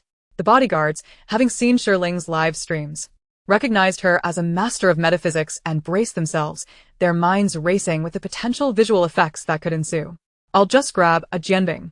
Shi Ling snatched the jianbing from the vendor, took a bite, and waved her hand dismissively at the steward and bodyguards, saying, "Let us go." The bodyguards, relieved by her demeanor, sensed that Master Shi had no intention of making things difficult for them, but rather aimed to confront both President Shi and President Zhou directly. However, after just a few steps, Shi Ling suddenly darted through a gap in the bodyguards and ran away. Chapter 119, Grandpa. Help! A monster is trying to catch me. The bodyguards were utterly stunned.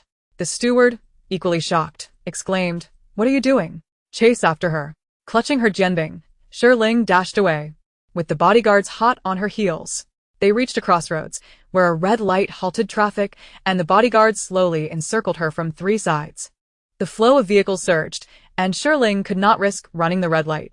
Silently swallowing the last bite of jianbing, she was about to dial 110 when a discreetly luxurious car came to a stop before her. It was an older model, favored by the elderly and affluent families. Shi Ling racked her brain, but could not recall anyone she knew who preferred such a vehicle.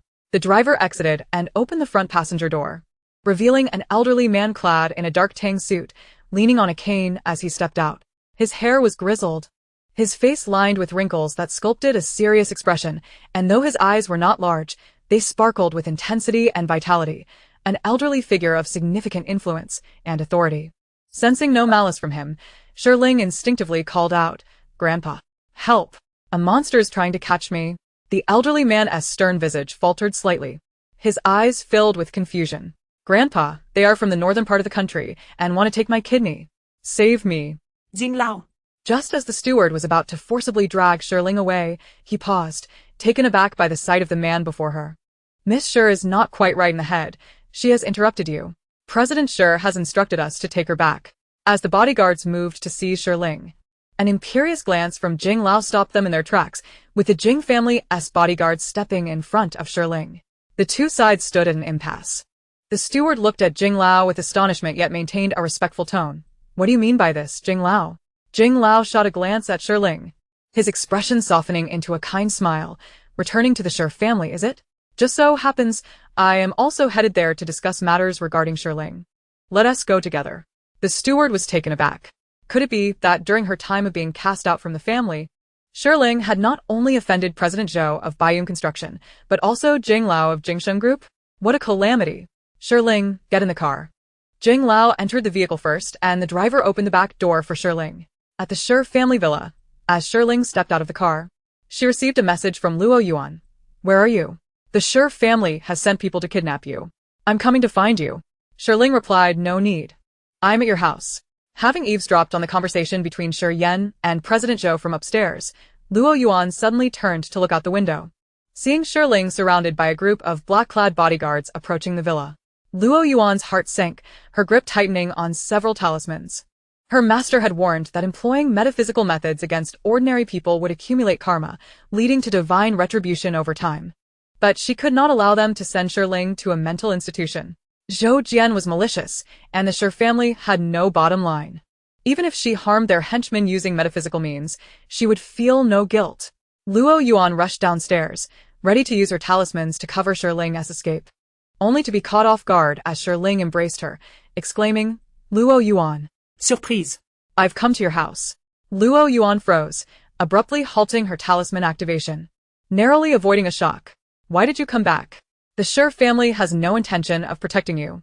They want to send you to a mental institution to silence you and discredit the content of your live streams, Luoyuan whispered urgently in her ear. She was afraid Shi Ling still held hope for the Shi family and was enraged by the family's coldness. I know, it's fine. I have a powerful ally. Shi Ling winked at her and then glanced toward Jing Lao. Chapter 120. Shi Ling is mentally ill. She must have a guardian. While Shi Ling and Luoyuan conversed outside the living room, the steward entered first, reporting to Shi Yan, President Shi, Miss Shi Ling has been brought back, but... Shi Yan, already impatient from waiting, interrupted the steward, ordering her to come in and apologize to President Zhou. No need for that. I won't hold a grudge against a mentally unstable young girl. Since we have found her, I hope President Shi will discipline her properly. President Zhou, aware of Shi Ling's peculiarities, was reluctant to meet her, merely wanting to ensure that Shi Yan resolved the matter. What you say is true. Shi Yan coldly instructed the steward to send her to a mental institution for compulsory treatment, ensuring she wouldn't cause trouble again. Just then, a deep and authoritative voice echoed from outside. Since the Shi family has already expelled Shi Ling, President Shi is no longer her guardian. What right do you have to send her for forced treatment? Jing Lao, supported by bodyguards, entered the living room with his cane. Jing Lao. Both Shi Yan and President Zhou displayed astonishment at the arrival of the elder. Although nearing 70, Jing Lao remained robust, still serving as the chairman of Jingsheng Group.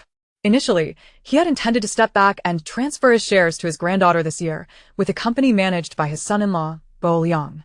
However, not long ago, Shi Ling's live stream revealed that Bo Liang was the murderer of Miss Jing, leading to his death sentence, and his illegitimate daughter had been expelled from the Jing family. Thus, Jing Lao continued to be at the helm of Jingsheng Group, having encountered a tragic fate of being childless. Jingsheng Group boasted the largest chain of hotels in Huagua, with extensive business across various service industries, having previously held the title of the richest in Yunqing multiple times. Only recently surpassed by the Shi family, Jing Lao himself held significant status in Yunqing, maintaining close relationships with the elite of the capital, and commanded great respect from the influential figures across various sectors. Even someone as arrogant and ruthless as President Zhou had to regard him as a junior. However, neither Shi Yan nor President Zhou had anticipated that the reclusive Jing Lao would personally visit the Shi family. The pressure of time weighs heavily upon them. Their family business is already struggling, and they must rely on a strategic marriage to solicit assistance from the Shi family. Yet now, due to Shi Ling, two titans of the business world have come to bear down on him. Mr. Zhou squints, asserting that old Mr. Jing's statement is erroneous. After all, Miss Shi Ling was raised by the Shi family and has yet to locate her biological parents, making the Shi family her guardians. It is only natural that the Shi family would send her for treatment, wouldn't it, Mr. Shi? Shi Yan wipes the sweat from his brow, replying, Indeed, indeed. Upon entering with Luoyuan, Shi Ling hears this exchange and retorts, What nonsense. Have you even read the civil code? I am of legal age, and do not require guardian. Mr. Zhou casts a dark glance at Shi Ling before forcing a smile, remarking that while she may be a normal person, she is, in fact, a lunatic. Miss Shi Ling, I have investigated you. You have a history of schizophrenia. Those with mental illness must have a guardian. This assertion emboldens him to pressure the Shi family regarding Shi Ling. The moment Mr. Zhou utters these words, even Luoyuan feels a pang of alarm, having forgotten about Shi Ling's mental health history. Shi Ling's expression darkens, her fists clenching slightly. She does not have a history of schizophrenia. It was the forced confinement to a psychiatric hospital with various electric shock treatments that led to her current issues. Her hallucinations have intensified, but she has proven that they are not mere figments of imagination. Had it not been for Dr. Gu Yang's intervention to reform the Yun City Psychiatric Hospital, she might have truly succumbed to madness. Just then, old Mr. Jing interjects, stating that Shi Ling now has another guardian. Shi Yan is no longer her guardian. Chapter 121. Shi Ling is no longer associated with the Shi family. She is the sole young lady of the Jing family. The room erupts in astonishment as all present turn to old Mr. Jing. They had surmised that old Mr. Jing had come to support Shi Ling out of gratitude for her assistance in uncovering the truth behind his daughter's death. However, they did not anticipate that he would take on the role of her guardian. Mr. Zhou's expression darkens, his smile turning insincere as old Mr. Jing quips that Shi Ling has adoptive parents and thus does not require his guardianship. Yet, Old Mr. Jing shows no regard for Mr. Zhou's authority, pointing out that the Shi family expelled Shi Ling a month ago, even transferring her household registration, so she no longer has adoptive parents. This girl has rendered me significant assistance. Upon our meeting today, we found a delightful rapport. Hence, I have recognized her as my adopted granddaughter.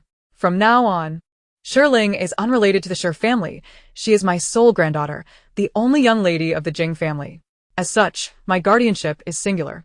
Shi Yan is left dumbfounded. The false daughter that their family had cast aside is now recognized by old Mr. Jing as his granddaughter, becoming the exclusive young lady of the Jing family. Once old Mr. Jing passes, Shi Ling will be the sole heir to his vast fortune, including shares in the Jing Sheng Group. Old Mr. Jing is willing to bestow the fruits of a lifetime of labor upon a complete stranger, merely because she aided him in discovering the truth about his daughter's demise. Not only Shi Yan and Mr. Zhou, but even Shi Ling displays astonishment. Prior to their arrival, old Mr. Jing had only mentioned offering her support, not that he intended to assume the role of her true grandfather. The facade of kindness that Mr. Zhou had worn is now fully stripped away.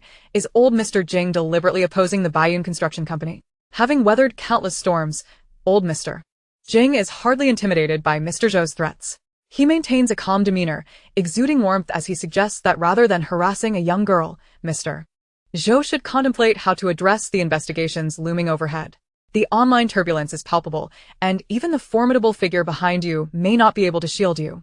Meanwhile, Mr. Zhou's assistant approaches him, showing him something on his phone, and whispering a few words. Mr. Zhou's expression shifts, his gaze darting between old Mr. Jing and Shi Yan, and with a snort of disdain, he departs without another word.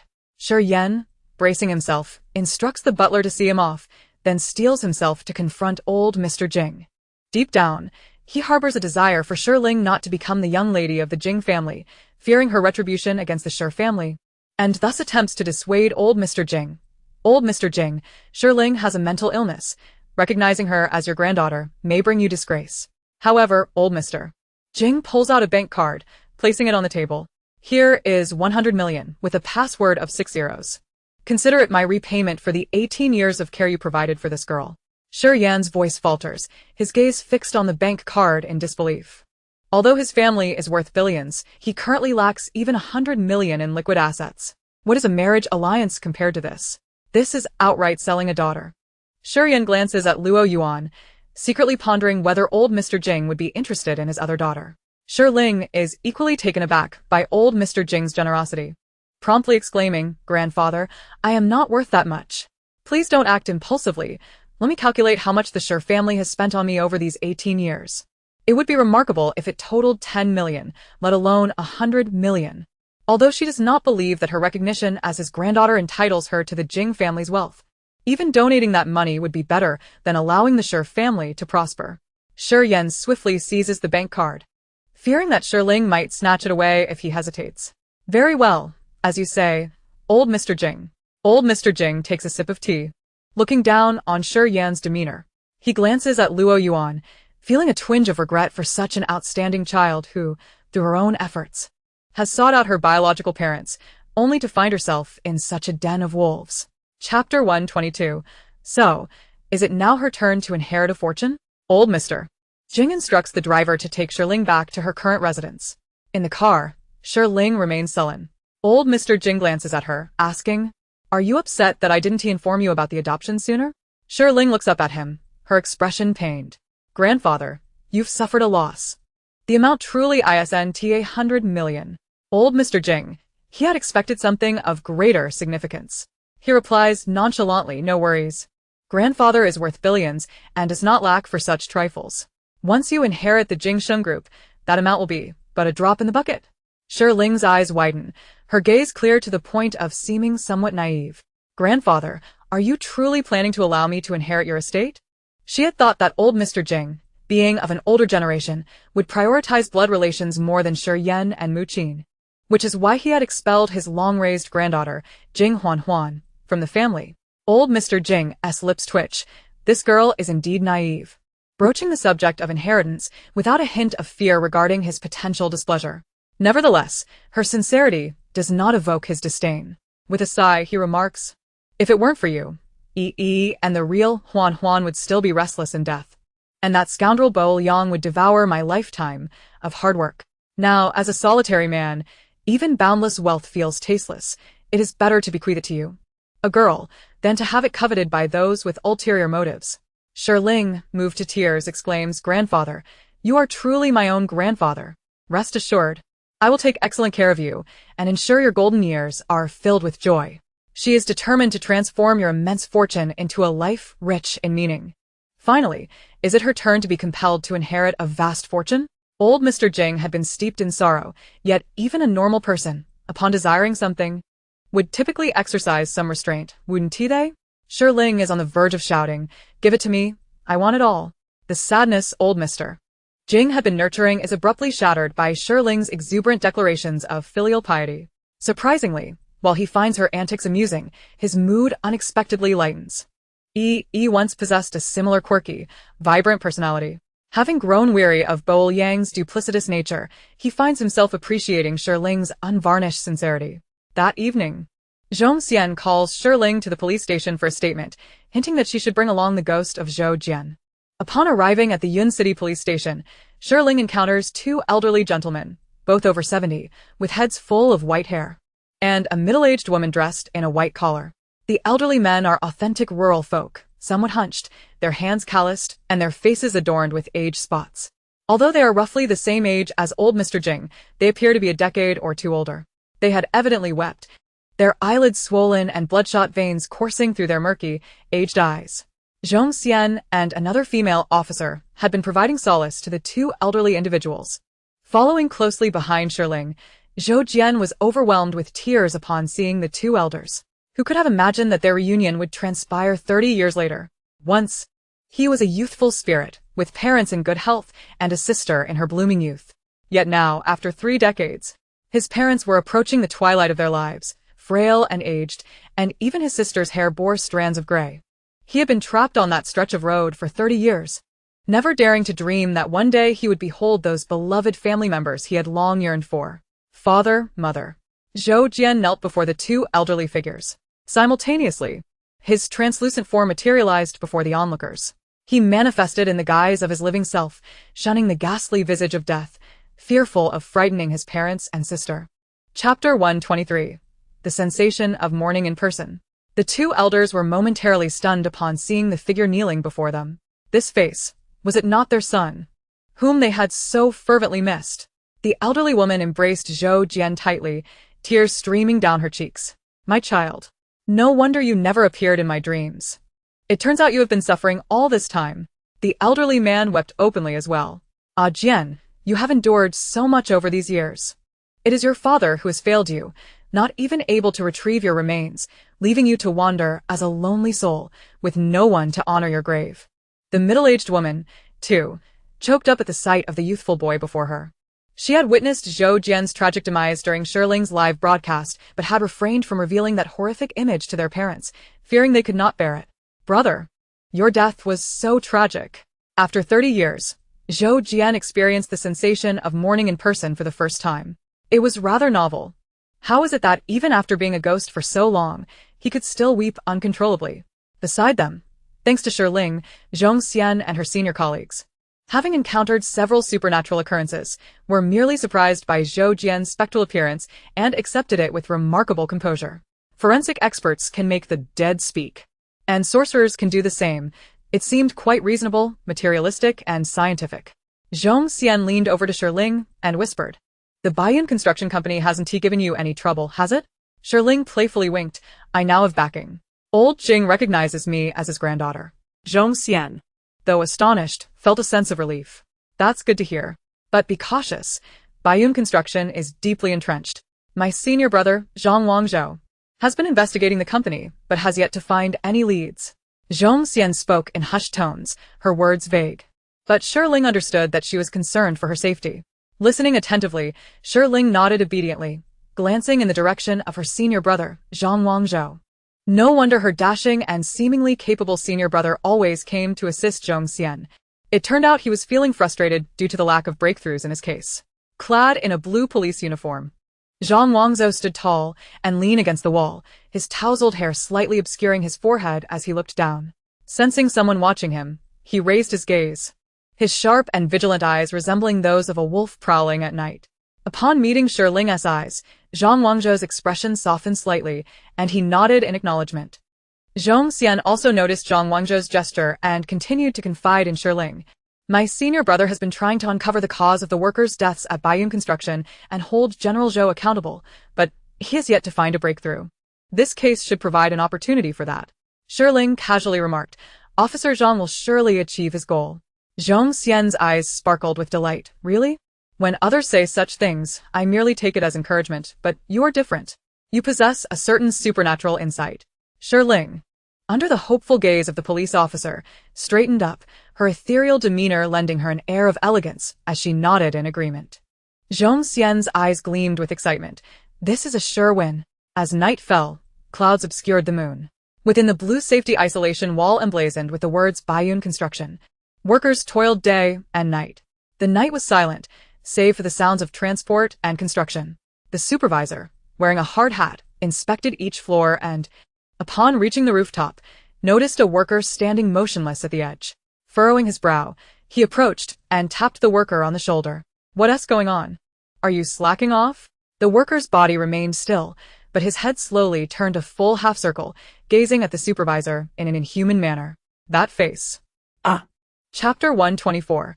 The disappearance of Wang Xian at the construction site. A heavy object crashed to the ground, blood staining the mud. The siren of an ambulance wailed. The workers abandoned their tasks and gathered near the supervisor's fall site, whispering among themselves. Another one has died. That's the third already. No, it should be the fourth. Have you forgotten Wang Xian? Sure. That poor soul, missing from the site for so long, and the surveillance just happened to malfunction. I can't stay here any longer. I'll leave once I get my salary. Me too. The clouds obscured the moon, stones fell into the sea, creating not a single ripple. The following day, as dawn broke, sunlight flooded the earth, and birds chirped joyfully among the branches, prompting one to reflect on the clarity of another day and the peace of the world. Zhou Jian could not manifest during the day, so he relied on Shi Ling to assist in leading the police and his family to his burial site to excavate his remains. After more than 30 years, only skeletal remains lay bare, yet the forensic expert could still discern from the bones that the deceased had suffered blunt force trauma, consistent with the characteristics of a vehicular accident. Although Zhou Jian's spirit existed, he was deceased. His words could not serve as testimony but merely facilitated the police investigation. While the bones were being collected, Shi Ling rested in the shade of a tree. Zhang Wangzhou offered her a bottle of mineral water and sat down on the grass beside her, twisting the bottle open for a sip. Are you in your third year of high school? His posture was straight, reminiscent of a soldier rather than a police officer. His handsome features imbued with an air of righteousness. Shi Ling had an innate fondness for such individuals and unconsciously displayed a compliant demeanor, replying, I'm busy? Not too bad. Zhang Wangzhou regarded her with a serious expression. Shi Ling, may I request a few more days off to assist us? The disinterested student, eager to avoid school, replied swiftly. Of course. Just speak to my homeroom teacher. It is my honor to assist in the investigation and serve the people. Such awareness?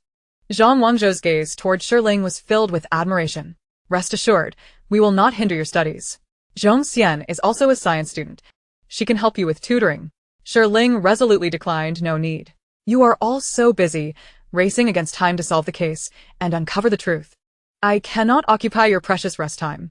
Later that afternoon, Zhong Xian invited Luoyuan to the police station to tutor Shi Ling, ensuring she would not fall behind in her studies.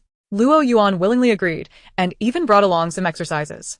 With a complete set of Huanggang review papers, Shi Ling exclaimed, I truly appreciate you all.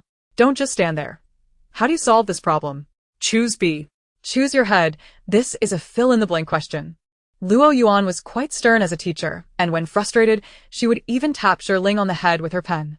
During this time, Baiyun Construction was under close scrutiny by the police. Although news of the workers' deaths had been suppressed, it could not elude the authorities. Previously, Baiyun Construction had managed to keep things under wraps and continued operations. However, with old Jing stepping in to pressure General Zhou, he found himself at a loss. Soon, the construction site was cordoned off, halting work to cooperate with the investigation. Zhang Wangzhou led a team of police officers and forensic specialists to inspect the scene, with Shi Ling accompanying Zhong Xian as an auxiliary member. Zhong Xian informed Shi Ling that this was the third deceased since construction commenced, In addition to one missing person named Wang Xian. Shi Ling inquired, missing from the construction site?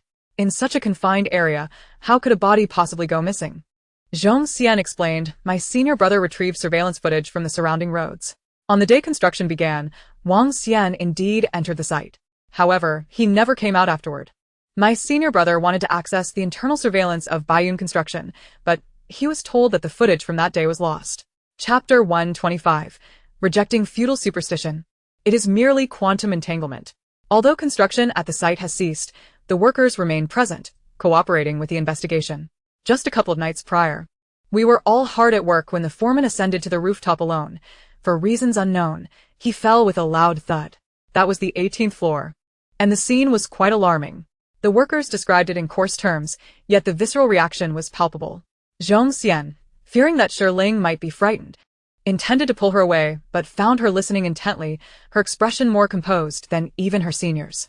Other workers chimed in, interrupting the overly vivid account, asserting that the site was haunted, claiming it was Wang Xian seeking retribution, which explained the repeated fatalities.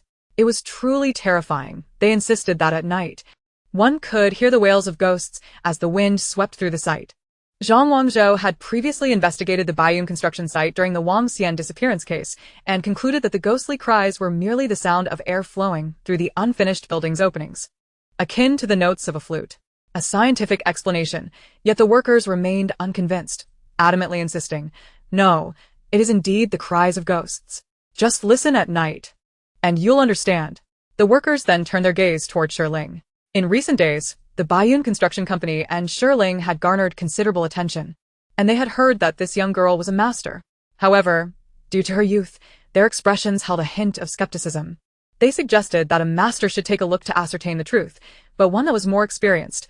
Previously, the management had invited a Taoist priest from Huiyun Temple, who was also young but had proven inept, failing to even locate a ghost. Shi Ling, however, firmly disagreed with the elder worker, stating, I reject feudal superstition. There are no ghosts in this world. It's merely quantum entanglement, a special magnetic field that occurs before death. The elder worker stared at her in bewilderment. What on earth are you saying? Shi Ling, accompanied by Zhong Xian and Zhang Wangzhou, circled the entire construction site, even entering the unfinished building for inspection. Zhang Wangzhou handed Shi Ling a yellow safety helmet, cautioning her to be careful as there might be nails on the ground. Shi Ling nodded and followed them to the rooftop, examining the spot where the foreman had fallen. She could not contribute much but stood by, watching them document evidence. There were footprints, but they belonged to a single individual, matching the deceased's shoe size. Considering the earlier drop point and the forensic results, it ruled out homicide. The most likely scenario was that the deceased had fallen accidentally. Zhang Wangzhou summarized the findings. Zhong Xian then turned to Shi Ling, asking if she had noticed anything. Shi Ling shook her head.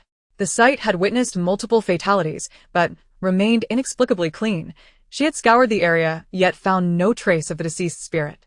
Could it be that the soul had immediately reincarnated? Yet, Shi Ling felt an unsettling intuition. Something was amiss at this construction site. The mystery still revolved around Wang Xian. Where was his body? Were the eerie cries within the building truly just the wind? Shi Ling suggested to Zhong Xian, let us return tonight to investigate further.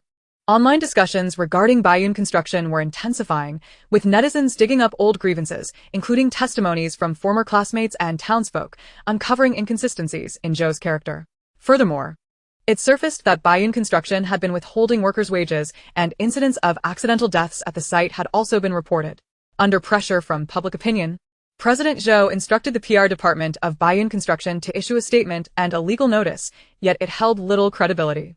He attempted to pay for the trending topics to be withdrawn, but was met with refusal, leaving him with no choice but to bribe entertainment journalists to expose more scandals in the entertainment industry, such as a male idol's noodle business, a male star's secret marriage and child, a female idol's scandalous dance for love, and a streamer's failed promotional attempt.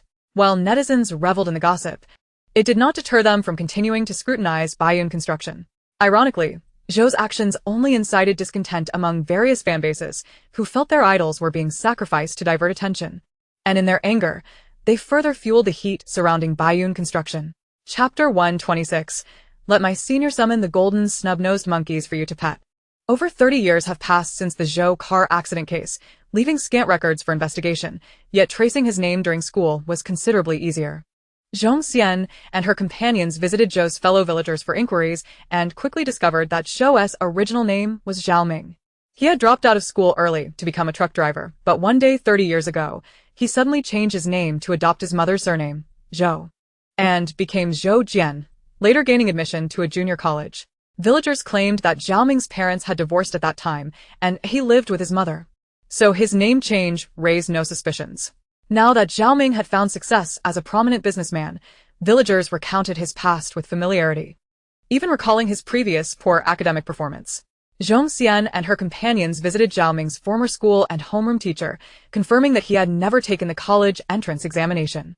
Having witnessed Shi Yan attempting to forcibly send Shi Ling to a mental institution to appease Baiyun construction, Luoyuan's disdain for the Shi family deepened, leading her to avoid staying at home. After school, she went to Shi Ling's house to help her with studies. Shi Ling genuinely disliked studying. She recognized each character in the questions, yet when they were combined, she felt drowsy. They were even more perplexing than the talismans Luoyuan inscribed. While Luoyuan explained the problems, Shi Ling diverted the conversation. Luoyuan, did you grow up in Huiyun Temple? I heard there are wild golden snub-nosed monkeys in your back mountain. Yes, draw a force analysis diagram for the block on the slide and list the equations. While Shi Ling's hands moved, her mouth kept chattering. Huiyun Mountain is a 5A scenic area. I haven't visited it since returning to Yun City. I heard there's a large area of Huiyun Temple that is off-limits to tourists. It must be so cool to live in a scenic area since childhood. Once Luoyuan saw that Shi Ling's force analysis and equations were correct, her expression brightened. She had also noticed recently that Shi Ling was quite intelligent.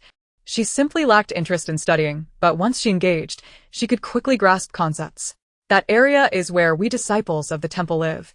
The master designated it to prevent tourists from disturbing our cultivation.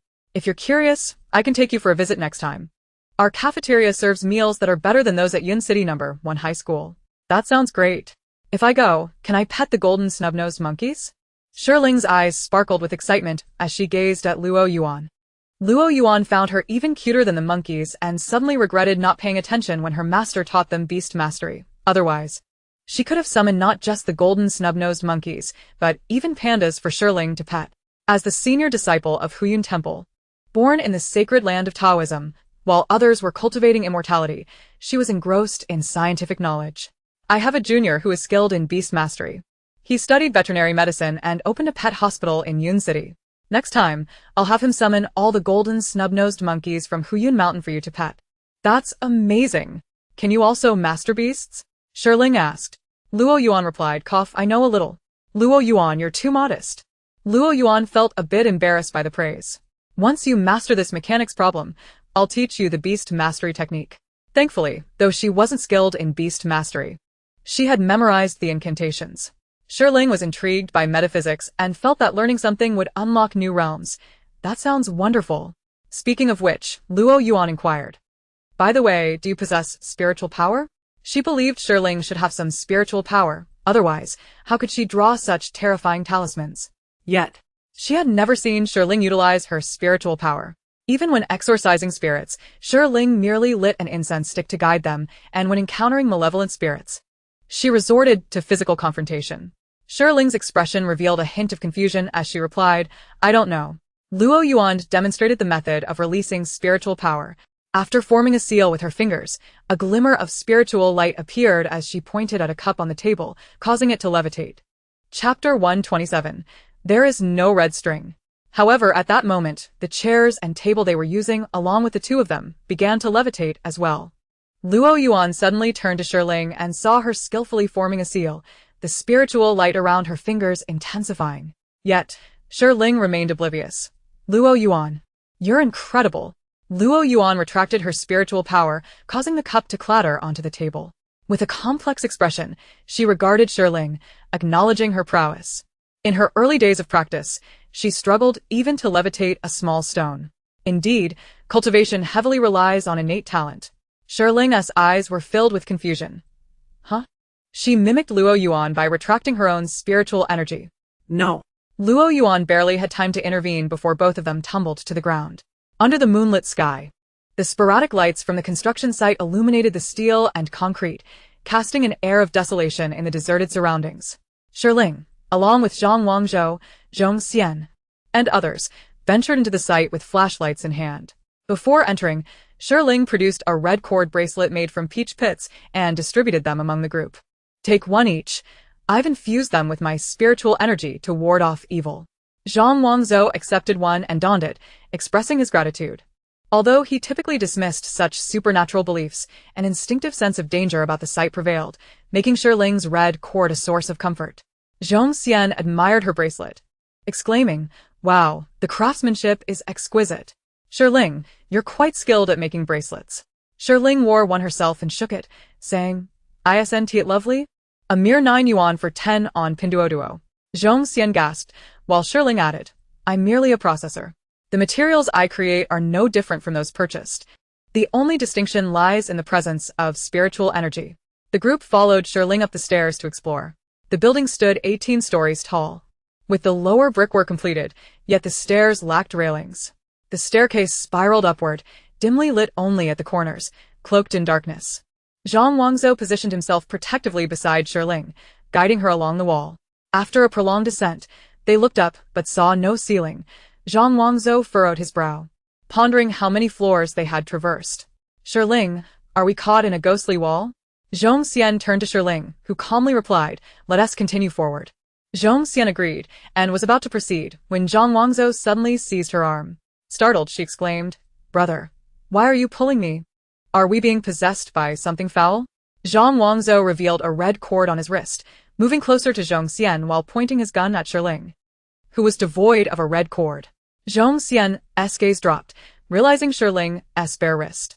At that moment, Shi Ling, her head bowed, abruptly lifted it, her face contorting into a grotesque visage, surrounded by swirling dark energy that lunged toward Zhang Wangzhou. Remaining calm, Zhang Wangzhou pulled the trigger, dispelling the dark energy, leaving the space where Shi Ling had stood empty. Zhong Xian, frightened, asked, "Brother, what just happened? Where's Shi Ling?" Zhang Wangzhou holstered his gun and replied coolly, "We must have separated while navigating the ghostly wall. Since that entity urged us to proceed, let us retrace our steps." Zhong Xian chuckled, "You're quite clever, brother. But I don't have a red cord either." Zhang Wangzhou's eyes widened as he looked at her.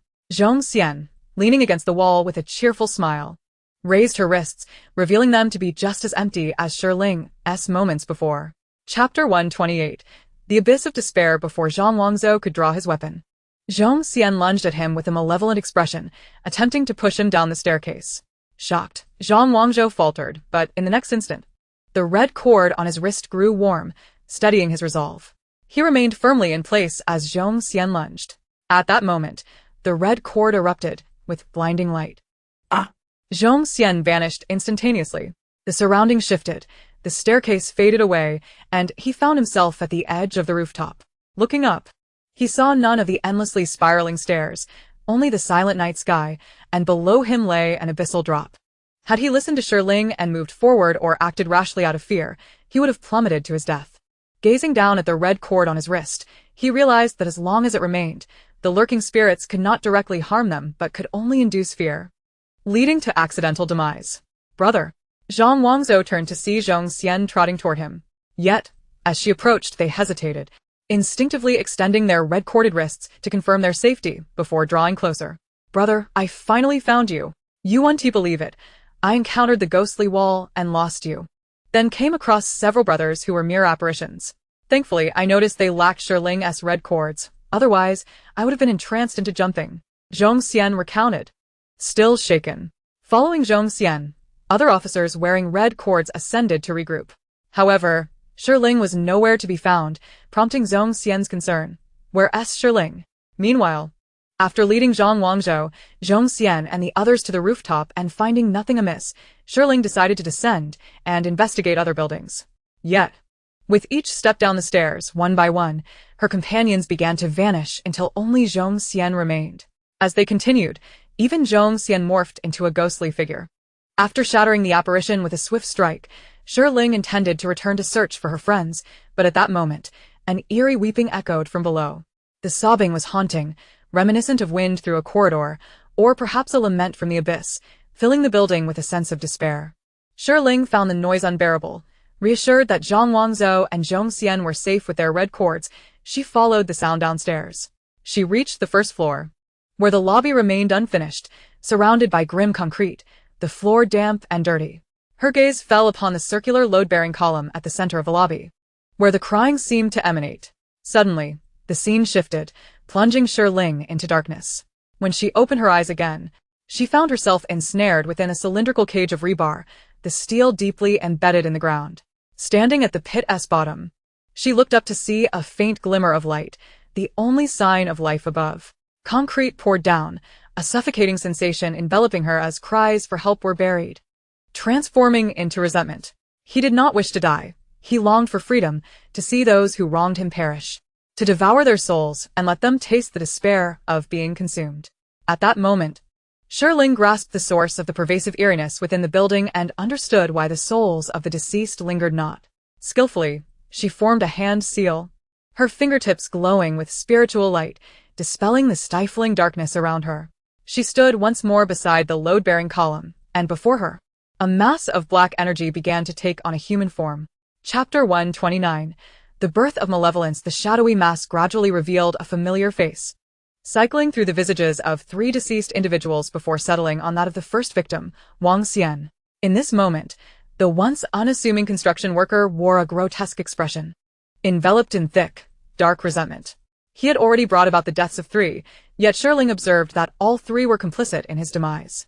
This indicated that, while Wang Xian had succumbed to darkness, he did not indiscriminately attack the innocent like other vengeful spirits, but sought retribution against those who had harmed him. However, with Wang Xian now targeting them, it meant he had begun to launch indiscriminate attacks against anyone entering the building. Should he spill the blood of the innocent, he would be entirely consumed by resentment, evolving into a mindless, murderous specter. Shi Ling attempted to reason with him. Wang Xian, do not harm the innocent. The police have thoroughly investigated Baiyun construction. Justice will be served. Yet, Wang Xian interrupted her, lunging toward her with palpable rage, shouting, they all deserve to die. You all deserve to perish. Shi Ling exclaimed in alarm, don't come any closer. As he morphed into a dark wisp, he charged at her, hands outstretched as if to tear her apart. Shi Ling took a deep breath, seizing one of the ghost's hands and forcefully throwing it to the ground, delivering a series of erratic and violent blows. I've warned you not to approach me. I become a danger even to myself when enraged. Wang Xian's voice, once filled with malice, now softened to a mere whisper as he lay helplessly on the ground, extending a hand toward her. Shi Ling's gaze fixated on that hand, and she prepared to toss him aside once more. Stop! Just as she grasped his ghostly hand, a chilling wail echoed through the air. Startled, Shi Ling instinctively lifted Wang Xian, spinning him around before hurling him to the opposite side. He landed heavily, letting out a muffled groan of pain. Terrified that Shi Ling might strike again, he cried out urgently, Master, spare me. The rough voice of the burly man trembled with a childlike whimper. With a slight shiver, Shi Ling kicked him aside and turned to face the astonished expressions of Zhong Xian and Zhang Wangzhou, who were standing on the stairs. At that moment, Wang Xian, lying on the ground, spotted a group of police officers and burst into tears. Uncle Police, help me. Shi Ling was taken aback. No, officers, let me explain. Zhang Wangzhou, with an impassive expression, produced a pair of handcuffs, stating, no need for explanations, just cuff him and take him away. Shi Ling exclaimed, what?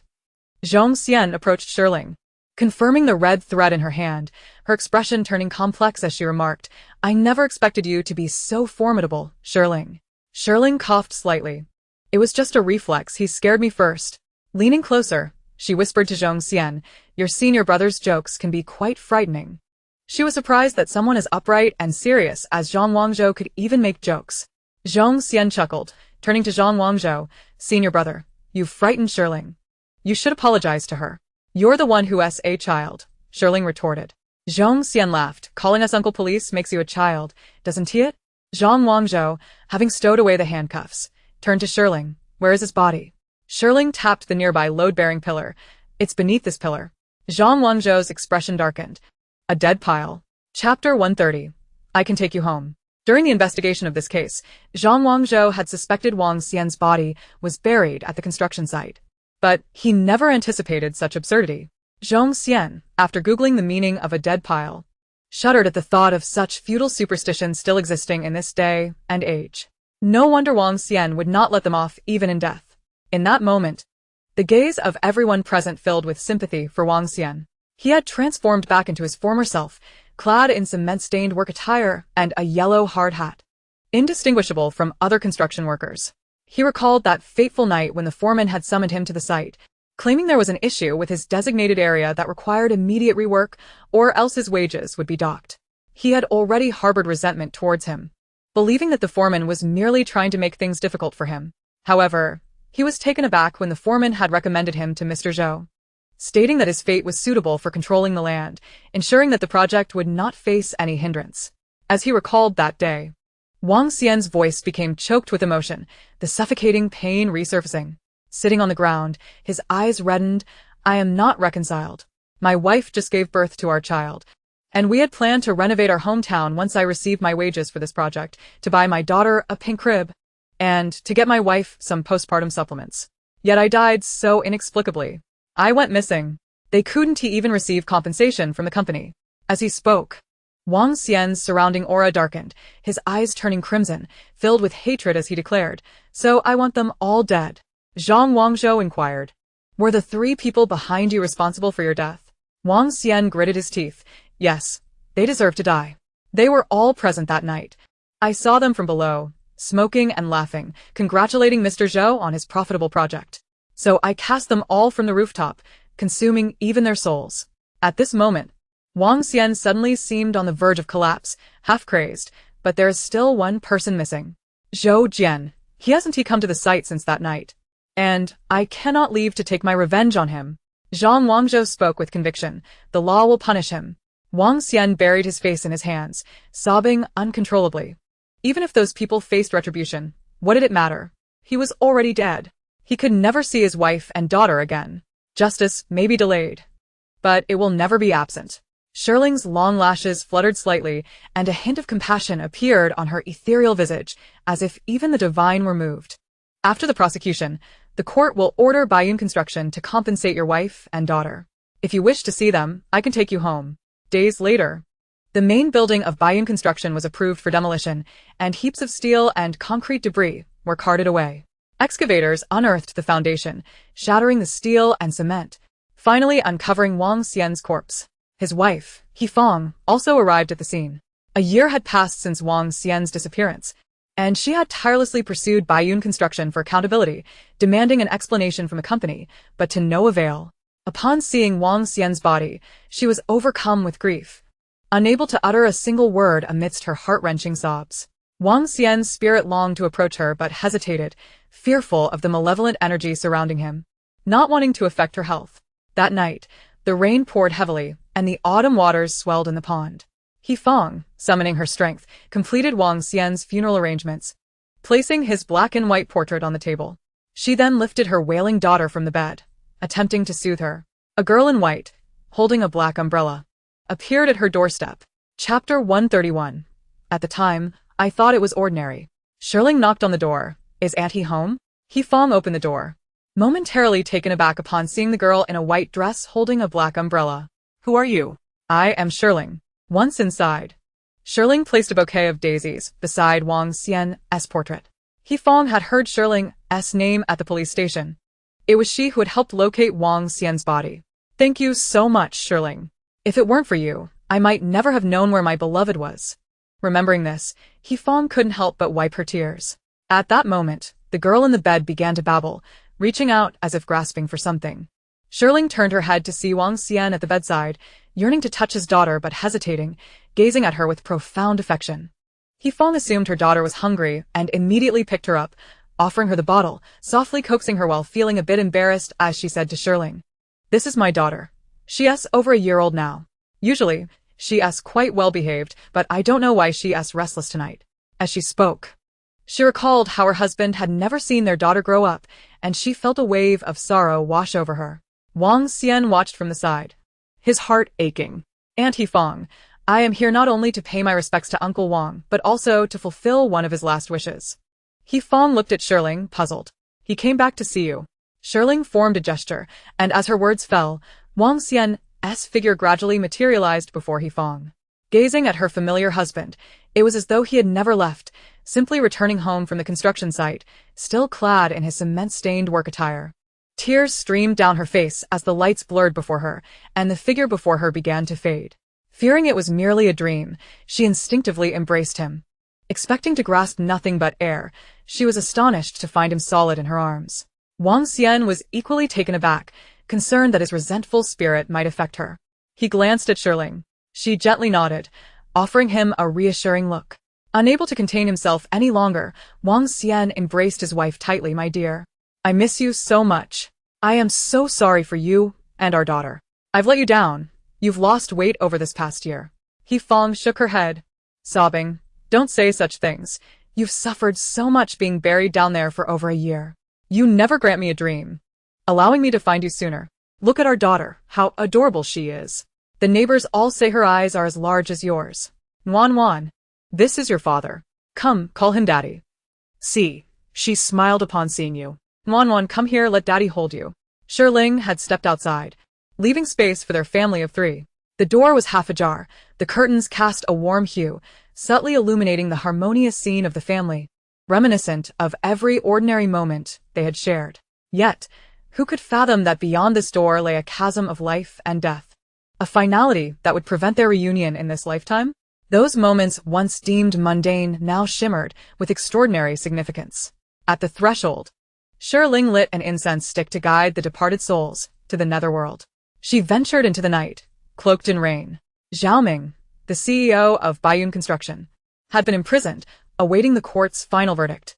He faced multiple allegations from the families of Zhou Jian and Wang Xian. With irrefutable evidence of his involvement in a fatal hit-and-run, his substitution of Zhou Jian for university, and the death of Wang Xian laid bare by the relevant authorities. Chapter 132. The Elevator Plummets.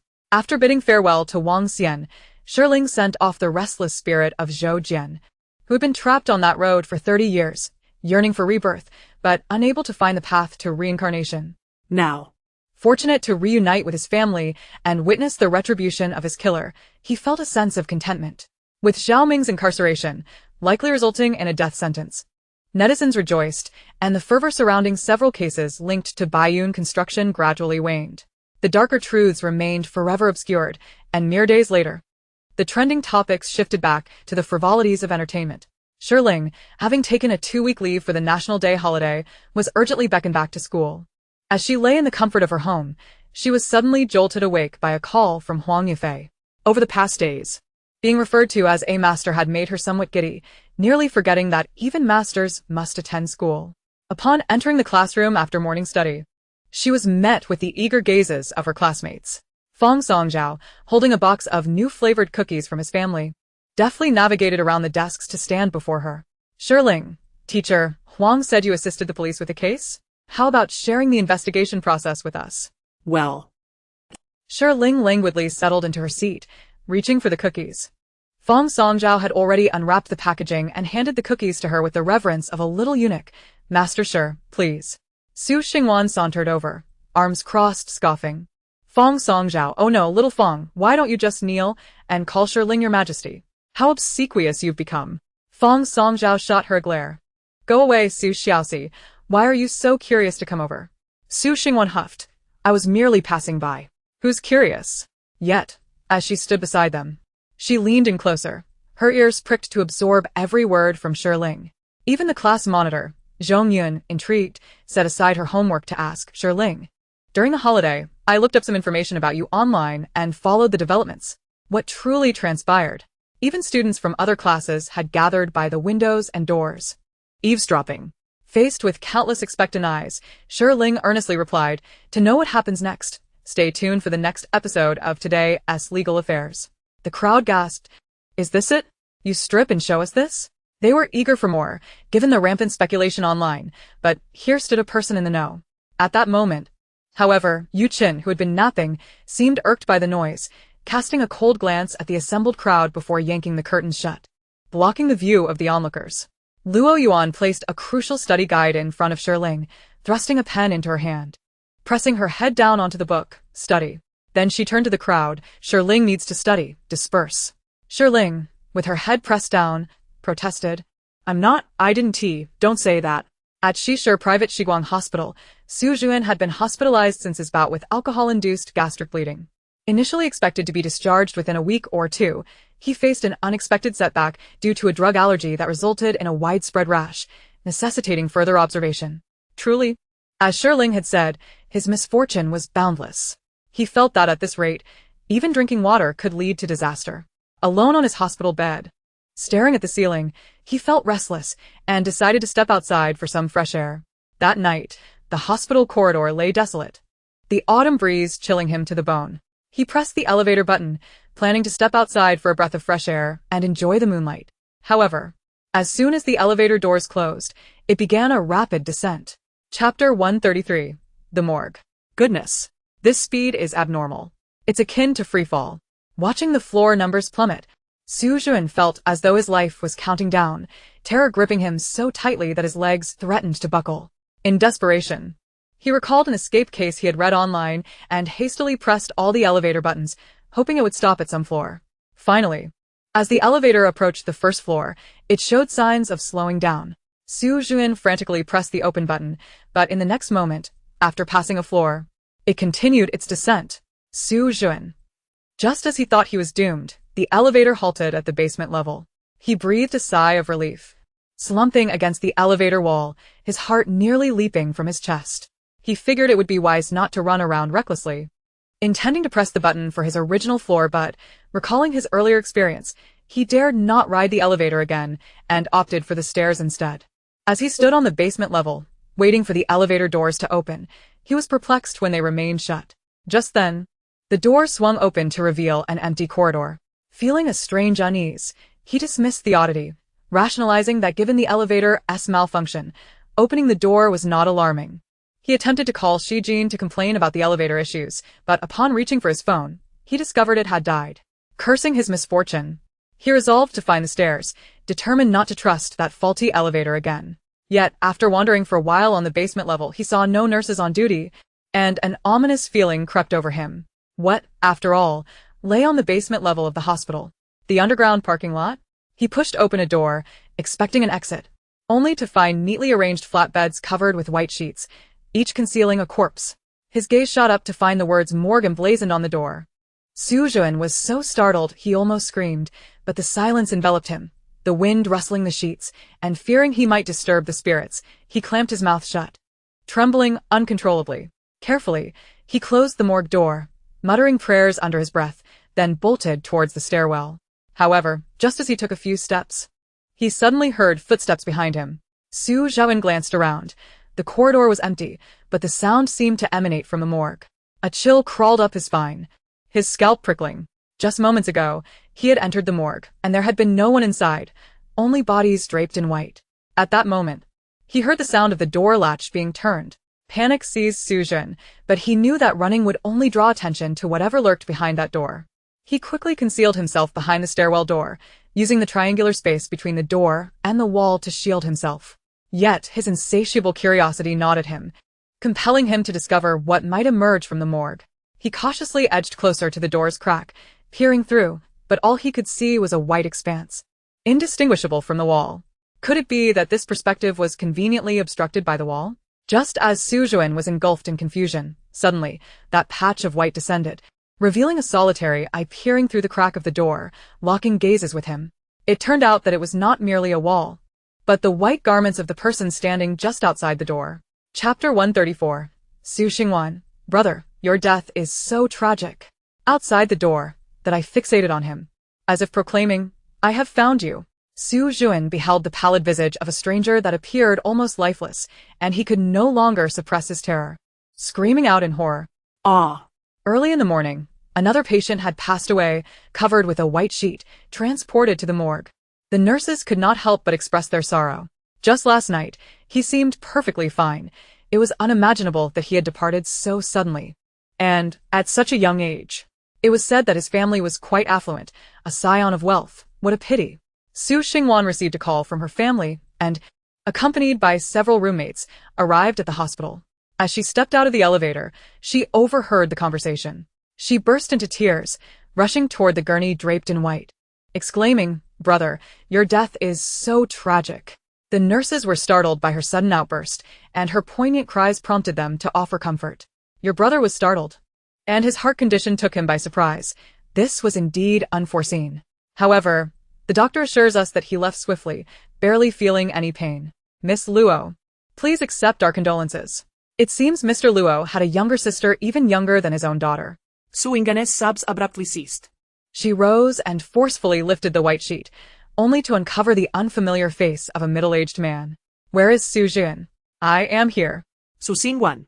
You are mourning at the wrong grave. Hearing that his sister had brought Shi Ling to the hospital, Su Jun hurriedly tumbled from his hospital bed. Upon exiting, he was greeted by the sight of Su Xingwan blocking the gurney, weeping dramatically. His expression darkened instantly. He had merely fainted from fright, not died from it. Upon hearing that familiar voice, Su Xingwan whipped around to see Su Jun standing at the door, clad in a blue and white striped hospital gown. She was momentarily startled and rushed to embrace him, bursting into tears again. Brother, I'm so relieved you're okay. You scared me to death. Why did Mom call me? Urging me to come to the hospital, even telling me to bring my roommates along? I thought I was coming to a funeral. What do you know? Su Jun retorted. His intention was merely to summon Shi Ling, but fearing she would refuse to come due to their strained relationship, he had asked Su Xingwan to bring the entire dormitory. Surely, Shi Ling would feel obliged to visit him now. Indeed, she had come, and he felt quite clever for his ruse. Young Master Su. It is a relief to see you well. Lin Lin also exhaled in relief. We came in haste and prepared no gifts for your visit. Senor Su. These fruits are something I picked up at the hospital entrance. Gu Jiai extended a bag of fruit to Su Jun. Upon seeing the mangoes being offered, Su Jun instinctively took a step back. Please do not come closer. I am allergic to mangoes. He simply wished to be discharged quickly and did not want to remain in the hospital due to an allergy. Gu Jiai paused momentarily. I apologize. I did not consider that. Su Jun was not in the mood for pleasantries. His gaze scanned past the crowd until he finally spotted Shi Ling. While Su Xingwan and the others were preoccupied with him, Shi Ling was leisurely seated in the corridor, sipping on bubble tea. Shi Ling. He stormed over to her. Shi Ling looked up, taking a sip of her pearls. You're still alive? Su Jun coldly chuckled. You must be disappointed that I'm not dead, you heartless woman. In an instant, the nurses bustling through the corridor cast odd glances at them, as if witnessing a melodramatic scene unfold. Shi Ling's forehead creased with annoyance. I will grant you a chance to rephrase your words. If you cannot speak appropriately, I will take my leave. Su Jun smirked and, seeing her rise to depart, immediately knelt before her, clutching the hem of her skirt. The passing nurses gasped, Wow, a single knee kneel. Su Jun disregarded his dignity and cried out, Shi Ling, help me. Chapter 135. Foster Father. Suddenly, Su Jun bellowed, startling everyone in the corridor. Noticing the bewildered stares directed at him, Su Xingwan frowned. Brother, what madness has taken hold of you? Su Jun was far too preoccupied to explain, if not for the fear of being kicked away by Shi Ling. He would have clung to her leg, begging for salvation. Shi Ling, please save me. My luck is deteriorating. I think I've encountered a ghost. Who knows what might happen next? I could very well be taken away by the Grim Reapers. Please save me, and I promise to cease opposing you from now on. From this moment forth, you shall be my foster father. Su Jun declared recklessly. Su Xingwan? The Su family, who had just brought breakfast to visit Su Jun, were equally baffled. Perhaps this breakfast is better suited for the dogs. Ironically, Shi Ling frowned slightly in distaste, before reluctantly conceding. Very well. Ahem. Su Jun's father, Su Mian, cleared his throat several times. However, no one paid him any mind. He stepped closer, coughing vigorously until he finally garnered the attention of Shi Ling and Su Jun. Dad, are you alright? Why are you coughing so hard? It's not pneumonia, is it? Stay away from me. I don't want to catch anything. Su Jun feigned concern while his body instinctively recoiled. Su Mian, feeling genuinely infuriated, coughed even harder. Unfilial son. Gu Jiai quickly interjected, Uncle, Auntie, please don't be upset. Su Jun and Shi Ling were merely joking. However, Su Jun shot her an admonishing glare, correcting her sternly. Do not speak out of turn. I am not joking. I am entirely serious. Gu Jiai. Su Mian, beyond exasperated, thrust the breakfast towards Su Xingwan and dragged Su Mrs. away, refusing to even glance back at his wayward son. he grumbled. This ungrateful wretch. Had I known, I would have shot him against the wall. He only brings me shame. Unable to compete with Shi Ling for a woman. He drowns his sorrows in alcohol and lands himself in the hospital, dragging my dignity along with him. And now he wishes to proclaim Shi Ling's adopted daughter as his foster father? Does that not make Shi Ling his grandfather? How dare he ride on my back? Mrs. Su fell into a contemplative silence, having heard rumors that the Jing family had announced Shi Ling's complete severance from the Shi family, now recognized as a granddaughter by old Master Jing. Su Mian. Then I'm still at a loss, now that she is a descendant of old Master Jing. Heiress. Su. Her expression darkened, could not fathom her husband's line of reasoning. Old Master Jing's acknowledgement of Shi Ling signifies that she possesses exceptional abilities. Even Su Xingwan's view of her has shifted since they roomed together, indicating Shi Ling is not merely the madwoman the Shi family painted her to be. Su Jian has indeed been unluckier lately. Perhaps he has truly attracted some unclean entity. Shi Ling might just be able to help him. Given that Shi Ling had clashed with Su Jian at the Su family banquet previously, Mrs. Su held a rather unfavorable impression of her. Yet, she could not ignore the incessant praise from Su Xingwan upon returning home about Shi Ling's prowess. Su Mian. That still doesn't justify calling her foster father. No. I must insist on separating these matters. What? Brother, are you implying that you wandered into the morgue, encountered a ghost, hid, and were then discovered by said ghost, causing you to faint? In the VIP single patient room, only Shi Ling, Su Xingwan, and Su Juan remained, as the other roommates had departed after their visit. After hearing Su Juan's account, even in broad daylight, Su Xingwan could not help but feel a chill run down her spine. Chapter 136. Someone covered the elevator camera. Isn't it terrifying? Su Juan reflected on the eye he had glimpsed through the door crack, still haunted by the nightmare. Su Xingwan wholeheartedly nodded in agreement. But brother, how could you be so cowardly? You fainted after just one scare. She recalled her own experiences playing with the pencil spirit in the dormitory. Having been frightened numerous times by the ghostly senior, yet she never fainted like her brother. Eventually, she even grew accustomed to the ghost residing under her bed.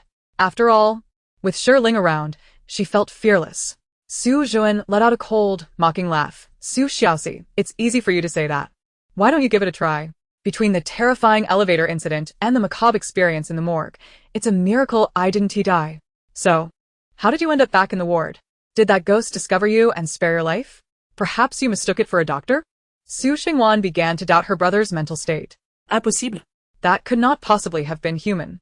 You don't understand. Its pupils were dilated, and its skin had the appearance of corpse-like mottling.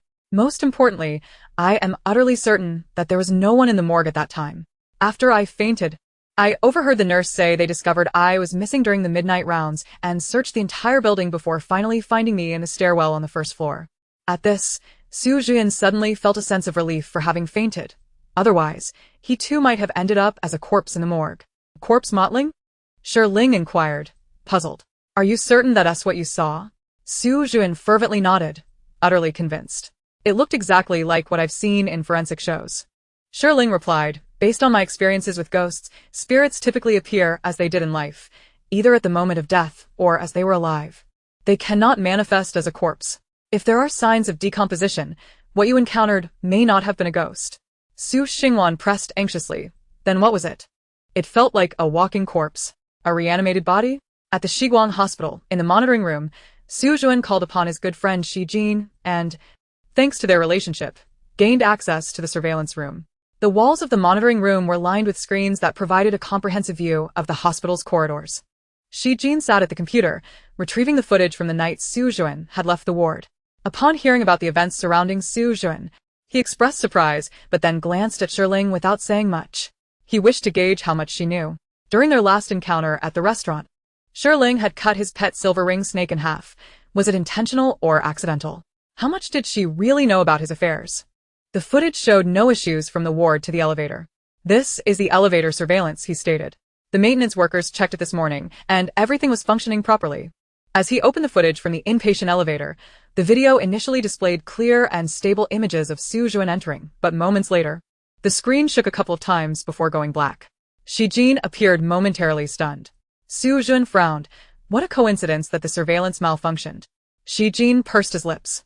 No, the maintenance workers confirmed it was operational this morning. Then, what's going on? Shi Ling suddenly interjected. Wait. Rewind the footage.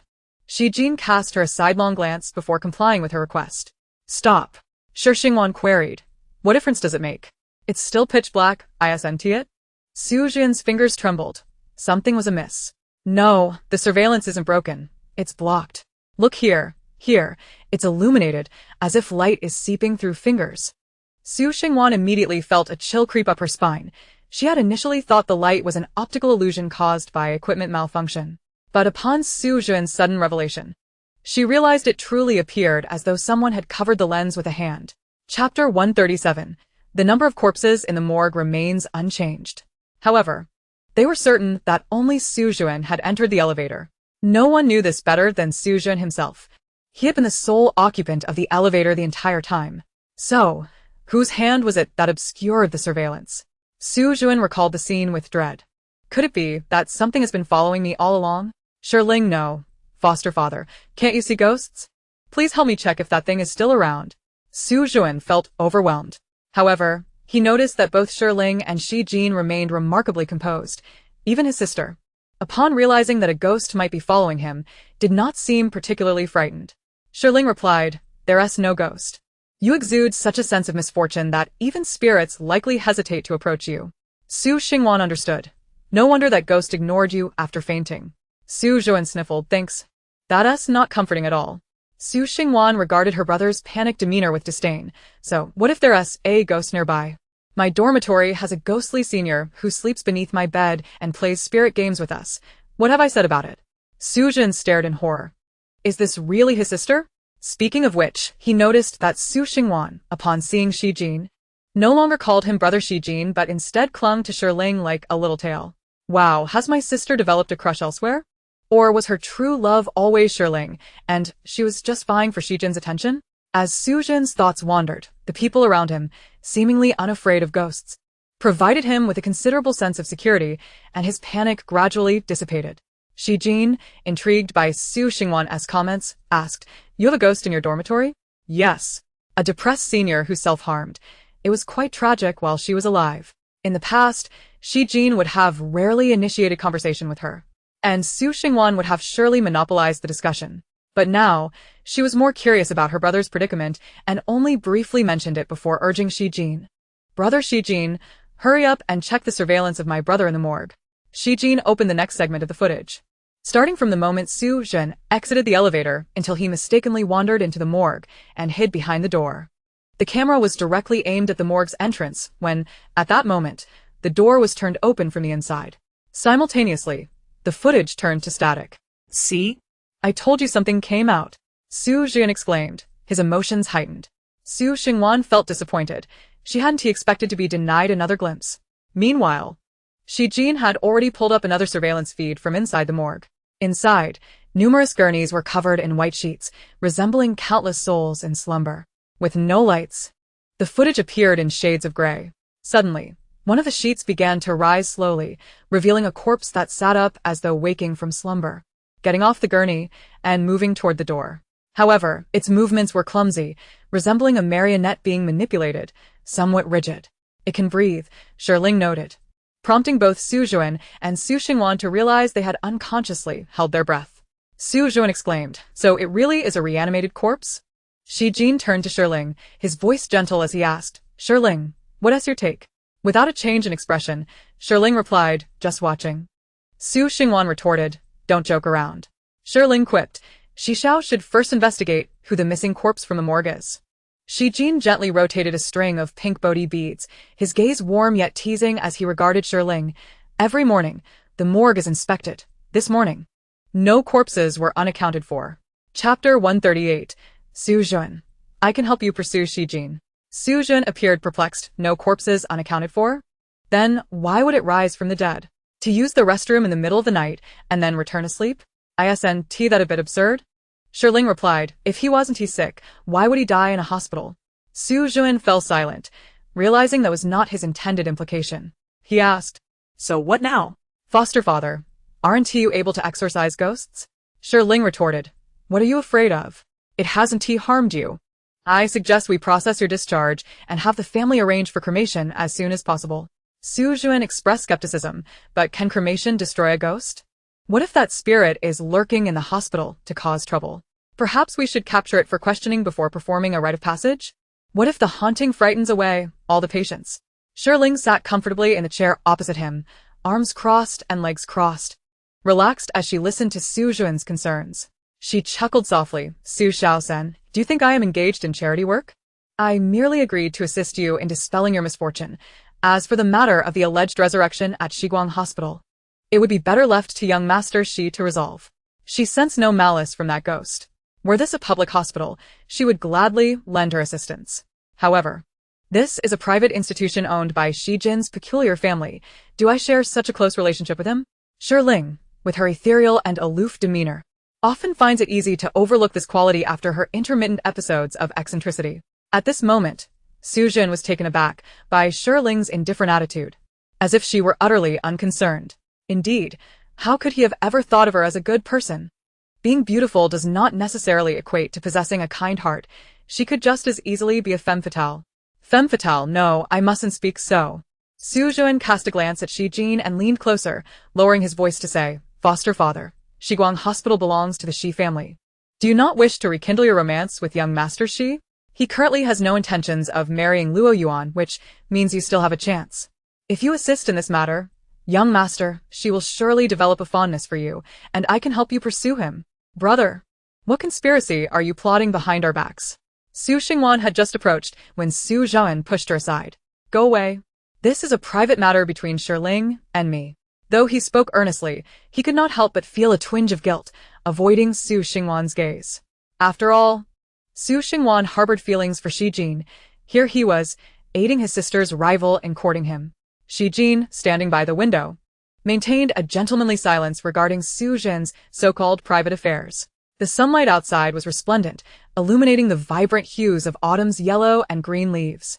The morning mist hung in the air, and sunlight streamed through the gaps in the branches, creating beams of light reminiscent of the Tyndall effect in the forest.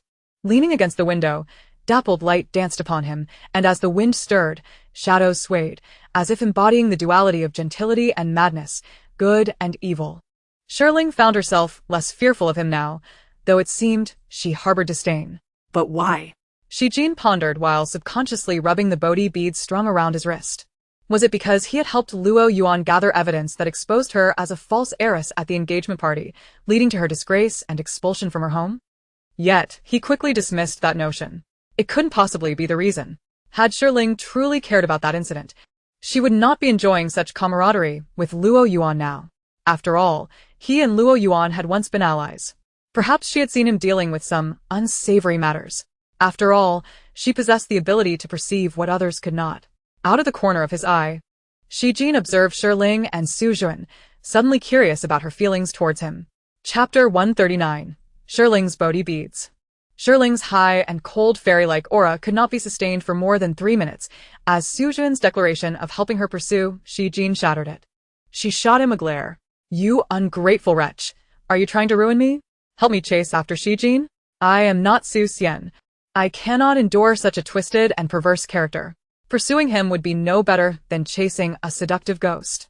Su Zhaoan felt a chill run down his spine under her glare. Shi Ling, please say something. Shi Ling nodded. Fine. Then I shall speak freely. If you wish to pursue Shi Jin, do it yourself. Do not involve me. I cannot assist you. Su Zhaoan made a shushing gesture, desperately signaling her to lower her voice, but Shi Ling held her head high, her voice growing louder. Then, as Su Zhaoan turned, he realized that both Shi Jin and Su Xingwan were staring at him. Su Xingwan, in disbelief, raised her fist to strike Su Zhaoan. Su Xiao-san. Are you still my brother? You know I like brother Shi Jin, yet you conspire behind my back to pursue him? Shi Jin, Su Zhaoan. No, sister, young Master Shi. Please let me explain. What I truly desire is a soft and fair-skinned girl. Su Xingwan's gaze fell upon Shi Jin, and upon realizing the discrepancy, she crossed him off her list, then looked at Shi Ling beside him, assessing her features, fair skin, beauty, soft demeanor, hesitantly marking her as a potential candidate. Finally, Su Xingwan gasped. Oh my gosh, brother. Have you transformed from a green-haired turtle into a double-faced turtle? To the extent of being a sycophant, you like Shi Ling. But she likes brother Shi Jin. So, you, knowing full well I like brother Shi Jin, are helping Shi Ling pursue him? Su Xingwan emphasized her point with gestures. At that moment, a nurse entering to administer and for to Su Jin overheard her words and watched her gestures, glancing back and forth between the four individuals in the room. The amount of information was overwhelming. Is the relationship among these wealthy families truly this tangled? She had already envisioned how she would share this juicy gossip with her friends after work. Su Xiaoxi, shut your mouth. Su Juan roared, ready to retaliate. Su Xingwan quickly turned to the nurse with a serious expression. Quickly, hold him down. My brother is having an episode. Su Jin. Nurse, this isn't even a psychiatric ward. The patient is about to receive infor. Wait. Seeing Shi Ling about to leave, Su Jin hastily knelt before her, pleading earnestly. Foster father, please help me dispel this misfortune. Otherwise, when I get the injection, I shall become the pitiful Ziwei, pricked by the needles of Rong Mama. As he spoke, he revealed his hands, showing the multitude of needle marks on the backs of his hands, a sight that could induce a phobia of holes in anyone. These are all the spots where I've been pricked during infusions. Su Jin's eyes glistened with tears. Do you have any idea how I've been living in this hospital? I have to endure being pricked 5 or 6 times daily, with all the nurses trying their hand at it. It turns out it's not that they lack skill, it's just that I'm extraordinarily unlucky. Shi Ling felt a pang of sympathy at his description. Then why not use a catheter? With a catheter, you wouldn't have to be pricked daily. Su Juan smiled wretchedly. But with a catheter, the pain is constant. While others enjoy respite from the incessant needle pricks, I endure a continuous ache. It would be better to suffer a few times a day. How tragic. I feel embarrassed to impose on you. How about this? This protective Bodhi bead bracelet. I usually sell for 100,000. With Double 11 approaching, I'll offer you a discount. Just 9,998. Shi Ling rummaged through her bag and selected the greenest Bodhi bead bracelet to give him. Chapter 140. Simply an imitation of Dong Shi. This green suits you perfectly, Shi Ling declared with utmost seriousness. Su Juan, taken aback, gazed up at Shi Ling, accepting the bracelet with both hands. The color was vibrant and lush, gleaming with a watery sheen, exuding an almost ethereal aura. Just holding it filled him with a sense of safety and power, as if he could face any malevolent creature. Moreover, he felt that its quality rivaled that of the pale pink Bodhi bead bracelet gifted to Shi Jin by his beloved goddess. Foster father. You are so kind to me, Su Jin exclaimed, deeply moved. He had not anticipated Shi Ling would be so generous. She was more than a foster parent, truly. According to Shi Jin, such Bodhi bead bracelets were priceless, and Shi Ling had mentioned the original price of 100,000. Yet she was only charging him less than 1,000, essentially a gift. No, foster father, I cannot allow you to suffer a loss. I do not lack this little money. Just give me your card number, and I shall transfer you 100,000. Su Juan stated with conviction. Shi Ling, if you insist on saying that, then I must shed tears as I earn 99,999. She had various colored Bodhi bead bracelets in her bag, all purchased for 10 yuan each on a bargain site. That day, she had seen the pale pink Bodhi bead bracelet worn by Luoyuan and thought it lovely. So she had ordered a large quantity, intending to infuse them with spiritual energy as talismans for Zhong Xian and others. Money was secondary. Primarily, she appreciated him as a foster son. My card number is... Shi Ling quickly recited her card number. Su Juan swiftly took out his phone to make the transfer. Soon, Shi Ling's side displayed a notification of 1 million arriving in her bank account. 1 million? Su Juan. I accidentally pressed an extra 0. No worries, foster father. Consider it my filial piety to you. I've been so unlucky lately. Always losing money. Once I wear this Bodhi bead bracelet, everything should turn around. Shi Ling. Damn, wealthy people. If I had accidentally pressed an extra 0 on any payment, I could never forgive myself. However, with such a substantial sum of money, it is rare that her conscience has been pricked. How about this? Consider it a buy one, get one free. I shall also gift your sister one. Shi Ling then produced a pale yellow bead for Su Xingwan. Su Xingwan, taken aback, exclaimed, I have one too? Shi Ling, you truly are a kind-hearted person. Shi Ling, holding her bag, smiled nonchalantly, merely an ordinary philanthropist, really. If she had the means, she would indeed relish in charitable endeavors. Only Shi Jin, upon seeing the bead bracelet Shi Ling had taken out, halted his actions of stringing beads. Oh, brother Shi Jin, you have a bead bracelet too? Su Xingwan observed that he also possessed a light pink bead bracelet and was somewhat astonished that he would wear such a color. She inquired suspiciously, "Did Shi Ling give it to you as well?" Shi Jin's gentle demeanor turned slightly cold. No. The inferior quality of Shi Ling's bead bracelet could hardly compare to the one given to him by someone else. The spiritual energy contained within them was not even in the same league. It was akin to the tale of Dong Shi imitating Shi Shi. But, to me, they look quite similar. Apart from the color, they seem rather alike, don't you think? Su Xingwan Lindin. Attempting to take a closer look at Shi Jin's bracelet. However, as she drew near, her hand was swiftly brushed away by Shi Jin. Her hand turned red, and she gazed at the typically gentle and courteous Shi Jin in disbelief. Brother Shi Jin. Yet, the look he cast her way made her feel as if she were pricked by thorns. Not at all. He uttered this phrase before retracting his bracelet and turning to leave the ward. Su Xingwan, unable to fathom the situation, turned to Su Jian and asked, "Is he angry?" Su Jian had already grasped the matter. That bracelet was a unique existence for Shi Jin, held in great esteem, not to be touched by anyone. To suggest that it resembled Shi Ling's would undoubtedly infuriate him. Chapter 141. The Blind Genius Art Student. Su Xingwan, feeling aggrieved, remarked. But I think it looks quite similar to Shi Ling's. Su Jian whispered, "I think so too." Shi Ling believed that Shi Jin was gravely ill. Shiguang Hospital was a private institution established with considerable investment from the Shi family. Its facilities and medical team were top-notch, earning it the esteemed reputation of the Northern Emperor's medicine and Southern Shiguang. The hospital's interior was beautifully landscaped, akin to a park, conducive for hospitalized patients to stroll and ease their minds. Upon hearing that Shiguang Hospital's cafeteria served decent meals, Shi Ling insisted on trying it out with Su Xingwan. It was mealtime and many medical staff were off duty and dining. Director Zhou, when will my daughter's surgery for vision restoration be arranged? Is there any way to expedite it? She has an art examination in a few months. She needs her sight to pursue her dream of becoming a painter. A father of a patient pursued a doctor into the cafeteria. Dressed plainly and looking weary, his face was etched with concern for his daughter, fervently hoping to restore her vision. In contrast, Director Zhou appeared somewhat indifferent. He walked straight to the cafeteria window, selected a few dishes, and sat down to remove his mask and eat his lunch. The father, with tears in his eyes, implored, "Director Zhou, please help my daughter. We would go to any lengths to gather the medical fees." For the hospital staff, such scenes unfolded almost incessantly. They were accustomed to it.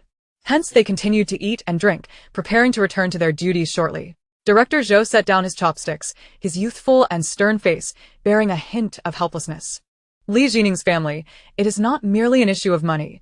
We are powerless in this situation. Li Fuguei felt a sense of despair. How could this be?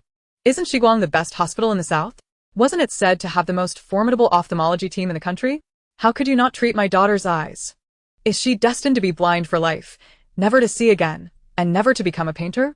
Director Zhou continued to eat his lunch apathetically. But the taste was far from pleasant. His feelings toward the patient were complicated. Su Xingwan, somewhat astonished, leaned toward Shi Ling and said, "That's Li Jining's father." Shi Ling found the name unfamiliar. "Do you know him?" "I forgot you just transferred to Yunqing No. 1 this year." Li Jining was a senior last year. An art student, exceptionally talented in painting, having won numerous national awards during her time at school. My art teacher often praised her, saying her paintings were imbued with spirit. And she was certain to be accepted into the prestigious Capital University's Art Academy, being the most likely candidate to secure the top spot in the national art examination.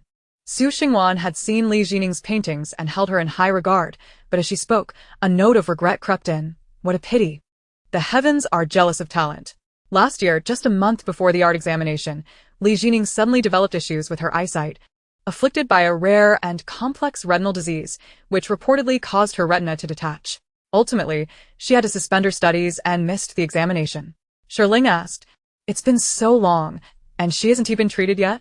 Su Xingwan replied, "It's said that only Shiguang Hospital can perform that surgery, and one must book a year in advance. Patients with severe eye conditions from all over the country flock to Shiguang, and even securing an appointment is a challenge. Everyone wishes to be treated quickly, so Li Jining must wait."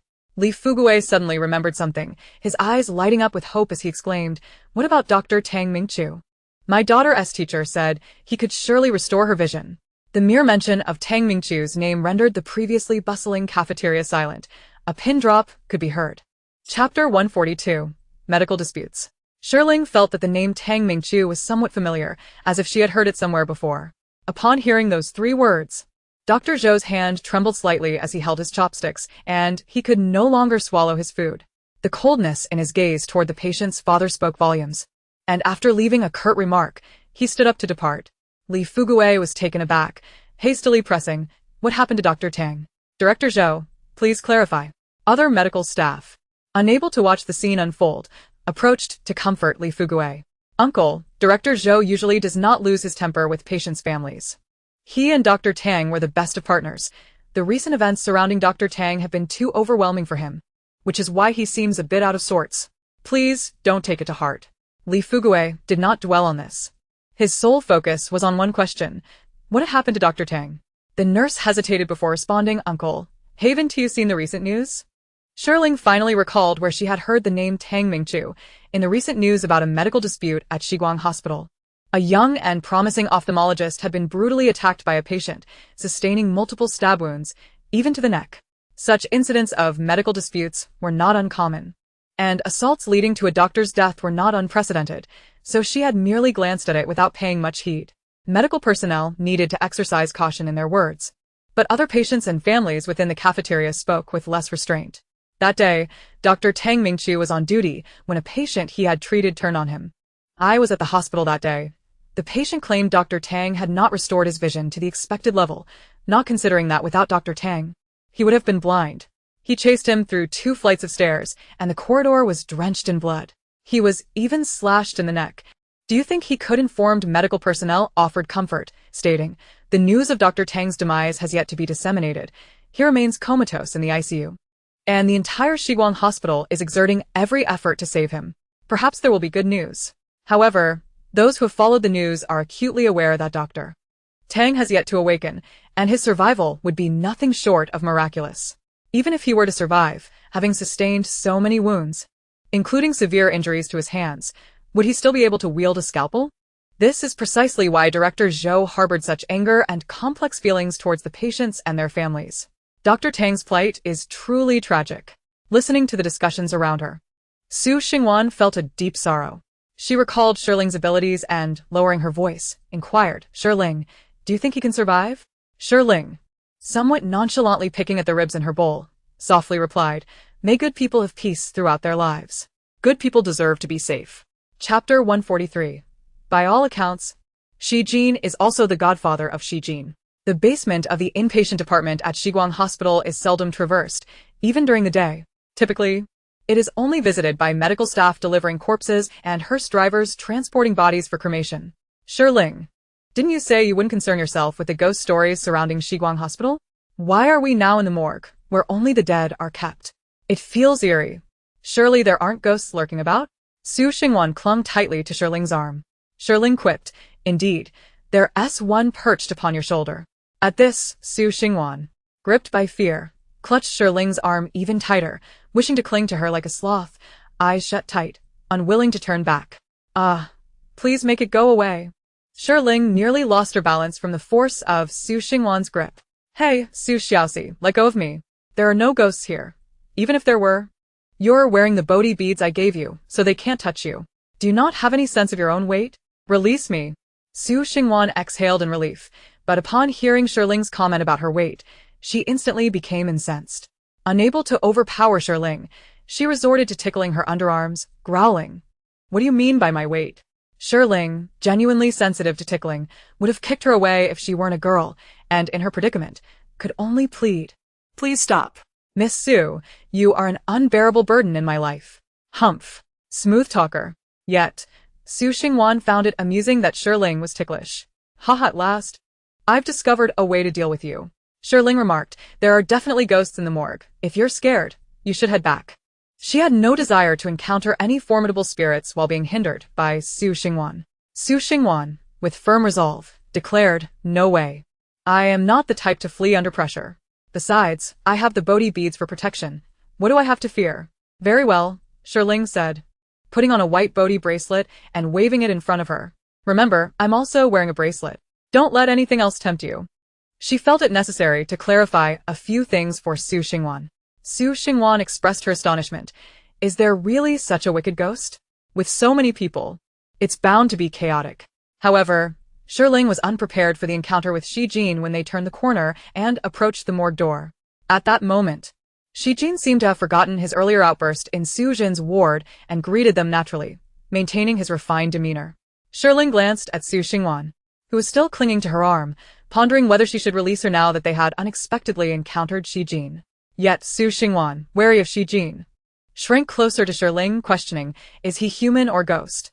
Shi Jin fell silent for a moment, disregarding Su Xingwan, and looked at Shi Ling with mild curiosity. Miss Shi, did you not say you wouldn't concern yourself with the ghost stories of Shiguang Hospital? Are you now here for a stroll in the morgue?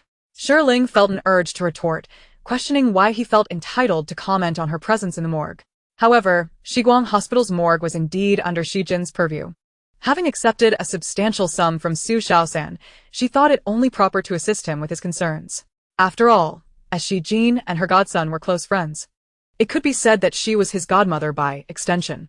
Feigning maturity, she remarked, as an elder, it is only fitting to lend a helping hand to a younger one. Shi Jin chuckled lightly and approached her, his demeanor still exuding warmth. Yet an unsettling sense of danger lingered in the air. Su Xingwan instinctively withdrew from Shi Ling, retreating. Goodness, this is terrifying. Could he be a ghost in disguise? Better leave it to Shi Ling. Chapter 144. Even Darwin's coffin lid is struggling to contain it. Shi Ling sensed danger emanating from Shi Jin as well, involuntarily recalling the moment in the Su family garden when she witnessed him using a venomous snake to kill his illegitimate brother. Seeing Su Xingwan abandon her and step back, she cursed under her breath for her lack of loyalty. Shi Jin halted before Shi Ling, observing that she remained steadfast, not retreating. With a slight arch of his brow, he leaned closer, whispering in her ear, Miss Shi, are you no longer afraid of me? His voice was smooth and gentle. Yet Shi Ling perceived a hissing sound in her ear. A chilling sensation brushed against her face. As her gaze shifted away from Shi Jin, she turned her head just in time to feel her scalp prickle with trepidation. The once slender silver-ringed snake coiling around Shi Jin's wrist had now transformed into a creature far larger than a python. The translucent black and white behemoth encircled both her and Shi Jin, rising up, its massive head hovering next to her face, its cold eyes fixed upon her. The snake's forked tongue brushed against her cheek, sending a shiver down her spine. Shi Jin maintained his genteel smile, yet beneath that facade lay a reckless madness. He raised 2 fingers, gently blocking the snake's tongue from her face.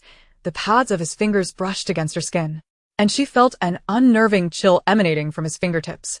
Gazing at her with a hint of amusement, he asked, are you afraid? Indeed. Shi Ling was genuinely terrified of snakes, more so than of ghosts. While she feared the grotesque visage of a ghost that met a gruesome end, her dread of snakes, regardless of their appearance, was profound, especially when it came to such a colossal serpent. The memory of Shi Jin's earlier act of violence, centered around the snake, haunted her. Although her encounters with spirits had bolstered her courage, she had not anticipated the snake could grow to such an enormous size. Was this even reasonable? Darwin's coffin lid must be struggling to contain itself. Taking a deep breath, Shi Ling locked eyes with Shi Jin, unwavering. He narrowed his eyes slightly, and the atmosphere between them grew taut, as if an imminent battle was at hand. Suddenly, Shi Ling made her move, clasping her hands together, gazing earnestly at Shi Jin. Godfather, you are truly my godfather. I have wandered through life without a kind father. If you do not reject me, I wish to adopt you as my godfather. Shi Jin was taken aback.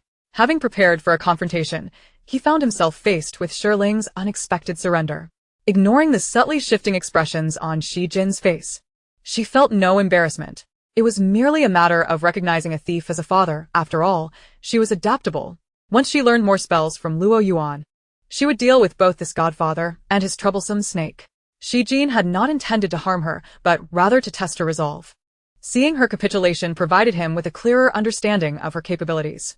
Miss Shi, some things are better left unspoken. Voicing them could be detrimental to everyone involved. Do you not agree? His words dripped with menace. Ah, yes. You are absolutely correct, godfather, Shi Ling replied. Shi Jin pressed his lips together. Although this was the response he desired, hearing it elicited a sensation akin to striking a fist against cotton, as if his threat had diminished in intensity. Curiously, Shi Ling inquired, with winter approaching, doesn't your snake hibernate? Shi Jin glanced at the silver-ringed serpent, which instantly shrank back to its original slender form, returning to his wrist. He smiled gently, maintaining his courteous demeanor. I appreciate your assistance regarding the ghostly matters at Shiguang Hospital. Certainly, Godfather. Would you prefer to settle the 100,000 with a credit card or a check? Chapter 145. Shijin, why are you even stingier than my brother? Please refrain from calling me Godfather. What should I call you then? With a deathly gaze, Shijin's eyes, akin to the venomous serpent coiled in his hand, fixed upon Shi Ling. The unspoken words in his eyes seemed to convey, "Do you take me for a fool?" Shi Ling, realizing her ploy had failed, swiftly shifted the topic. Haha, very well. Mr. Shi, my account number is... In the next moment, her phone chimed with a notification. A transfer of 100,000. Shi Ling. She had merely spoken in jest, not anticipating that Shijin would truly transfer the funds to her. He murmured, a confidentiality fee. If Miss Shi is wise, we shall coexist in peace without intruding upon each other's affairs. Should you choose otherwise, I have an abundance to burn for you. Shi Ling feigned innocence. Bewildered by the notion of a confidentiality fee, what was there to conceal? Was this not merely her payment for services rendered? Upon witnessing her acquiescence, Shijin chuckled softly, affirming, "Indeed." Thus, Shi Ling accepted the money with a clear conscience. It was her remuneration. After all, she had not consented to any form of silence. Naturally, aside from being a witness to Shijin's heinous act, she possessed no tangible evidence. Terrified at the time, she had not recorded anything, and given Shijin's impeccable reputation, her words would likely be dismissed as the ravings of a madwoman. Once she procured the evidence, she would ensure that this deranged individual faced justice in due time. Su Xingwan had been lurking nearby for a while, observing the pair who, rather than clashing, appeared to be engrossed in hushed conversation. Furrowing her brow, she cautiously approached. "What are you two conspiring about behind my back?" The accusatory tone of Su Xingwan startled Shi Ling, who turned to meet her resentful gaze. Su Xingwan cast a glance at Shijin, then separated the two, her focus honing in on Shi Ling. In that moment, Shi Ling felt an absurdity akin to a husband caught in a rendezvous with his mistress by his wife. Ironically, she was the husband, and Shijin was the mistress. Shi Ling chuckled, waving her phone. "Mr. Shi is simply compensating me for my assistance." Su Xingwan glanced at the screen, scoffing, "It's just 100,000. Shi Ling, if you're in need of money, why not come to me? Mr. Shi, how are you even more stingy than my brother?" Shi Ling. She was tempted to ask, "Miss Su, does your family possess a gold mine?" But soon, she recalled that the Su family dealt in luxury jewelry and indeed had their fair share of gold. Shijin, too, was somewhat taken aback. After all, this was the first time Su Xingwan had expressed disdain towards him. Previously, whenever she encountered him, she fluttered around like a magpie, and even after her confession was rebuffed, she behaved like a compliant neighborly sister. Well, any disdain was preferable to the incessant chattering that had once plagued him. "My family is impoverished, unable to compare with the wealth of the Su family," Shijin remarked. Su Xingwan retorted, "The Shi family is the wealthiest in Yunqing, far surpassing my family's fortune." Shi Ling felt tears well up. No, you are both affluent. I am the one who is truly impoverished. The Shi family is the epitome of frugality. Even when she was the little princess of the Shi family, she could not squander money so extravagantly. Within the morgue, the lights remained off during the day, rendering the underground space shrouded in darkness. The air conditioning kept the temperature low, and as Shi Ling walked among the covered beds, a sense of eeriness enveloped her. "Did you notice something?" Shijin inquired. Shi Ling, with a serious expression, pointed to a corner, declaring, "There is something filthy here." Su Xingwan, feeling a tinge of fear, shrank behind Shi Ling but couldn't resist peeking out of curiosity. Shijin, too, abandoned his casual demeanor, striding towards the corner. The serpent coiled around his wrist, poised for action. Chapter 146. The male college student who wrote his will in the morgue at midnight. The serpent's eyes shimmered with a green light, sweeping over the area like a searchlight, before finally shaking its head at Shijin. Furrowing his brow, Shijin turned. "Where is the filth?" Shi Ling, having procured cleaning tools from somewhere, approached and swept away a banana peel from the floor, addressing Shijin, "Right here." Can you believe someone would litter in the morgue? Shijin and Su Xingwan exchanged glances, their expressions mirroring disbelief. Under Shijin's seemingly murderous glare, Shi Ling hastily tossed the cleaning tools to Su Xingwan, adding, "I already checked. There are no spirits in the morgue." They must have either reincarnated or gone for a stroll. By the way, which corpse was moving in the surveillance footage? Has it been transported for cremation? Not yet. It's this one. As Shi Jin approached a central mortuary slot, he pulled back the white cloth, revealing a face frozen in eternal terror. Ah, susingwan sedikit. Retreating behind Shi Ling, unable to bear the sight. Initially unfazed, both Shi Ling and Shi Jin were startled by Su Xingwan's sudden scream. Shi Jin retrieved a pair of medical gloves from his pocket, donned one, and handed the other to Shi Ling before examining the body. His family operated a hospital, and his grandfather was a retired surgeon, so he had absorbed a fair amount of medical knowledge from a young age. Shi Jin stated, when a patient passes away, their family ensures their eyes are closed. His eyes were shut at death, yet they are now open. Su Xingwan, hiding behind Shi Ling, speculated, could it be a case of the light returning to the eyes? Did he rise from the dead? Did he exhaust all his strength and fail to close them? Shi Ling, wearing gloves, calmly began to examine other parts of the corpse, contrasting sharply with Su Xingwan's fearful demeanor. Shi Jin observed her with interest. Miss Shi seemed entirely unperturbed by the corpse. Are you accustomed to handling such matters? Shi Ling suddenly froze, a look of confusion washing over her face. Oh right. This is a corpse. Wouldn't a normal person react like Su Xingwan? But why was she not afraid? Was she, like Shi Jin, a deviant? Was Su Xingwan merely out of sync due to her lack of abnormality? Shi Jin's gaze lingered on her for a few seconds before he confirmed that she was not feigning ignorance. She genuinely did not understand why she felt no fear. This was quite intriguing. Shi Ling suddenly noticed ink stains on the corpse's fingers, her fingertip gliding over the ink. Shi Jin, look, he has ink on his hand. This must be from when he was writing. Clearly, he had gone out at night to jot something down. Shi Jin also spotted the ink stains but found Shi Ling's assertion unsubstantiated. This body belonged to a male college student who had collapsed from playing video games all night. He had been sent to the morgue after unsuccessful resuscitation. The ink might have been accidentally smudged at school before his demise. Impossible. After an all-night gaming session, he would have no desire to write. A slacker wouldn't even want to touch a pen, Shi Ling countered. Then, did the slacker suddenly desire to write posthumously? Shi Jin retorted. Su Xingwan interjected. Perhaps he intended to write a will in the middle of the night. But he died suddenly. He likely had no chance to leave a will. And where is the will? Why not leave it in a conspicuous location? Did brain death also wipe clean his intellect?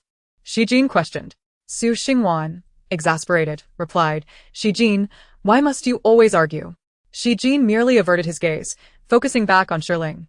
I never claimed that the one writing a will at midnight was this male college student.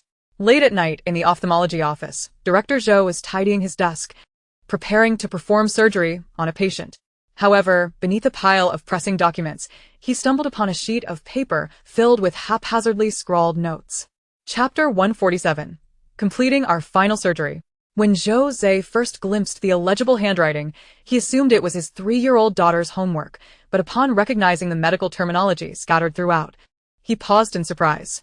His astonishment deepened as he reached the final sequence of numbers. This was Tang Mingchu's university ID. He and Tang Mingchu were classmates, their IDs differing by a single digit. After so many years since graduation, the ID was seldom used, typically only remembered by the individual. This was a note left by Tang Mingchu.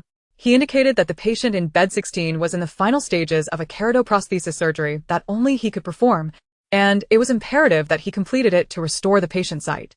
He required Zhou Zhe's clandestine assistance. Zhou Zhe's hand trembled as he clutched the note. He visited the IUC daily to inquire about Tang Mingchu's condition, fully aware that Tang Mingchu's life hung by a thread, his vitals unstable, sustained solely by cutting-edge medical equipment. And he could slip away at any moment. Shiguang Hospital could not bear the loss of such a world-class genius ophthalmologist, and thus was willing to go to any lengths to revive him. However, fate had other plans. The IUC indicated that the probability of Tang Mingchu surviving was less than 1%. The hope was exceedingly slim. Yet, in a twist of irony, Tang Mingchu, who should have been in a deep coma at the IUC, now sought his assistance to complete the remaining surgery for patient 16. Even if he were to be discharged at this moment, it would be impossible for him to perform surgery with his injured hand. If it were not for Tang Mingchu's university ID number on the note, Zhou Zhe would have certainly thought it a cruel joke. Zhou Zhe clutched the note tightly in his hand and, as agreed upon, made his way to the ophthalmic surgery room. There were no surgeries scheduled for the night, and the doctors had all left. A flickering light in the corridor created a somewhat eerie atmosphere. As Jose traversed the hallway, he spotted a man in a white coat standing at the door of operating room 4.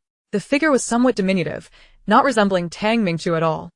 Jose halted a few steps away, his gaze falling upon the man's hands, which bore an unusual hue beneath the sleeves. His pupils involuntarily constricted. The stark contrast of the purplish-red blotches on the pale skin was alarming. With a quivering voice, Jose managed to stammer, "Tang Mingqiu?" The figure in the white coat slowly turned around. The face that met him was utterly dissimilar to Tang Mingqiu's, pale, with livor mortis, and a rigidity that suggested it was nothing more than a corpse. Yet at that moment, the corpse spoke, using a voice he recognized. "It's me, Jose. Are you in a state between life and death?" Jose intended to inquire with a smile, but the words caught in his throat, leaving him choked with emotion, his eyes stinging with unshed tears. Tang Mingqiu forced a slight smile, albeit stiffly. "Call it what you will. My body has endured so many cuts. It's likely beyond repair. I borrowed this body from the morgue for the time being. Come now, Jose, let us complete our final surgery together." Jose rushed forward, seizing Tang Mingqiu's arm, which felt rigid and cold, sending a wave of panic through him. "Tang Mingqiu, return this body. Who allowed you to misuse someone else's corpse? You must come with me to the IUC. You need to return to your original body. Performing surgery like this is against protocol, and I cannot aid you in concealing it. Wake up and use your own body for the surgery. Have you forgotten? We promised to be lifelong partners back in the dormitory. We still have many surgeries ahead. I still don't know how to perform the keratoprosthesis surgery. You promised to teach me and assist me in the future." Chapter 148. This time, I'll assist you. Tang Mingqiu placed a reassuring hand on his shoulder. Josha? "We are about to perform surgery. Try not to be so agitated. You've learned enough. It was you who assisted me before, and this time, let me guide you while you take the lead." Upon hearing his familiar voice, Jose instinctively calmed himself, fearful that his agitation might jeopardize the surgery. He understood that Tang Mingqiu would not resort to such measures unless absolutely necessary, yet he could not accept this outcome. At that moment, Jose felt an overwhelming regret for that day of the medical dispute. If only he had been in the clinic, the knife would not have struck Tang Mingqiu. Countless mediocre doctors like him existed in the world. The death of one would not be mourned. But Tang Mingqiu was a genius ophthalmologist revered by all his mentors. A rising star in the field, still so young, with the potential to conquer many challenges in ophthalmology and bring light to countless patients. Josha? I am grateful to have the opportunity to complete our final surgery together. This is a great favor bestowed upon me by fate. Let us set aside all emotions and focus on the task at hand. Tang Mingqiu smiled. From that strange face, Jose seemed to glimpse the warm and gentle smile Tang Mingqiu once had. Many patients who regained their sight through his hands had proclaimed him their light. At this moment, Jose felt immense anger at the injustice of fate. What a kind person Tang Mingqiu was, pushed to the brink of death by a patient. Yet in his final moments, focused solely on restoring their sight, determined to complete the surgery that only he could perform. After a long pause, Jose finally replied, his voice thick with emotion. "All right." The 1% chance of survival felt overwhelmingly bleak. Over the years at the hospital, he had witnessed too much death. Miracles were nearly extinct. He could not allow Tang Mingqiu to depart with regrets. Tang Mingqiu smiled in return. The lights in operating room 4 illuminated brightly. Jose took the lead, allowing Tang Mingqiu to step in as his assistant. Tang Mingqiu donned the surgical attire, mask and gloves, completely enveloped, so that apart from Jose, no one would know he was a corpse. Jose could tell that the body Tang Mingqiu was using had not long departed this world, yet it had already begun to stiffen, raising his concerns about its condition. However, when he saw Tang Mingqiu skillfully and adeptly grasping the medical instruments, he felt a wave of relief wash over him. Tang Mingqiu poured every ounce of his strength into those hands, striving to render them as supple and agile as they had been in life, ensuring that the surgery would not be compromised. The patient, unable to see, asked before anesthesia, "Dr. Zhou, everyone says Dr. Tang has been harmed and that no one can perform my surgery. Will I truly be able to see again?" Jose reassured him, "You will. Dr. Tang has promised to restore your sight." In the monitoring room of Shiguang Hospital, after finishing dinner, Shi Ling, Su Xingwan, and Shi Jin returned to the morgue only to discover that the body was missing. They proceeded to review the surveillance footage. Su Xingwan leaned over the computer, querying, where could he have gone at this late hour? Just then in the footage, The figure suddenly looked up, locking eyes with Su Xingwan at the computer. Ah! Su Xingwan gasped in shock, and the screen filled with static. He saw us. Is he going to crawl out like Sadako? Su Xingwan pointed anxiously at the screen. Looking helplessly at Shi Ling, Shi Jin, accustomed to Su Xingwan's dramatic reactions, remained unfazed, suggesting, "Let us check other corridor cameras." Shi Ling replied, "Let's pull up the surveillance from the ophthalmic surgery room." Chapter 149. Donating a body. Why the ophthalmic surgery room? Shi Jin inquired. Because he went there. Shi Ling remarked as she retrieved the footage, confirming that the body had indeed gone to the ophthalmic surgery room. Shi Jin's eyes widened in surprise. Shi Ling exuded an air of knowing control over the situation, but she understood that her knowledge did not stem from logical deduction, but rather from an inexplicable intuition.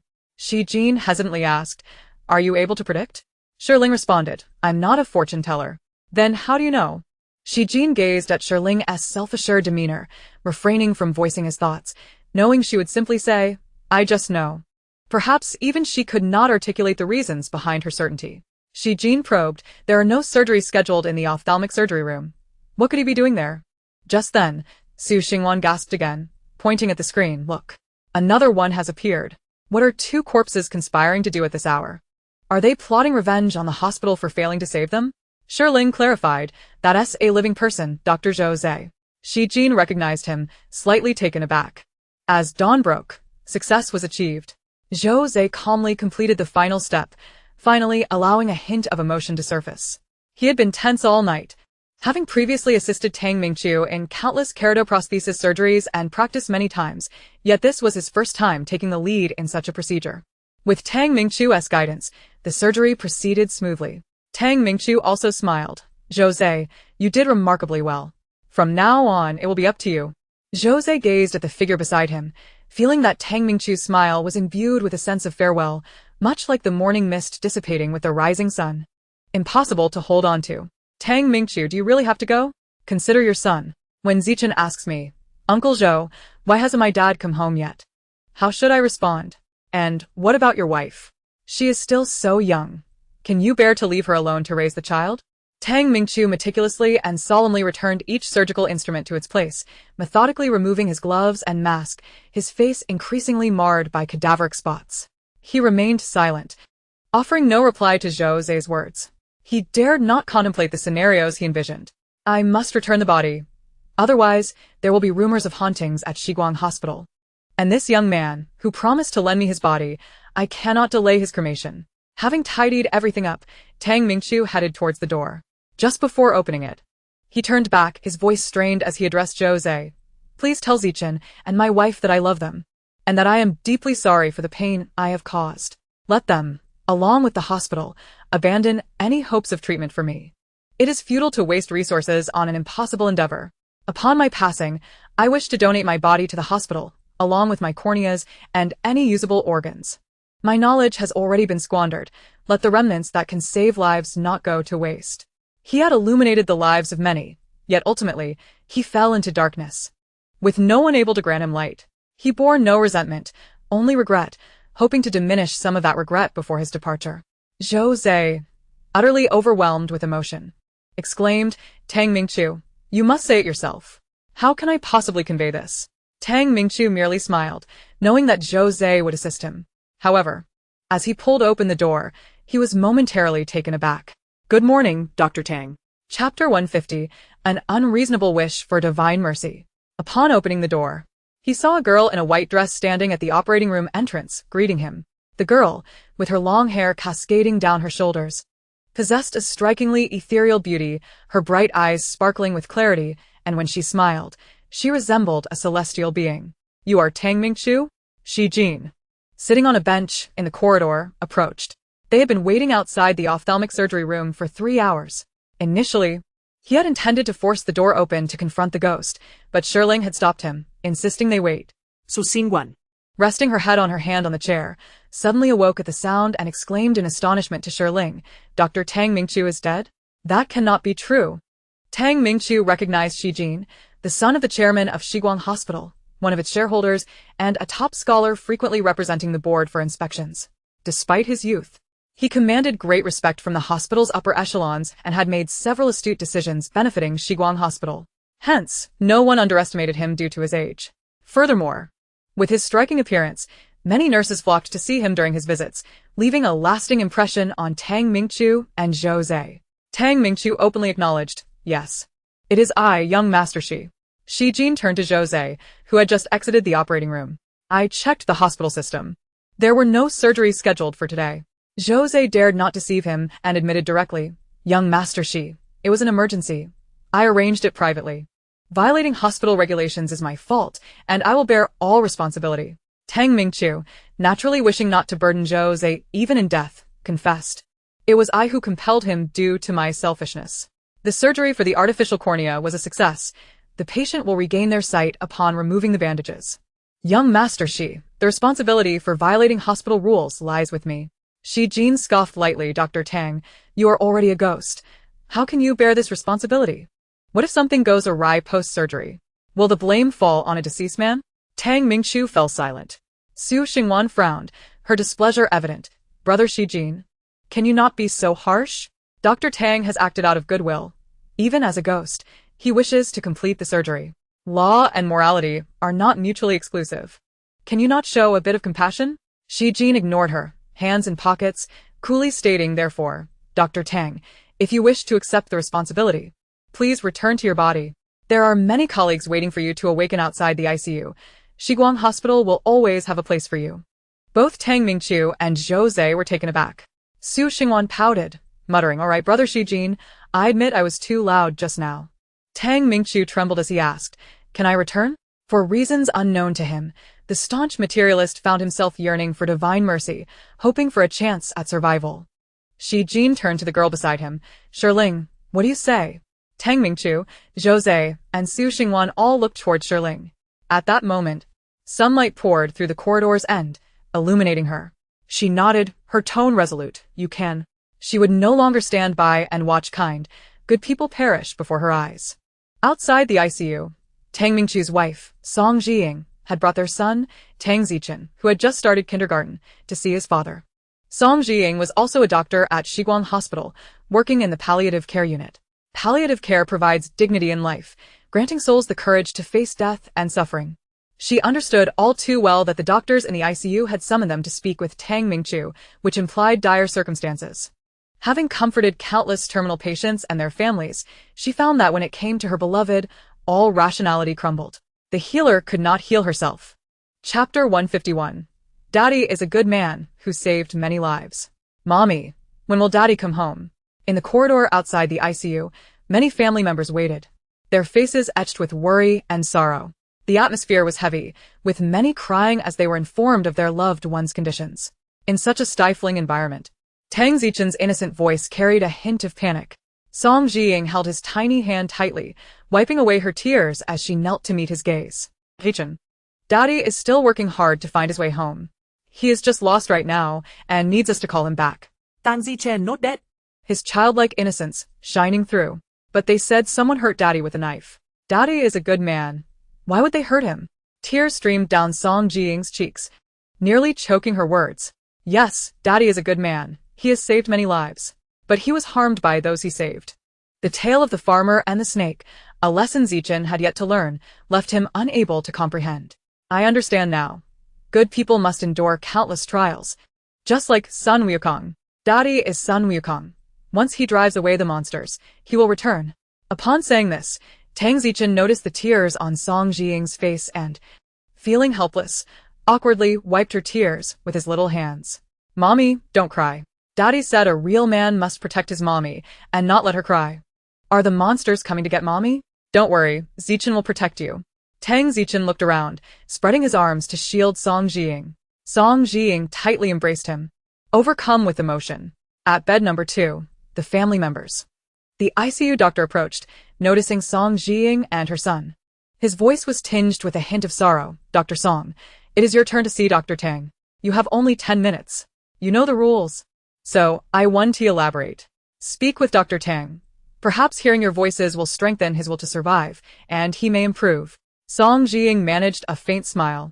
As a doctor herself, Particularly in palliative care, she understood better than anyone that medical miracles were mere placebos. How many had truly emerged from the ICU driven solely by the will to live? "Mommy, I see Daddy." At that moment, Tang Zichen suddenly pointed excitedly in a direction. Bouncing with joy, Song Jiying lifted her gaze and saw several figures approaching from the direction of the elevator. Zhou Zhe was among them, accompanied by the boy in a white shirt, young Master Shi, and two beautiful girls. Tang Zichen's large, bright eyes sparkled with delight. Daddy is right next to that girl in the white dress. However, Song Jiying saw nothing. Daddy. Tang Zichen wriggled free from Song Jiying's embrace, joyfully running towards the direction of Tang Mingchu's soul. Tang Mingchu had not anticipated that his 3-year-old son could see him, and he was filled with a sense of joy. Seeing his son rush towards him, he immediately crouched down to catch him, fearing that he might trip in his haste. However, Tang Zichen's body passed through Tang Mingchu's spirit, and inadvertently, he stumbled in front of Shi Ling. Tang Zichen appeared somewhat bewildered, questioning, "Daddy?" Shi Ling helped him up. Tang Zichen looked up at her, asking, "Fairy sister, where's my daddy?" Shi Ling pointed towards the IUC ward, saying, "He is waiting for you inside." Song Jiying approached, taking Tang Zichen by the hand, expressing her gratitude to Shi Ling, and then casting a puzzled glance at Zhou Zhe. She could tell that Shi Jin and these two young girls had come with Zhou Zhe. At that moment, Zhou Zhe's demeanor had shifted from the gloom of recent days to one filled with hope. Sister-in-law, Tang Mingchu, will surely recover. Chapter 152. The merits he has accumulated will help him turn peril into safety. Song Jiying paused momentarily, perplexed. But the light in Zhou Zhe's eyes ignited a flicker of hope within her as well. "Thank you. Who are these individuals?" "Friends of Shi Xiao. This is Miss Shi Ling." Zhou Zhe introduced Shi Ling with heartfelt appreciation. "I am Su Xingwan, the younger sister of Shi Jin's neighbor, Aunt Song. I have heard of Dr. Tang's deeds and admire him greatly. I feel much sympathy for him. I will cover all the medical expenses for his treatment at IUC." Su Xingwan felt compelled to contribute, although her means were limited to her allowance. Song Jiying greeted each of them and politely declined Su Xingwan's offer. During this time, many had wished to donate to Tang Mingchu, but she had refused all assistance. Only 2 family members were permitted in the IUC ward, with no substitutions allowed. However, as a private hospital, Shiguang Hospital made an exception, allowing Shi Ling to accompany them inside, thanks to Shi Jin's authority. Although Song Jiying was somewhat perplexed as to why Shi Ling was allowed in instead of Zhou Zhe, she refrained from voicing her questions upon seeing the hopeful look Zhou Zhe cast at Shi Ling. Though she found it absurd, she couldn't help but harbor a glimmer of expectation for this unfamiliar girl. Perhaps she could bring about a miracle? Together, Song Jiying, Tang Zichen, and Shi Ling entered the room, donning isolation gowns, masks, hats, and changing shoes before approaching the hospital bed. On the white bed lay Tang Mingchu, his hands and neck wrapped in bandages, surrounded by various large medical devices, with numerous tubes attached to his body and a respirator in place. Trembling, Song Jiying reached out to grasp Tang Mingchu's hand, which felt cold even under the covers. In a panic, she glanced at the ECG monitor beside her, noting that the heart rate line was nearly flat, with only slight fluctuations. Tears streamed down her face as she implored, "Mingchu, please wake up. Both Zichen and I miss you dearly. Over these days, many patients have called and texted to inquire, all hoping for your swift recovery. Some of those you treated even traveled from far-off places to bring you flowers and fruits." Tang Zichen held onto Tang Mingchu's foot, exclaiming, "Daddy, your feet are so cold. Let me warm them for you. I can recite the 3-character classic now. Please wake up so I can recite it for you. At the beginning of man, nature is inherently good." Tang Mingchu, standing nearby, was moved to tears. Shi Ling offered him a slight nod. He climbed onto the bed, slowly lying back into his own body, and during this process of merging with his physical form, his consciousness began to fade. Shi Ling stood behind Song Jiying and Tang Zichen, her hands forming a gesture, her spiritual energy surging, causing even her skirt to flutter without wind. A circular, intricately patterned seal flew from her fingertips, appearing on Tang Mingchu's body, spinning rapidly. Countless golden rays cascaded down upon him like rain. The golden light, she gathered, represented merits. The merits that belong to Tang Mingchu. In the cycle of cause and effect, good and evil are rewarded accordingly. Tang Mingchu, a compassionate healer who had accumulated virtue through his good deeds, found that these merits were now his remedy, pulling him back from the brink of death. transforming peril into safety and protecting his health and well-being. Unbeknownst to Song Jiying, who continued to hold Tang Mingchu's hand and speak to him. Hoping for a flicker of will to survive and a medical miracle, Tang Zichen, with his bright eyes wide open, gazed at Shi Ling in awe, exclaiming, "Wow, fairy sister." After Shi Ling completed her incantation, Song Jiying distinctly felt Tang Mingchu's hand move. She joyfully turned to face him, witnessing him struggle to open his eyes and utter, "Jiying, Don't cry. indeed, miracles can truly occur." Chapter 153. Leading the implementation of hospital security checks. In recent days, the medical dispute at Shiguang Hospital had captured the attention of netizens, with countless individuals expressing concern for Dr. Tang Mingchu's injuries.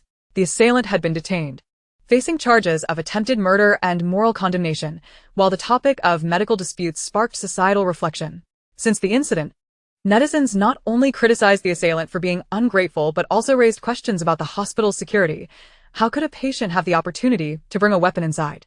On that day, Shiguang Hospital's official Weibo account, which had been criticized and suspended for several days, announced to the public that Dr. Tang Mingchu had been removed from the IUC and was no longer in danger.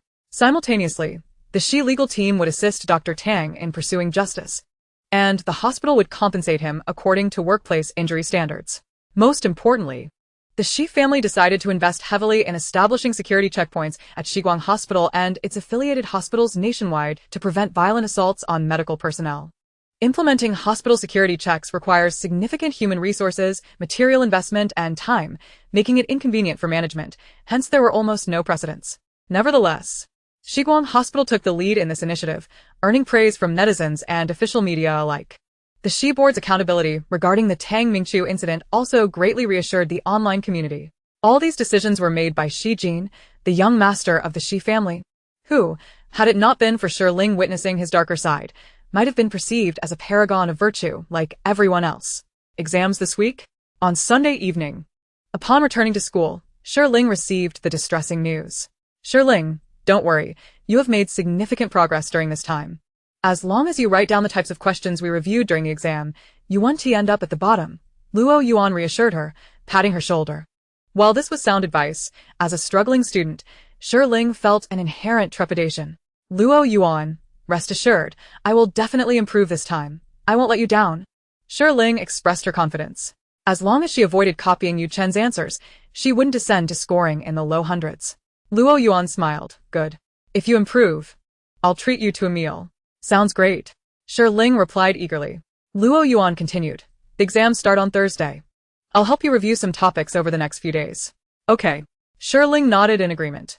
Luoyuan found Shi Ling to be the most compliant student and couldn't help but ruffle her hair affectionately. I haven't washed my hair, Shi Ling protested. However, during evening self-study, as Luoyuan selected questions to discuss with Shi Ling, the front-row slumber, Yu Chen, suddenly awoke.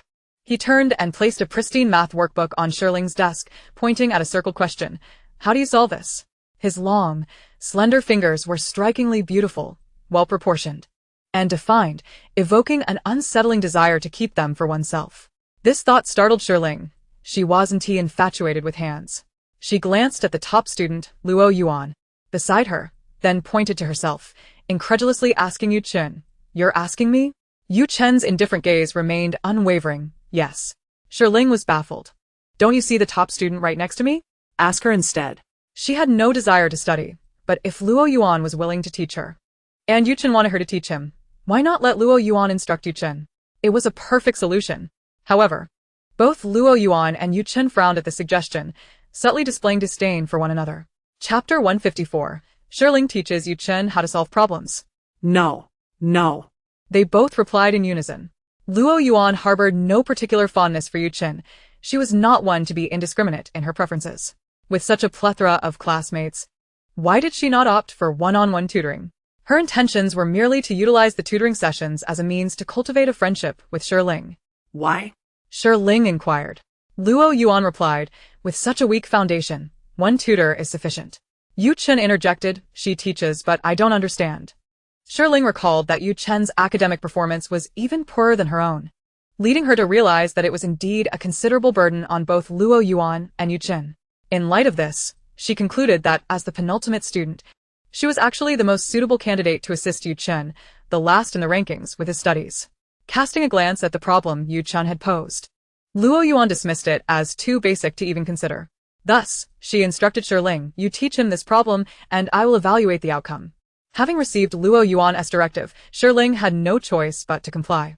Yu Chun, seeking to better hear her explanations, positioned himself beside her, leaning in to absorb her guidance. The distance between them was just right, close enough to feel comfortable, yet not so intimate as to create discomfort. By merely tilting her head, Shi Ling could catch sight of his prominent nose and the silver strands of hair by his ears, his profile strikingly beautiful and austere. A faint scent of osmanthus lingered about him, not reminiscent of perfume or remnants of body wash, but rather the aroma wafting from the osmanthus tree he must have brushed past at dusk. This is how we determine the dihedral angle after establishing the coordinate system in this solid geometry problem. Do you understand? Shi Ling turned her head to look at him.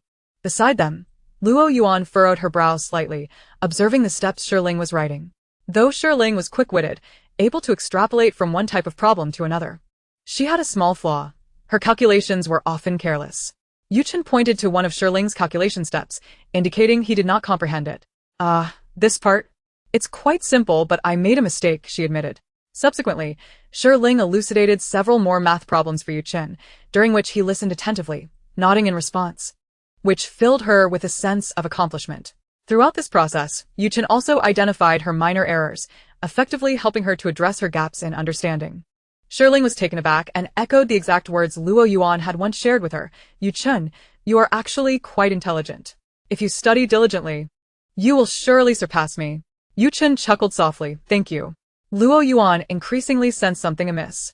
She recalled what the newly arrived psychologist Gu Xiuji had mentioned in the school infirmary. Yu Chun had relinquished his guaranteed admission quota.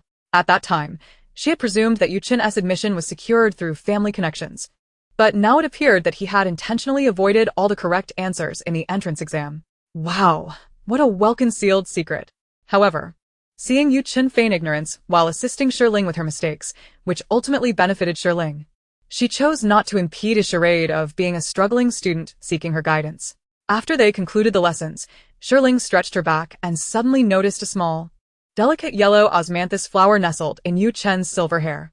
She reached out to gently remove it. Yu Chun was momentarily taken aback, his glass-like eyes reflecting a hint of confusion as he regarded her. "There's a flower," Shi Ling said, glancing down but failing to locate the fallen blossom. Apprehensive that Yu Chun might doubt her, unsure of where it had ended up. "It truly exists. I'm not deceiving you," she insisted. Yu Chun asked, "Is my hair messy?"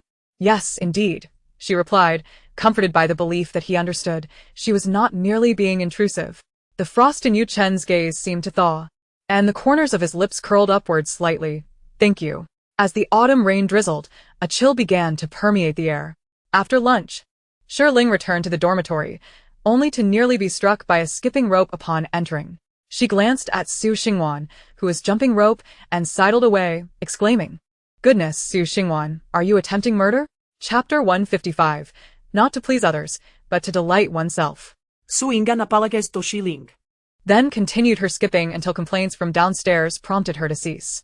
Shi Ling sat on the edge of her bed, munching on an apple, perplexed as to why Su Xingwan was jumping rope right after a hearty meal. Lin Lin remarked, "Xingwan, hasn't he eaten lunch?" Fuming, Suvingvan klanchet herfists, dejlaring. "I want to lose weight." Ah? Shi Ling looked at her in confusion. "But you're not even overweight. What are you trying to lose?" Su Xingwan's eyes turned red with indignation, "But Fong Song Zhao and the others all say I'm fat. They claim my posts are just deceptive." Shi Ling scrolled through Su Xingwan's social media, seeing her perfectly curated grid of photos, each showcasing a different angle of her striking features, and fell into a contemplative silence. How can this be considered misleading? Excitedly, Su Xingwan turned to Shi Ling, hoping for her affirmation, especially since Shi Ling was widely regarded as the belle of Yun City No. 1 High School. Shi Ling struggled to maintain her gaze. This is clearly a mirror of deception. Shi Ling. Su Xingwan erupted in frustration, lunging at Shi Ling and pinning her to the bed, tickling her incessantly. Suyaosi. Haha, Miss Susi. Ikansid. Shi Ling pleaded for mercy. Su Xingwan glared at her, huffing, "I'll give you a chance to rephrase." Shi Ling responded, "You look much more attractive than in your photos." Su Xingwan touched her slightly chubby cheeks. "Uncertain, really? But no one usually compliments me." And my social media is filled with praise. Come on, you've edited your photos to look like a snake spirit. How could you not appear slimmer? Who says only thin is beautiful? Health and natural beauty are the most appealing. Besides, you're not overweight. Your oval face is far more elegant than those triangular, influencer-esque faces, Shi Ling asserted earnestly, pinching her cheek. Su Xingwan appeared somewhat swayed by her words and finally released her. Cradling her face, she mused, but without editing. I feel I'm not pretty enough. Makeup and skincare can work wonders. Xingwan, don't listen to Fong Songzhao and the others. They only tease you because they know you care about your weight. Now let us eat. Lin Lin chimed in, having brought back a packed meal for her. Su Xingwan considered their advice and, after satisfying her hunger, promptly ordered a plethora of beauty and skincare products. After the tests on Friday, Su Xingwan eagerly dragged Lin Lin with her to the express delivery store, returning to the dormitory with an armful of skincare and makeup products. Though Yun City No. One high school had strict regulations against makeup, the school could hardly monitor students outside of class hours. Upon returning to the dormitory after dinner, Shi Ling found her entrance blocked by a mountain of delivery boxes. It was in a girl's nature to seek beauty, not to please others, but to bring joy to oneself. Every resident in the dormitory surrounded Su Xingwan, experimenting with her newly acquired cosmetics. Upon seeing Shi Ling return, Su Xingwan beckoned her over. Shi Ling, come try this lipstick shade. It's stunning. Shi Ling lifted her gaze, startled by the uniformity of their bright red lips. Goodness. Have you all been stealing from children? Oh, I accidentally applied too much. Just look at the color swatches on my hand. This shade is truly exceptional. This lipstick is from a niche brand that just launched. I snagged it during a live stream, Su Xingwan exclaimed, admiring her reflection in the mirror before wiping her lips and eagerly showcasing her arm to Shi Ling. The other roommates were equally thrilled, as if they had stumbled upon treasure. On Su Xingwan's fair arms, there were dozens of red streaks, some deep and some light, which appeared rather alarming. Shi Ling could hardly bear to look. Aren't they all quite similar? Lin Lin retorted. You lack appreciation. Su Xingwan rolled her eyes, colorblind. Shi Ling. Chapter 156. Borrowed Life Money. Shi Ling found herself expelled from the group chat as Su Xingwan and Lin Lin excitedly exchanged their experiences with the products. Even the ghostly senior sister joined in on the discussion, praising the color enthusiastically. Su Xingwan took a moment to tease Shi Ling. See? Even ghosts have better taste than you. Shi Ling.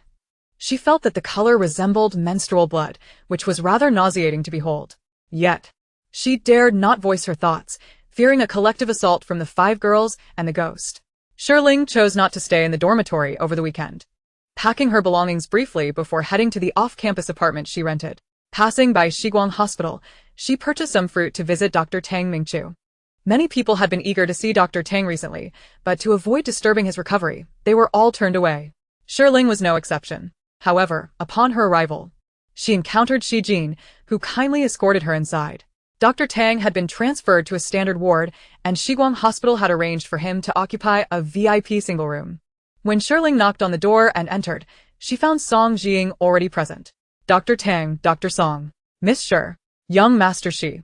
Upon seeing Shi Ling, the couple was visibly thrilled. Song Jing had learned from Tang Mingqiu and Zhou Zhe about the pivotal role Shi Ling played, for which she felt immense gratitude. Holding Shi Ling's hand with fervor, Song Jing exclaimed, Miss Shi, I cannot thank you enough. You saved Mingqiu. Shi Ling replied. It was those whom Dr. Tang once saved who rescued him. Nevertheless, both Tang Mingqiu and Song Jing remained deeply appreciative of Shi Ling and took the time to inquire about her academic pursuits. Shi Ling responded with a casual, thank you. Before departing, she produced 3 red string walnut bracelets from her backpack as gifts. These are for your family's safety, she said.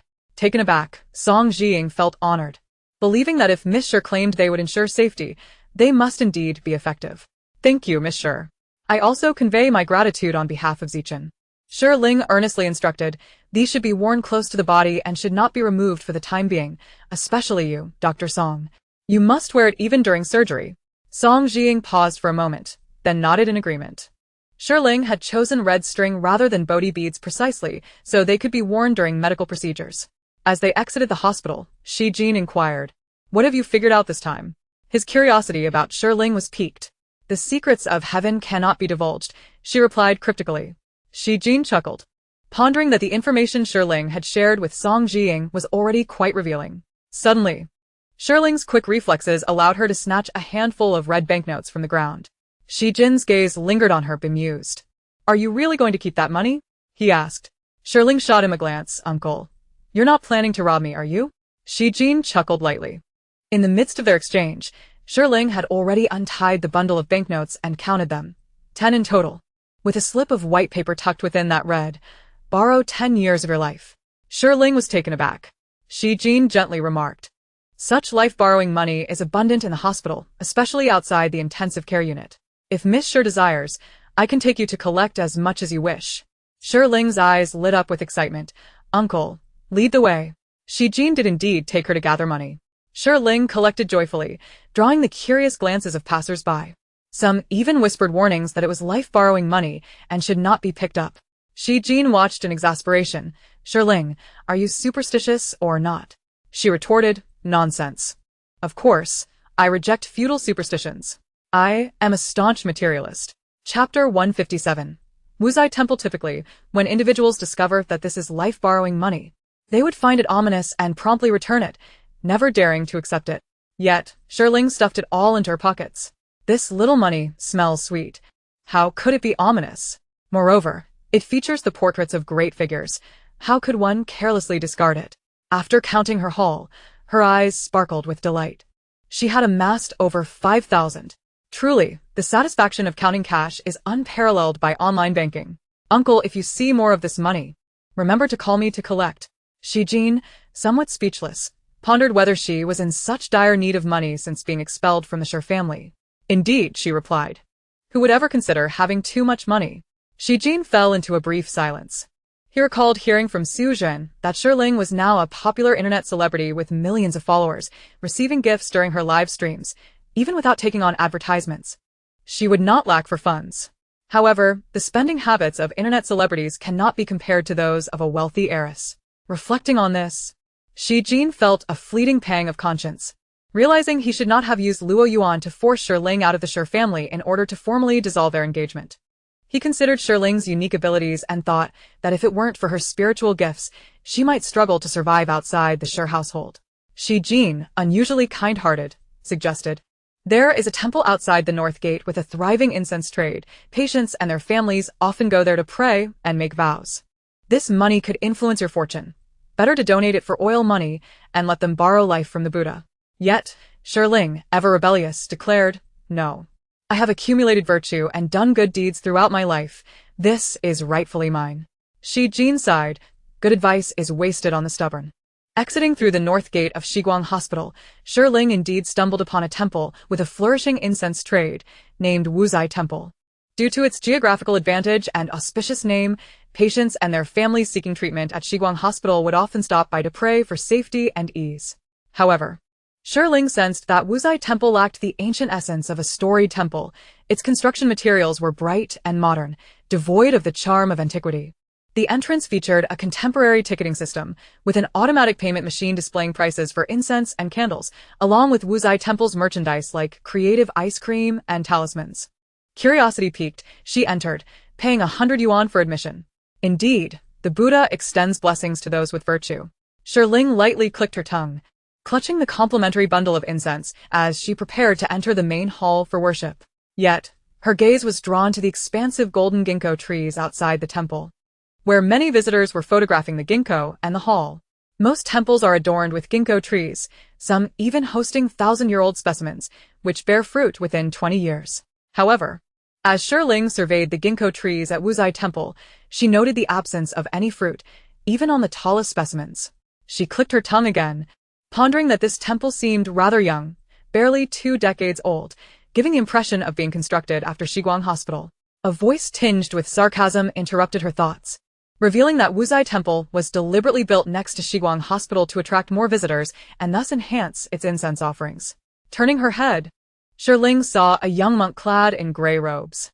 The boy resembled a primary school student, sporting a smooth, shaved head and handsome features. Yet his expression was far from benevolent. He looked somewhat cynical, gripping his prayer beads with such intensity that they seemed on the verge of breaking.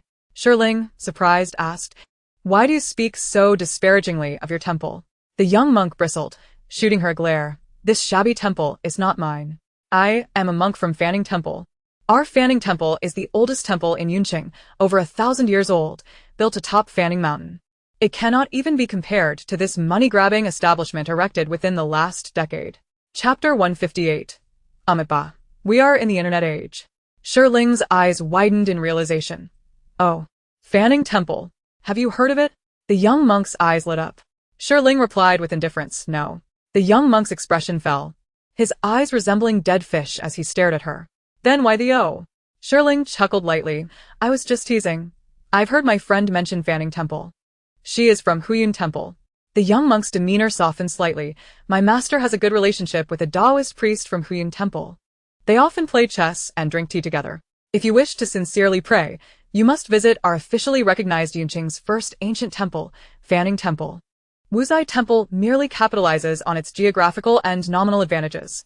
I tell you, their monks are all fake. It's like a grand cosplay. Intrigued, Shi Ling pressed, how so? The young monk shook his head, adopting a wise demeanor. Their monks are all imposters. When their shifts end, they return to their wives and children, indulging in food and drink. Some even watch risque videos during their breaks. Shi Ling exclaimed, at your young age, you already know about risque videos? The young monk rolled his eyes. Benefactor, we are in the internet age. Our temple is not disconnected. Shi Ling inquired, what do you usually watch? The young monk sighed dramatically. Online courses. Shi Ling regarded him with sympathy. That sounds tough. The young monk shot her a glare. You think you have it tough? I became a monk early, having fewer demands. Now, to become a monk, one must have a bachelor's degree. Someone like you, TSK, wouldn't he even be accepted in our temple? Shi Ling mused. This little monk must be a porcupine. Why is he so sharp-tongued? If you disdain Wuzai Temple, then why come here? She asked. With a hint of mischief, the young monk waved his phone beneath his robe, declaring, I am here to gather evidence to expose this false temple. My master and the others are indifferent to fame and fortune, content to remain hidden in the mountains. However, I cannot allow this temple, which profits from the Buddha, to tarnish the reputation of the Buddhist faith. We cannot allow people visiting Yunqing to only know about Wuzai Temple beside Shiguang Hospital and remain unaware of the millennium-old temple on Fanning Mountain. As Shi Ling listened to the applause, she remarked, impressive. At such a tender age, you articulate the concept of client acquisition with such refreshing originality. Has the battlefield of commerce truly encroached upon the sanctity of the Buddhist realm? The young monk shot her an indignant glare, his face flushed with anger. What do you mean by client acquisition? Our Fanning Temple has no need for such incense offerings. I simply cannot stand by while they tarnish the sanctity of our Buddha with their greed. Shi Ling nodded in earnest agreement, affirming, indeed.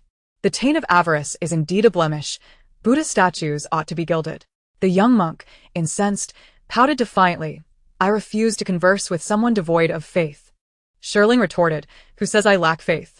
I adhere to Marxism. Just as their banter escalated, a group of monks approached them. The leader pointed accusingly at the young monk, declaring it was he who sneaked into the monks' quarters to take clandestine photographs. He is not one of our temple's monks. He must be sent by another temple. Shi Ling clicked her tongue, standing aside to observe the unfolding drama. You little rascal, which temple do you belong to? What mischief were you up to in the monks' quarters? The middle-aged monks surrounding them were stout and imposing, their appearance fitting the stereotype of enlightened masters, yet their expressions were far from benevolent. Questioning the young monk with a menacing demeanor. Realizing he could not evade the situation, the young monk turned his gaze toward Shi Ling. Sister. Chapter 159. Have my father divorce your mother. Shi Ling replied, what nonsense are you spouting? Ignoring Shi Ling's astonished expression, the young monk dashed behind her, clutching her arm. Sister, didn't he say that the monks at Wuzai Temple are the kindest? Why are they so fierce? Shi Ling coldly withdrew her hand, responding with a smirk. Oh, weren't you just saying you wouldn't speak to me? The young monk glared at her, indignantly stating, this is all your fault. You promised to let me come to the temple to cosplay as a little monk, to take photos and videos, but you abandoned me, leaving me lost. If it weren't for wanting you to find me, I wouldn't have filmed the surroundings, and now they all think I was invading their privacy. Believing I'm some sort of little pervert. Shi Ling's lips twitched in amusement. This troublesome child would be a wasted talent if he didn't enter the entertainment industry as a child star. The monks surrounding them exchanged glances, perplexed. The boy appeared to be just an elementary school student. His elaborate tales seemed too coherent to be mere fabrications. Could they truly be on high alert for no reason? Get lost. Shi Ling pushed him in front of the monks from Wuzai Temple, coldly stating, "You should take him away and give him a good beating." "Yes, not my brother." The young monk's eyes brimmed with tears. "Your true colors are revealed. I knew your kindness was just a facade. Bringing me here to abandon me, right? When we return, I'm going to tell my father and have him divorce your mother, banishing you wicked mother and daughter from our home." The onlooking monks instantly switched to spectator mode. Wow. No wonder they're arguing. It turns out they're not even siblings. Bored at work, they relished this familial drama. Shi Ling shot back, "You got lost on your own and blame me. If it weren't for the